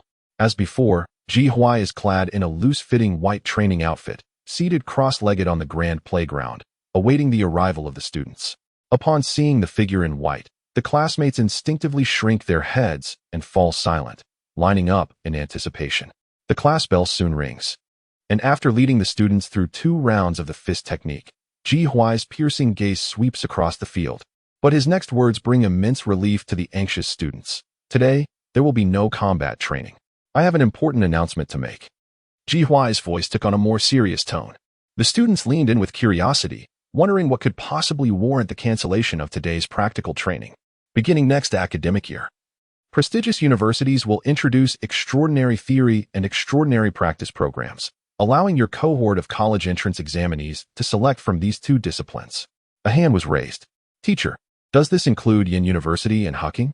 Indeed, it includes both Yin University and Huqing, as well as any other esteemed institution you are aware of, Ji Huai replied gravely. This policy is being implemented from the top-tier universities downwards, essentially encompassing all first-tier colleges. Institutions below the first tier will only offer these programs starting next year. Upon hearing this, a wave of astonishment swept across the playground, particularly among those students whose academic performance was less than stellar, their faces reflecting their dismay. Silence, Ji Huai commanded, and once the playground settled down, he continued. The original purpose of the extraordinary practice course was to swiftly cultivate individuals with sufficient strength to confront the uncertainties of the future brought on by the emergence of extraordinary powers. Now, however, this uncertain future has revealed a glimpse of its true nature. Beasts of the supernatural kind have appeared. Consequently, the content of the upcoming extraordinary practice course will undergo significant adjustments. Tomorrow, you will face a practical assessment. Ji Huai's gaze narrowed slightly, revealing that the opponents in this assessment will be the supernatural beasts. The Special Affairs Group will allocate personnel to ensure your safety to the best of their ability. Yet they cannot guarantee the absence of unforeseen incidents or casualties. Therefore, this assessment is one that you may decline to participate in. However, before making a decision to refuse, I urge you to patiently listen to the rewards associated with the practical assessment. Ji Huai paused momentarily, stating that you may have heard of autonomous enrollment. This is an alternative pathway for prestigious universities to admit students. If a student is deemed sufficiently outstanding, they may receive a lowered score requirement or even direct admission without examination. The practical assessment operates similarly. Your performance in each practical assessment will be documented and presented to the admissions officers of the universities, provided your performance is exemplary, even at Yin University or Huaqing. Their distinguished practical department may consider you for admission without the usual prerequisites. You now have half an hour to decide whether to participate in tomorrow's practical assessment. Ji Hui continued, you all possess mobile phones and can reach out to your families for discussion. I would like to add one more point. Any student who opts out of all practical assessments prior to the college entrance examination will be ineligible to apply for any university's distinguished practical department, and may only apply to the distinguished theoretical department or cultural programs. He ceased speaking, sitting cross-legged in silence, waiting patiently. Yes, Dad, rest assured. I will take good care of myself. Our Earth attribute excels in resilience. Young Peng quickly finished his call, grinning as he exclaimed, my family agrees. Qin Chuan. What about you? I choose to participate. Qin Chuan did not hesitate. Given his academic performance, even with 2 months of diligent effort, he could only hope to reach the threshold of a second-tier university. The gates to the extraordinary world had swung open before him, and he was unwilling to witness them close before his eyes. Therefore, it was imperative to delve deeper into the profound theories and practical knowledge of the extraordinary. With the opportunity to enter a prestigious institution at hand, he must seize it. As for the risks associated with battling monstrous beasts, they had been cast aside by Qin Chuan at this moment. Having lost his parents at an early age and living independently, he harbored an intrinsic tenacity and madness, elements that had long been suppressed but were gradually surfacing with the advent of the extraordinary. As time ticked by, students continuously set down their phones, having completed their communications with family, obtaining their final results. In half an hour, the moment felt particularly fleeting. Those who decided to participate in the practical assessment tomorrow stepped forward, while those opting out retreated to the sidelines. As Ji Hui's voice resonated, approximately 30% of the crowd moved back, while the remaining 70%, brimming with youthful vigor, strode confidently ahead. The synchronized sound of their footsteps caused the entire playground to tremble slightly. Gazing at the familiar faces before him, a faint smile flickered across Ji Hui's otherwise indifferent expression. There would be no classes tomorrow. The gathering would take place here at 10 o'clock in the morning. Choose your skills wisely and bring everything necessary for battle. After such rigorous training, it was time to witness the bloodshed. Chapter 57. The two who were of one mind upon returning home and sitting at the edge of the bed, gazing at the silvery moonlight streaming through the window. Qin Chuan found himself haunted by Ji Hui's final words. Do you seek blood? A wave of tension surged within him for a fleeting moment, leaving him somewhat astonished, as this unease stemmed not from fear but rather from exhilaration. The demonic beasts were ferocious and unrestrained. Despite their heightened intellect, they lacked the rationality to match it, resembling inferior prototypes when compared to spiritual beasts. In the past few days, the Special Affairs Group, alongside numerous official extraordinary individuals, had suffered considerable casualties while expelling and exterminating these beasts, with daily news reports chronicling the grim toll. This newly emerged race seemed to have been born with an inherent enmity towards humanity. The eradication of demonic beasts had swiftly become the foremost mission of the extraordinary. As a fellow extraordinary being, each time Qin Chuan encountered such reports, he yearned to be part of the eradication efforts. However, the Special Affairs Group had repeatedly emphasized, with Ji Hui insisting multiple times, that students in their class were strictly forbidden from participating in such undertakings. In his words, you are too inexperienced. You would only hinder the progress. Yet now, with the introduction of practical assessments, it was evident that the Special Affairs Group had altered their strategy. The Sheltered Blossoms had finally been granted an opportunity to confront the demonic beasts directly. Moreover, the prospect of reduced admission scores or even guaranteed placements was something Qin Chuan desperately coveted. At the nascent stage of extraordinary courses, the most prestigious universities undoubtedly possess the most comprehensive and authoritative knowledge, possibly even possessing other extraordinary cultivation techniques beyond the foundational martial arts. In the past, he lacked ambition, but now he yearns to seize this opportunity. Sitting on the edge of his bed, he momentarily lost in thought. Qin Chuan reclined and closed his eyes. To excel in tomorrow's practical assessment, he must fully absorb the rewards from the weekly rankings during this journey into the dream realm. Did Luo manage to successfully hit the mark one last time? almost as soon as his consciousness began to clear. Qin Chuan heard the concerned voice of Yu Li by his side, warming his heart. 16 hours had passed in reality, yet she still cared about his matters. Indeed, he had drawn a remarkable talent. Qin Chuan finalized his selection among the 3 alternative talents, smiling as he spoke. His purple talent offered 2 effects for scouting nearby resources, one with a broad range and the other more confined. The significance of his golden talent was immense. Even in the presence of Yu Li, who was closest to him in the dream realm, Qin Chuan dared not disclose it. However, his talent, the Time Needle, would undoubtedly be frequently utilized moving forward, unless he chose to abandon Yu Li and become a solitary wanderer devoid of companions. He must fabricate a plausible explanation for his talent. Upon introspection, Qin Chuan was reluctant to pursue such a path. The solution he devised was quite simple: to diminish the effect of the golden talent and masquerade it as a lesser ability. He concealed the final talent of the sundial and subsequently obscured the first 2 talents, thereby presenting a plausible case for a purple talent. In truth, Qin Chuan initially intended to merge the first 2 talents and claim that he had drawn a blue talent. However, upon meeting the anxious gaze of Yu Li, he sensed her genuine desire for him to possess a more remarkable talent, and in that fleeting moment, his words transformed. Purple it is. Then, it is not overly exceptional. Resource detection. Yu Li's eyes sparkled with surprise, as she had not anticipated such a talent existing within the talent pool. This talent was indeed commendable. In an instant, she grasped the significance of this ability. It would allow spiritual beasts to acquire resources more rapidly, enhancing their strength, and with the suppression of tears. It was sufficient to overpower the currently regarded strongest enhancement talents. And you? Did you manage to exchange that random resource for the lower-grade resources you needed yesterday?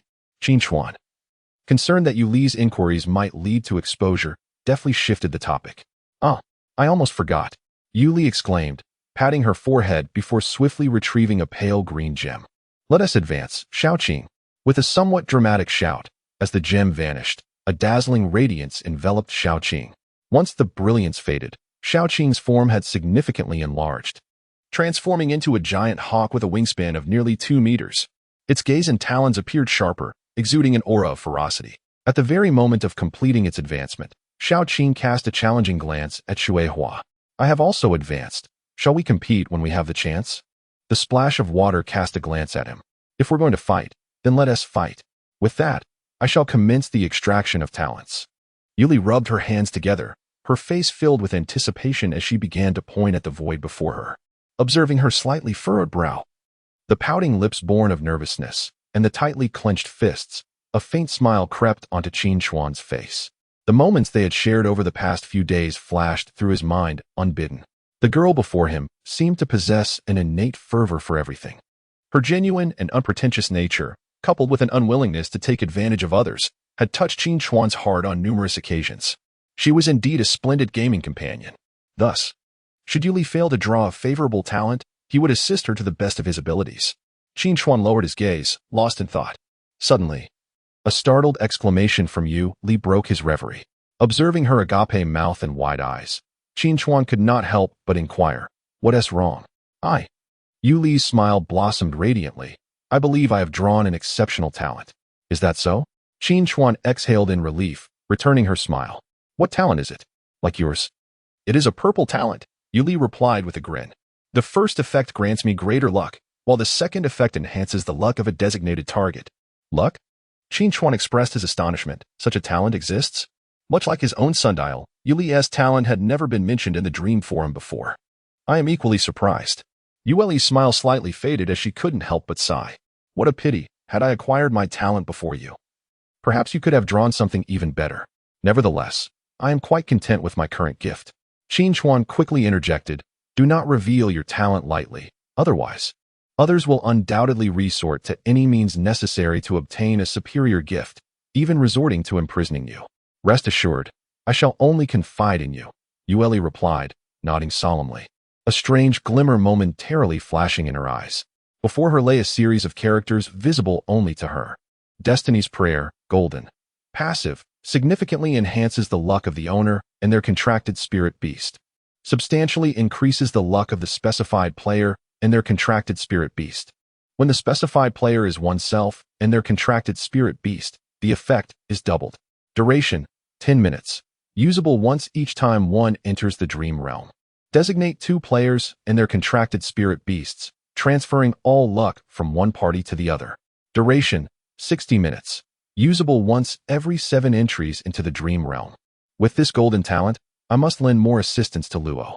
Chapter 58. The Achievement Store and Equipment Evolution. Yu Li had drawn an impressive talent, a delightful surprise. Although it was a purple talent, Qin Chuan found it particularly intriguing. Luck was an elusive concept, one he had never possessed. Throughout his life, he had never hit the jackpot with a soda can, and even his occasional $5 lottery tickets resulted in perpetual disappointment. Even when it came to drawing player talents, he had to rely on a time stop. The fact that Yu Li could enhance his fortune brought him considerable satisfaction. Shui Hua and Xiao Qing had both advanced, likely altering their rankings on the Spirit Beast leaderboard. Qin Chuan smiled, eager to see the results. However, noticing Yu Li's unease about revealing her talent, he refrained from asking further questions, prompting her to nod in agreement. The two of them simultaneously accessed the Spirit Beast leaderboard. On the juvenile tier, their names had vanished. Switching to the growth tier leaderboard, 7 new names appeared, emerging like mushrooms after a rain, a stark contrast to the previous day. As they perused the list, an 8th name joined the ranks. A new competition for the rankings was about to commence.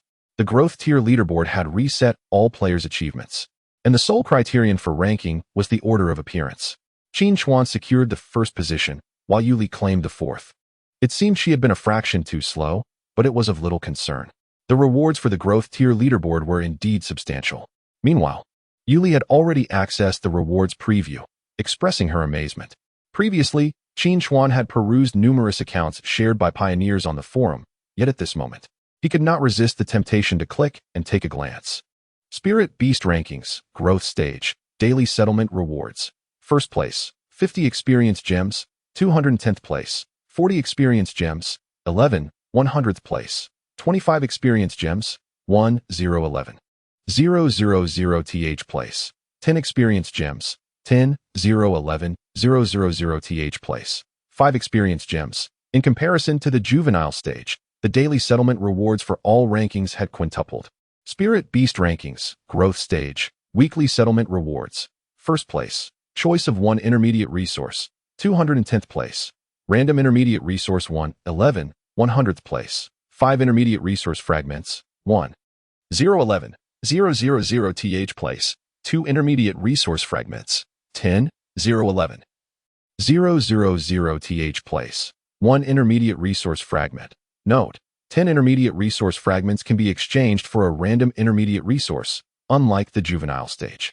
The resources in the weekly settlement of the growth stage Spirit Beast rankings had escalated to the intermediate level. This was the requisite tier of advancement resources needed for transitioning from the growth stage to the elite stage.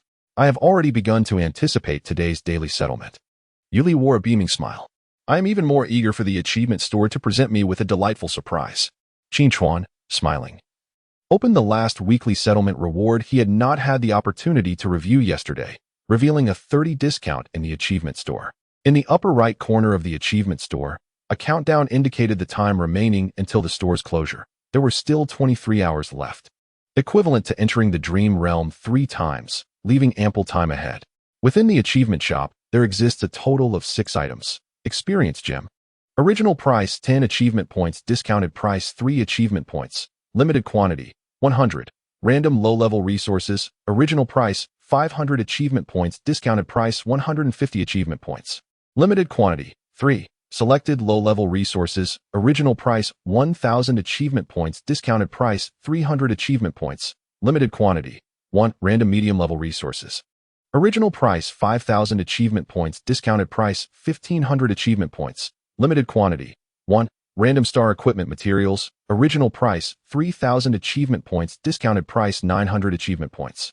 Limited quantity 1. Premium equipment forging stone, original price 4,000 achievement points, discounted price 1,200 achievement points. Limited quantity 1. With a gasp, Qin Chuan could not suppress his astonishment upon surveying all the purchasable items. At this moment, a singular thought resonated within him. The threefold discount was undeniably a remarkable bargain. Setting aside the first 3 items, the latter 3 were precisely what he currently required. This was essential for Xuehua's advancement from the growth stage to the elite stage. According to the intelligence provided by the pioneers on the Dreamland Forum, two conditions must be fulfilled for this transition from the growth stage to the elite stage. First, one must collect 4 specified medium-level resources to activate the advancement formation. Second, it is necessary to forge a piece of star equipment, enabling the contracted spirit beast to undergo an equipment evolution. Equipment evolution represents a novel enhancement method for spirit beasts, beyond mere leveling and advancement. Spirit beasts inherently possess the ability to merge with special equipment, facilitating a leap in their species and acquiring the corresponding attributes of the equipment. The choice of equipment has become pivotal in the evolution of gear. The Starlight equipment possesses a unique attribute, requiring a minimum of 2 and a maximum of 9 Starlight materials for its creation. However, the crafting of Starlight equipment is fraught with the possibility of failure.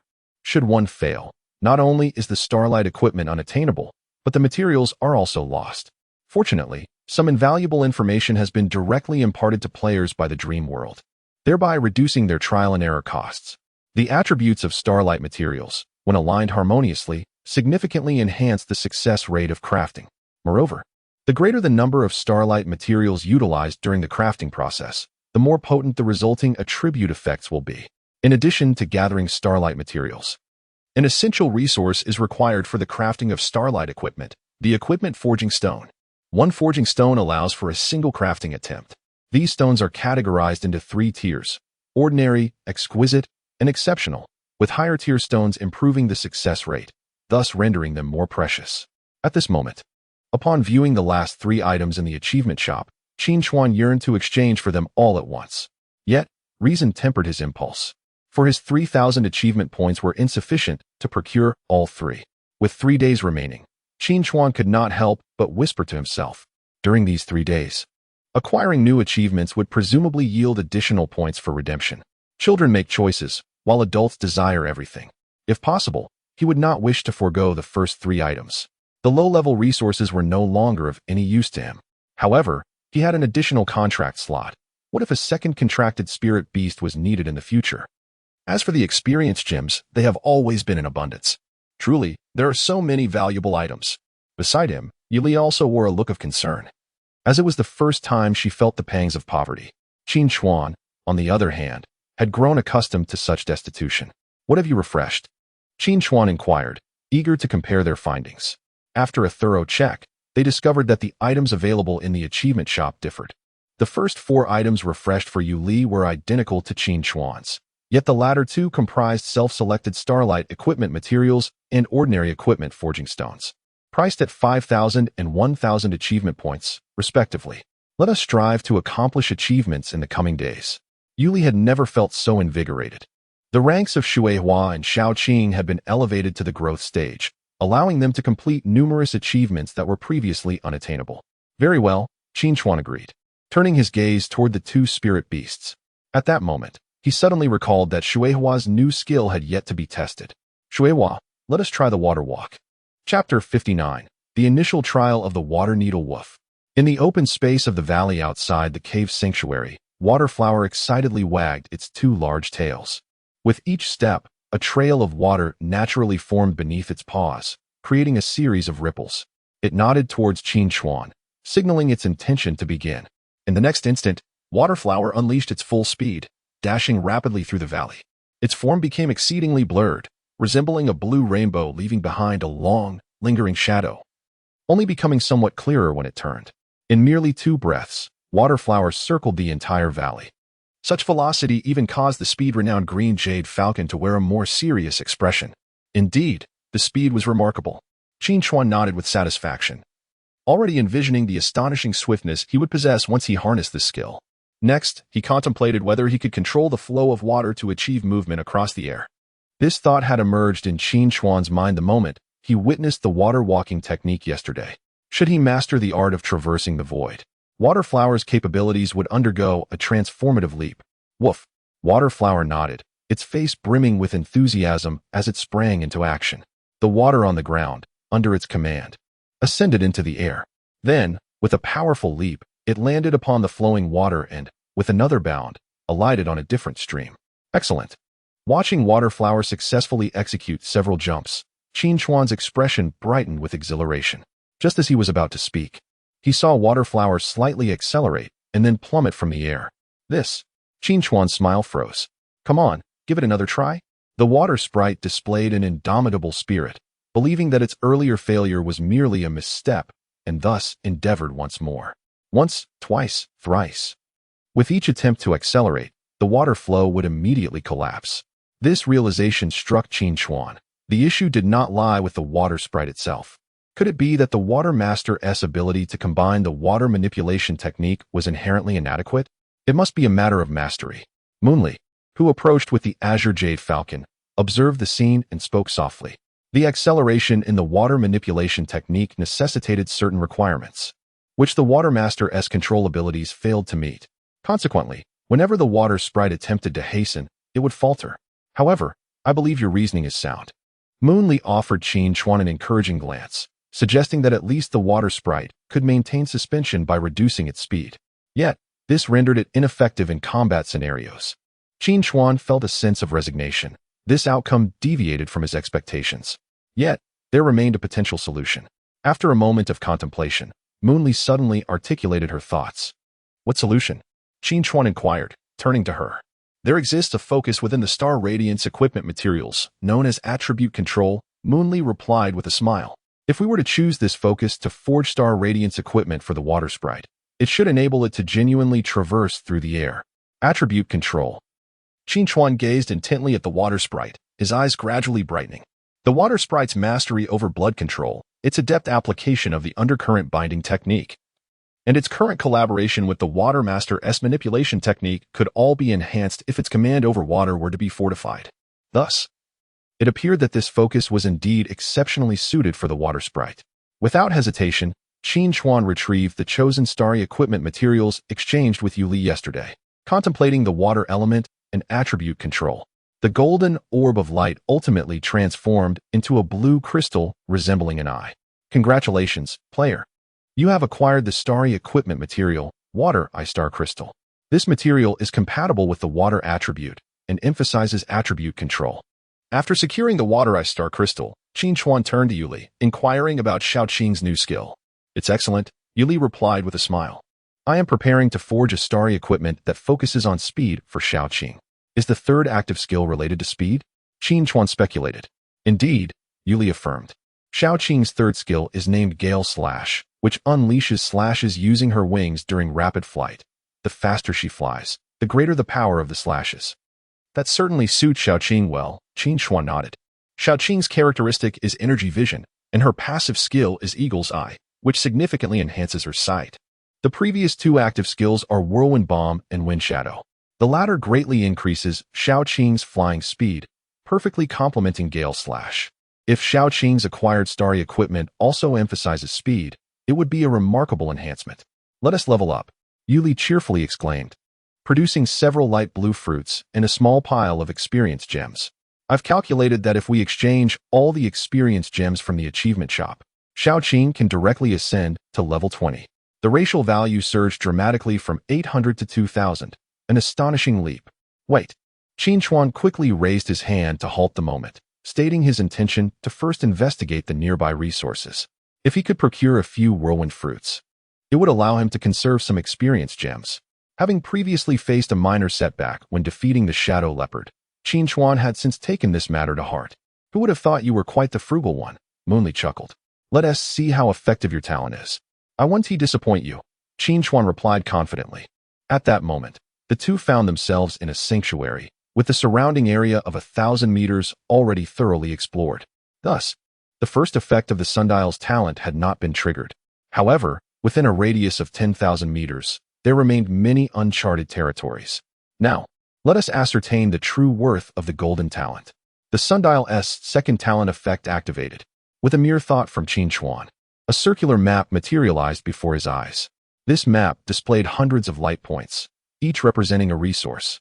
As Qin Chuan focused on one of these light points, it swiftly transformed into a corresponding image, significantly reducing the difficulty of his search. Qin Chuan had the option to disregard unnecessary resources. When he did so, the corresponding light points would dim automatically, yet could be reignited when needed. This map was one he could retain permanently. Time was of the essence. After dismissing non-water and wind attribute experience fruits along with other unusable resources, Qin Chuan retained just over 20 light points and suddenly rose to his feet. Let us go. Onward. Congratulations to the player for achieving the Hidden Accomplishment Fruit Seeker, earning 200 achievement points and 20 experience gems. Glancing at the achievement wall with an expression of bemusement, Qin Chuan noted the details of the hidden achievement, Fruit Seeker, entered the dream world once and found over 20 experience fruits. Beside him, Yuli wore a similarly perplexed expression, clearly having also attained this achievement. After several hours of exploration, the duo had gathered a total of 10 whirlwind fruits and 11 clear fruits, along with unearthing a deeply buried low-level earth resource. It became evident that the value of the sundial was remarkably high. Anticipation flickered in Qin Chuan's eyes as he contemplated the forthcoming upgrades. Upon leaving the dream world, he was set to partake in a practical assessment, rendering further searches for clear fruits unnecessary. Conserving experience gems was prudent. First, he aimed to enhance his abilities. After vanquishing the shadow leopard, Qin Chuan discovered 3 clear fruits within its lair, subsequently acquiring 2 more from Yuli. Over the past week, while pursuing achievements, they had not neglected their daily resource gathering, resulting in an additional 4 clear fruits. With a concentrated effort on resource collection from the sundial, Qin Chuan now possessed a total of 20 clear fruits, equating to 1,000 experience points, sufficient to elevate his water splash skill by 2 levels. The remaining 8 levels would require an additional 400 experience gems for completion. In the past week, the daily settlement of the Spirit Beast Rankings Juvenile stage yielded 70 experience gems. While gradually accumulating 3,200 achievement points, Qin Chuan also obtained 320 experience gems. However, he had previously expended 25 gems when elevating Shuiwa to Juvenile stage level 10, leaving him short by 35 gems. Consequently, Qin Chuan decided to directly consume 300 achievement points to exchange for all the experience gems available in the achievement shop, and then commenced the upgrading process for Shuiwa.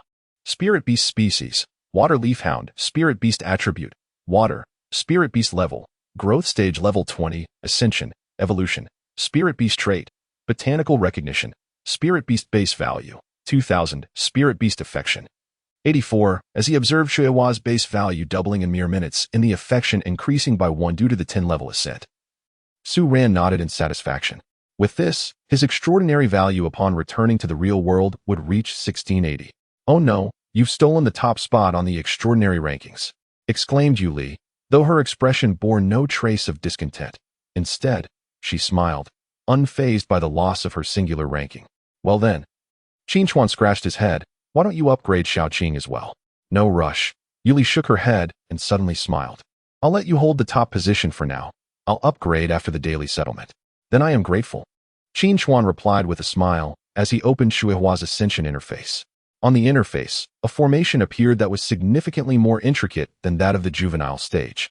The formation featured 4 recesses, each adorned with a phantom representation of a resource, corresponding to the 4 intermediate resources required for the advancement of the Waterflower Canine.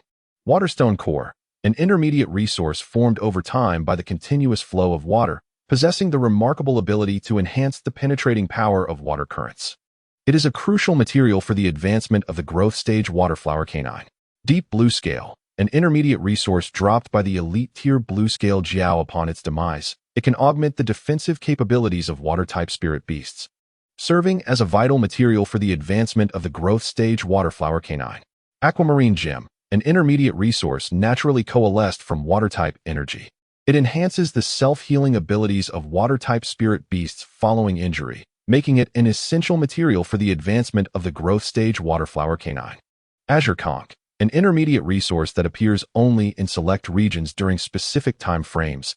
It slightly enhances the attribute control abilities of water-type spirit beasts, and is a key material for the advancement of the growth stage Waterflower Canine. The 4 intermediate resources appeared to be considerably more challenging to acquire than those before. Qin Chuan meticulously noted their names and methods of acquisition, and then his gaze settled upon the Deep Blue Scale and the Azure Conch. Setting aside the option of selecting intermediate resources for the moment, if he wished to employ the 3rd talent of the sundial in the search for resources, these 2 resources were undoubtedly more suitable. Obtaining the deep blue scale necessitated the defeat of the elite tier spirit beast, the blue scale Jiao. By utilizing the third talent of the sundial, he could simultaneously lock in the spirit beast tier, securing it at elite tier LV20, thus significantly reducing the difficulty. Additionally, this would afford him the opportunity to achieve an accomplishment, if all goes as expected. The condition to obtain Advanced Kill 2 is to single-handedly eliminate an elite-level foe during the growth phase, yielding a substantial achievement point total of 1,000. On the other hand, the Kanglin Conch appears only in select areas during specific time intervals, rendering it the most elusive and challenging resource to locate among the four. However, under the guidance of the Gnomon, discovering it becomes effortless. With a plan forming in his mind, Qin Chuan turned his gaze toward the evolution interface. This newly revealed screen displayed 11 distinct slots, 9 of which formed a circular arrangement surrounding a central one, each corresponding to Star Radiance equipment materials and forging stones. The remaining slot was designated for embedding Star Radiance equipment, thereby completing the evolution. As long as the attributes of the Star Radiance equipment align correctly, the evolution will succeed, offering significantly greater freedom compared to advancement. After a moment's contemplation, Qin Chuan inserted the previously acquired Water Eye Star Crystal into one of the material slots and then exited. "Did you see the progression resources for the Water Flower?" Moonli suddenly inquired. Although she could not see Qin Chuan's interface, she could infer much from his actions. Indeed, Qin Chuan nodded, unable to suppress a sigh. Acknowledging that intermediate resources are indeed more challenging to procure than lower-tier ones, and he pondered how long it would take to gather them all. "I have an idea. Would you care to try?" Moonli said with a bright smile. "What idea?" "My purple talent can grant you a small stroke of luck for a duration of 10 minutes. Doesn't your achievement shop offer random intermediate resources and random Star Radiance equipment materials? After the exchange, I shall bestow upon you a stroke of luck. Perhaps the random outcome will yield a delightful surprise." Upon hearing Yuli's words, Qin Chuan's eyes brightened slightly. He had already intended to redeem these two resources. Even if the random outcome did not align with his needs, he could gradually devise a way to exchange them for what he required. Thus, Yuli's suggestion piqued his interest. There was no harm in trying. "Please wait a moment." Without hesitation, Qin Chuan accessed the achievement shop, where he had 900 achievement points available for use. After spending 400 points to redeem a random intermediate resource and random Starlight equipment materials, he was met with an unexpected delight. "Congratulations, player, on achieving the hidden achievement, Spending Like Water Eye, earning 100 achievement points and 10 experience gems. Spending Like Water Eye, spend over 1,000 achievement points in a single refresh of the achievement shop. Excellent, 600 achievement points remain." Qin Chuan glanced over, noticing 2 additional silver orbs in his equipment inventory, and nodded to Yuli, signaling that he had completed the exchange. Yuli displayed an eager smile, her hands clasped together in a gesture of prayer. A faint luminescence danced around her form, making her appear as if a celestial being had descended. Qin Chuan was momentarily entranced, only to discover that a similar radiance had inexplicably enveloped him as well. "It can commence." Yuli nodded towards Su Ran, indicating that her talent had been fully utilized. A peculiar gleam sparkled in her eyes. How significantly would the enhancement of luck truly elevate the outcome? Qin Chuan, trusting in the process, casually retrieved the random intermediate resource. At the moment of acquisition, the silvery orb solidified into a stunning gem, radiating a captivating aquamarine hue, with only the center glowing in a deep azure brilliance. "Congratulations, player." For obtaining intermediate resource, Azure Gem, Qin Chuan. Unable to resist, he cast a glance at Yuli before retrieving the second orb. "Congratulations, player." For obtaining Starlit equipment material, Echoing Blue Jade. This material is suited for the water attribute, with a focus on attribute mastery, Qin Chuan. 2 consecutive random resources. Do you truly consider this mere luck? Chapter 61. The distinction between locking and exploration 2 items. Both succeeded? Observing the 2 resources in Qin Chuan's hand, evidently related to the water element, Yuli blinked, her eyes shimmering with an extraordinary brightness. The remarkable increase in luck was astonishing. This led her to recall the first talent of Destiny Invocation, a significant enhancement of luck for both the possessor and their contracted spirit beast. Unlike the second talent, which could only be utilized once upon entering the dream realm, the first talent was passive, implying that this effect was permanently in effect. Thus, she mused, with the use of random resources, could she achieve a similarly selective outcome? At this thought, a smile broke forth on Yuli's face, unable to be contained. She resolved to forego the self-selected starry equipment materials from the achievement shop. It was not due to an inability to afford the self-selection, but rather that the randomness offered superior value. Your talent is truly remarkable, Qin Chuan remarked as he embedded the two resources in their corresponding positions. Unable to suppress his astonishment, the effects of randomness were nearly indistinguishable from those of selection. Who would dare to believe it? Yuli's smile faltered as she suddenly remembered that she had only mentioned the purple talent to Qin Chuan. Quickly, she sought to amend her statement, attributing it to mere coincidence. Perhaps next time, luck would not be so favorable. Perhaps, she conceded, while the dimming of Qin Chuan's expression suggested uncertainty. He nodded slightly, accepting this explanation. There is something I wish to discuss with you.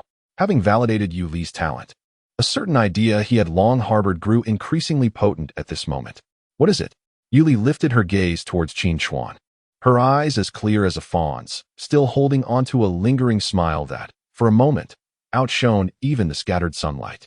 Their eyes met, and Qin Chuan was momentarily entranced before regaining his composure.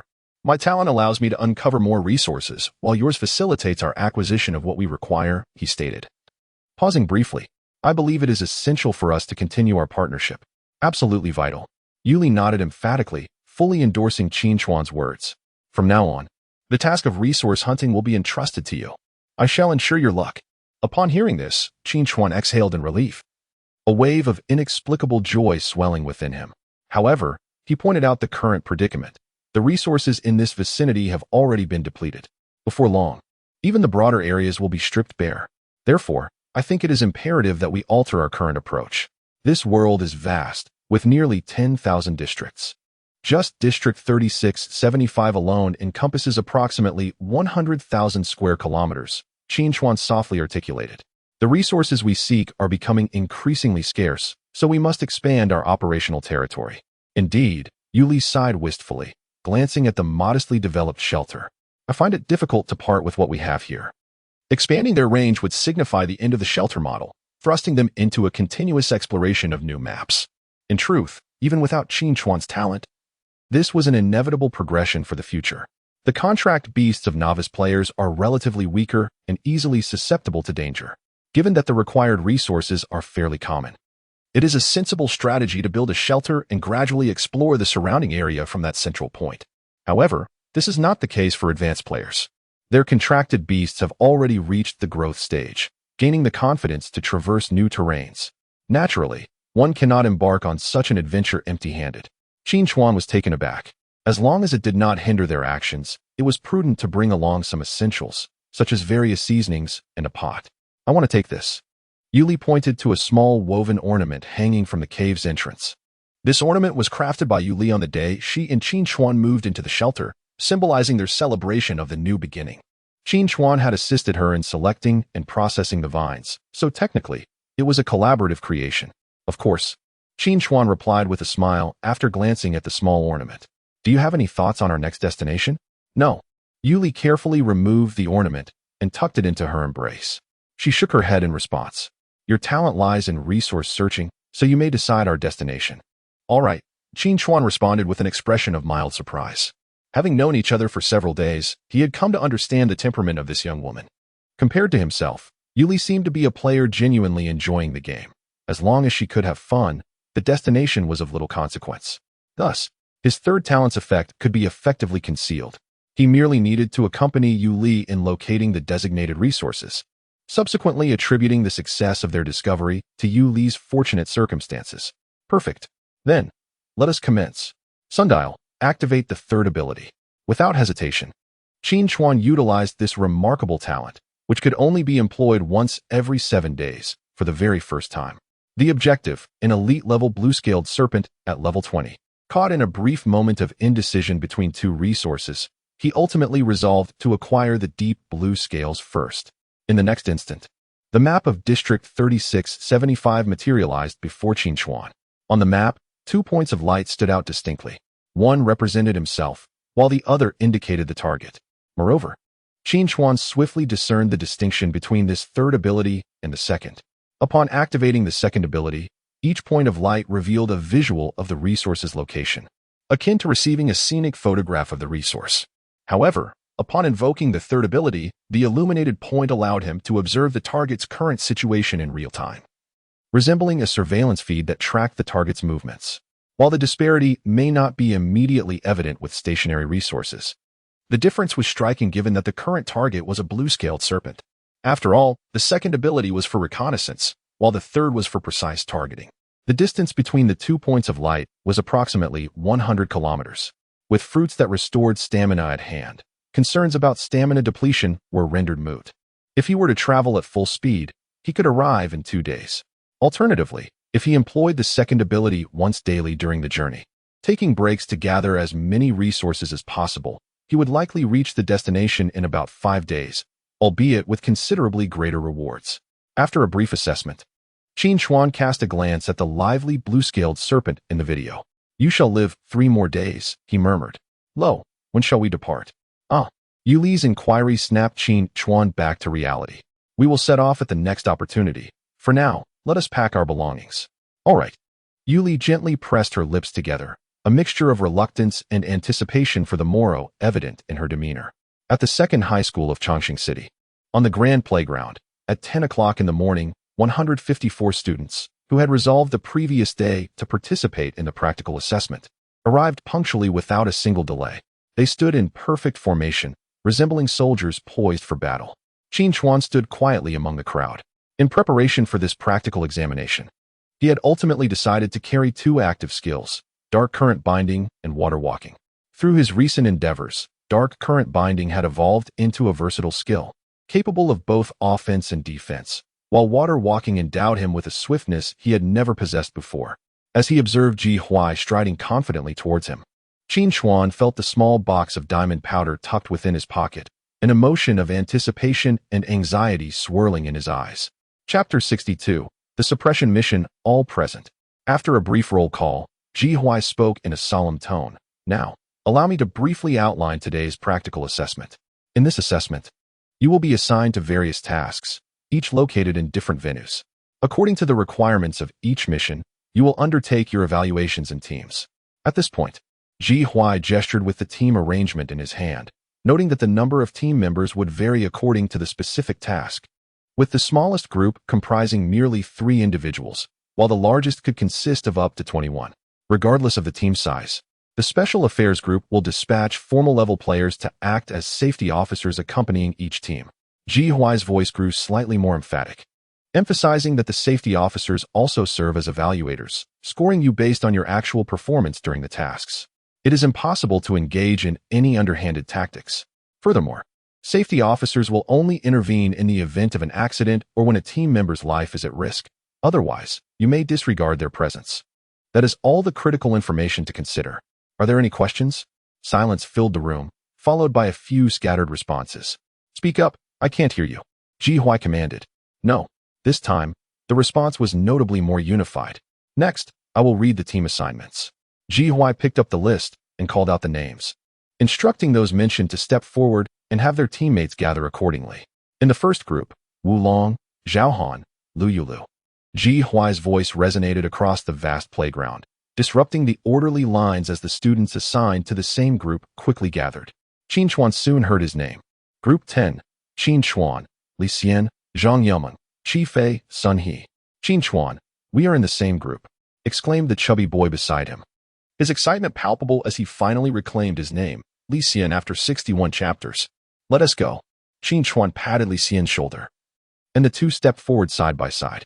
From other positions in the line, the 3 remaining members of Group 10 also emerged. These 3 were not from Class 7, so Qin Chuan did not have a strong impression of them. However, Li Xian readily greeted them and introduced Qin Chuan. "This is Zhang Yumeng from Class 3. Her attribute is Wind. Qi Fei is from Class 1, and like me, he is of the Earth attribute. Sun He is from Class 5, sharing your Water attribute." "Hello." Qin Chuan nodded slightly, indicating he had remembered their names, and courteously added, "Let us look out for one another during this assessment." "You are too polite," Qin Daolao. Qi Fei, despite being a top student from Class 1, had an easygoing demeanor. He chuckled, "With you in our group, victory is practically assured. How can an Earth attribute like you just coast along?" Sun He shot a glance at Qi Fei, then confidently greeted Qin Chuan. "We are both Water attribute. So I look forward to working with you." I am Zhang Yuming from the Wind Attribute. Zhang Yuming is a delicate girl whose soft-spoken nature leaves her momentarily at a loss for words after merely stating her name and attributes. Undoubtedly, she exhibits signs of social anxiety. Following this, the 5 individuals engaged in a mutual exploration of their respective strengths. As time has progressed, reaching the juvenile stage at level 10 has become a commonplace achievement. Aside from Zhang Yuming, who remains at level 9, the other 3 individuals have attained level 10. Moreover, Zhang Yuming's bond with her pet is quite commendable, thus her extraordinary value does not lag behind. Qin Chuan, too, refrained from drawing attention to his own recent advancement, as the others were already aware of his prior capabilities and did not inquire further, which he found quite agreeable. During their mutual acquaintance, Ji Hui had already finished announcing the group arrangements. Everyone, please follow me according to your assigned groups. Upon hearing this, the various small groups engaged in conversation on the playground swiftly fell silent and followed Ji Hui towards the school gate. Outside the gate, several buses had already been parked, ready to depart. According to their group assignments, the students orderly boarded different vans. Inside the van designated as number 10, Qin Chuan and his companions spotted a young man who was already seated. Finally, you've arrived, he said with a grin. Allow me to introduce myself. I am Tang Qiui. During today's practical assessment, I will accompany you throughout the process, and you may refer to me as Brother Tang. Hello, Brother Tang, the 5 responded in unison, fully cooperative. Tang Qiui nodded in satisfaction. The location of your assessment is approximately a half-hour drive from here. I will provide you with the specific tasks shortly. At this juncture, he extended his hand and gently tapped the driver's seat, urging, "Driver, commence the journey." As the bus roared to life, Tang Qiui produced 5 small booklets. Just a couple of days prior, traces of demonic rats, essentially rat-like monsters, had been discovered within the sewers of Jinshe Road. Your mission is intricately linked to this matter. You 5 are tasked with eradicating as many of these demonic rats as possible. The more you eliminate, the better your performance will be. In addition to a base score, I will assign supplementary points based on each individual's contributions, culminating in an overall assessment. Here are the specifics. Feel free to peruse. As he spoke, Tang Qiui distributed the booklets to Qin Chuan and the others. The contents within were far more detailed than his verbal account. Upon flipping to the first page and beholding the grotesque, pus-ridden form of the demonic rat, the corners of the 5's mouths twitched in unison. This creature exuded a distinctly repulsive aura. Yet, the sewers? They exchanged glances, a silent understanding passing between them. Undoubtedly, such an environment favored water-based abilities. As for earth-based powers, as long as they were not airborne, they would face no disadvantage. The other 4 couldn't help but glance at Zhang Yuming. Zhang Yuming spoke timidly. It mentions here that the environment where the demonic rats thrive possesses a certain level of toxicity. My passive skill can purify the air. A wave of realization washed over the group. It seemed this arrangement had taken all their circumstances into account. Qi Fei lightly tapped the booklet, remarking, "My passive skill allows me to sense the surroundings through vibrations in the earth. While the range is limited, I believe scouting within the sewers will pose no significant challenge. I will serve as the shield." With a sly grin, the chubby fellow declared that my passive ability could envelop me in robust protection, boasting formidable defense and resilience. In light of this, Qin Chuan and I would take charge of the offensive. Sun He, eager to engage, noted that the sewers were abundant in water, allowing us to unleash our full firepower. Very well, Qin Chuan nodded in agreement, endorsing this division of labor. This type of demon rat could barely be classified as a level 1 beast. The only challenge lay in their sheer numbers. For Qin Chuan, with an extraordinary value of 1680, it posed no difficulty whatsoever. He even had to hold back a bit, lest he deprive his teammates of valuable opportunities to shine. The 5 of us swiftly reached a consensus, with ample time remaining before we reached our destination. As we engaged in casual banter, Qi Fei suddenly interjected. "Have you seen the post on the Dream Forum today? 5 golden talents have already dimmed." "Yes, I also noticed that post," the chubby fellow chimed in. Previously, there was only one no trace that had dimmed, but astonishingly, for golden talents faded away just yesterday. A hint of regret flickered across his face. "By the time I reach the official level, all 9 golden talents will likely have been claimed. Do you still hope to draw one?" Sun He remarked with a peculiar expression. Last night alone, over 100,000 players in the dream world advanced their contract spirit beast growth stages. Compared to the mere thousands before, it was an explosive surge. Thus, It is only natural that 4 golden talents were drawn. I must see it by the day after tomorrow at the latest. The remaining 4 are likely gone as well. Qin Chuan silently listened to their discussions. He had browsed the Dream Forum this morning but had not encountered this particular post, perhaps having just missed it. Had the 5 golden talents already been drawn? A pensive expression crossed Qin Chuan's face. Aside from the known talent, Wu Jin, and the one he had drawn, Guazian, which 3 others remained. Before he could pose his question, the chubby one let out a wistful sigh. Guazian, Qiming, Dongjian, and Shengling, for golden talents. His expression bore a hint of sorrow. Why didn't you all wait for me to break through? The humorous tone in the chubby one's words even elicited a suppressed laugh from Zhang Yuming, who usually struggled with social interactions, filling the bus with a lively atmosphere. Qin Chuan, however, did not share in the laughter.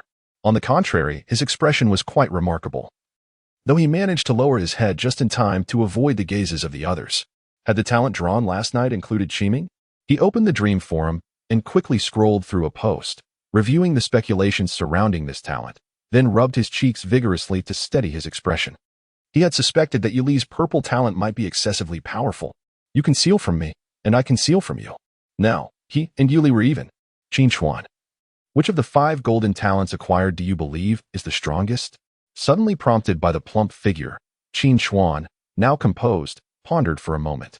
Let us elevate our spirits, he mused, for according to speculations circulating in the forum, this talent was believed to be the sole enhancement type among the 9 golden talents. It was difficult to ascertain. Beside him, Qi Fei shook his head, a mysterious expression adorning his face. It was rumored that the dial might be connected to the concept of time. In the presence of such time-related talents, all enhancements would be rendered futile. Indeed, Qin Chuan replied, a barely perceptible twitch at the corner of his mouth, acknowledging the validity of Qi Fei's assertion. Isn't that so?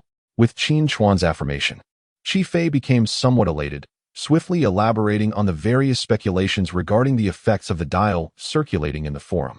As he listened to Qi Fei's narrative, a subtle sense of relief washed over Qin Chuan. It was said that on the day of the dimming shadows, over 500 players encountered the probing and searching of others, with some even overwhelmed to the point of pleading for mercy in the real world. However, with over 100,000 players simultaneously advancing this time, the quest for 4 golden talents would be akin to finding a needle in a haystack, thus sparing them from such troubles. Presently, the speculations on the talent effects of the dial in the Dream Forum were largely misled by its deceptive nomenclature, which was fortuitous for Qin Chuan. Even if someone discovered his ability to probe for resources, the likelihood of connecting it to the dial was nearly non-existent. Yet, there remained the matter of Yuli. Qin Chuan's expression grew slightly more serious. He needed to find an opportunity to caution her against mentioning anything related to luck. The 2 talent effects she had shared with him had been entirely deduced by the forum, rendering them almost transparent. The topic of golden talents did not continue to be discussed by the few present. After all, for the other 4, it was an unattainable realm, merely fodder for gossip and conversation. The dialogue swiftly shifted to the anticipation of breaking through to the formal level and extracting talents. It has been over half a month since the extraordinary event began. Sunny cradled her chin, a look of vexation upon her face, lamenting. I haven't even acquired a single fragment, let alone low-level resources. Well, I consider myself fortunate, chimed in the chubby boy with a grin. I already possess 2 low-level resource fragments. Upon hearing this, the other 3 cast envious and resentful glances his way. Come on, don't be like that. Qi Fei exclaimed dramatically, clutching his chest. It pains my heart to know you already have fragments. Just luck, the chubby boy chuckled awkwardly, hastily adding.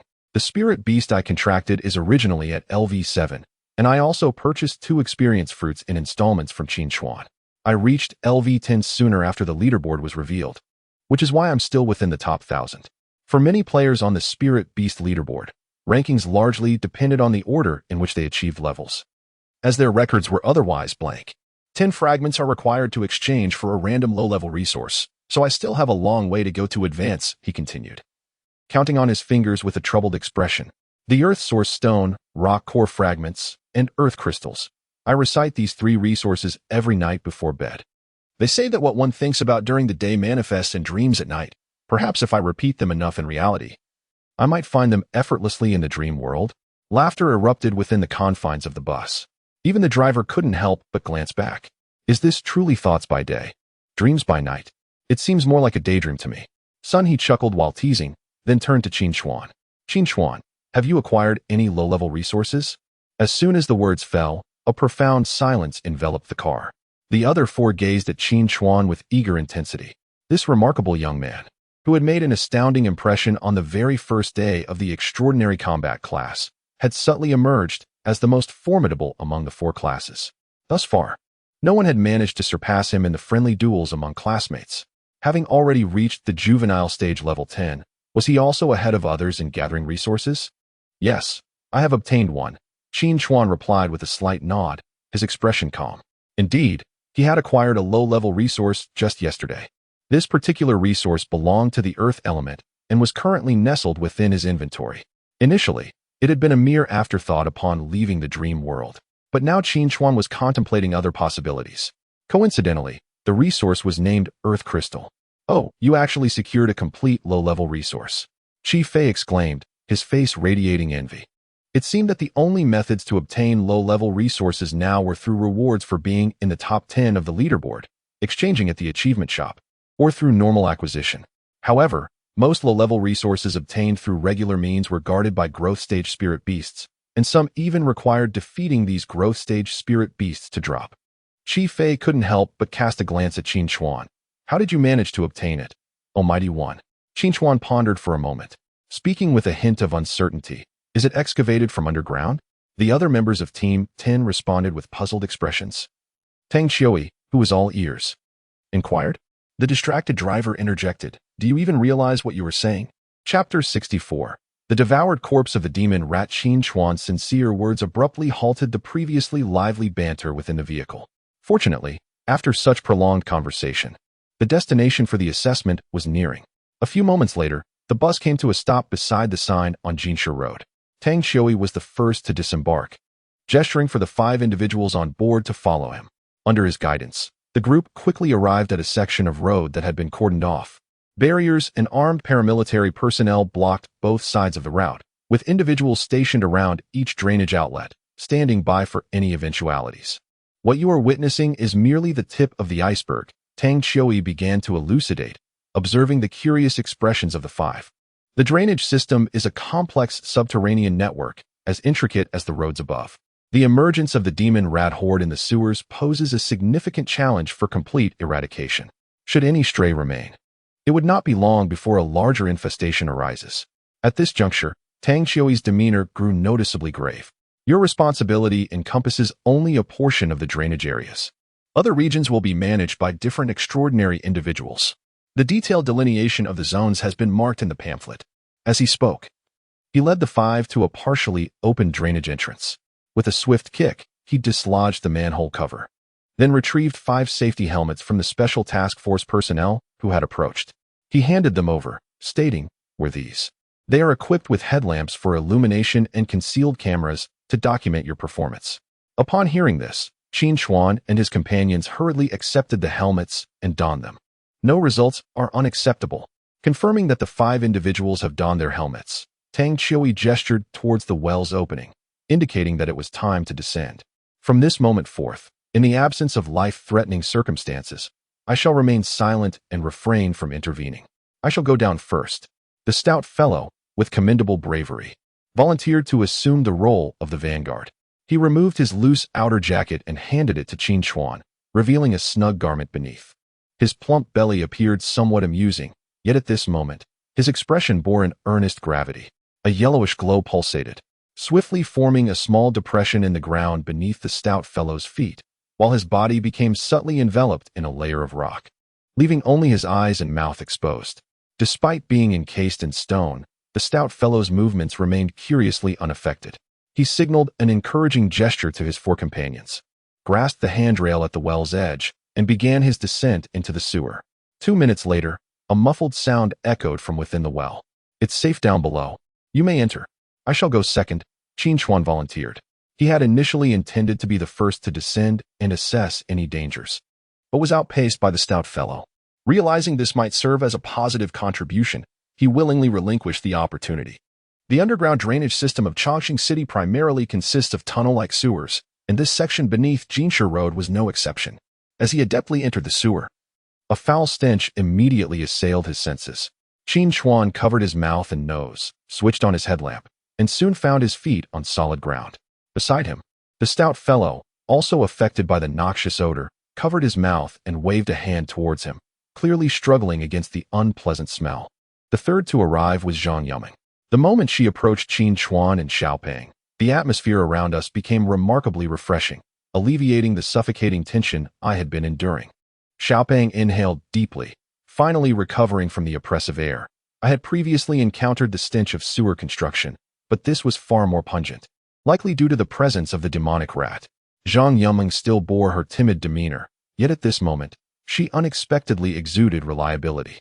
I could sense the presence of toxins in the surrounding air, which, if inhaled over an extended period, would undoubtedly lead to complications. Qi Fei and Sun He descended in succession, just in time to catch Zhang Yuming's words. Fortunately, we have Ming Ming. Sun He grasped Zhang Yuming's hand, smiling as she spoke. The camaraderie among the girls seemed to form effortlessly. The two who had been strangers before boarding were now nearly inseparable. I will investigate. Qi Fei nodded at Qin Chuan and the others, then extended a hand. He glanced at the filthy platform beneath them and placed his hand against the wall of the adjoining passage. A low hum resonated through the stillness of the sewer, accompanied by a swirling ochre glow, akin to the sound of mosquitoes. After a brief moment, Qi Fei withdrew his hand and pointed towards a particular direction, indicating that there was something amiss. Let us go. Xiaopeng boldly took the lead, striding ahead with unyielding determination, his stout figure providing a sense of security as he moved forward, flanked by Sun He. As one of the output bearers of the team, at this moment, Sun He had already drawn a portion of the domestic wastewater from the sewer, purifying it into a water sphere cradled in her palm, poised to strike at any moment. Water manipulators possess the ability to filter out impurities from water, achieving a state of refinement when necessary. Zhang Yuming trailed closely behind Sun He, a position that not only allowed her to better purify the air for her companions, but also afforded her a relative sense of safety. Following them were Qi Fei and the rearguard, Qin Chuan.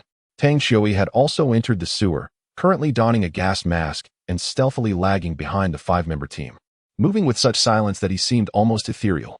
It is here. Before long, Qi Fei spoke up, indicating that he had detected something unusual nearby. The group utilized their headlamps to scan the darkened confines of the sewer, and soon Sun He let out a soft gasp. Over here. The group huddled together, quickly spotting a grotesquely contorted, pus-covered demon rat. The creature lay lifeless, its body so disfigured that only its bulging eyes remained, evoking a sense of revulsion. What is this? It's already dead. Little Fatty muttered discontentedly. How unfortunate. He prepared to kick the corpse of the demon rat aside, but the silent Qin Chuan halted his action. Wait. Look at the wounds on its body. He leaned closer to the demon rat, scrutinizing it intently before slowly speaking. Do these wounds not closely resemble the shape of its teeth? Indeed, they do. The chubby figure crouched down, scrutinizing the scene, and after a moment of contemplation, nodded in agreement, only to then display a look of realization. So it bit itself to death? Qin Chuan. He cast a speechless glance at the chubby one, while behind him, Qi Fei could no longer endure the silence and hastily explained that some rodents have a peculiar habit of consuming the remains of their kin, and the demon rat was likely no different. Such wounds were undoubtedly inflicted by other demon rats. It was astonishing that they could even bring themselves to do so. Sun He couldn't help but gasp in shock. Zhang Yuming, standing nearby, had already turned her head away in disgust. The corpse of this demon rat had yet to fully harden, indicating that it had not been dead for long. Qi Fei picked up a small stick and prodded the demon rat, yet he found no traces of other demon rats in the vicinity. Qin Chuan glanced into the encroaching darkness ahead, a slight frown forming on his brow. He sensed an undercurrent of danger lurking within. Let us proceed further and investigate. A minor adjustment has been made to the previous setting, excluding the ice element from the material attributes. There is no need to revisit it, as there are essentially no significant changes, just a note to be aware of. Chapter 65. The Advanced Demon Rat King Within the Depths of the Darkened Sewer. Qin Chuan and his four companions cautiously pressed forward, utilizing the illumination from their headlamps to probe the obscured path ahead. After traversing a distance of several meters, Qi Fei once again employed his skill to conduct a reconnaissance, his expression shifting as he observed 5 or 6 demon rat corpses strewn before them. Such a plethora of demon rat carcasses? Qin Chuan and his companions exchanged glances, hastening their steps until they beheld several more demon rat remains, lying on the ground in a state of disrepair, much like the first corpse they encountered. These creatures had clearly perished not long ago. Qi Fei prodded each carcass with a small stick, confirming their similarity to the initial demon rat. The gravity of the situation began to weigh heavily on their expressions. While it was conceivable that demon rats might exhibit cannibalistic tendencies in times of hunger, the current scenario was decidedly peculiar.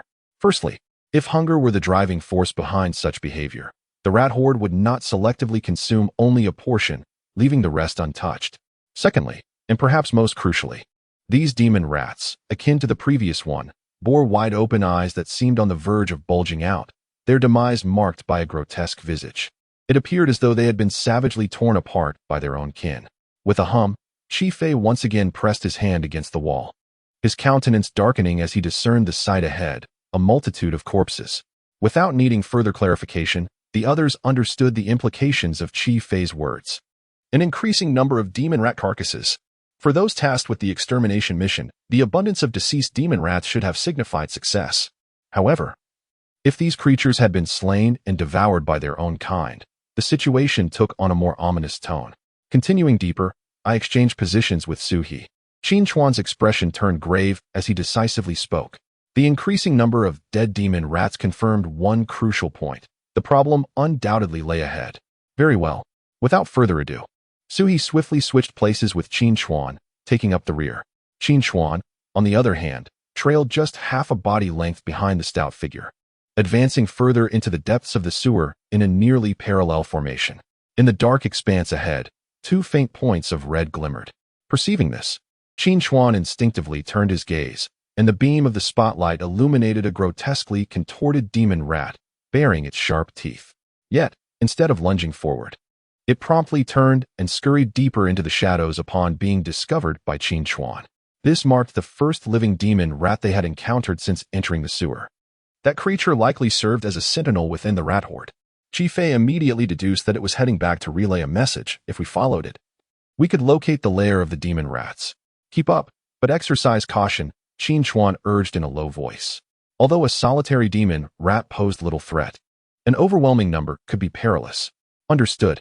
Little Fatty responded, striding forward. His squat frame had seen a significant enhancement in physical prowess due to his recent training in the basic fist technique, allowing him to maintain a distance behind the sentinel rat without losing track. The other four followed closely, and after covering approximately 200 meters, a faint yet persistent squeaking sound began to emanate from ahead. It was the demon rats, and there were quite a few of them. As the sentinel mouse abruptly veered into a junction of the sewer ahead, the stout figure of Xiaobang surged forward, pursuing it with fervor. At the very moment he stepped into the bifurcation, he bellowed, "Rodents, meet your demise." Even in such a dire situation, Qin Chuan could not suppress a slight twitch at the corner of his mouth. Indeed, they were truly a horde of rodents. Seemingly incensed by Xiaopang's thunderous shout, a cacophony of screams erupted instantaneously, and in the blink of an eye, a swarm of monstrous mice surged forth from the junction, lunging towards Xiaobang like a relentless tide. "Come on!" Xiaobang, clad in rock-like armor, let out a peculiar laugh, his fists pulsating with a tawny glow as he swung them forcefully towards the earth ahead. Boom!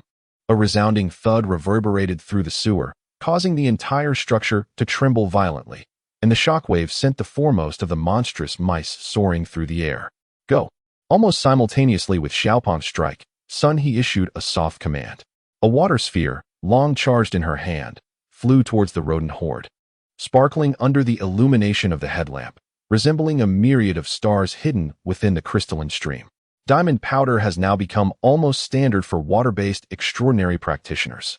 The water sphere struck a monstrous mouse with precision, detonating in an explosive display, unleashing fist-sized water projectiles that indiscriminately shot off in all directions, bolstered by the diamond powder. These projectiles effortlessly pierced through the transformed bodies of the ordinary monstrous mice. Accompanied by anguish cries, countless rodents met their bloody end on the spot. A few elusive creatures swiftly altered their course, charging towards Sun He with a frenzied intent to kill. However, before they could draw near, a pitch-black stone knife whistled through the air, cleaving their bodies in an instant. Qi Fei nodded towards Sun He and advanced with the silicon-enhanced stone blade in hand. His swordsmanship was somewhat unrefined, likely a result of hasty training since the arrival of the extraordinary, yet bolstered by his enhanced physical prowess in the silicon blade. His performance was commendable. Unbeknownst to him, Tang Qiuyi had already positioned himself on the opposite side of the drainage ditch, quietly observing the actions of the five. And he nodded slightly, swiftly jotting down notes. Zhang Yumeng, initially bewildered and shielded by her teammates, regained her composure only when the others began to engage in battle with the demon rats. While purifying the air was merely her passive skill, she had prepared an active skill specifically for this practical assessment, ensuring she could contribute to the fight. With a delicate shout, Zhang Yumeng raised her hand and pointed towards the most concentrated cluster of demon rats. A whirlwind materialized out of thin air, sending dozens of demon rats soaring into the sky, caught completely off guard. Water orbs then appeared at the opportune moment, bursting forth and extinguishing their lives. Sun He, having successfully landed a blow, gave Zhang Yumeng a thumbs up in acknowledgement. Meanwhile, Qin Chuan, who had refrained from immediate action, choosing instead to observe and allow his teammates to shine, suddenly found his pupils constricting sharply. In the instant Zhang Yumeng sent the demon rats flying, he caught a fleeting glimpse of a chilling crimson light flickering behind the obscured figures of the demon rats. Indeed, these demon rats harbored a sinister secret. Recalling the sight of the dead demon rat encountered on the way, Qin Chuan no longer hesitated. A massive torrent of water surged forth like a dragon from the murky waters behind him, sweeping past him and violently pulling all the diamond dust from the open box in his hand, before crashing fiercely towards the direction where the blood had just flashed. The torrent, weighing dozens of tons, nearly filled the entire corridor, and the sudden eruption forcefully hurled the swarm of demon rats against the wall at the junction, leaving no time for their wretched cries. Countless demon rats perished instantly, their mangled remains painting a scene too gruesome to behold. The actions of his four teammates came to an abrupt halt as they gaped in astonishment at Qin Chuan. However, their attention was soon captivated by another spectacle. A colossal rat, standing over a meter long without accounting for its tail, arose from beside the wall, its crimson eyes gleaming with cruelty and bloodlust. The terrifying aura emanating from it surpassed level 10, rivaling that of a growth stage spirit beast. This was an evolved demon rat king. Tang Qiuyi had never anticipated that his first mission as a newly minted official player would be so daunting. Witnessing the display of power that only an official level player could exhibit left him utterly bewildered, to the point that the pen in his hand fell to the ground. The unfolding events once again defied his expectations, with the demon beast population having only recently stabilized. The number of beasts that had completed an evolution to rival growth stage spirit beasts was exceedingly rare. Tang Qiuyi could hardly fathom that one would appear here. Normally, at this moment, he would unhesitatingly call for reinforcements and halt the assessment. However, upon witnessing Qin Chuan charging fiercely towards the Rat King, Tang Qiuyi hesitated and set down the communicator he had grasped. Interrupting the assessment would undoubtedly impact the group's results. With a crackle, accompanied by the sound of an arc slicing through the air, violent lightning coalesced in Tang Qiuyi's hand, forming a spear. He was prepared to strike at any moment. On the other side, Qin Chuan casually remarked that the other rat demons were left to them, as ripples of pale blue surged beneath his feet, his speed nearly blurring him into an afterimage as he lunged towards the Rat King. The water pooling on the platform rose once more, swirling with countless glimmers under the headlights, transforming into serpentine streams that swiftly ensnared the Rat King in tandem with Qin Chuan's movements. With a sharp screech, the enraged Rat King exerted its four claws with explosive force, launching its body towards Qin Chuan like a cannonball. Its agile form twisted midair, and a tail, measuring twice its body length, lashed out like a steel whip towards Qin Chuan's face. In that instant, Qin Chuan almost felt as if he were confronting Ji Huai's long whip. Fortunately, even if it were indeed Ji Huai, he would not be without the means to fight back. The ripples beneath his feet manifested again, and with astonishing lightness, he deftly retreated 2 meters, his upper body leaning back just enough to narrowly evade the sweeping strike aimed at his face. Then, he abruptly raised a hand, making a grasping motion towards the air. In a swift motion, a hand emerged from the water, firmly grasping the tail of the Demon Mouse King, which was attempting to withdraw. Before the Demon Mouse King could react, the watery hand exerted tremendous force. The creature's body was uncontrollably flung through the air, crashing heavily onto the platform, the impact creating spiderweb-like fissures across its surface. The resonance further amplified the power of the dark currents. and even the enhanced physique of the Demon Mouse King could not withstand such a blow, leaving its head ringing. Before it could rise again, Qin Chuan had already commanded a series of water serpents to tightly ensnare its body, ultimately enveloping the Demon Mouse King in a swirling torrent. "Give me, spin." Qin Chuan's clenched fist twisted slightly, causing the water to whirl like a washing machine, propelling the Demon Mouse King into a rapid rotation. Under the beam of light, countless tiny flickering glimmers in the flowing water created afterimages that resembled strands of luminous hair. This breathtaking moment concealed an extraordinarily terrifying force. The incredibly intense diamond dust, through high-speed rotation, transformed into countless blades capable of cutting through iron like mud, slicing across the body of the Demon Mouse King in an instant. Even with the resilience of an evolved beast, it could not withstand such terrifying strikes. The creature's desperate struggles soon diminished, culminating in a haze of blood mist that ultimately fell silent. When the swirling water transformed into thick blood, it descended heavily onto the platform, leaving behind nothing but a skeletal remains. "What a pity." With a hint of regret, Qin Chuan muttered softly. "The pollution is so severe that these diamond powders can no longer be salvaged." Meanwhile, during Qin Chuan's battle with the Rat King, the other four swiftly took action to eliminate the remaining demonic rats. Upon hearing this statement and glancing at the stark white skeleton amidst the pool of blood, the others' gazes towards Qin Chuan grew increasingly complex. "You have just slain a demonic rat of a level comparable to that of an advanced spirit beast, and yet you lament the loss of a mere amount of diamond powder?" Tang Xiui, standing nearby, cleared his throat, drawing the attention of the five. "The assessment has concluded. The subsequent cleanup will be handled by the Special Affairs team.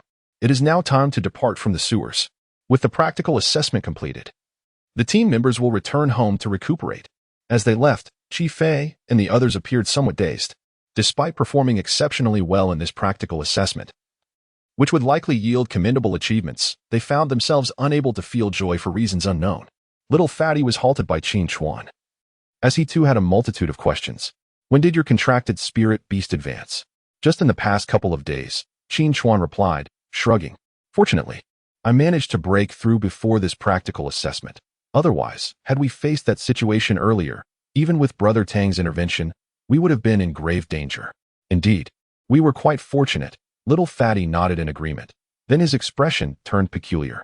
"Previously, when I asked you, you claimed to have acquired a low-level resource." "I wasn't lying," Qin Chuan retorted. With a smile, Qin Chuan began, "Indeed, I have acquired a low-level resource, and it was unearthed directly from the soil." As he spoke, he produced the earth crystal and waved it before Xiaopeng's eyes. Xiaopeng's eyes widened in astonishment, his breath quickening like that of a startled bull. He fixated on the earth crystal, momentarily at a loss for words, stammering, this. Previously, hadn't you mentioned that your uncle and aunt intended to wait until the price of low-level resources dropped to 100,000 before purchasing two for you?" Qin Chuan extended the earth crystal towards Xiaopeng, stating, 100,000. Instantly, Xiaopeng's eyes glistened with unshed tears.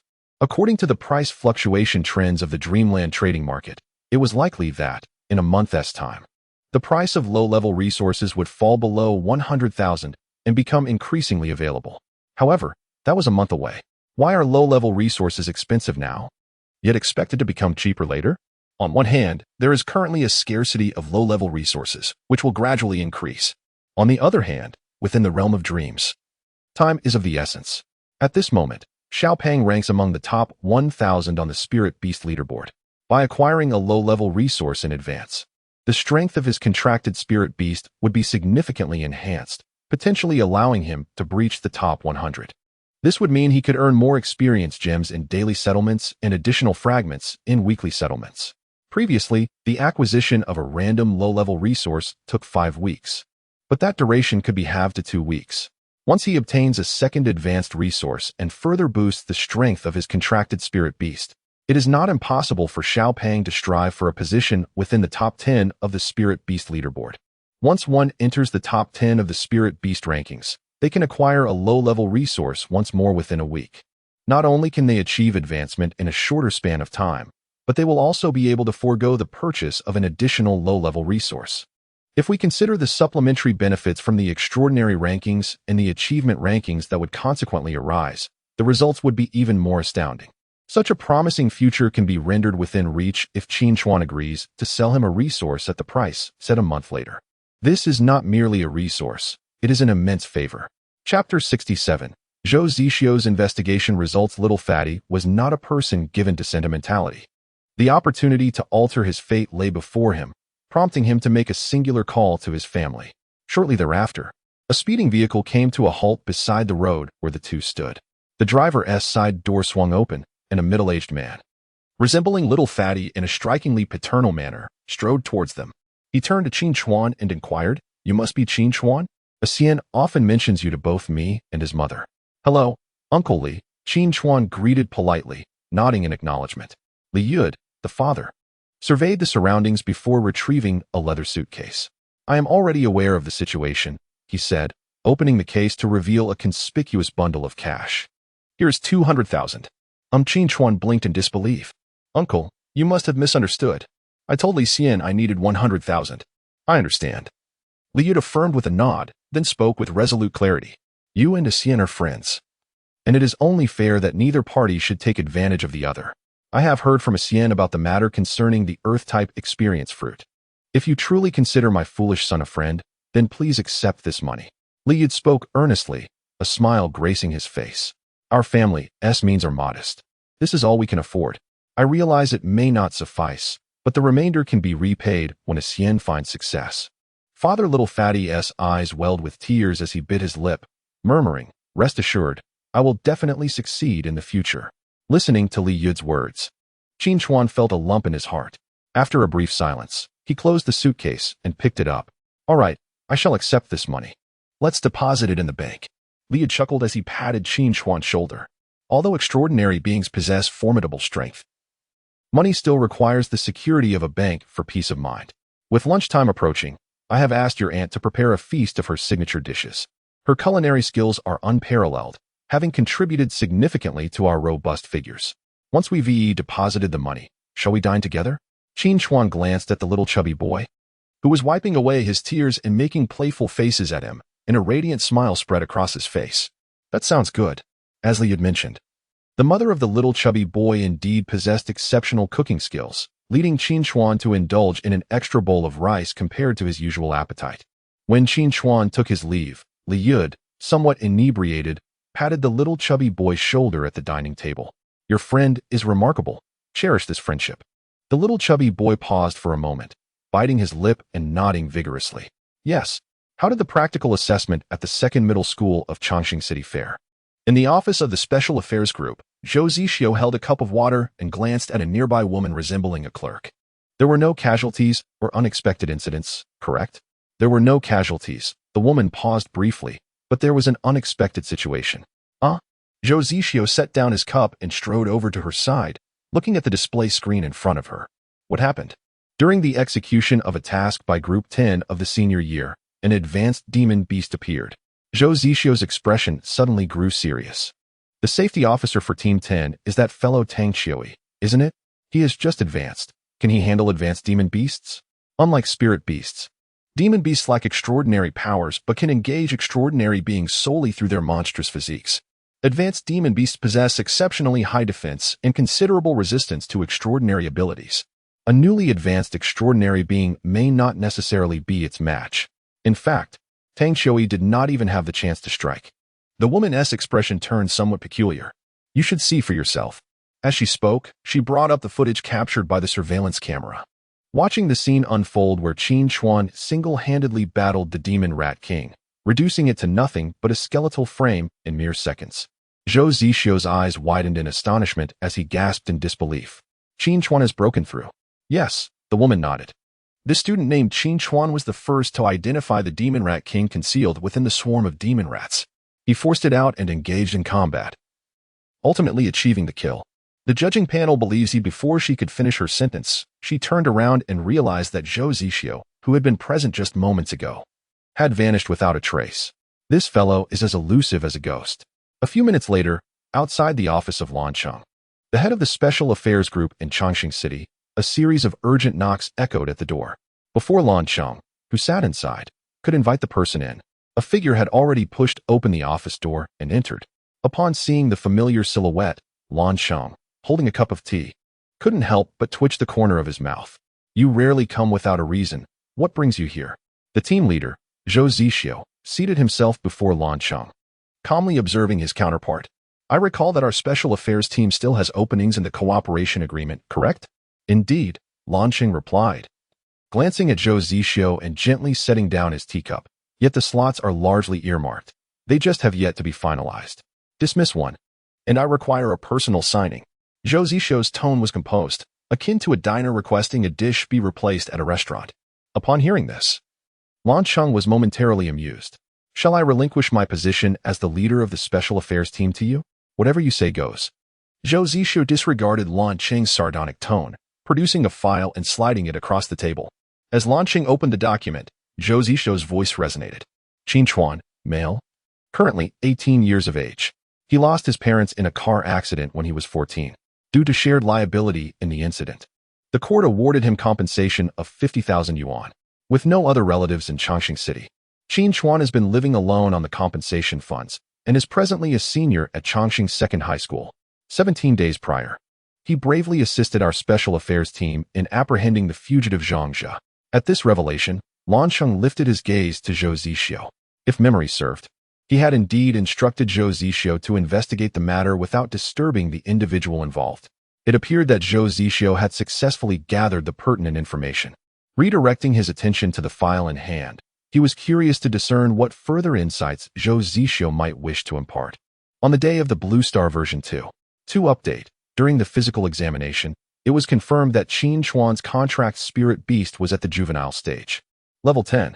Zhou Zixio paused momentarily, glanced at Blue City, and revealed a decisive piece of information. In today's practical assessment, Qin Chuan demonstrated the prowess of a formally recognized player, vanquishing an advanced demon beast within a minute. Blue City's pupils constricted, astonished by the revelation of such a feat today. Formally recognized? He understood the implications all too well.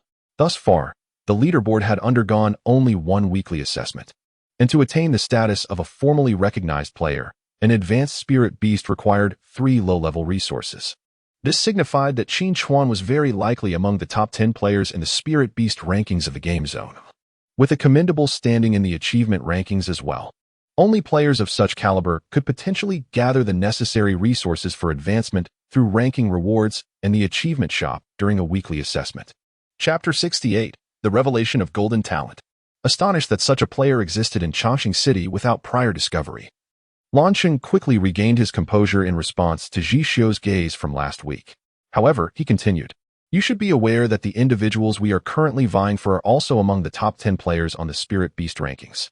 Qin Chuan's capabilities meet our cooperation standards. Should new collaboration opportunities arise in the future, he may be considered, but not at this moment. Zhou Zixio was not surprised by Lan Cheng's reply. He tapped his fingers on the table and added, I have one more matter to address. I examined the records from the trading post. Qin Chuan has only exchanged for low-level resources once through the trading post. Moreover, that occurred before the first weekly settlement. What? Lan Cheng abruptly stood up, locking eyes with Zhou Zixio for a brief moment before resuming his seat to utilize his authority for further inquiries. Moments later, his expression grew somewhat intricate. It turned out to be true. If Qin Chuan had previously held insufficient significance in Lan Cheng's estimation at this moment, his importance had already surpassed that of the individuals with whom the Special Affairs Group was currently negotiating. Qin Chuan's trading record indicated 2 crucial points. First, he possessed the ability to acquire low-level resources prior to the first weekly settlement. At that time, the sole means of obtaining low-level resources was through legitimate acquisition. This implies that Qin Chuan must have either seized low-level resources under the watchful gaze of the growth stage guardian beasts or vanquished growth stage spirit beasts to obtain their dropped resources.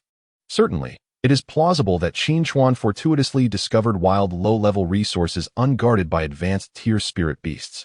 However, according to the current intelligence from the Special Affairs Group, such an occurrence is highly unlikely. Secondly, after the weekly settlement, he did not trade any low-level resources, yet successfully advanced in rank. Excluding the minuscule probability of randomly acquiring the resources he required, the most probable scenario is that he obtained a self-selected low-level resource, thus negating the need for barter. The achievement store is capable of refreshing a self-selected low-level resource, but only one item can be acquired. Hence, the last self-selected low-level resource. Is he the top-ranked spirit beast in one of the gaming zones? Lan Cheng rubbed his temples, incredulous at the notion that such a remarkable individual could emerge from Chongqing City. I was equally astonished upon reviewing the transaction records. Zhou Zixu chuckled, proclaiming, "That slot is mine. I'll just go and displace someone." Without hesitation, Lan Cheng seized the phone. If Qin Chuan were present, he would be the most astounded, as these two had arrived at the correct conclusion through a series of largely erroneous deductions. Absurd. Soon, after completing his instructions over the phone, Lan Cheng set it down and remarked, "Since you are so familiar with him, you can approach him regarding the contract." "All right." Zhou Zixu replied with a smile and a nod. "It's settled." The top of the spirit beast rankings, Lan Cheng rubbed his hands together. Curiosity etched on his face. Is it possible to ascertain his gaming name? Unlike the top 10 on the leaderboard, those who ranked first in the juvenile spirit beast category during the weekly settlement number only 9,999 in the entire dream realm, making it relatively straightforward to conduct an investigation and ascertain a specific range. Zhou Zixu wrapped his fingers on the table. Among these 9,999 players, a total of 896 had contracted water-type spirit beasts, and 273 had game names in Chinese. Among this group, approximately 183 players matched the criteria based on their advancement timelines. Zhou Zixu paused briefly, noting that since Ji Huai had not engaged in practical training yesterday, this statistic included those who advanced the night before. Of course, it was possible that Qin Chuan had chosen a game name in another language. Zhou Zixu smiled confidently. If one were to analyze the 896 players, 542 matched the advancement timelines. Once Qin Chuan contracted his second spirit beast, this range would significantly narrow. Zhou Zixu tapped the table, fixating his gaze, convinced that the player's name would eventually be identified. However, Zhou Zixu's tone shifted. Was the player's name truly significant? Important, yet not so. Lan Cheng chuckled lightly. Following the advent of the extraordinary into reality, aside from the immediate release of the temporary management measures for special affairs of the Yinhuang Nation, there existed another confidential document within the Special Affairs Group entitled Real Name Management Measures for Players in the Dream Realm. By harnessing vast datasets related to the extraordinary, the Yinhuang Nation would utilize supercomputing capabilities to precisely identify the game names of each citizen, thereby achieving real name management for players in the dream world. Due to the current lack of information, the implementation of this initiative has not proceeded smoothly, with only 1 in 1,000 players successfully verified. However, as time progresses and big data becomes more refined, the number of successfully verified players is expected to increase exponentially. Verification does not imply that the nation intends to impose restrictions on its citizens. Rather, it represents a form of invisible supervision and protection. In the event that exceptionally heinous criminals emerge and capture proves challenging, targeting the dream realm to incapacitate their extraordinary abilities through the elimination of their contracted spirit beasts or themselves presents a novel approach to apprehending such offenders. Furthermore, when citizens encounter difficulties and require assistance, leveraging the dream realm to deploy special task force players from the same region for aid and support could emerge as a viable new perspective, although not yet fully disclosed. An amendment from the Supreme Court of the nation has been confirmed for inclusion in the next edition of the law. The player accounts and contracted spirit beasts within the dream realm, along with the resources obtained, constitute a portion of the private property of the nation's citizens, sacred and inviolable. Therefore, even if the identity of the player Qin Chuan is definitively established, the Special Task Force, as an official organization, would only maintain the confidentiality of citizen information, treating it as unknown unless absolutely necessary. Thus, it is understandable why Lan Cheng would express such sentiments, significant yet inconsequential. With that said, I shall take my leave now. Zhou Zixu rose and made his way toward the office exit. Just as Lan Cheng remarked, he was a person who seldom approached without purpose. This time, the purpose of my visit was to secure a special collaboration agreement for Qin Chuan. Now that the matter is settled, it is time for him to depart. Are you going to speak with Qin Chuan now? Lan Cheng could not help but inquire. Tomorrow, Zhou Zixu replied with a smile. Today is one of the rare holidays for third-year students. Those who intrude upon their break are akin to children without a care, living on instant noodles devoid of seasoning. What a peculiar comparison. Observing Zhou Zixu's carefree departure, Lan Cheng felt a surge of frustration. The discussions within the Special Affairs Group regarding Qin Chuan were entirely unknown to him. Due to the swift conclusion of the practical assessments, Qin Chuan enjoyed a half-day off today. With 200,000 in hand, he decided to indulge himself slightly, taking the opportunity to stroll through the streets. Purchasing a few items he usually refrained from buying, along with some essential supplies, before returning to his rented accommodation laden with bags. Just as he had organized his new acquisitions, his phone rang. It was Xiaopeng. Before he could utter a word, Xiaopeng's urgent voice rushed through the line. Qin Chuan. Quickly open the Dream Forum. A player with a golden talent has just revealed themselves. Chapter 69. The Lion. Erect upon hearing the words of the chubby fellow, Qin Chuan found himself momentarily bewildered. What? A player with a golden talent has self-revealed? Before he could articulate his thoughts, the chubby man hastily remarked that he should check the Dream Forum, and then abruptly ended the call. Clearly, he had just received the news and was eager to peruse the forum himself. Gradually, Qin Chuan regained his composure. At that moment, disbelief still lingered within him. This was a golden talent, the most formidable and unique of its kind. Could it truly be that a player had revealed themselves immediately upon acquiring it? As his mind raced, he recalled the 5 talents that had already dimmed in his memory. He was certain they had not self-revealed. Moonli was not the type to do so either. Thus, which of the other 3 could it be? Lost in a whirlwind of thoughts, Qin Chuan had already navigated to the Dream Forum. There was no need for him to search extensively. The thread at the very top of the discussion section was inundated with thousands of new comments with each refresh, firmly securing its position as the most recent topic of interest. Explosive. A player with the Ascendant talent has self-revealed. Could it truly be Ascendant? Qin Chuan's pupils constricted. Among the prevailing speculations, many believed that Ascendant was the most powerful of the 9 talents. Such conjectures, however, lacked substantial basis. Apart from the player who had obtained the golden talent, no one else was privy to its true effects. The general populace could only speculate on the efficacy of each talent based on its name alone. Nevertheless, Ascendant remained the most hotly debated golden talent. Now, players who have attained the Ascendant spirit are openly revealing their achievements, thereby catapulting the excitement to unprecedented heights. Filled with curiosity, Qin Chuan clicked on the post. The original poster claimed to be merely a transmitter of information, stating that the specific content had been sourced from foreign networks via circumvention methods. Below, a video awaited. As the video commenced, a tall and robust young man with flowing golden locks and a well-groomed beard stood on stage, exuding an air of defiance and confidence. His striking azure eyes locked onto the camera as he spoke in a smooth, authentic American English. I, Eric Solag, hereby announce that I have attained the golden talent, Ascendant Spirit. The utterance sparked a wave of astonishment among the audience, even causing the camera to tremble slightly. It appeared to be a press conference. Qin Chuan furrowed his brow, scrutinizing the man in the video. Was this genuine? The journalists in the footage were equally eager to ascertain the truth, prompting one to inquire about Eric's gaming identity. As for my gaming identity, I can certainly divulge that, for I am invincible. Faced with the reporter's skepticism, Eric's demeanor remained haughty. I reside in District 2761 under the name Lion. Feel free to verify, and I welcome you to challenge me. I shall readily assist you in deleting your accounts and starting anew. No pleasantries will be spared. Such brazen declarations ignited even greater uproar among the audience present at the press conference. To proclaim his gaming district and name so audaciously, while issuing a direct challenge to the world, was tantamount to declaring war on a global scale. Such confidence. Could it be that he truly possesses the golden talent? The journalists stirred, their skepticism transforming into cautious belief. Another reporter began to inquire about the specific effects of the golden talent's elevation. Just when Qin Chuan thought Eric would remain silent, he surprisingly responded. You all must be aware of the uniqueness of the golden talent, Eric declared with an air of arrogance. It encompasses 3 distinct effects, each unparalleled. The first 2 effects are sufficient to showcase the might of the golden talent, while the third is a divine gift from the god of dreams.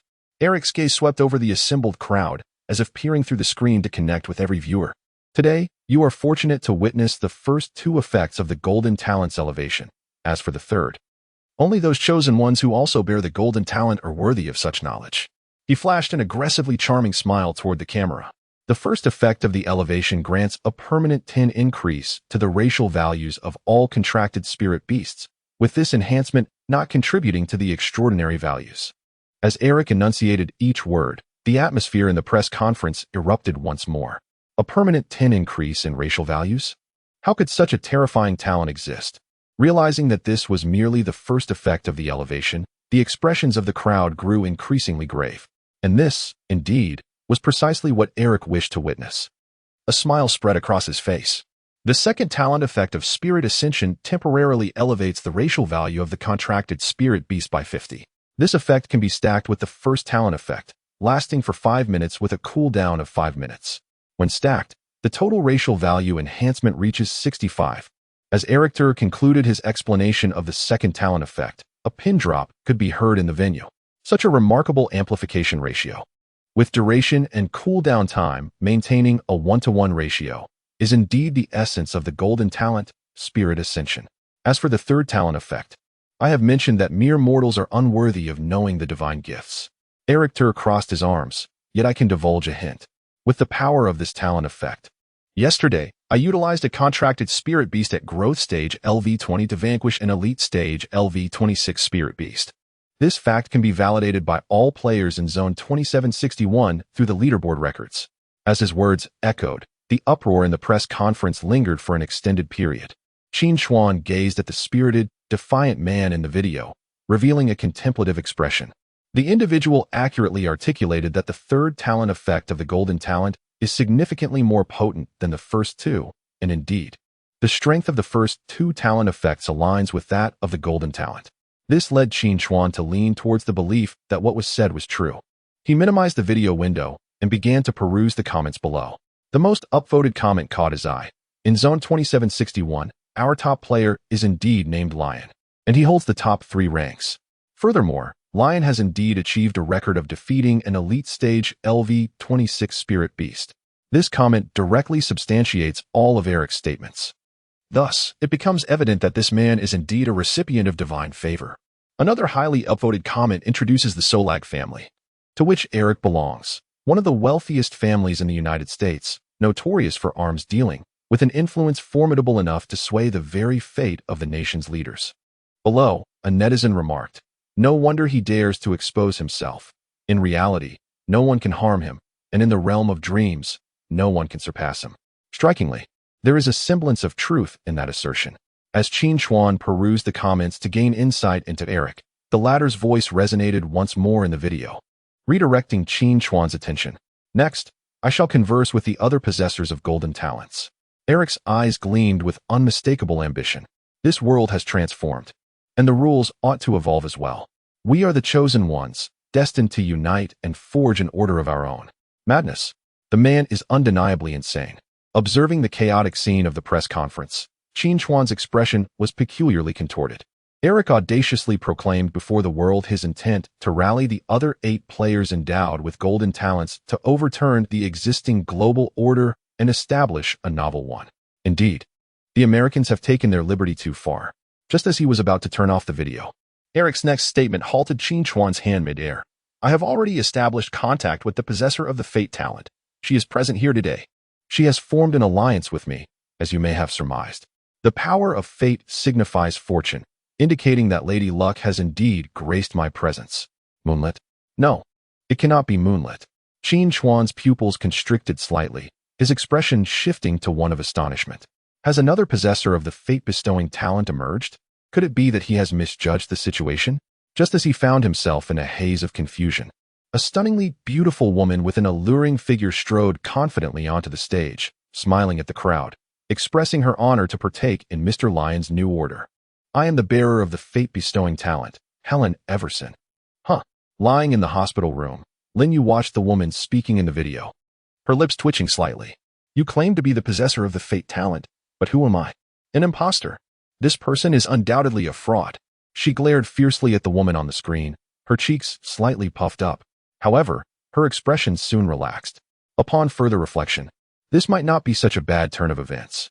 The fate talent, associated with luck, is excessively conspicuous and prone to scrutiny. Presenting such a decoy could spare her from considerable trouble. With this thought in mind, Lin Yu's gaze towards the woman in the video became rather peculiar. She was eager to observe how the other would articulate the effects of the fate talent. At the press conference, as the possessor of the fate talent made her appearance, a reporter indeed inquired about the specific effects of this extraordinary ability. However, Eric seemed oblivious to the reporter's inquiry, merely flashing a flamboyant smile. Is this all you've got? Of course not. Let us invite forth the possessor of the sundial talent. As another breathtaking beauty stepped forward with a smile, the atmosphere surged to a new pinnacle. Truly, it was a time of great tumult. Du Yu, who was gently massaging Lin Yu's calves, glanced at the screen and couldn't help but shake her head. With so many golden talent bearers gathered in one place, one couldn't help but wonder what the future of this world would hold. Sister Xiaoyu, there's no need for concern, Lin Yu said, watching the video quietly before a smile broke on her lips. He merely putting on a show. You startled me. Qin Chuan shot a speechless glance at the blonde man in the video. Why don't you mention that Insight and Trace are also with you? It was one thing to impersonate a holder of the sundial talent, but why must the impersonator be a woman? Realizing that this man was indeed bluffing, he couldn't help but exhale in relief.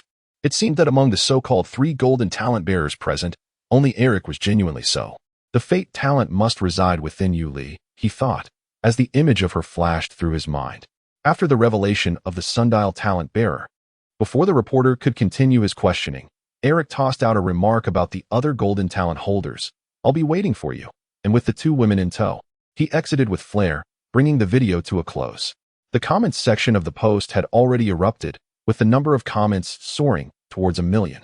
Many individuals harbor a sense of pessimism regarding the future, questioning why the vast nation of Huanyu boasts the largest population in the world, yet has not produced a single player endowed with golden talent.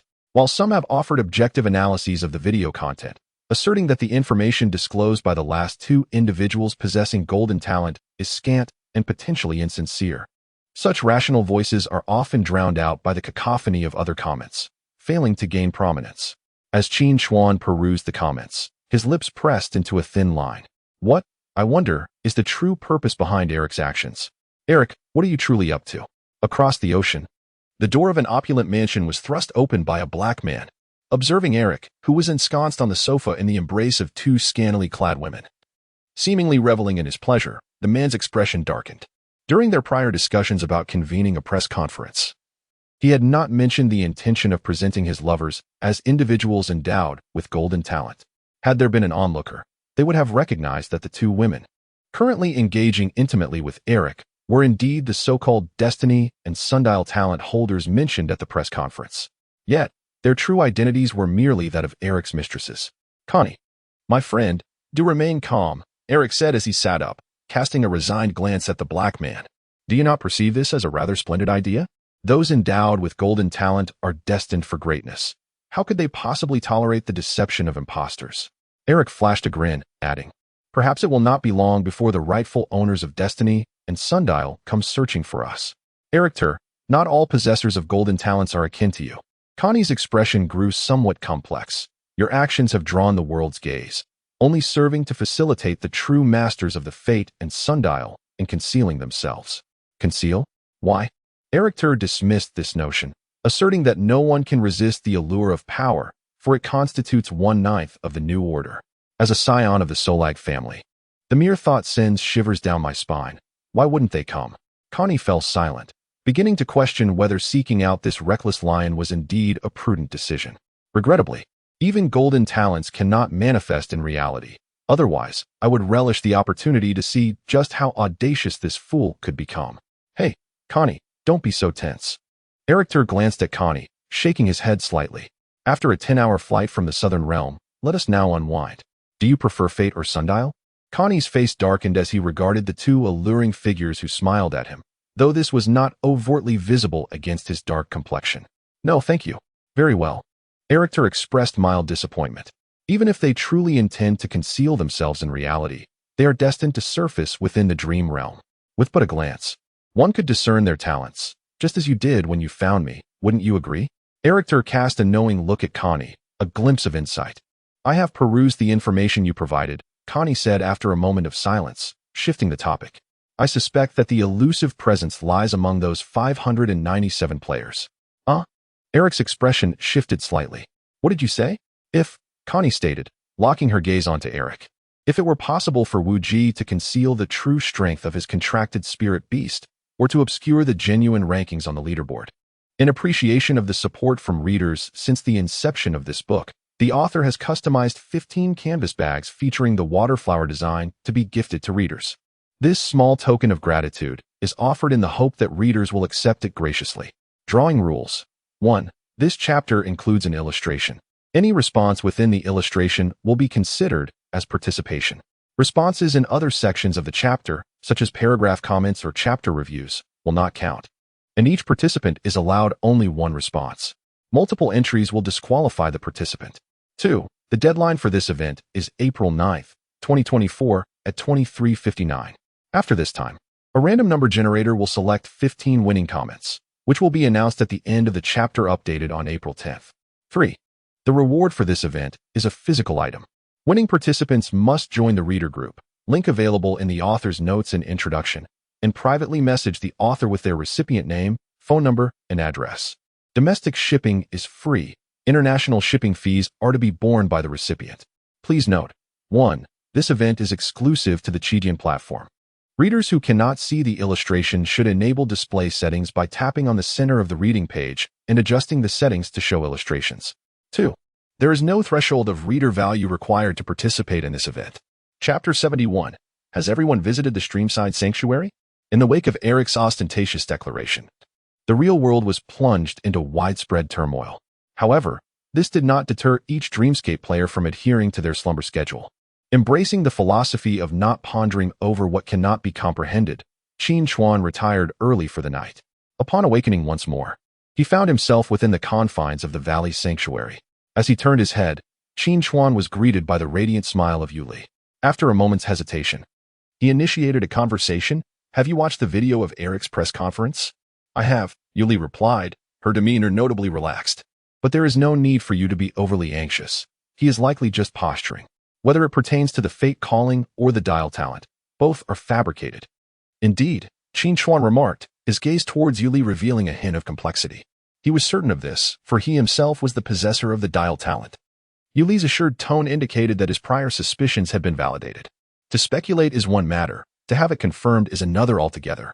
By the way, your talent bears a striking resemblance to the fate calling talent that circulates online, Qin Chuan remarked, feigning jest. So do be cautious. Refrain from revealing the effects of your talent, lest others mistake you for a fate caller and take an interest in you. My talent pales in comparison to the fate calling. It is merely a purple talent, Yuli observed, casting a glance at Qin Chuan before breaking into a smile. But rest assured, I will be vigilant. That is reassuring. Qin Chuan refrained from mentioning talent, taking up the rattan whip backpack he had prepared before departing the dream world. We should set off. Beside him, Yuli also lifted a similar backpack, casting a final glance at the traces of life the two had shared in the sanctuary before following in Qin Chuan's footsteps. Xiaoqing emitted a chirp, soaring into the sky to monitor their surroundings, while Shueihua swayed its large tail, trotting alongside the pair, occasionally darting into the underbrush to retrieve useful herbs and fruits. This direction seems somewhat familiar, Yuli remarked after they had walked a few hundred meters. Yes, it leads to my previous sanctuary, Qin Chuan replied with a smile. With no particular destination in mind, he thought it prudent to use the locations of the two sanctuaries as their initial route. Of course, this was an untruth. Their true aim was to locate the elite level 20 blue-scaled serpent, fortuitously situated near the Creekside Sanctuary. Before setting off, Qin Chuan double-checked the coordinates of their target. It was quite impressive how much the blue-scaled serpent had moved. It was now 2 to 3 kilometers away from its original position. Nevertheless, the general direction remained unchanged. I see. That's a clever approach, Yuli nodded, trusting him implicitly. Despite carrying their backpacks, the fruits that could replenish their stamina were not particularly valuable. And with Shueihua's abilities, they could easily find them. The two felt no fatigue as they chatted and laughed, soon arriving at the vicinity of the Creekside Sanctuary. After filling 2 water bags with the clear stream, Yuli crouched by the bank, cupping the pristine water in her hands and drinking deeply. She then gazed towards the nearby shelter. Shall we visit your former sanctuary? She proposed. Initially, Qin Chuan had no intention of doing so, but her suggestion stirred a flicker of interest within him. He glanced at the playful splashes of water as they danced along the stream. Very well. Let us take a look. That place was the first small home he had found upon arriving in this world, a repository of cherished memories with Shueihua. Shueihua, come. Upon hearing Qin Chuan's call, Shueihua responded eagerly, wagging her large tail as she dashed to catch up. It had been nearly a week since he had last visited this spot, and Qin Chuan had anticipated finding the shelter somewhat messy and disordered. However, upon entering, he was pleasantly surprised to discover it was even cleaner than he had expected. What is this? Yuli, who had entered the shelter alongside him, quickly spotted a small pile of nuts and fruits tucked away in the corner. Qin Chuan raised an eyebrow. He distinctly remembered taking all the provisions with him when he departed.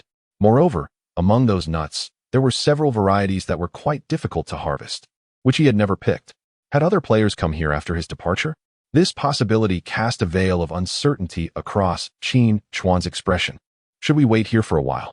Yuli seemed to share his thoughts, her own demeanor tightening with apprehension. Could it be new players?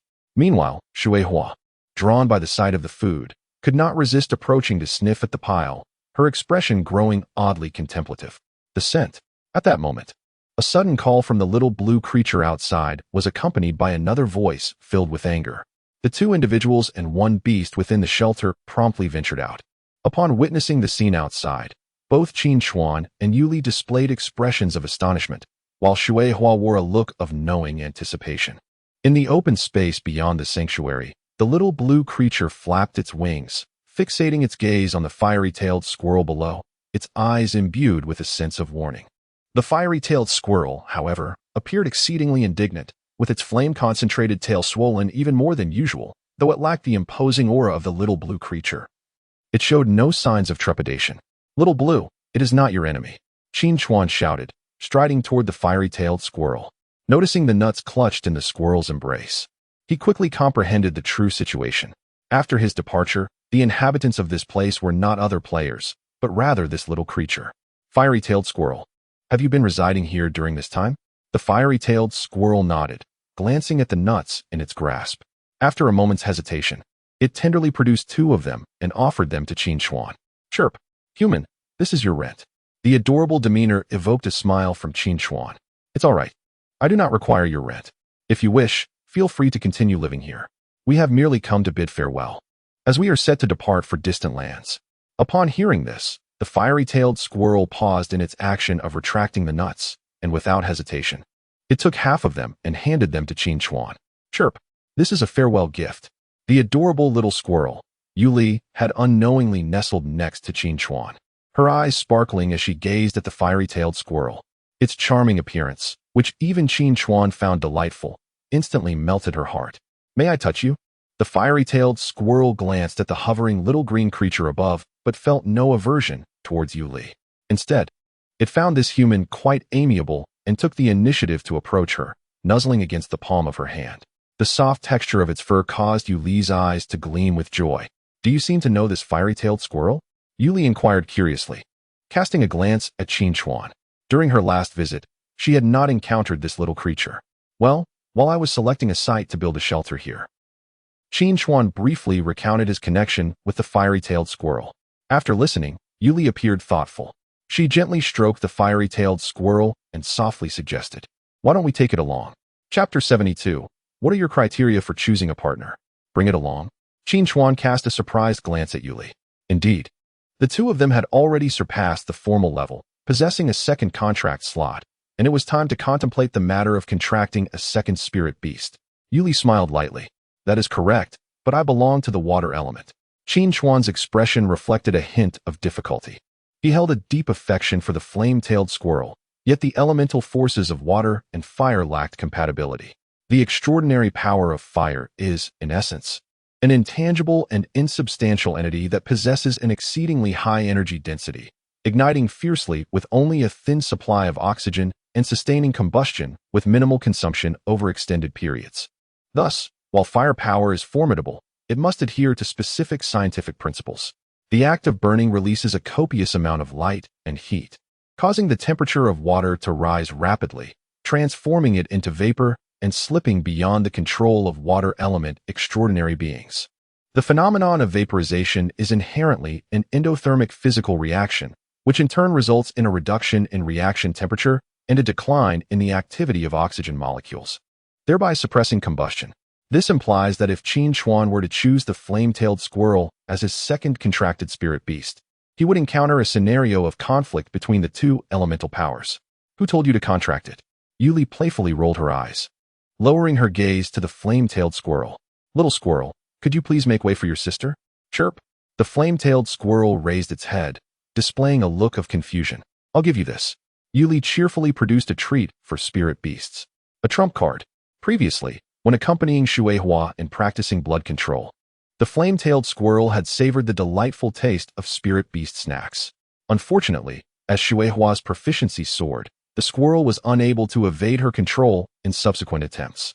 Now, upon seeing the spirit beast snacks, even before the package was opened, the squirrel seemed to catch a whiff of that exquisite flavor, its eyes gleaming with excitement. Here, this entire bag is for you. Yuli generously offered the snacks to the flame-tailed squirrel, while using her other hand to comfort the woeful Xiaoqing. As the squirrel eagerly tore open the packaging, Yuli had already positioned the second contract slot towards it. Throughout the entire contracting process, the flame-tailed squirrel exhibited no hesitation or resistance. Witnessing this scene, Qin Chuan was left speechless. Was the contract established so easily? Of course, Yuli replied with a smile. The compatibility between wind and fire attributes is remarkably high. Wind fuels fire. Indeed, these two elements complement each other exceedingly well. Moreover, Yuli had felt an immediate attraction to the flame-tailed squirrel, leading to her swift decision. Although its rank was somewhat lower, it merely required a slight expenditure of experience gems. Well then, Qin Chuan chuckled softly. While it hadn't become his contracted spirit beast, the flame-tailed squirrel's inclusion in their ranks in this manner was still quite satisfactory. Xiaoqing would likely struggle to reach the elite tier in the near future, so it would be prudent to seek out fire attribute experience fruits. Watching the flame-tailed squirrel relish its snacks, Yuli smiled. Realizing the urgency of elevating its level to growth stage LV20, Xiaoqing's expression grew increasingly sorrowful, while Xuehua beside her wore a hint of schadenfreude. Displeased, she shot a glare at Xuehua. Once Qin Chuan contracts his second spiritual beast, your fate won't be much better. Upon hearing this, Xuehua's smile faded. Though her smile did not vanish entirely, it shifted to a different demeanor. Xiaoqing felt her spirits lift considerably. At that moment, Yuli turned to inquire about Qin Chuan's thoughts on contracting a second spiritual beast, causing Xuehua's 4 ears to perk up instantaneously. A second spiritual beast? Qin Chuan donned a contemplative expression. Among the 12 attributes, there are indeed several that can harmonize with the water element. However, when it comes to attributes that can create a synergistic effect with water, only the ice attribute stands out. Ice is merely solidified water. Yet the ice attribute encompasses much more than just ice itself. It is termed the ice attribute because, in the hands of an unarmed practitioner, the most common method of employing ice powers is to directly condense gaseous water from the air into ice. Essentially, it involves utilizing the extraordinary powers of the ice attribute to lower the temperature of other entities below 0 degrees, thereby gaining partial control over them. The extent of this control correlates with the nature of the cooled object. If the object is water, complete mastery is achievable. However, if it is a foe's arm, unrestricted control becomes unattainable. During the first practical class on extraordinary combat, when Qin Chuan teamed up with Zhu Yuwei to battle Ji Huai, Qin Chuan's stream of water was frozen into ice by Zhu Yuwei, and the control subsequently transferred to her, becoming her means of attack. This exemplifies a common application of ice attribute powers. It is precisely due to this flexibility, possessing both ice and water attributes, that numerous intriguing combinations can be explored. It should indeed be the ice attribute. As Qin Chuan contemplated this, he softly remarked that it would be preferable if his inherent abilities could exhibit a certain charm. In his view, the skill Dark Current Binding is particularly fascinating. It transcends mere binding and control, as it augments the water flow with pressure directed in any chosen orientation, effectively concealing formidable strength within the water, as described in the skill's narrative. With the power of the Water Master, Qin Chuan can effortlessly condense water into a palm-shaped form. However, it remains static, retaining its liquid nature, making it easily severable even with bare hands, let alone wielding a weapon. Yet, under the influence of Dark Current Binding, the scenario transforms entirely. The long blade plunging into the hand of water encounters resistance akin to a direct clash with a high-pressure water gun. Intense water pressure intercepts the blade's advance, inadvertently rendering the water more resilient. The same principle applies to other applications as well. It is this captivating effect that enables Qin Chuan to continuously devise new methodologies. such as the water hand he first employed against Ji Huai, or the spiraling strangulation of water he utilized against the Rat King. The latter inspiration, in fact, stemmed from a washing machine spin cycle. Should the second contracted spirit beast possess a similarly intriguing skill, it would be a splendid outcome. Your expectations are quite high, Yu Li mused, resting her chin on her hand as she gazed at Qin Chuan, unable to suppress her laughter. At this rate, when will you find your second spirit beast? Actually, it may not be that long. Qin Chuan couldn't help but smile. As long as it complemented the water element, he was open to it. What he had just expressed were merely personal aspirations. Ultimately, the true determinant of a contract would be the chemistry between them. It was akin to the criteria one sets for a partner. One may compile an extensive list, yet the individual ultimately chosen may scarcely align with those ideals. Is that not so? Yu Li's smile suddenly brightened, prompting her to inquire, what are your standards for a partner? Qin Chuan found himself at a loss for words. Meeting Yu Li's gaze, which sparkled with mirth, he felt a rush of warmth flooding to his cheeks, compelling him to turn his head slightly away. He had never considered it. Yu Li couldn't help but chuckle, playfully sticking out her tongue and choosing to abandon the topic. Chapter 73. The Synergy of Destiny in the Sundial. In the end, the fire-tailed squirrel was named Xiaohong by Yu Li. A name as hasty as that of Shao Qing, which made Qin Chuan feel somewhat vindicated in his own inadequacies regarding naming. Following the contract, Xiaohong's strength surged remarkably. Originally a juvenile phase level 4 creature, it was first elevated to level 10 by Yu Li using experience gems, and subsequently advanced through the exchange of 2 random low-tier resources and 1 selected low-tier resource from the achievement shop. It is well known that when invoking destiny, one can choose randomly. Had it not been for the depletion of experience fruits and gems, Xiaohong might have reached level 20 in the growth phase today. Ingrained thriftiness and an obsession with food led Xiaohong to not forget the small pile of provisions left in the shelter upon departing. To celebrate its remarkable increase in power, Xiaohong presented all the food, sharing it generously with everyone. After a hearty feast, the 2 humans and 3 beasts continued their journey, venturing into uncharted territories for Qin Chuan. On the first day, the sundial's primary ability became remarkably active. Almost every few dozen meters, a flickering cursor appeared before Qin Chuan, indicating the presence of resources within a 1,000-meter radius, with the least being energy fruits. Shao Qing and Shui Hua, one soaring above and the other traversing below, consistently returned with ample resources, guided by Qin Chuan. He and Yu Li merely needed to focus on collecting and organizing, achieving an efficiency that nearly startled the newly contracted Xiaohong, causing it to almost drop its spirit beast snacks. Your efficiency is truly astonishing. As the inventory gradually filled, Yu Li's eyes sparkled with excitement. Honestly, your talent cannot be insight, can it? Many speculated that insight possessed a detection capability. Qin Chuan's lips twitched slightly. Insight implies seeing through the truth, does it not? What truth do resources signify? Can there not be a modicum of sincerity and trust between people? I am truly endowed with a purple talent. Just teasing you. Yu Li chuckled. However, your talent is indeed exceptional. Shui Hua and Shao Qing have scarcely had a moment's respite along the way. It's primarily due to the experience fruits, most of which are attributes of little use. Qin Chuan shook his head with a smile. In comparison to the latter 2 talents, the first talent of the Sun Needle was considerably less impressive. While it could illuminate a pointer when resources were nearby, it failed to disclose specific information about them. Many times, Shao Qing and Shui Hua would rush over only to find the experience fruits were of no benefit. Although these items could be sold, their collection consumed a significant portion of the inventory and wasted considerable time, prompting Qin Chuan to instruct Shao Qing and Shui Hua to discard them upon discovery, thus leaving a sliver of opportunity for other spirit beasts nearby. Speaking of which, Qin Chuan paused. In contrast, my second talent proves far more useful. At that moment, they were approximately 10,000 meters from the boundary of the detection range they had explored yesterday. It was time to employ the second talent for a wide-ranging investigation. Shall we begin? A look of anticipation illuminated Yu Li's face.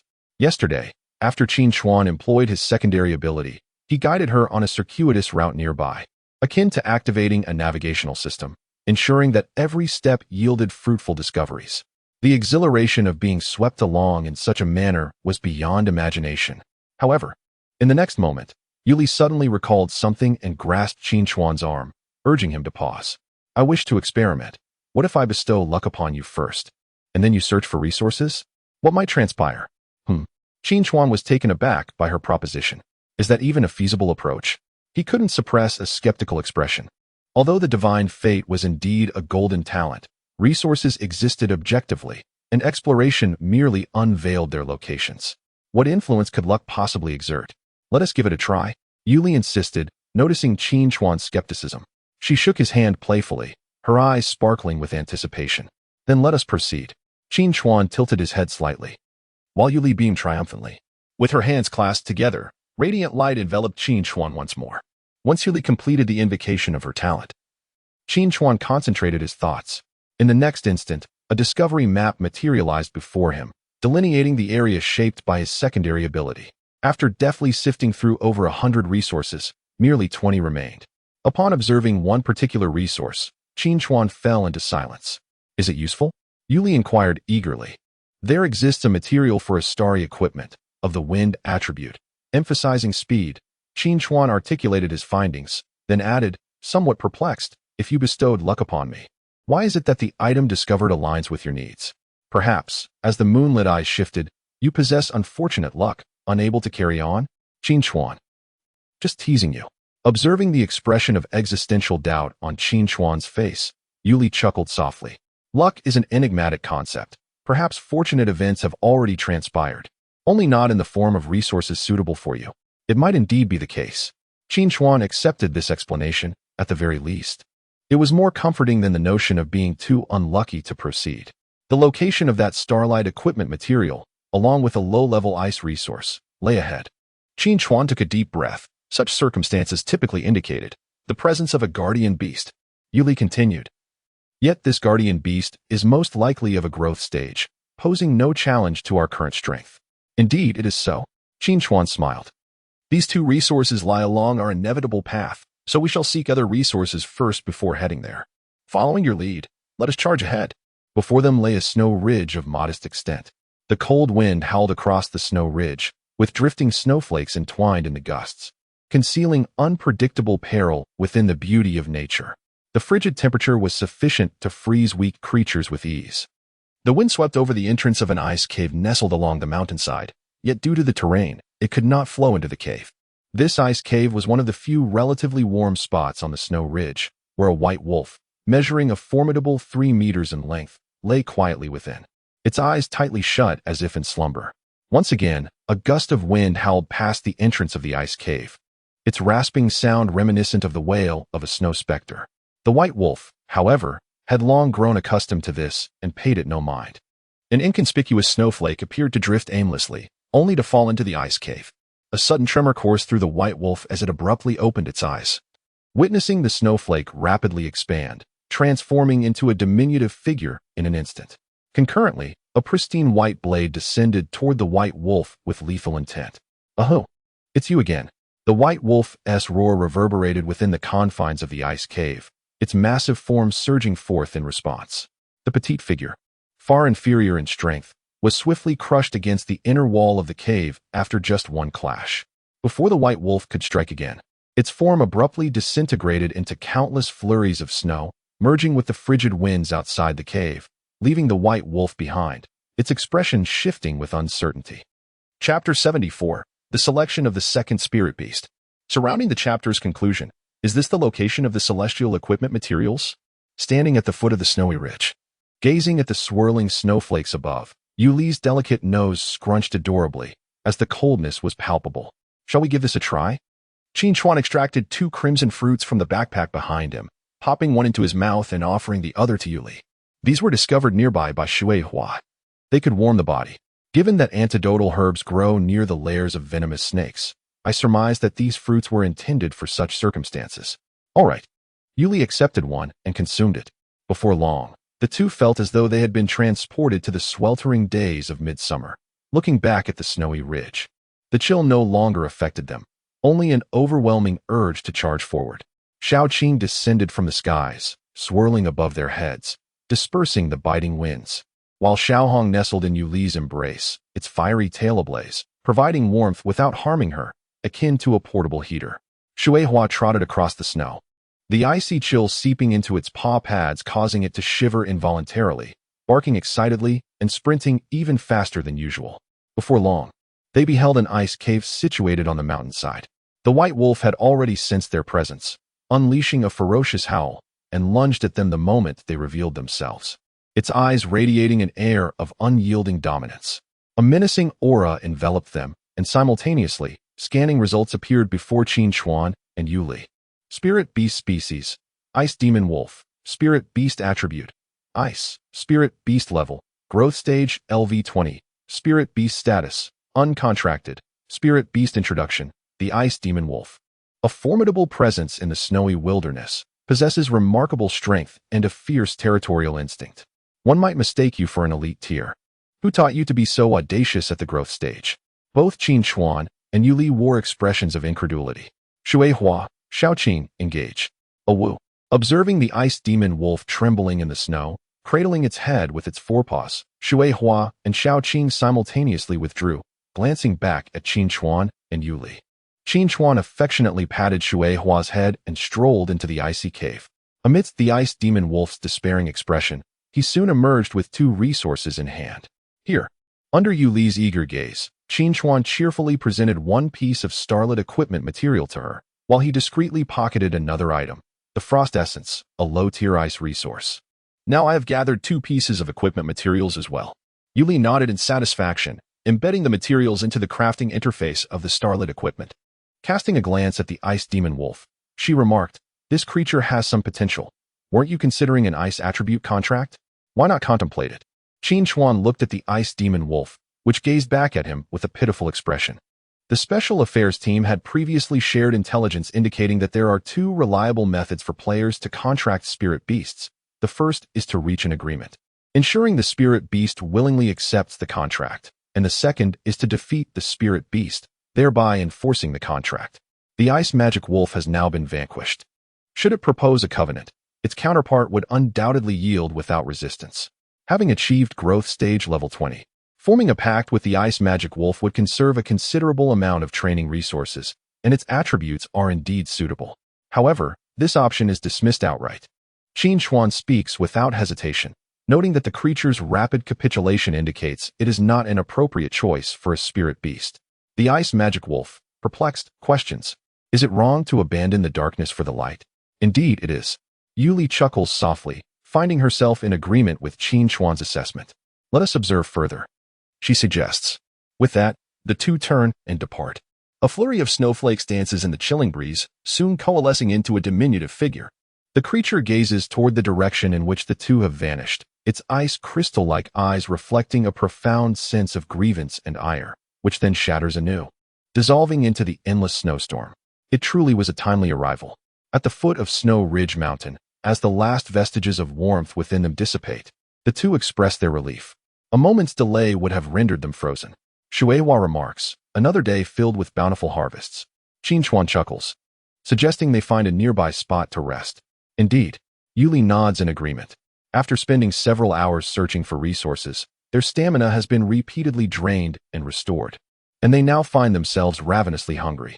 With the fiery-tailed squirrel at their side, kindling a fire becomes a simple task.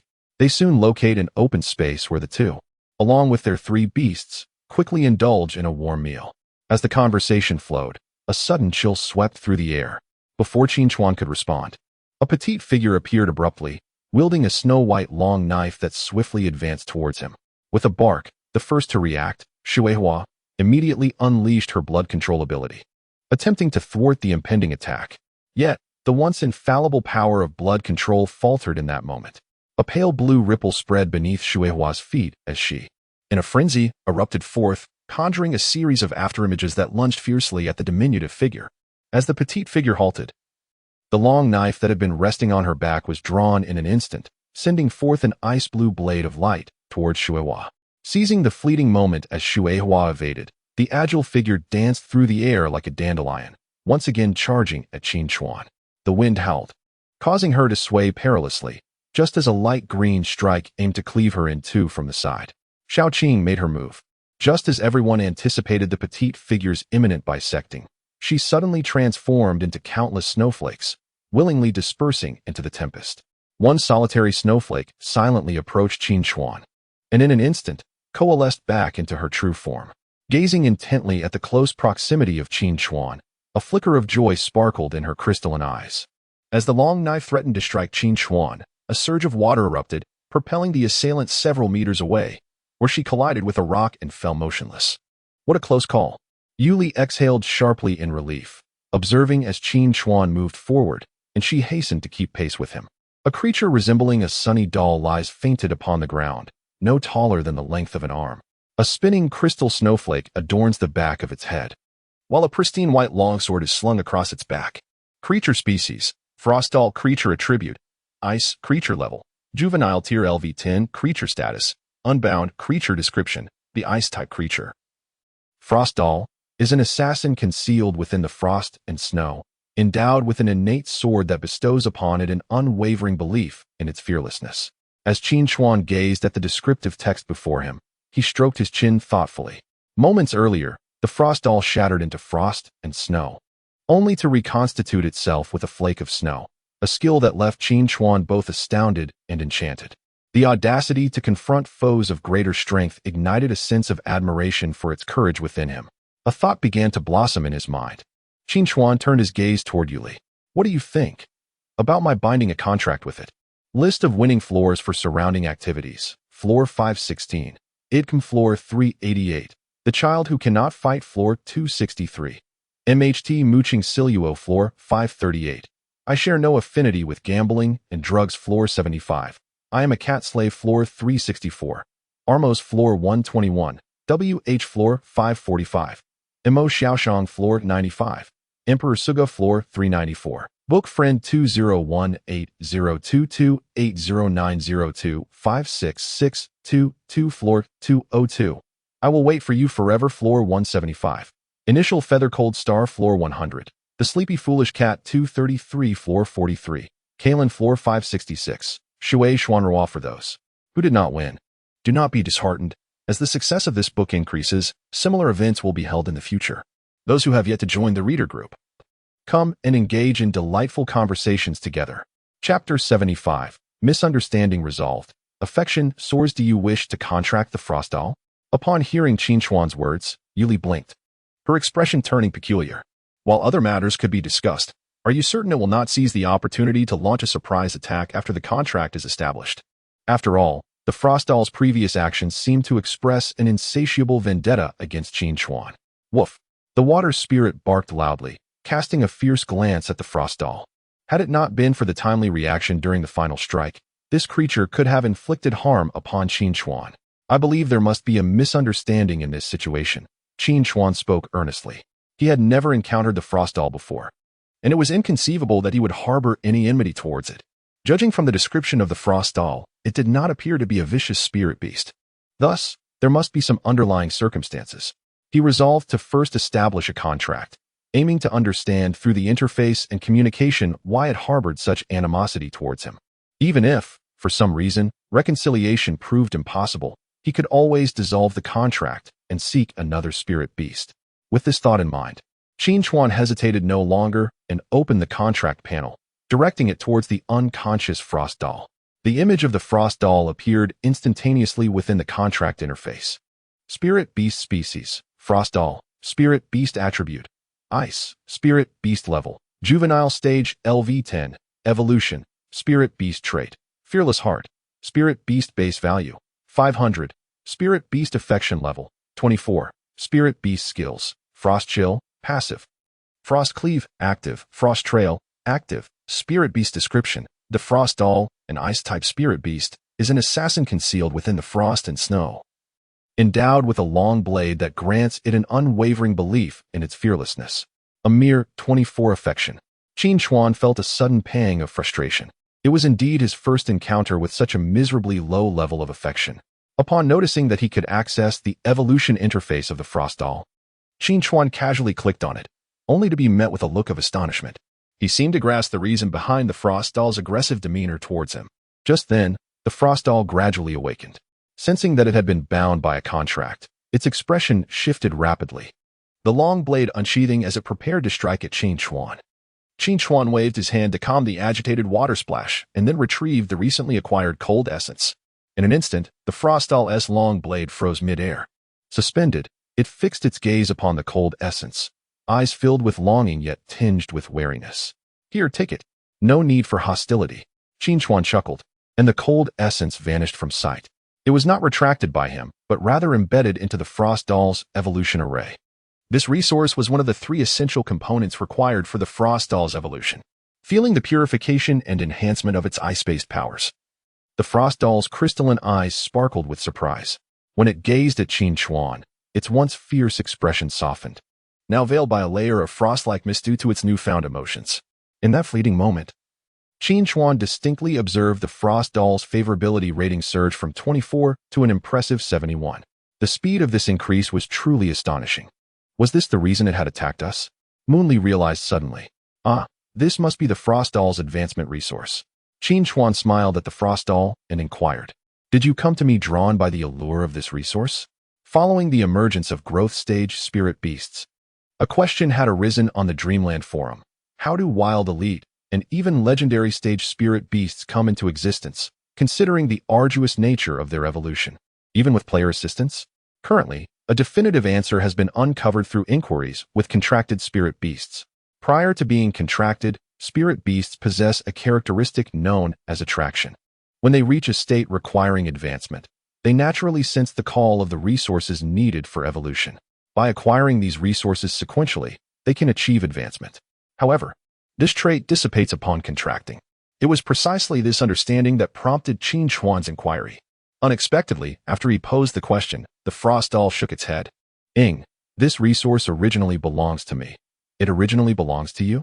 Qin Chuan blinked, and a sudden realization struck him. As if a current coursed through his mind. Did the Ice Magic Wolf snatch it away from you?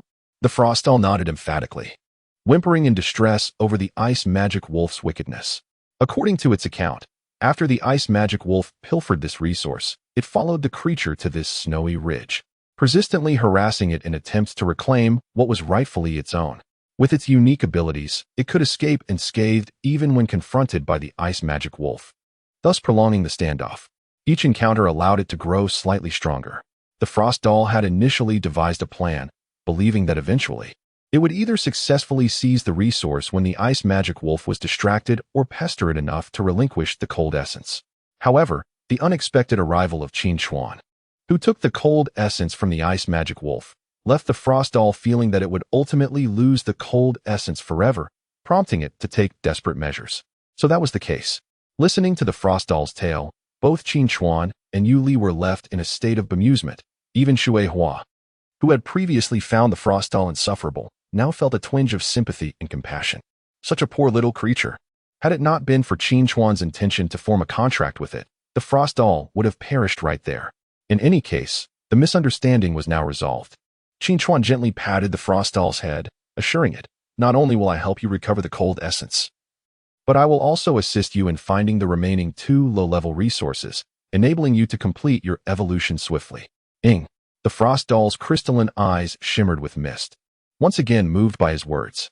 Thus, Qin Chuan clearly observed that the affinity of the Frost Doll surged from 71 to an impressive 79. It resembled an innocent child, untouched by the complexities of the world, who, with merely a promise, garnered immense affection. "Do not cry." Qin Chuan quickly patted the Frost Doll's head and proceeded to examine its panel further. The trait Fearless Heart did not reveal its effects as plainly as the identification of flora and fauna. However, upon lightly tapping the trait, he encountered its description. Fearless Heart possesses no fear in battle. Combat skills are enhanced when facing opponents stronger than oneself. This trait is indeed remarkable. Unlike the auxiliary traits of Water Splash, Fearless Heart is designed for combat. This brought great satisfaction to Qin Chuan. He then proceeded to sequentially open the Frost Doll skills.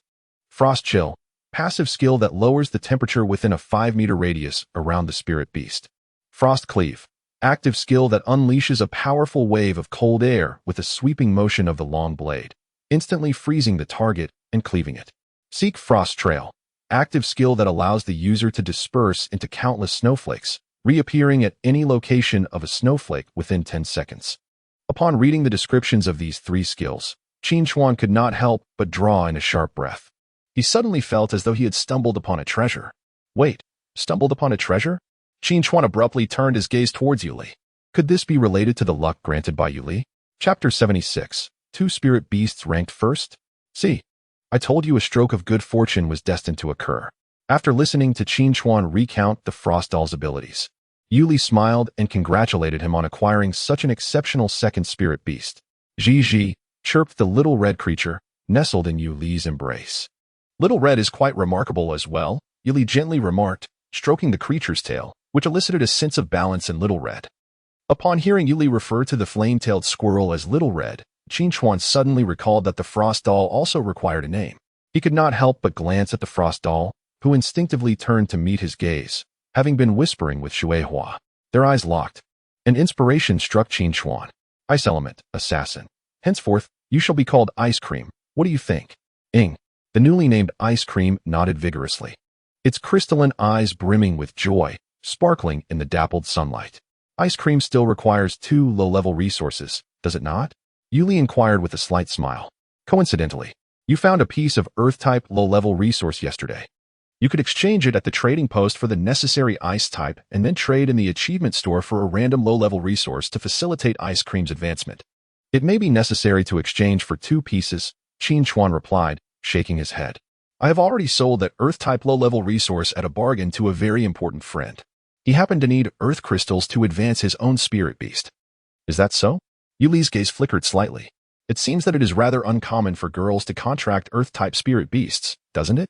This matter has not captured my attention much, Qin Chuan instinctively spoke, yet my friend happens to be male. Yuli's lips curled slightly, her tone inadvertently brightening. Since the Earth crystal has been utilized, tomorrow I shall grant you some luck. You may exchange for 2 random resources. All right, Qin Chuan replied, glancing at the time, aware that the daily settlement was about to commence. As his words fell, lines of text materialized before his eyes. Daily settlement of the leaderboard begins. Congratulations to the player for securing first place in the Spirit Beast ranking, Neonate stage. Earning 10 experience gems, congratulations to the player for securing first place in the Spirit Beast ranking growth stage. Earning 50 experience gems, congratulations to the player for achieving second place in the extraordinary ranking. Receiving 8 Spirit Beast snacks. Congratulations to the player for attaining first place in the achievement ranking, receiving 2 achievement keys. Wait, did I misread something? Qin Chuan rubbed his eyes and looked again at the settlement list. Indeed, there were 2 first-place rankings in the Spirit Beast category, one in the Neonate stage and the other in the growth stage. The first in the growth stage was naturally Shueihua. Then who could possibly be first in the Neonate stage? Qin Chuan abruptly turned his head to glance at the innocently expressioned Ice Cream. Without a moment's hesitation, he swiftly accessed the leaderboard, switching the Spirit Beast ranking to the Neonate stage. Spirit Beast ranking, Juvenile stage, No. 1, region, 3675, player name, Luo, ranked Spirit Beast, Frost Doll, current stage of ranked Spirit Beast, Juvenile stage, LV10, reference record, challenged the growth stage LV20 Ice Demon Wolf multiple times at Juvenile stage LV10 and successfully retreated each time. This. Qin Chuan understood. The Spirit Beast ranking actually included the records of the Frost Doll prior to their contract. However, it indeed serves as a testament to the Frost Doll's intrinsic strength. Once the Spirit Beast surpasses the growth stage, the previous records from the juvenile stage will no longer hold relevance and will be re-recorded. Unfortunately, the numerous challenges faced by the Frost Doll cannot be counted towards achievements. Achievements belong to the player, and only actions taken after the Spirit Beast contract can earn corresponding accolades. Nevertheless, Qin Chuan turned his gaze towards the towering snow ridge in the distance. Challenging it 10 more times to earn an achievement seems reasonable, doesn't it? At that moment, an ice demon wolf atop the snow ridge couldn't help but shiver. So cold. What's wrong? Noticing Qin Chuan's unusual expression, Yuli, who had just collected her rewards, inquired curiously. It seems I have claimed the top spot on the juvenile Spirit Beast ranking again. Qin Chuan sighed, sharing his recent discovery with Yuli. So that's it. Yuli nodded in understanding, noting that Xiao Hong is currently ranked 17th on the growth stage Spirit Beast ranking. With this settlement, I simultaneously received rewards for both the top 10 and top 100. Since the ranked Spirit Beasts are contracted ones, players can receive multiple rewards. As Yuli spoke, she switched back to the list of juvenile tier rankings. How is it still him? What's wrong? Qin Chuan inquired with curiosity. Take a look at the second place, Yuli replied, her expression somewhat peculiar. Earlier, the two of us were ranked first and second in the juvenile tier, and he was in third. Now that we have ascended to the growth tier, he should have secured the first position in the juvenile tier. Yet now, he has been relegated to second place because of you. Qin Chuan gazed at the player named Ka on the leaderboard, scratching his head awkwardly. He can't be cursing me, can he? Yuli's response was a playful roll of her eyes. What do you think? Damn it. Luo, why won't you just disappear? In another part of Zone 3675, a male player sat on a large rock, gripping his head tightly, his expression twisted in agony as he gradually turned red with frustration. Ka was a player blessed with remarkable fortune. Upon entering the dream world, he encountered a docile juvenile tier LV-10 spirit beast and successfully formed a contract with it. Remarkably, that contracted spirit beast had previously absorbed an advancement resource. This not only reduced the number of resources he needed for advancement, but also enhanced the strength of his contracted spirit beast beyond that of an ordinary juvenile tier LV-10, leading him to numerous victories. This impressive record ensured that his spirit beast ranking remained steadfastly in third place. The two players above him were increasingly formidable. The one at the top, Luo, could defeat a growth tier LV-12 with a juvenile tier LV-7 spirit beast. Meanwhile, the second-ranked Yuli had repeatedly challenged growth tier LV-11 and managed to escape unscathed. In the vicinity of Ka's location, there exists a growth stage spirit beast. However, it is fused with an advanced resource contract spirit beast, leaving Ka with no choice but to flee in despair when confronted, summoning what little courage he could muster. He attempted to challenge it, hoping to emulate the prowess of Yuli, only to find himself on the brink of defeat. This setback led Ka to abandon any aspirations of surpassing those two individuals. Unexpectedly, after the conclusion of the first weekly assessment, both Luo and Yuli advanced in rank.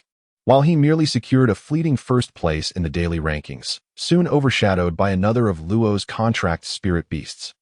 The accomplishments of this Frostal appeared even more formidable. With this thought, Ka was overcome with emotion. In the next venture into the dream realm, he would finally acquire his last advanced resource. He could no longer endure even a second in the juvenile spirit beast rankings. Meanwhile, in the waking world, Qin Chuan remained blissfully unaware of the individual shedding tears for him. As he sat up in bed, the first thing he did was access his extraordinary value panel. Current extraordinary value, 2075. Current passive skills, Water Mastery, Frost Chill. Current active skills, Dark Current Binding. Frost Tracking, Item Capacity, 1-1. View. Observing the newly acquired skills and the further elevated extraordinary value, Qin Chuan chuckled with delight. From this day forth, he could wield the capabilities of two distinct attributes simultaneously. Chapter 77, Special Cooperation Agreement. Qin Chuan, why do you seem particularly cheerful today? In the classroom, Xiaopeng turned to Qin Chuan for the 16th time, unable to contain his curiosity any longer. Indeed, there is something to be happy about, Qin Chuan replied candidly, as Xiaopeng was already aware of his promotion to an official level player. I have contracted my second spirit beast. That was quick, Xiaopeng exclaimed, unable to suppress his admiration. Contracting a second spirit beast is fantastic. Not only does it double the limit of extraordinary value, but it also allows for the simultaneous use of two attributes, significantly enhancing the options for skill combinations. Exactly, Qin Chuan nodded. The first spirit beast, Shuehua, possesses 3 skills, while the second, Shuegao, has 2. This means I can choose 2 skills from a pool of 5, allowing for a multitude of combinations. Once Shuegao successfully advances tomorrow, that will increase to 6 options. What attribute does your second spirit beast possess? Xiaopeng inquired with keen interest. Well, you'll find out during tonight's extraordinary practical class, Qin Chuan teased, withholding the information. If all goes as planned, Jihua would surely reveal the results of yesterday's practical assessment, and at that moment, news of his breakthrough would spread across all 4 classes. All right then, Xiaopeng said, clicking his tongue in resignation as he dropped the topic.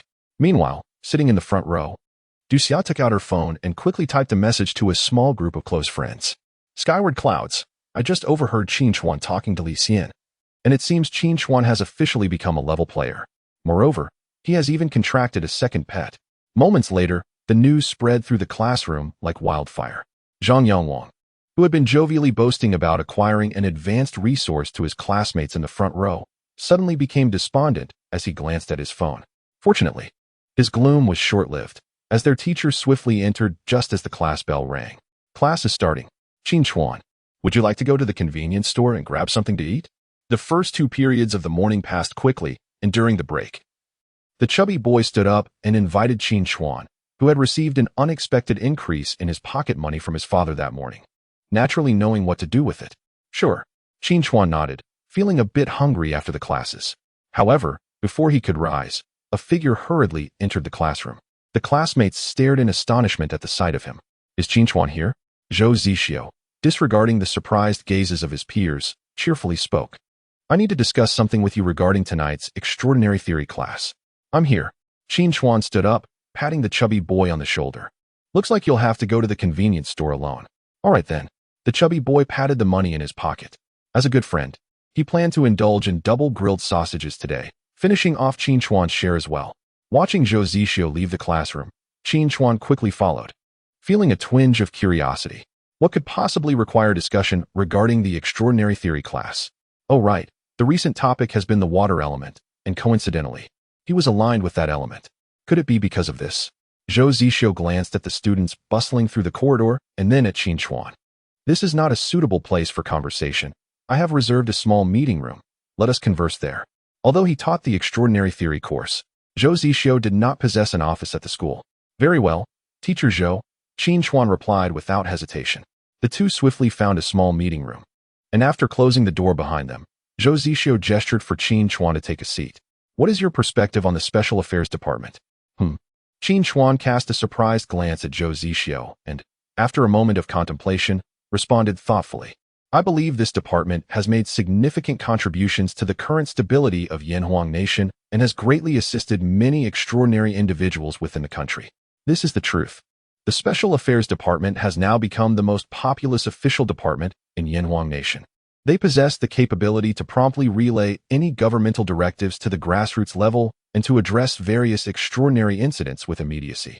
Without its existence, Yanhuang Nation, being the most populous country in the world, would undoubtedly descend into chaos following the advent of the extraordinary. Furthermore, the Special Affairs Department's transparent disclosure of various dream world intelligence has substantially reduced the trial and error costs for countless players within Yanhuang, granting ordinary individuals the opportunity to strengthen themselves through the dream world.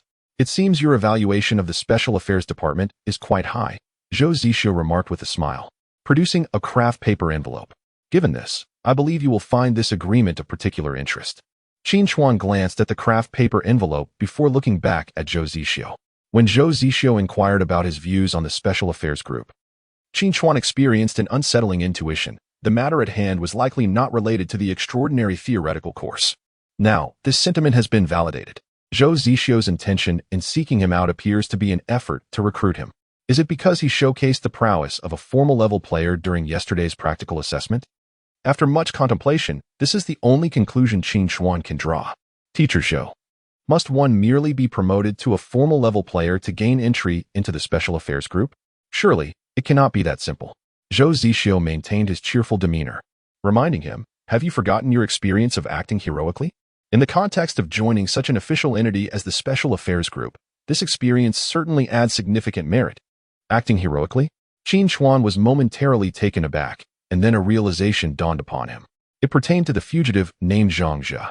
It was during that incident that he first manifested the skills of Waterflower in the real world, using Dark Flow to ensnare the fleeing individual, thereby assisting the arresting officers of the Special Affairs Group.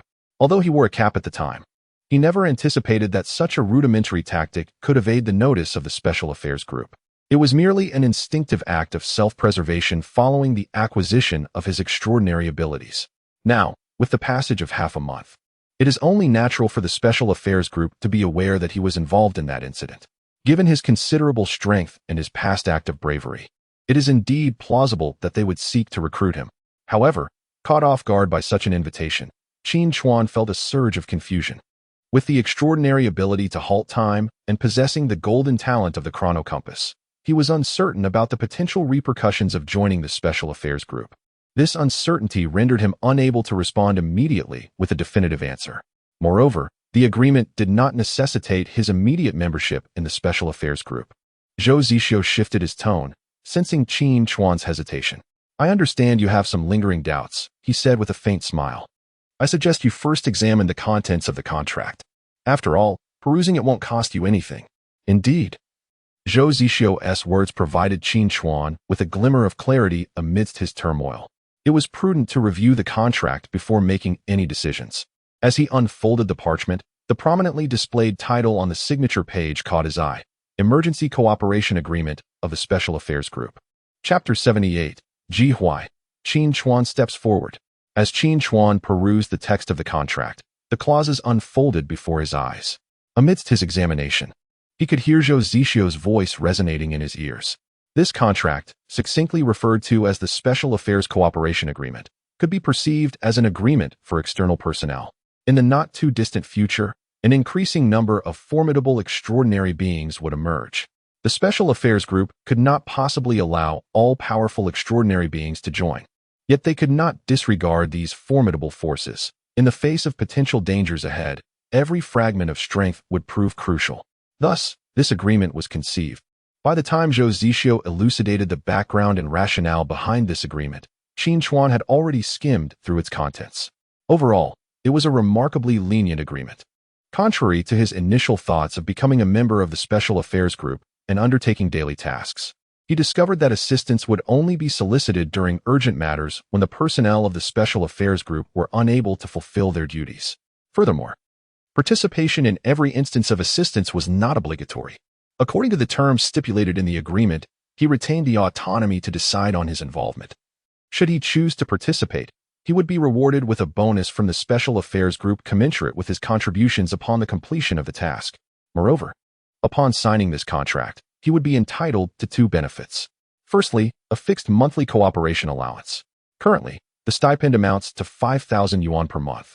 Should Qin Chuan demonstrate greater capabilities or repeatedly contribute to collaborative tasks, this stipend may be increased. Furthermore, there are certain privileges associated with the Dream Exchange. Upon signing this agreement, he will be granted priority in trading resources with ordinary players whenever both parties require the same item. Additionally, his transaction records will receive a heightened level of confidentiality, accessible only to those with elevated permissions even within the Special Affairs Group. After reviewing the agreement, Qin Chuan felt a significant alleviation of his doubts. Like countless extraordinary individuals in the Yinhuang nation, he harbored a favorable impression of the Special Affairs Group, and he was willing to assist in any capacity within his means. His uncertainties stemmed solely from his unique circumstances, and this remarkably lenient agreement provided him with considerable reassurance.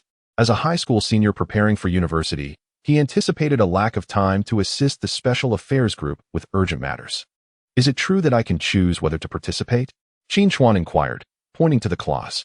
Indeed, participation is voluntary, Zhou Zixio clarified, although this contract is only for 1 year. Should he decline all assistance invitations within that year, the contract will not be renewed. This aspect will not be explicitly stated in writing, but I wanted to make it clear to you. That is perfectly fine, Qin Chuan replied without hesitation. A year should provide ample opportunities for him to lend a hand when needed. Such a requirement was hardly burdensome. After meticulously reviewing the content of the agreement and confirming its soundness, Qin Chuan ultimately affixed his signature, providing the bank account number for the monthly allowance transfer and his mailing address.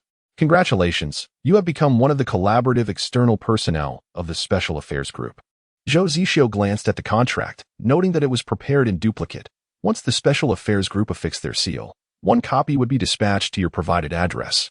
Furthermore, there is another matter. Zhou Zixio looked at Qin Chuan and smiled slightly, mentioning Zhang Zhe's wanted notice, with a bounty of 1 million. During the apprehension, you intervened to prevent Zhang Zhe from rushing into the crowd, which could have resulted in potential casualties. After deliberation, it was decided that you would receive 100,000 of that bounty. This sum will be credited to your account today. Qin Chuan's eyes brightened. He had never anticipated a bounty, considering his actions were merely a small effort at the time. Now, an unexpected delight had emerged. With 100,000, alongside the 200,000 given by Xiao Pang's father yesterday, he should no longer fret over financial issues in the immediate future. Even with the recent price surge in diamond powder due to frequent purchases by water system extraordinary individuals, he could now buy with peace of mind. After placing the contract into a brown paper bag, Zhou Zixio suddenly recalled something and smiled again. One more thing. The results of yesterday's practical assessment have been released. and they will be announced in tonight's extraordinary practical class. However, I can share with you in advance that your score is a perfect 100. Zhou Zixio's voice lingered momentarily, noting that in the entirety of Changxing City, only 3 students achieved a perfect score this time. If you perform admirably in the upcoming practical assessment, there is a high probability you could secure direct admission to the extraordinary practical departments of Yinbei or Huaqing. This fortunate turn of events is largely thanks to that fellow, Tang Qiui. Zhou Zixio chuckled softly. Had he not made a decisive choice at the critical moment to continue the assessment, your score would have languished at a mere 60. Qin Chuan's eyes sparkled with renewed hope. Direct admission. This implied he could bypass the college entrance examination and proceed straight to university, specifically to 2 of the finest institutions in the nation, Yinhuang. Such an opportunity was nearly impossible to decline. I will undoubtedly participate in the practical assessment, Qin Chuan declared without hesitation. Setting aside the practical assessment for now, Zhou Zixio's gaze gleamed with a hint of schadenfreude as he patted Qin Chuan's shoulder. Ji Huai is quite intrigued after learning about your results. Qin Chuan's expression transformed into one of keen interest. The results from yesterday's practical assessment had already been released. During the evening's extraordinary practical class, after routinely practicing the boxing techniques twice, Ji Huai, facing a multitude of anxious gazes, spoke calmly. Even if I do not announce it, you should be aware of your own performance.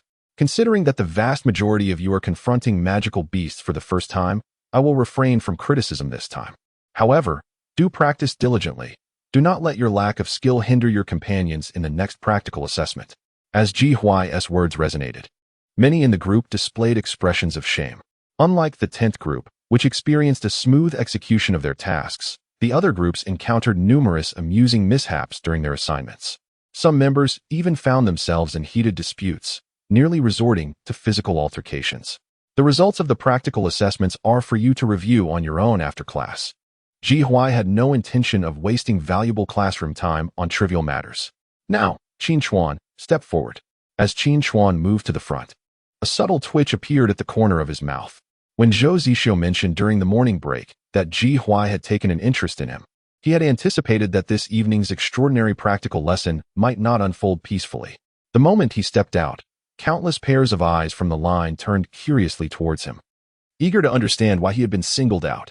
Many among them were already aware of Qin Chuan's recent elevation to the status of a formal level player, and their expressions conveyed a sense of affirmation. In this practical assessment, Qin Chuan achieved a perfect score, being one of only 3 in Changxing City. Ji Huai casually remarked, then turned to Qin Chuan, declaring, today's practical sparring will be a one-on-one between us. At this statement, the line erupted in astonishment. Qin Chuan's expression darkened. Indeed, he had foreseen this outcome. Chapter 79. Qin Chuan versus Ji Huai on the expansive playground. Over 200 students sat in a circle at the intersection of the grass and the rubber track, their gazes fixed on the 2 distant figures in the arena, their discussions a continuous murmur. At this moment, everyone was aware of Qin Chuan's breakthrough. Anticipation filled the air for the impending battle. Are you prepared? Ji Huai's voice resonated as he fixed his gaze on Qin Chuan, standing 20 meters away. Qin Chuan turned his head, casting a glance behind him. A water hose, one end connected to a distant faucet and the other resting on the grass, had been gushing water for some time. The ground beneath his feet had become quite muddy, and at any moment, he could summon several streams of water for combat. Upon reaching a formal level, the volume of water he required for battle was no longer a mere few liters. He slowly opened a large box filled with 10 pounds of diamond powder. I am ready. The moment Qin Chuan's words fell, Ji Huai exerted force through his legs, instantly creating a small crater in the grass beneath him before he surged forward like a cheetah. Enhanced by extraordinary training methods, his speed easily surpassed the world record from before the extraordinary era. In the blink of an eye, he had covered 10 meters. Clang! As Ji Huai gradually raised his wrist, hefty metallic rings glimmered under the nightlights, reflecting a cold, white brilliance. In an instant, they disassembled and reformed into a formidable saber. As the long blade took form, Ji Huai had already arrived before Qin Chuan, wielding a 2.5-meter-long horse-slaying sword that traced an arc through the night, reminiscent of a waning moon suddenly appearing, sweeping horizontally towards him. With a clang, a watery hand, infused with countless diamond dust, instantly grasped the sharp edge of the horse-slaying sword. Under the binding force of the dark currents, The seemingly fragile stream of water transformed into an unyielding force, akin to an iron clamp, rendering Ji Huai unable to withdraw his weapon for the moment. Simultaneously, another stream of water surged towards Ji Huai's face, morphing into a delicate membrane of water, spanning 2 to 3 square meters, attempting to envelop his head. Should it succeed, Ji Huai's mouth and nose would be instantaneously sealed, although his current physical prowess allowed him to hold his breath for nearly 10 minutes. The rapid depletion of stamina during battle meant that exceeding a minute without breathing could have dire consequences. Aware of this, Ji Huai's eyes suddenly flickered with a crimson glint. In the next moment, he opened his mouth and expelled a burst of flame, accompanied by a terrifying heat that instantly struck the water membrane. The violently boiling water vaporized in an instant, revealing countless diamond dust that shone brightly for one last moment before dissipating into carbon dioxide. Simultaneously, the horse-slaying sword, firmly gripped by the watery hand, blazed red-hot, as though freshly extracted from the forge, with temperatures soaring above 1,000 degrees instantly vaporizing the water it contacted. No longer in a precarious position, Ji Huai calmly withdrew his long blade, striking once more at Qin Chuan. As the flames rising from the sword illuminated nearly half of the playground.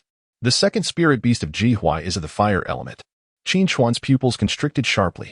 In past practical combat lessons, Ji Huai had never resorted to his second attribute, even when faced with the combined assaults of over 200 students.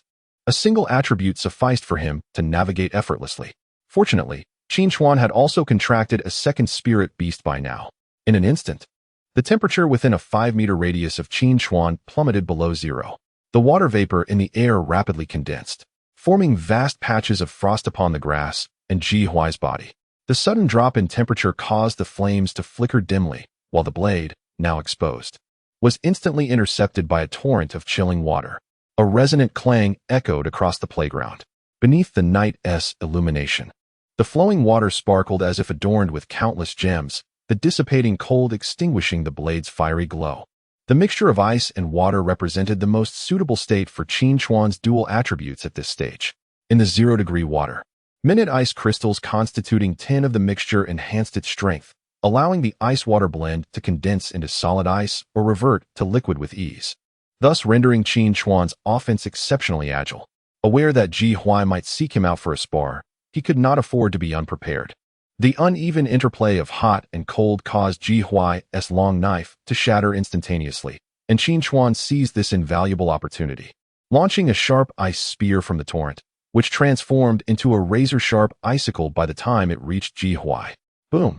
Reacting swiftly, Ji Huai extended a hand, fiercely grasping the ice spike, while unleashing a brilliant burst of flames. The fiery essence clashed instantaneously with the icy force. And although the terrifying heat could not surmount the chill's oppressive grasp, it effortlessly caused the solid ice within reach to sublime into vapor. As the steam ascended, it drifted away from the flames, only to be condensed into layers of frost mist by the chill. The residual waves from the collision swept through, momentarily obscuring the vision of both combatants. Seizing the cover of the frost mist, Ji Huai deftly retreated, creating a distance of approximately 5 meters between himself and Qin Chuan in the blink of an eye. Ice-based powers? Ji Huai's voice carried a weight of contemplation. Recalling the contract from the previous night, his query stemmed from having viewed Qin Chuan's practical assessment video, which had not showcased any corresponding abilities. Indeed, Qin Chuan slightly pursed his lips, exhilarated by his success in repelling Ji Huai, though he dared not celebrate too openly. The onlookers were already in an uproar. After such an extended period of sparring, who could possibly fend off Ji Huai head-on? He was, after all, the strongest in Chongqing City. And now, Qin Chuan had accomplished it. In an instant, the gazes of the crowd towards Qin Chuan were filled with awe, as if he had ascended to the same echelon of expertise as Ji Huai. Indeed, Ji Huai remarked calmly, refraining from further assault, instead drawing forth 2 silver-white metallic rods of varying lengths and thickness from his waist, which he pressed against the long blade in his hand. As he observed the long sword absorb the 2 metallic rods, its hue darkened and deepened, causing Qin Chuan's expression to stiffen in realization. An alloy. A mere addition of small proportions of other metals to a primary metal can significantly enhance the properties of the resultant alloy, such as strength and hardness. Although both appear silvery white, Qin Chuan is certain that those 2 metallic rods are not iron. Just moments ago, Ji Huai's blade fractured under the rapid alternation of hot and cold. Thus, the alloy material he has now introduced is undoubtedly related to this. Again, as Ji Huai's voice echoed, he charged towards Qin Chuan wielding a new broadsword. When the broadsword reached Qin Chuan, its fiery red blade blazed with an intensity that even the frost could not entirely suppress. Boom! Observing the water hand, infused with chilling energy, once again thwarting the assault. Yet unable to withstand the long blade that, despite the extreme temperature fluctuations, remained unscathed and erupted with terrifying heat as it swiftly penetrated the water flow. Qin Chuan's expression shifted dramatically. Ji Huai is indeed formidable. Chapter 80. The improper little stove, the cacophony of howling wind, the explosive crackle of flames, and the clashing of metal resonated throughout the playground.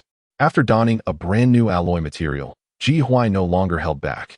The weapon in his grasp transcended the limitations of the broadsword as he reactivated the versatile weapon mode. Qin Chuan, already feeling the weight of pressure, inadvertently fell prey to Ji Huai's fiery spear, which pierced through his watery hand after just a few exchanges. As the sharp tip of the spear threatened to puncture Qin Chuan's body, Ji Huai instinctively intended to hold back, yet a sense of unease crept over him.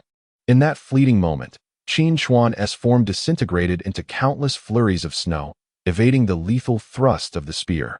Ji Huai discerned the source of his unease. Qin Chuan possessed a skill that had hitherto remained unutilized.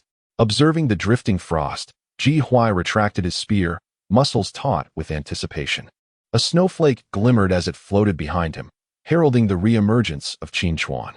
Instinctively alert to the shifting dynamics, Ji Huai did not turn, but swiftly thrust his spear from his side, its blade igniting with fire in a precise counterattack aimed at Qin Chuan's position. However, Qin Chuan, ever prepared, reacted with swiftness. In the instant his form materialized, he commanded the water below to rise rapidly, forming a barrier that intercepted the spear's blade. The water wall emanated a chilling aura. Swiftly dousing the flames licking at the spear's tip, hands emerged from the wall of water, gripping the blade with unyielding force. Simultaneously, countless ice spikes erupted from the water, hurtling menacingly towards Ji Huai. Ji Huai maintained a calm demeanor as he swiftly raised his other hand, wielding a shield dagger. With a horizontal slash, he shattered the icy spikes, and with a fiery thrust, he smashed it against the water wall. The forceful blow cleaved through the water barrier, transforming Qin Chuan into a flurry of frost and snow. The spear effortlessly disengaged, merging with the shield dagger to form a formidable halberd now in Ji Huai's grasp. With a sudden exhalation towards the swirling snow, the intense flames rapidly spread, accompanied by a deep, resonant roar akin to the growl of a fire demon, combating the frigid chill, swiftly sublimating much of the frost and snow conjured by Qin Chuan. After a mere glance, he discerned Qin Chuan's vulnerability. The figure of Qin Chuan, burdened by bitter laughter, was forced out, with the halberd now poised at his throat. Ultimately, Ji Huai's extraordinary prowess proved significantly superior. Had Qin Chuan's frost been capable of subduing Ji Huai's flames, the outcome would have remained uncertain. The application of attributes was commendable. Ji Huai offered rare praise, remarking that his ice-based skills would be best complemented by weaponry. Qin Chuan understood that Ji Huai referred to the skill Seeking Frost Trace. He too had recognized this. For Seeking Frost Trace could transform all carried items into snow, including weapons. However, in conjunction with the fluidity of water, which required manipulation, the advantages of Seeking Frost Trace could not be fully realized. The absence of the wielder left the water stagnant. There was merely evasion, lacking the element of surprise in offensive maneuvers. How long does it take for you to return home from school? Ji Huai inquired nonsensically. Qin Chuan, puzzled by the question, estimated about 20 minutes. From today onward, you will stay an additional hour after practical classes. Ji Huai uttered a brief remark before striding towards his fellow classmates, signaling the commencement of the practical training. The onlookers appeared invigorated, as if they had been imbued with newfound energy, fully engaged in the duels before them. Yet, Qin Chuan found himself lost in contemplation. What was the purpose of this remaining hour? Furthermore, having achieved a breakthrough, whom would he spar with during the practical training? The half-hour session concluded swiftly. As his classmates departed one by one, only Qin Chuan remained, bidding farewell to Xiaopeng. The playground was now deserted, and Ji Huai approached Qin Chuan. For 1 hour each day, I shall guide you in mastering a weapons technique. You may choose which one. Qin Chuan was taken aback momentarily, but his eyes soon sparkled with delight. This exceeded the scope of Ji Huai's usual instruction, often referred to as a special arrangement. However, a question lingered in Qin Chuan's mind. Teacher Ji, I have heard that mastering martial arts requires extensive foundational training, often taking years to grasp the basics. Will 1 hour each day truly suffice? Others' methods may not suffice, but mine will be adequate, Ji Huai replied with a calm assurance that lent credibility to his words. Considering that Ji Huai appeared to be in his 30s yet had mastered an array of weaponry, Qin Chuan felt a surge of excitement, believing that perhaps Ji Huai possessed a unique approach. Thank you, Teacher Ji. Qin Chuan expressed his gratitude, then hesitated, regarding the class fees. I am not short of money, Ji Huai interjected with a slight frown, seemingly finding Qin Chuan's inquiries a tad excessive. Have you made your choice? Long sword. Qin Chuan responded promptly, snapping back to the moment. The choice of the long sword was deliberate, as the ice cream was crafted using a knife. Mastering the art of wielding a long sword would complement the technique of frost severing splendidly. Furthermore, once he attained proficiency, he might even offer guidance to the ice cream, enabling it to master the sword techniques and enhance its prowess, akin to how Water Blossom mastered blood control. Moreover, from Qin Chuan's observations, although Ji Huai excelled with various weapons, he often favored the sword as his primary tool, suggesting it was his forte. Thus, Ji Huai effortlessly reassembled 2 identical unsharpened long swords, tossing one to Qin Chuan. Follow my lead, he instructed. With the sword firmly grasped, Ji Huai positioned himself with the blade angled upward, demonstrating the initial stance. Qin Chuan mimicked the posture diligently. Once he confirmed that Qin Chuan's form was correct, Ji Huai raised his sword high and, in an instant, brought it crashing down. This was the chopping technique, where the force reached the blade, aligning the arm and sword in a straight line, consistent with the direction of the descent. After Ji Huai demonstrated, he gestured for Qin Chuan to attempt the move. Perhaps due to the comprehensive enhancement brought about by the basic fist technique, Qin Chuan successfully grasped the essentials of this fundamental action after merely 2 or 3 tries. Consequently, Ji Huai proceeded to the next foundational movement. There were over a dozen fundamental sword techniques, and by the time Qin Chuan had mastered them all, approximately half an hour had elapsed.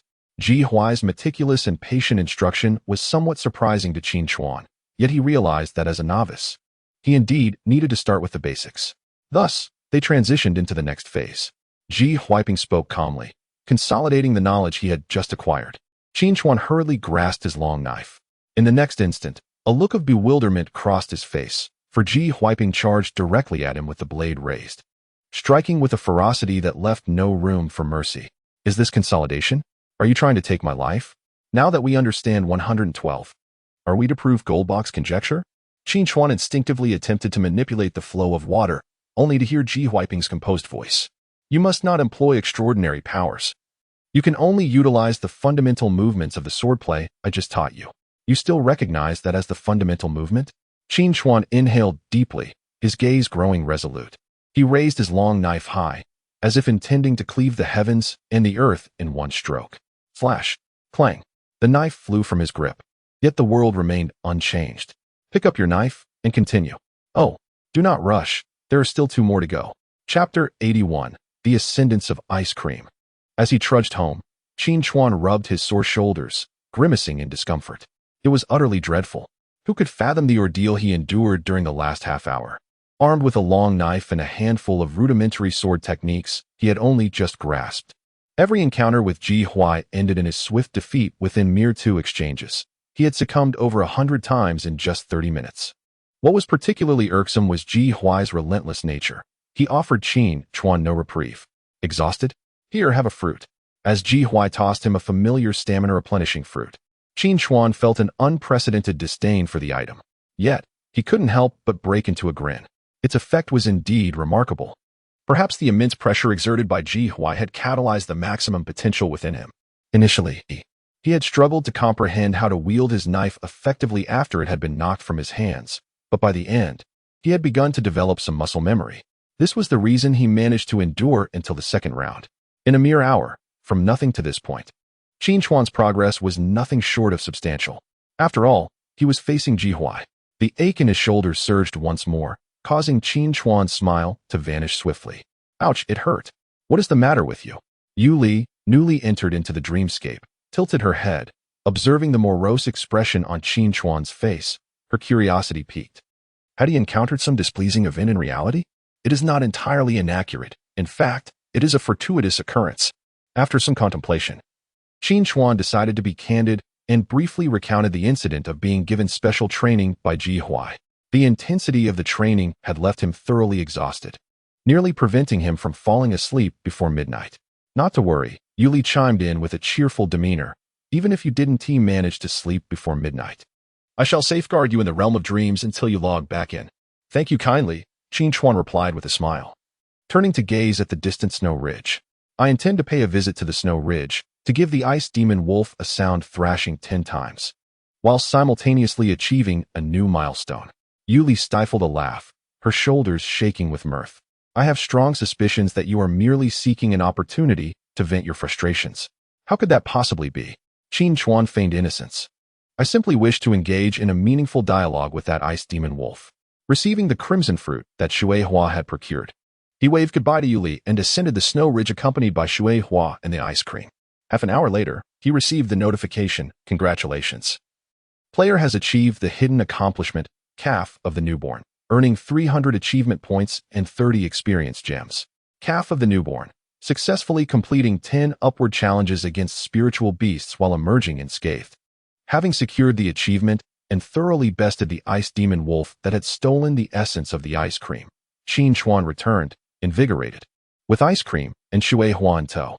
Upon reaching the spot where they had separated, he observed Yuli orchestrating Shao Qing and Xiao Hong, conjuring a fiery dragon vortex in the air, its formidable force significantly surpassing that of Shao Qing's individual whirlwind. Have you expended your frustrations? Upon noticing the arrival of Qin Chuan, Yuli turned around with a beaming smile, exuding a hint of pride as she exclaimed, "Behold my latest research. What you have here is a fusion skill developed for Shao Qing and Xiao Hong." Qin Chuan marveled at the fiery tornado swirling in the air. Just yesterday, Yuli had formed a contract with Xiao Hong, and today she was already able to command 2 contracted spirit beasts to execute such a skill. Such efficiency truly befits a scholar of her caliber. I have a few ideas, Yuli spoke softly. Each spirit beast can possess only one attribute. Yet we can harness multiple attributes in reality. This suggests that we can experiment with combining different attributes to develop multi-attribute skills, and then instruct our contracted spirit beasts to master them in training. Qin Chuan pondered this, recalling discussions on the Dream Forum concerning multi-attribute development. However, it seemed they had not considered the notion of instructing their contracted spirit beasts in return. Perhaps it was because they did not regard the dream world with the same significance. Yuli chuckled. Even if players in the dream world unexpectedly perish, they can restart. And although the powers of the dream world impact reality, many still believe that reality holds greater importance. And what of you? Qin Chuan inquired, glancing at Yuli. I believe both worlds are equally significant, she replied, her eyes shimmering with enthusiasm. Here, I can encounter things that are unattainable in reality and experience events that do not occur in the real world. She instinctively lowered her gaze to her feet, her smile blossoming radiantly. In this realm, I have met Shao Qing and Xiao Hong, and I have also come to know you. Each day is filled with joy. I find great delight in this place, thus. Yuli's gaze gently lowered. I shall never allow myself to delete my account and start anew. Qin Chuan remained silent, admiring the young lady before him. In that moment, he seemed to comprehend why, despite spending day and night with Shui Hua, his fondness could not quite match hers. She regarded this realm as an alternate reality. I believe you are correct. Assisting the contract spirit beasts in mastering the combat techniques of multi-elemental combinations is indeed crucial. Suddenly, a smile graced Qin Chuan's face. An excellent idea emerged in his mind. Among all the abilities at his disposal, the most formidable was the control of water flow to swiftly rotate and slice through adversaries. This ability required diamond powder, which could not be brought into the dream realm, significantly diminishing the damage of mere water flow. However, he had developed a method for utilizing a mixture of ice and water in reality yesterday. Within the 0-degree water flow, minuscule ice crystals could serve as a substitute for diamond powder. Although the strength of the ice crystals paled in comparison to that of diamond powder, they possessed the advantage of icy enhancement, allowing for the freezing of opponents while simultaneously ensnaring them. Consequently, the power would remain formidable. It appears you have formulated a plan. Observing Qin Chuan's eyes brighten with contemplation, Yuli spoke softly. Yes, I have some ideas. Qin Chuan nodded, yet there was no rush regarding training matters. Let us proceed to the next exploration point and allow the ice cream to advance. Currently, Snow Cream requires 2 additional low-level resources. With the fortunate blessing of Yuli, he can exchange for 2 random low-level resources in the achievement shop to complete the set. This blessing from Yuli lasts for 10 minutes and can be combined with the second talent of the sundial, which may bring about the same stroke of luck experienced yesterday. Although these 2 matters appear unrelated, fortune has intertwined them. Therefore, he must first reach the next exploration point to enable Snow Cream's advancement. With a cheerful smile, Yuli followed closely behind Qin Chuan, filled with curiosity about the treasures they might discover today. An hour later, under the astonished gaze of Snow Cream, Qin Chuan performed a seemingly magical feat, producing 2 silver orbs, which solidified into the remaining 2 resources needed for advancement, and subsequently embedded them into the advancement formation. As a dazzling light of advancement enveloped Snow Cream, her skirt elongated, and the crystalline innocence in her eyes faded slightly, while her overall presence became increasingly formidable. Snow Cream has successfully advanced. As he embraced the exuberant Snow Cream, Qin Chuan opened her panel to commence her upgrade. The previous endeavor to elevate Waterflower to growth stage level 20 had consumed the majority of Qin Chuan's experience items. Even with the replenishment from the past 2 days' daily settlements and achievements, the experience gemstones were only sufficient to elevate Snow Cream by 5 levels. However, during the upcoming resource explorations, Qin Chuan would no longer overlook the ice-type experience fruits, coupled with the daily settlements. It would not be long before Snow Cream reached level 20. Spirit Beast Species, Frostal, Spirit Beast Attribute, Ice, Spirit Beast Level, Growth Stage LV15, 0500, Spirit Beast Trait, Fearless Heart, Spirit Beast Base Value, 1400, Spirit Beast Affection Level, 81, Spirit Beast Skills, Frost Chill, Passive, Frost Slash, Active, Frost Pursuit, Active, Shadow in the Snow, Active. Spirit Beast Description: the Ice-type Spirit Beast, Frostal, is an assassin concealed within the frost and snow, endowed with an innate long blade that bestows upon it an unwavering belief in its fearlessness. Having completed the advancement, the affection level of the ice cream has surpassed the threshold of 80, and subsequent upgrades have further elevated its affection by 1. Casting a glance at the impressive base value of 1400, Qin Chuan calculated that his extraordinary value had reached 2814. The relentless journey of becoming stronger each day is indeed a source of vexation. Let us first examine the new skill. Shadow in the Snow, active skill, creates a duplicate of oneself using frost and snow. The duplicate cannot attack and shatters automatically after 20 seconds. A duplicate, indeed? A look of astonishment graced Qin Chuan's visage. It appears that Frost Slash is currently the sole offensive skill possessed by the ice cream. Both Frost Pursuit and Shadow in the Snow serve to obscure a decisive strike. It does evoke a certain sensation reminiscent of an assassin's guaranteed hit. How intriguing. In an instant, Qin Chuan envisioned a potential application for this new skill. Simply creating a duplicate would likely be easily discernible to an opponent. However, if one were to first employ Frost Pursuit, followed by Shadow in the Snow, the dynamics would be entirely transformed. A figure fractured, coalescing into 2. Who can discern the true form? The corners of the mouth were pressed down. Beside him, Yuli observed Qin Chuan's demeanor and couldn't help but chuckle, remarking that the third skill of the ice cream should indeed be impressive. Indeed, Qin Chuan turned his gaze to the ice cream and instructed, Ice Cream, utilize the Shadow in the Snow. With a gentle affirmation, the ice cream nodded and floated forward a short distance, seamlessly dividing its form into 2 indistinguishable silhouettes. Qin Chuan stroked his chin, retracting his previous statement. Even when employed singularly, this skill seemed exceedingly difficult to see through. A clone. Yuli, equally astonished, remarked that this ability, when brought into reality, would certainly be intriguing. Indeed, Qin Chuan replied with a smile and nodded. We have little time to spare. I shall first scout the nearby resources. All right. Yuli nodded vigorously. Second talent of the sundial, activate. Qin Chuan gazed at the map that unfolded before him, and after a thorough examination, his expression suddenly turned to one of surprise. Are there good treasures today? Yuli's eyes sparkled with excitement. Well, Qin Chuan replied with a mysterious smile.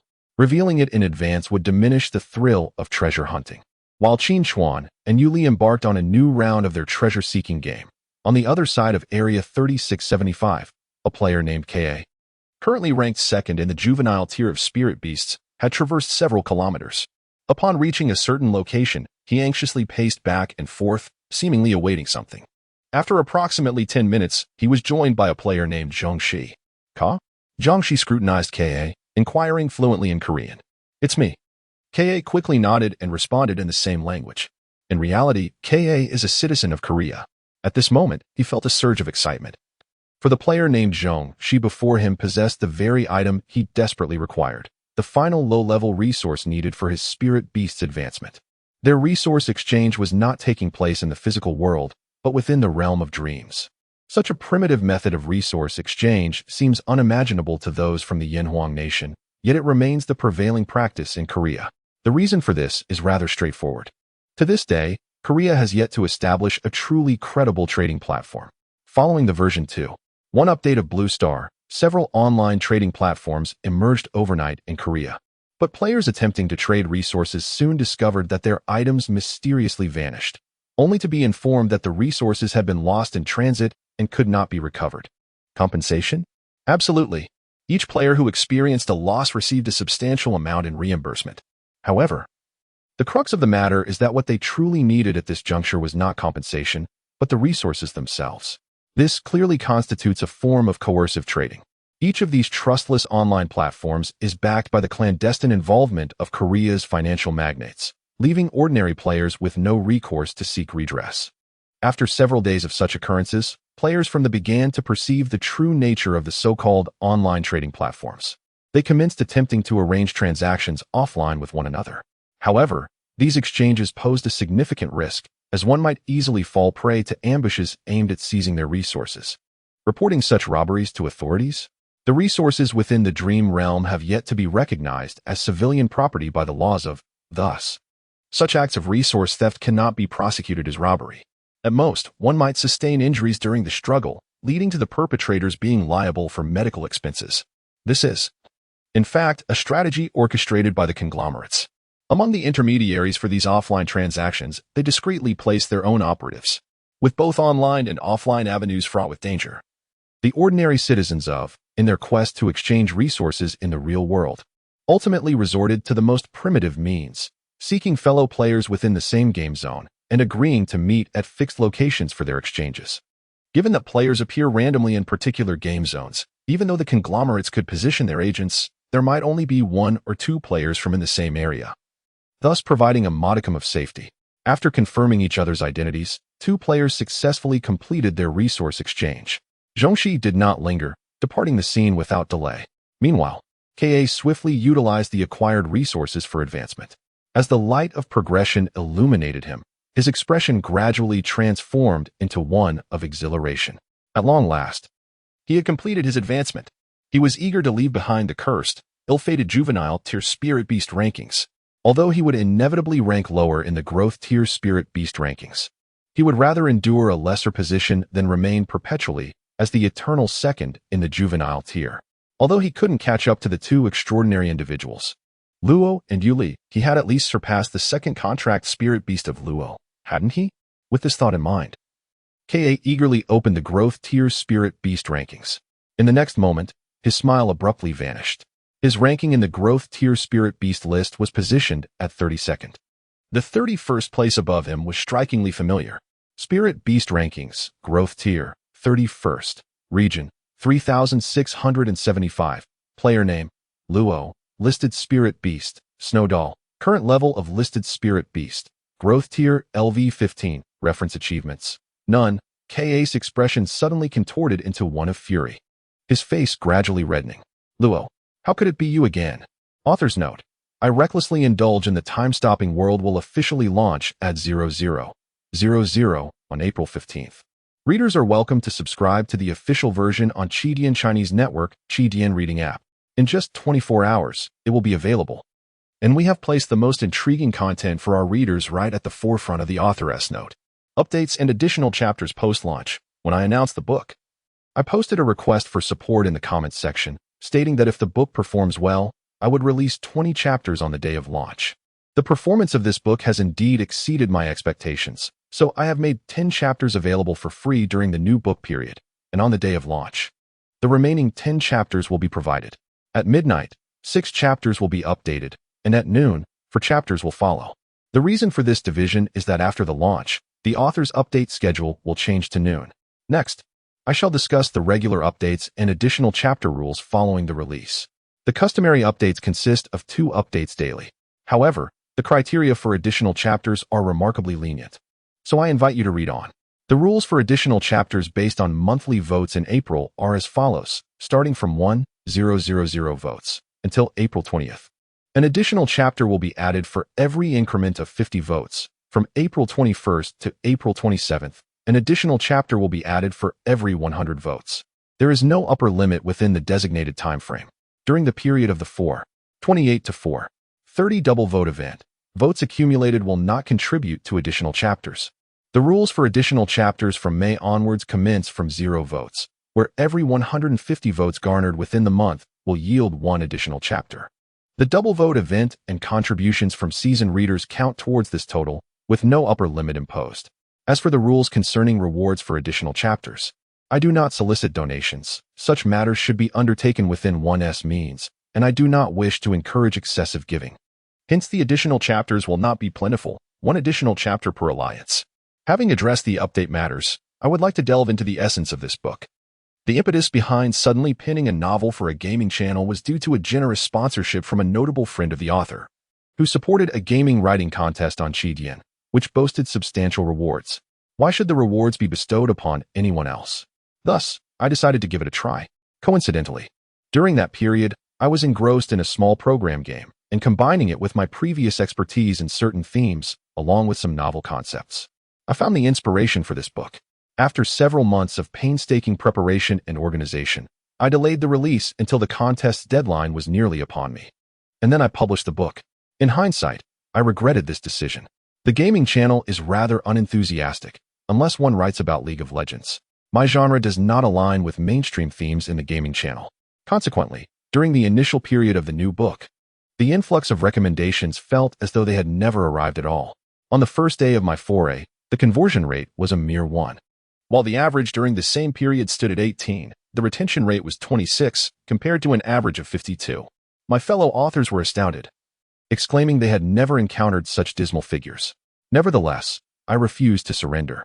With unwavering determination, I persevered in my writing, continually refining and optimizing the outline, dedicating double the usual time to each chapter.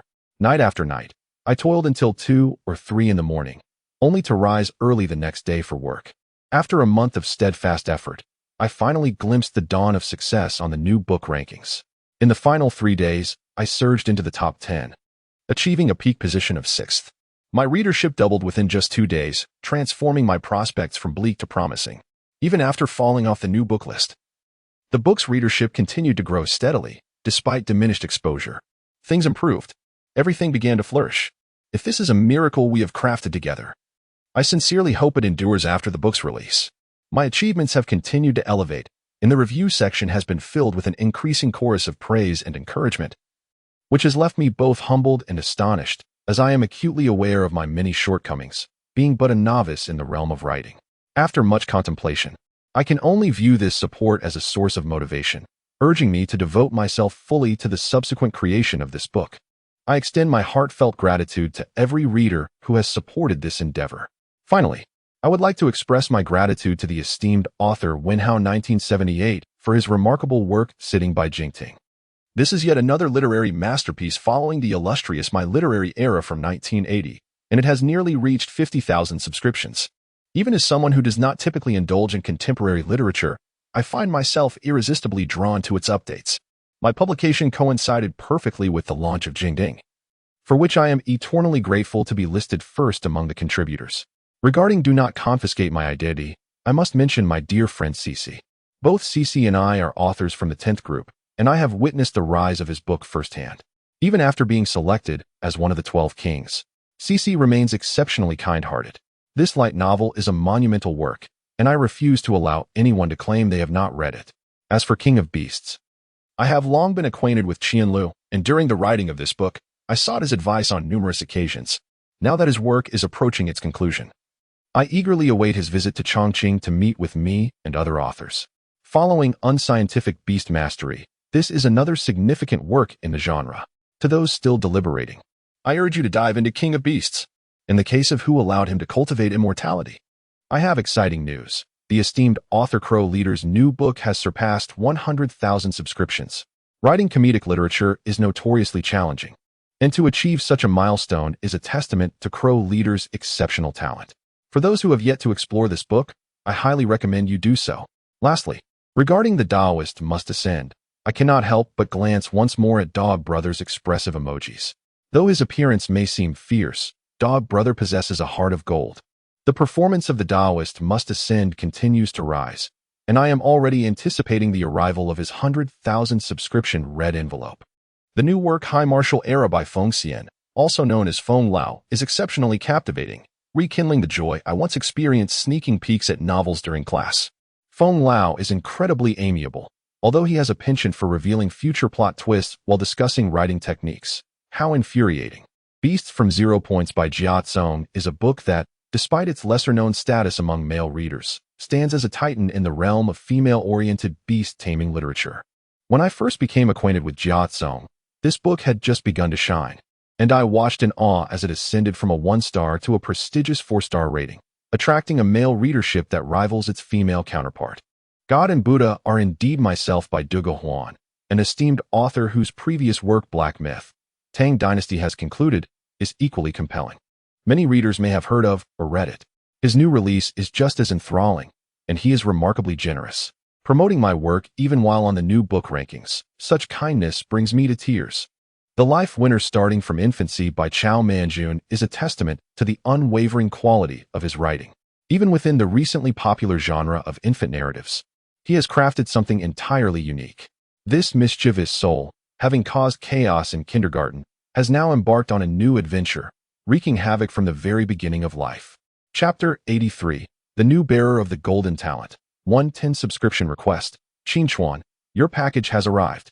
A man dressed in a courier uniform stood at the doorway during the break, calling out Qin Chuan's name, once again capturing the attention of the entire class. You seem to have received quite a few packages these past few days, teased the chubby classmate. Just a few trinkets. Qin Chuan replied with a helpless shake of his head, sensing the complex gazes directed at him. It appeared that he would need to consider a different location for his deliveries in the future. Following the delivery personnel from the Dream Exchange to a secluded area to complete the signing process, Qin Chuan casually placed an item named Deep Blue Pearl, a material for starry equipment, into his inventory. This marked the second piece of starry equipment material he had acquired through trade in recent days. For days had passed since the contract for the ice cream. It had been proven that the combination of the second talent of Destiny and the second talent of the Sundial was effective, though not as stable as obtaining random materials. It ensured that Qin Chuan would find at least one low-level resource during each exploration. Yet it could not guarantee that the items found would be suitable for him and Yuli.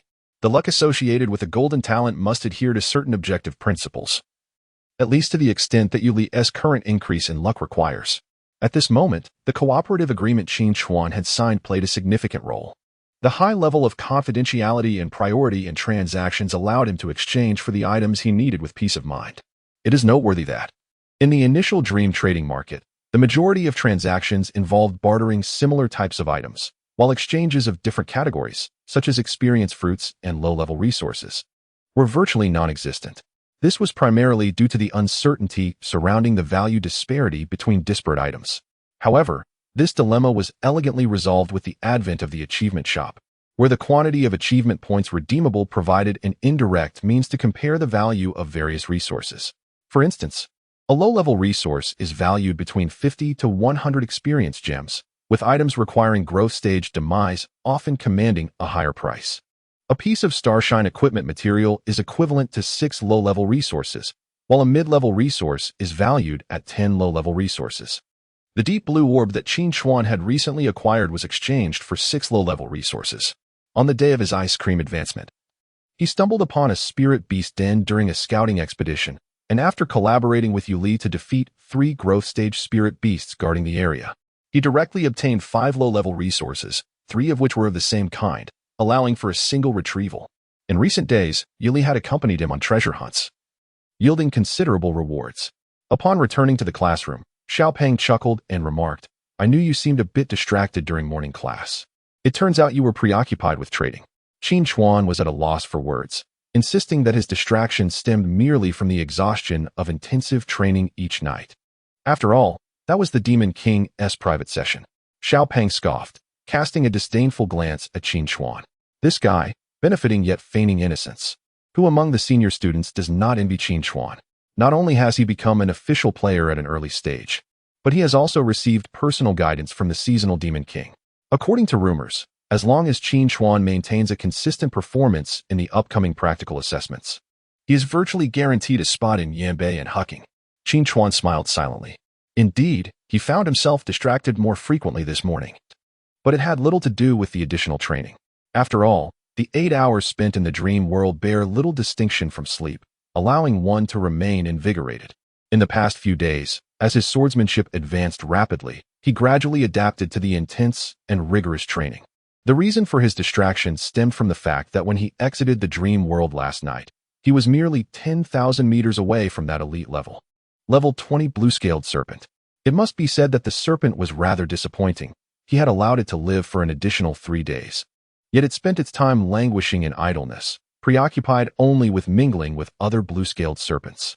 Each time Qin Chuan checked its status through a lock-on, he couldn't help but lament the decline of standards. After 5 days of preparation, tonight he would enter the dream world for the hunt. Qin Chuan was set to sign up for the second practical assessment tonight. The chubby boy, resting his chin on his hands, couldn't help but murmur, "I don't think we'll be in the same group this time." "Don't think too much about it," Qin Chuan replied, regaining his focus and smiling. "Your strength is commendable. Those who break through to the growth stage are still few. I believe that even if you are not in the same group as I am, you can achieve an excellent result." During this time, as the number of official players continues to rise, the pace at which apprentice-level players ascend to official status has also accelerated significantly. The reason is quite simple. Seasoned players can effortlessly defeat growth stage spirit beasts due to their superior skills, thereby obtaining low-level resources. Their presence ensures a continuous influx of these resources into the market. However, the prices of low-level resources have not plummeted easily. Currently, a single low-level resource still commands a price of around 300,000. The market has shifted from a state of scarcity to one where a hopeful purchase can be made after merely a few days of waiting. At Chongqing Second High School, aside from Qin Chuan, Zhu Yue has also achieved promotion. Coming from a well-off family, she fits the mold of a campus belle. Nevertheless, Qin Chuan, who has already elevated his ice cream to growth stage level 20, still far surpasses her, earning the title of the undisputed champion of practical combat at the school. "I will strive to improve," Xiaopeng nodded, recalling his previous assessment score of 83, hoping for a higher result this time. This round of practical assessment may differ significantly from the last. Qin Chuan pondered for a moment before speaking. This information had come to him casually from Ji Huai during a training session after their extraordinary practical class last night. How could it be different? Are we expected to venture into the lair of the monsters and slay them? Xiaopeng chuckled dismissively, but as he caught sight of Qin Chuan's serious demeanor, his laughter faltered. "Really? Not to the lair, but it is indeed more perilous than last time," Qin Chuan reassured as he patted Xiaopeng's shoulder. "No more questions. You'll find out tonight." Reluctantly, Xiaopeng straightened his posture, gazing at the untouched homework before him, contemplating whether to use it to draft a farewell letter. Thus, he could confidently evade his assignment. Upon perusing the forum, it became evident that Matsuzaka Shiki had made another move. An unexpected exclamation from the front row drew the attention of both Xiaopeng and Qin Chuan. The former could not suppress a soft click of his tongue, while the latter furrowed his brow in response. Matsuzaka Shiki is a recently emerged player in the dream world. This name, derived from the land of cherry blossoms, is merely a moniker within the game, not a true identity. However, it is highly likely that he hails from that region. Following Eric's ascendance into public awareness, he represents yet another player endowed with the coveted golden talent. Unlike Eric, he has remained elusive, refraining from any public acknowledgement of his golden prowess. To date, no one can ascertain whether he indeed possesses such talent or which of the 9 golden abilities he may embody. Nevertheless, his actions have proven to be far more audacious than Eric's. He indiscriminately slaughters players, specifically targeting those who rank highly on the Spirit Beast leaderboard, and has even commenced cross-region operations. It is widely acknowledged that in the dream world, player deaths do not equate to fatalities in the real world. Rather, players merely reset upon their next entry into the dream world, spawning at random locations. However, it is important to note that all top-ranking players on the Spirit Beast leaderboard possess Spirit Beasts that have attained growth stage level 20, with most showcasing commendable records. Each of these players has invested immense effort and often considerable financial resources to reach their current standing, and should they be defeated, all of their hard work would be rendered futile. While they may not face death in reality, such losses are still exceedingly difficult to bear. If conflicts arise among players, mutual killings may be comprehensible. However, Matsuzaka Shiki's current acts of slaying players with whom he shares no connection, solely due to his formidable prowess and high standing on the leaderboard, are reprehensible. Moreover, his malevolence has transcended his own game zone, extending to an adjacent one, where he continues his merciless rampage. Thus, Matsuzaka Shiki's actions have drawn universal condemnation and disdain. Should he persist in this manner, he may bring ruin upon all game zones. Eric Tay, while audacious and boastful of establishing a new order, has, at present, done little more than livestream daily to announce his victories over challengers, simultaneously revealing his new location to provoke others, without engaging in any truly heinous deeds. The mere presence of Matsuzaka Shiki in a zone is sufficient to instill trepidation among all players therein. Of course, Matsuzaka Shiki's boundless disregard for the lives of others comes at a cost. The extraordinary abilities he exhibits during his slaughters have become widely known. Incited by the fury of his victims, Matsuzaka Shiki has the temporary ability to merge his two contracted spirit beasts into a singular new fusion beast, with its attributes being the sum of the two original beast stats, lasting for 5 minutes. Given that he only eliminates one player each day and has previously refrained from attacking a second high-ranking player encountered on the same day, it is highly probable that this talent can be employed once each time he enters the dream realm. Referring to the illustrious golden talent names, it is highly probable that this talent effect corresponds to soul fusion, although certainty eludes us, and the remaining two talent effects remain unknown. Nonetheless, this talent effect is not inferior to the two already revealed abilities of Erichter. Upon entering the Dream Forum, Qin Chuan swiftly encountered a related repost. This time, the victim was a player from the Empire on which the sun never sets. The player's grievances were heartfelt and poignant. He claimed his talent was an exceptionally rare red talent, possessing an ability that allowed instantaneous relocation to another position. It seemed reminiscent of the return that Qin Chuan had drawn but chosen not to pursue. This player was highly vigilant, opting to teleport away upon encountering Matsuba Takashi. Yet, despite his efforts, Matsuba found him again the following day, seizing the moment when the cooldown on his teleportation ability was active and swiftly eliminating him. Throughout this ordeal, Matsuba did not reveal any other capabilities. After reading the account, Qin Chuan's brow furrowed even deeper. Matsuba Takashi's initial zone was 6,231. Considerably distant from his current location in Zone 3675, suggesting that a chance encounter was unlikely in the near future. However, he could not afford to remain passive. Strengthening his abilities became imperative. Qin Chuan and Erichter commenced a live stream. The chubby figure turned his head, reminding Qin Chuan, "Let me take a look." Qin Chuan opened the live stream he had followed. Typically, such foreign broadcasts would require a VPN to access. Yet Erichter had proactively engaged with various country streaming platforms to secure broadcasting rights. However, for reasons unknown, the Yinhuang nation did not impede such behavior, allowing Eric's live broadcast to be transmitted within its borders.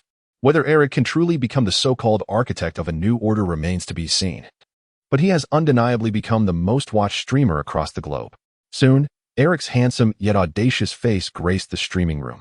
It was 10 o'clock in New York, and he greeted the ordinary players and the yet-to-appear chosen ones with a blend of politeness and impoliteness, flashing a grin. "Today, I have once again defeated 2 challengers. They were weak, yet quite courageous. My current position has shifted slightly, but that does not hinder your ability to find me. I am still awaiting the arrival of challengers. Most importantly, I am waiting for you, the chosen ones who share my vision." He then transitioned to the question and answer segment. Eric glanced at the barrage of comments before shaking his head with a smirk. Has Matsuzaka Shiki killed again? Although the actions of ordinary players are of little consequence to me, I do not condone the oppression of the weak, as it diminishes the value of the chosen ones. Matsuzaka Shiki, come find me, and I will show you what true combat entails. If you are not a possessor of the golden talent, I would not hesitate to eliminate you. Eric's azure eyes radiated intense confidence, reminiscent of his initial declaration to the world. Your fusion spirit beasts are, in my eyes, nothing extraordinary. I shall inform you that no talent can surpass the ascendant spirit. Even the other 8 golden talents shall bow before me. This marks Eric's first direct response regarding Matsuzaka Shiki, and his unwavering stance, infused with an innate arrogance, instantly sent the barrage of comments into a frenzy. Following a few trivial inquiries, Eric concluded the broadcast. The brief live session, akin to a stone cast into water, is destined to create new ripples. The players with golden talents are indeed exceedingly audacious. Xiao Peng could not help but grin. After all, if I possessed a golden talent, I would be even more audacious than they. Qin Chuan cast a peculiar glance at Xiao Peng before exiting the chatroom, cloaked in comments. As a player endowed with a golden talent, he naturally kept a keen eye on the actions of other golden talent players. However, if one were to inquire about his intentions, there were none. The 2 players with golden talents who have recently come to light are situated at a considerable distance from his zone, 3675. And the flames of battle have yet to reach him, as the strengths of the sundial do not lie in combat. For now, he shall focus on quiet development. The school bell rang, signaling the end of the recess. Qin Chuan suppressed his thoughts, opened his textbook, and endeavored to become a fish submerged in the ocean of knowledge. Soon enough, it was time for the evening's extraordinary practical class. After 2 rounds of basic boxing techniques, Ji Huai looked at the crowd and spoke slowly. Tomorrow marks the second practical assessment. You have half an hour to decide whether to register. This assessment differs from the last. It will no longer be confined to the second middle school, as you will be assessed in conjunction with other schools in Chongqing City. Assessment location, Qingwang Mountain. Upon hearing this, the students erupted in a cacophony of voices. Once a scenic area in Chongqing City, Qingwang Mountain has now been wholly overtaken by monstrous beasts. End of chapter. Ji Huai had long anticipated the students' reaction.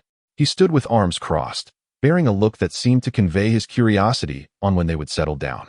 Gradually, the students realized that the formidable Ji Demon King was before them, and silence was restored. This practical assessment was undeniably more perilous than the last. Ji Huai spoke slowly.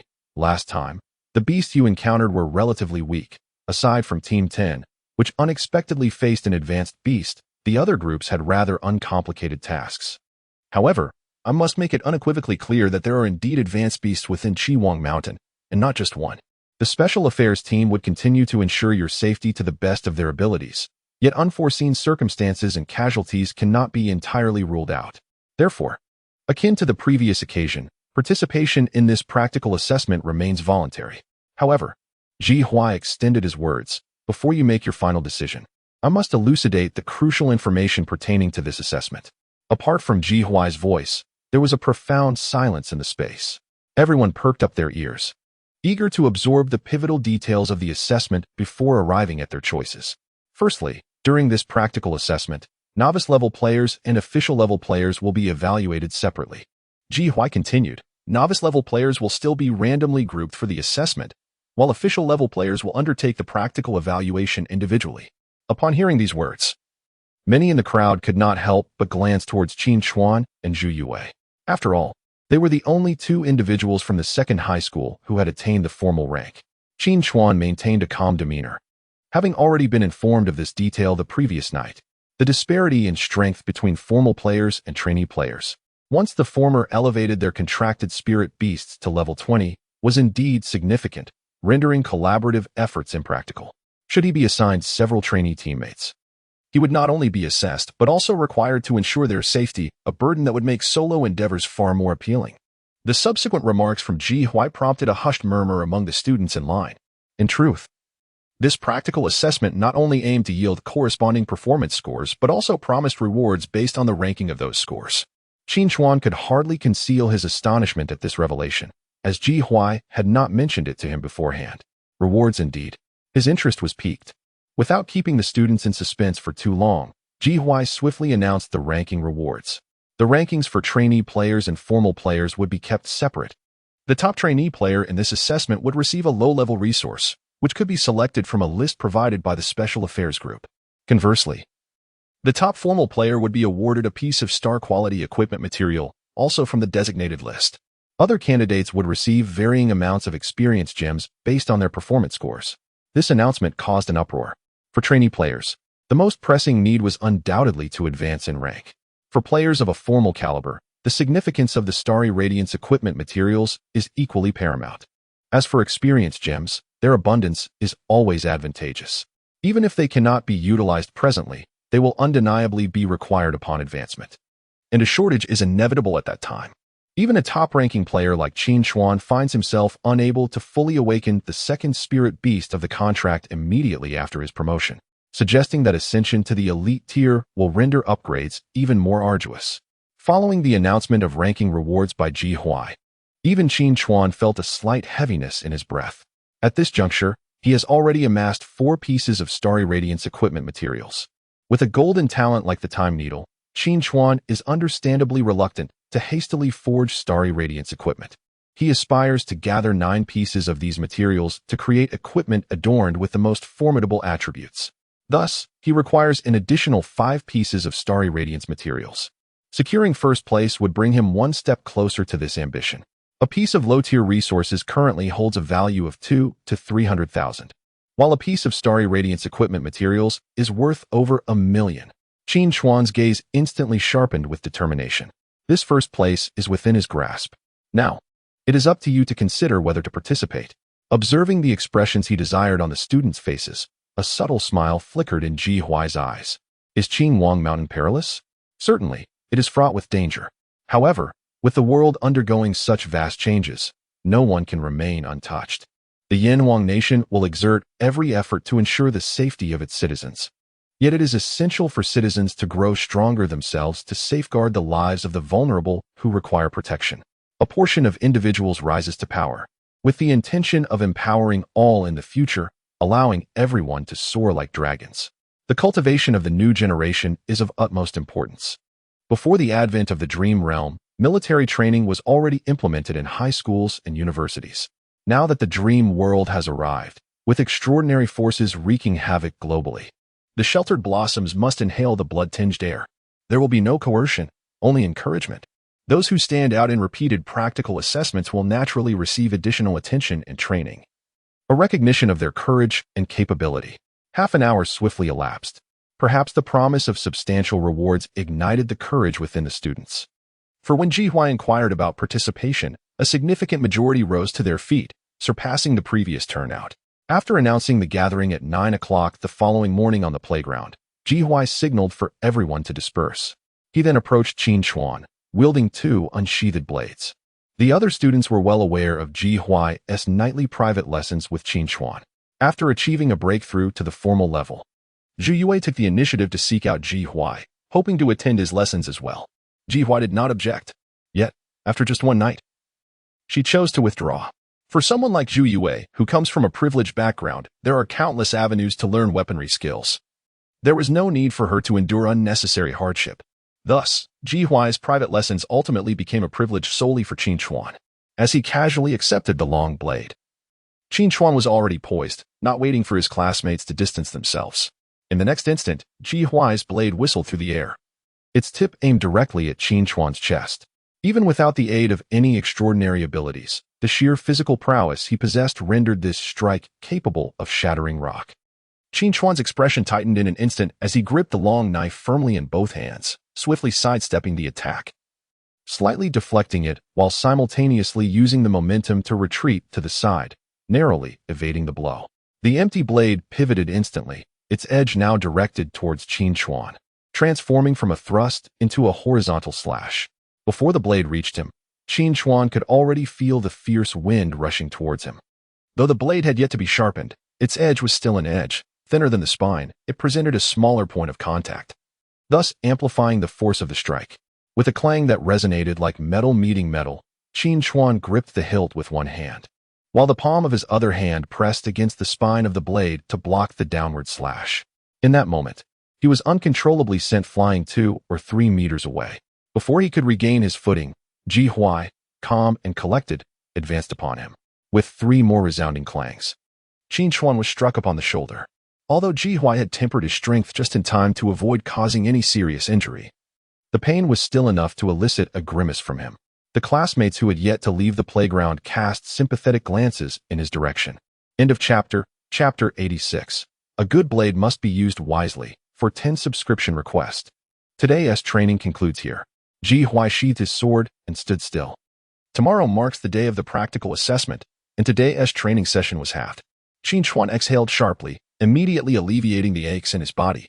At present, he had reached a point where he could endure 5 or 6 strikes from Ji Huai. Despite the limited number of exchanges, Ji Huai's swordsmanship was a kaleidoscope of variations. The same foundational movements, in his hands, exuded an essence of simplicity that rendered Qin Chuan utterly incapable of predicting the nature of the next strike, compelling him to respond spontaneously and adaptively. Thus, with each successful parry, he achieved significant progress. According to Ji Huai, once Qin Chuan could withstand 10 of his strikes without succumbing, his swordsmanship would be deemed sufficient for practical use. Have you ever visited Qinhuang Mountain? Ji Huai's sudden inquiry caught Qin Chuan off guard. No, Qin Chuan replied with a shake of his head. Although Qinhuang Mountain was a local scenic area in Chongqing City, entry required a fee. To Qin Chuan, merely catching a distant glimpse of the scenery sufficed.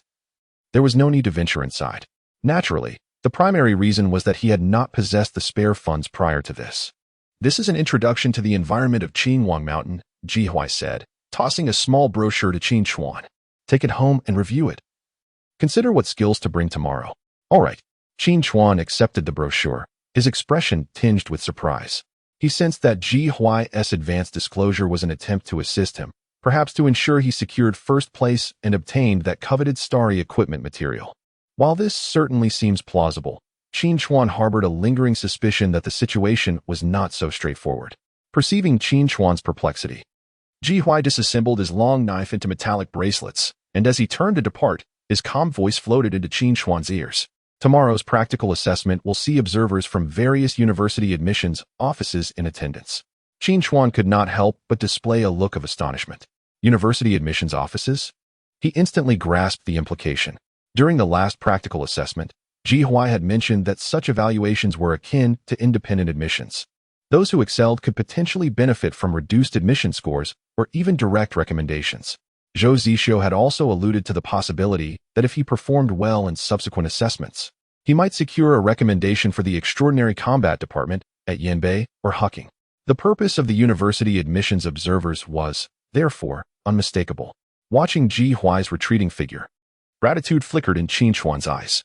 After spending these few days in close proximity, he had come to realize that this man, though seemingly aloof, possessed a warm heart. Was there no surface river? Leaning against the edge of the bed while gazing at the pamphlet in his hand, Qin Chuan wore a contemplative expression.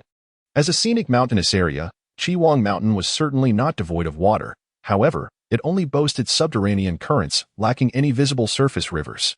Extracting water directly from these hidden streams was quite a challenge. Nevertheless, this conundrum posed no significant obstacle for Qin Chuan. Presently, Zhou Zishou had concluded the theoretical lessons on the water element and was beginning to delve into the ice element. Some of the content therein had sparked new insights within him. Utilizing the ability of ice to regulate temperature, he can induce the condensation of gaseous water in the air, thereby creating fog, which the water element can then command. The humidity in the forested region is sufficiently high to facilitate this. Naturally, this does not imply that Qin Chuan is obliged to employ such a method, for he possesses superior alternatives. Since forming a contract with the ice cream, he has yet to experiment with wielding 2 active ice skills simultaneously. Tomorrow, he intends to test his swordsmanship, a prospect that fills him with anticipation. Although he has not yet reached the standard deemed practical by Ji Huai, it is understood that Ji Huai's expectations are considerably elevated. Given his current proficiency in swordplay combined with the frost cut, he is confident it will surpass the effectiveness of the dark flow bind, as the former is purely an offensive skill. With this thought in mind, Qin Chuan placed the booklet on his bedside and, filled with expectation, reclined comfortably, succumbing to the encroaching fatigue that swiftly ushered him into slumber.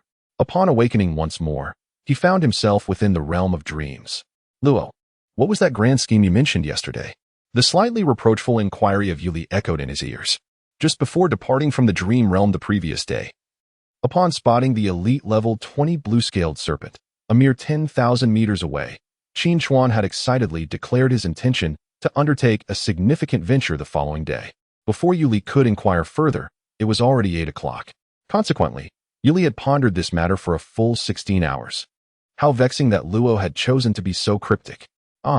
Sensing the glint of mild hostility in Yu Li's gaze, Qin Chuan scratched his head in embarrassment, explaining that it was merely an unexpected slip of the tongue. I am aware of the location of a level 20 elite blue-scaled serpent, whose defeat will yield a crucial intermediate resource required for the advancement of Waterflower.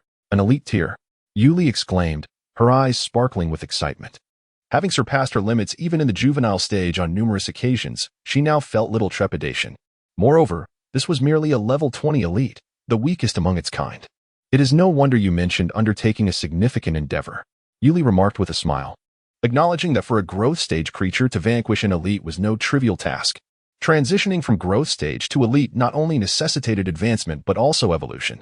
This explains why the disparity in power between elite and growth stages is far greater than that between growth and juvenile stages. Although precise racial value data is currently unavailable, the intelligence released by the Special Affairs Group provides an estimated strength for elite tiers.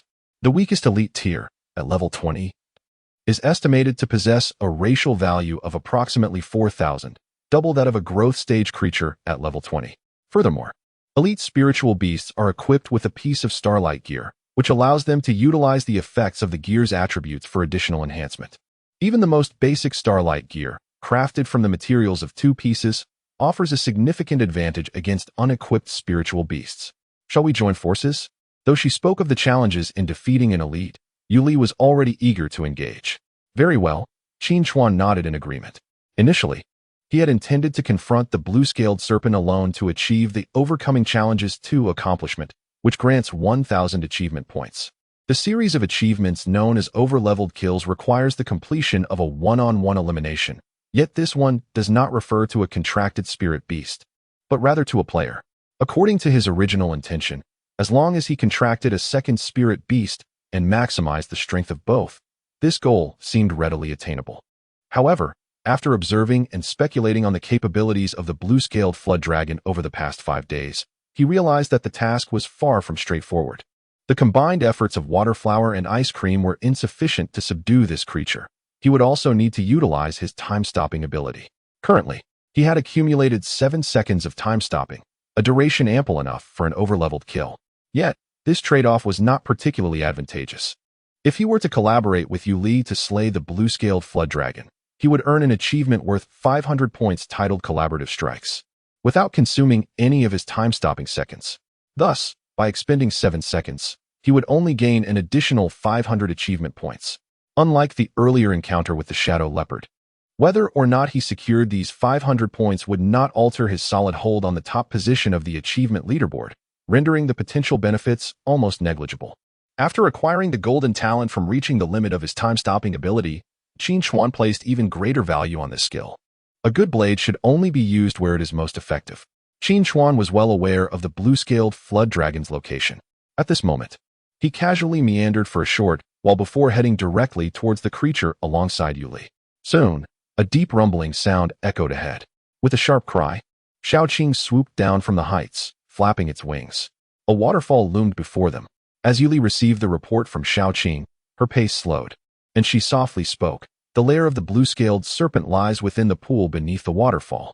Very well, Qin Chuan nodded slightly, fully aware of this detail. In the forthcoming battle, Waterflower and Ice Cream would take the initiative, with Xiaoqing providing support. He articulated the strategy he had meticulously devised over several days. Based on his observations, he understood that the blue-scaled serpent would gain a certain advantage in the water and needed to be lured out of its aquatic environment. Ice Cream's frost could lower the temperature of a section of water, enticing the creature to reveal itself.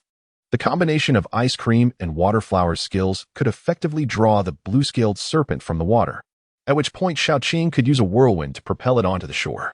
Over the past 4 days, under Qin Chuan's guidance, Waterflower and Ice Cream had begun to master the technique of creating a vortex using a mixture of ice and water for immobilization. Once on land, Xiaohong would be able to contribute more effectively to the battle. Qin Chuan glanced at the flame-tailed squirrel, which had also ascended to growth stage LV20. No longer the harmless little creature it once was. Not to mention its combination skill with Shao Qing, the damage dealt by its inherent abilities had become quite formidable. Excellent. Yuli nodded, her eyes shimmering with anticipation. When the time came, the four spirit beasts would coordinate an assault that could decisively overpower the foe. The two exchanged glances, each reflecting a spark of excitement. As the rumbling grew louder, a pool emerged before them, with a magnificent waterfall crashing down from a height of several dozen meters. Its sound echoing like thunder. Qin Chuan gazed at the dynamic display presented on the map. At this moment, the luminous points representing him and the azure-scaled serpent had completely converged. Although the serpent remained submerged, it lurked just beneath the surface of the water, already sensing their presence and casting wary glances in their direction. Shuigao, strike now. With a determined nod, Shuigao soared gracefully to the center of the lake, the crystalline snowflakes adorning its head swirling gently. As an aura of chilling cold began to permeate the waters, rather than instantaneously freezing the surrounding lake, this gradual infiltration of frost was far more menacing, causing the temperature of the entire water body to steadily decline as currents swirled. The azure-scaled serpent, keenly aware of this shift, found itself increasingly agitated. While it could still endure the current temperature, any further drop would be intolerable. Its elongated form darted through the water with remarkable speed, erupting from the depths in an instant, jaws agape as it lunged toward Shuigao in midair. With crystalline eyes, Shuigao swiftly locked onto the serpent, scattering into a flurry of snowflakes to evade the sudden assault. Simultaneously, an unseen force on the shore, having yet to strike, surged forward, gliding swiftly across the pale blue ripples, transforming into a mere shadow as it charged towards the azure-scaled serpent. Countless streams of water erupted from the lake's surface beneath, propelled with the precision of artillery under the control of the unseen force, hurtling towards the serpent. Before the azure-scaled serpent could fully comprehend the situation, it found itself struck by several torrents, suffering immediate pain and igniting a fierce rage within. Roar! It let out a sudden roar, and the invisible sound waves rippled across the water's surface, quickly forming towering waves that reached heights of over 10 meters. As the monstrous wave threatened to crash down, a sharp bark erupted from the splashes. Woof! The blue-scaled serpent's body froze momentarily, though it was but a fleeting instant. The skill it had been unleashing was abruptly interrupted. The massive wave crashed heavily against the lake's surface, swiftly dissipating its energy. In the next moment, it jolted awake. Unbeknownst to it, the frosty confection had rematerialized behind the blue-scaled serpent, unleashing its full force and instantly generating countless tiny ice crystals in the surrounding waters. Water columns shot up like dragons, spiraling skyward and enveloping the blue-scaled serpent in a whirlwind, twisting and constricting it under the splash's relentless control. Excellent. Witnessing the success of the attacks from the splashes and the frosty confection, Yuli couldn't help but cheer with delight. Meanwhile, Qin Chuan turned his gaze towards the airborne Shao Qing. Shao Qing transformed into a fleeting azure silhouette, continuing to swirl around in the tornado, which had now grown considerably in scale. Observing this scene, he felt a slight sense of relief. The effectiveness of the attacks from the frosty confection and the splashes stemmed from their unexpected nature. However, the blue-scaled serpent would soon regain its composure. Thus, Shao Qing's forthcoming actions were of utmost importance. As the rapidly spinning ice crystals grazed the robust scales of the azure-scaled serpent, they emitted a sound that sent shivers through one's teeth. The serpent's eyes had turned a vivid crimson, and the horn on its forehead radiated brilliance, momentarily elevating its formidable power. The effect of the Starry Radiance equipment activated. Water Force, Starry Level 2, when in contact with a water environment, race values increase by 12, and Attribute Mastery enhances by 6. In an instant, the swiftly rotating torrent of water came to a standstill, followed by the azure-scaled serpent unleashing a powerful tail whip. Shao Qing. Qin Chuan's calm voice resonated at that moment. The airborne Shao Qing unleashed a long-anticipated tornado, the pale azure winds accurately enveloping the azure-scaled serpent, lifting it entirely off the lake's surface. The serpent's augmented strength plummeted in an instant. Before it could struggle, the tornado, under Shao Qing's command, hurled it forcefully towards the shore. Squeak. On the shoreline, Xiaohong fixed its gaze on the approaching azure-scaled serpent. Its tail, now a conflagration of flames, expanded to several dozen times its size. It swung round and delivered a powerful blow to the serpent's head, akin to a resounding slap that sent it reeling. The swiftly arriving ice cream, wielding a long blade, raised it high and executed a sweeping slash, releasing a frigid, ice-blue blade of cold that struck the serpent's waist. The fierce blow shattered its hardened scales, and the biting chill coursed through its body, rendering it momentarily paralyzed. The indomitable spirit had already been triggered. This strike was merely the prelude, as Ice Cream's blade, now imbued with enhanced combat prowess, descended like relentless waves, delivering successive slashes. As it sheathed its blade and retreated, the swift and agile Xiaoqing darted past the injury of the blue-scaled serpent, her wings, imbued with razor-sharp power, precisely slicing through the scar left by the ice cream. The water remained undisturbed. Upon returning to the shore, she had but one mission, to thwart the blue-scaled serpent from entering the aquatic realm. Shortly thereafter, both Qin Chuan and Yuli received a notification. Congratulations, players have achieved the hidden accomplishment, Empty Hand Collaboration, earning 500 achievement points and 50 experience gems. Empty Hand Collaboration, defeating an equipped spirit beast with the combined effort of more than one but fewer than 5 unequipped spirit beasts. Success. Qin Chuan hastened to the corpse of the blue-scaled serpent and plucked a shimmering scale. Congratulations, player has acquired a mid-level resource, Deep Blue Scale. End of this chapter.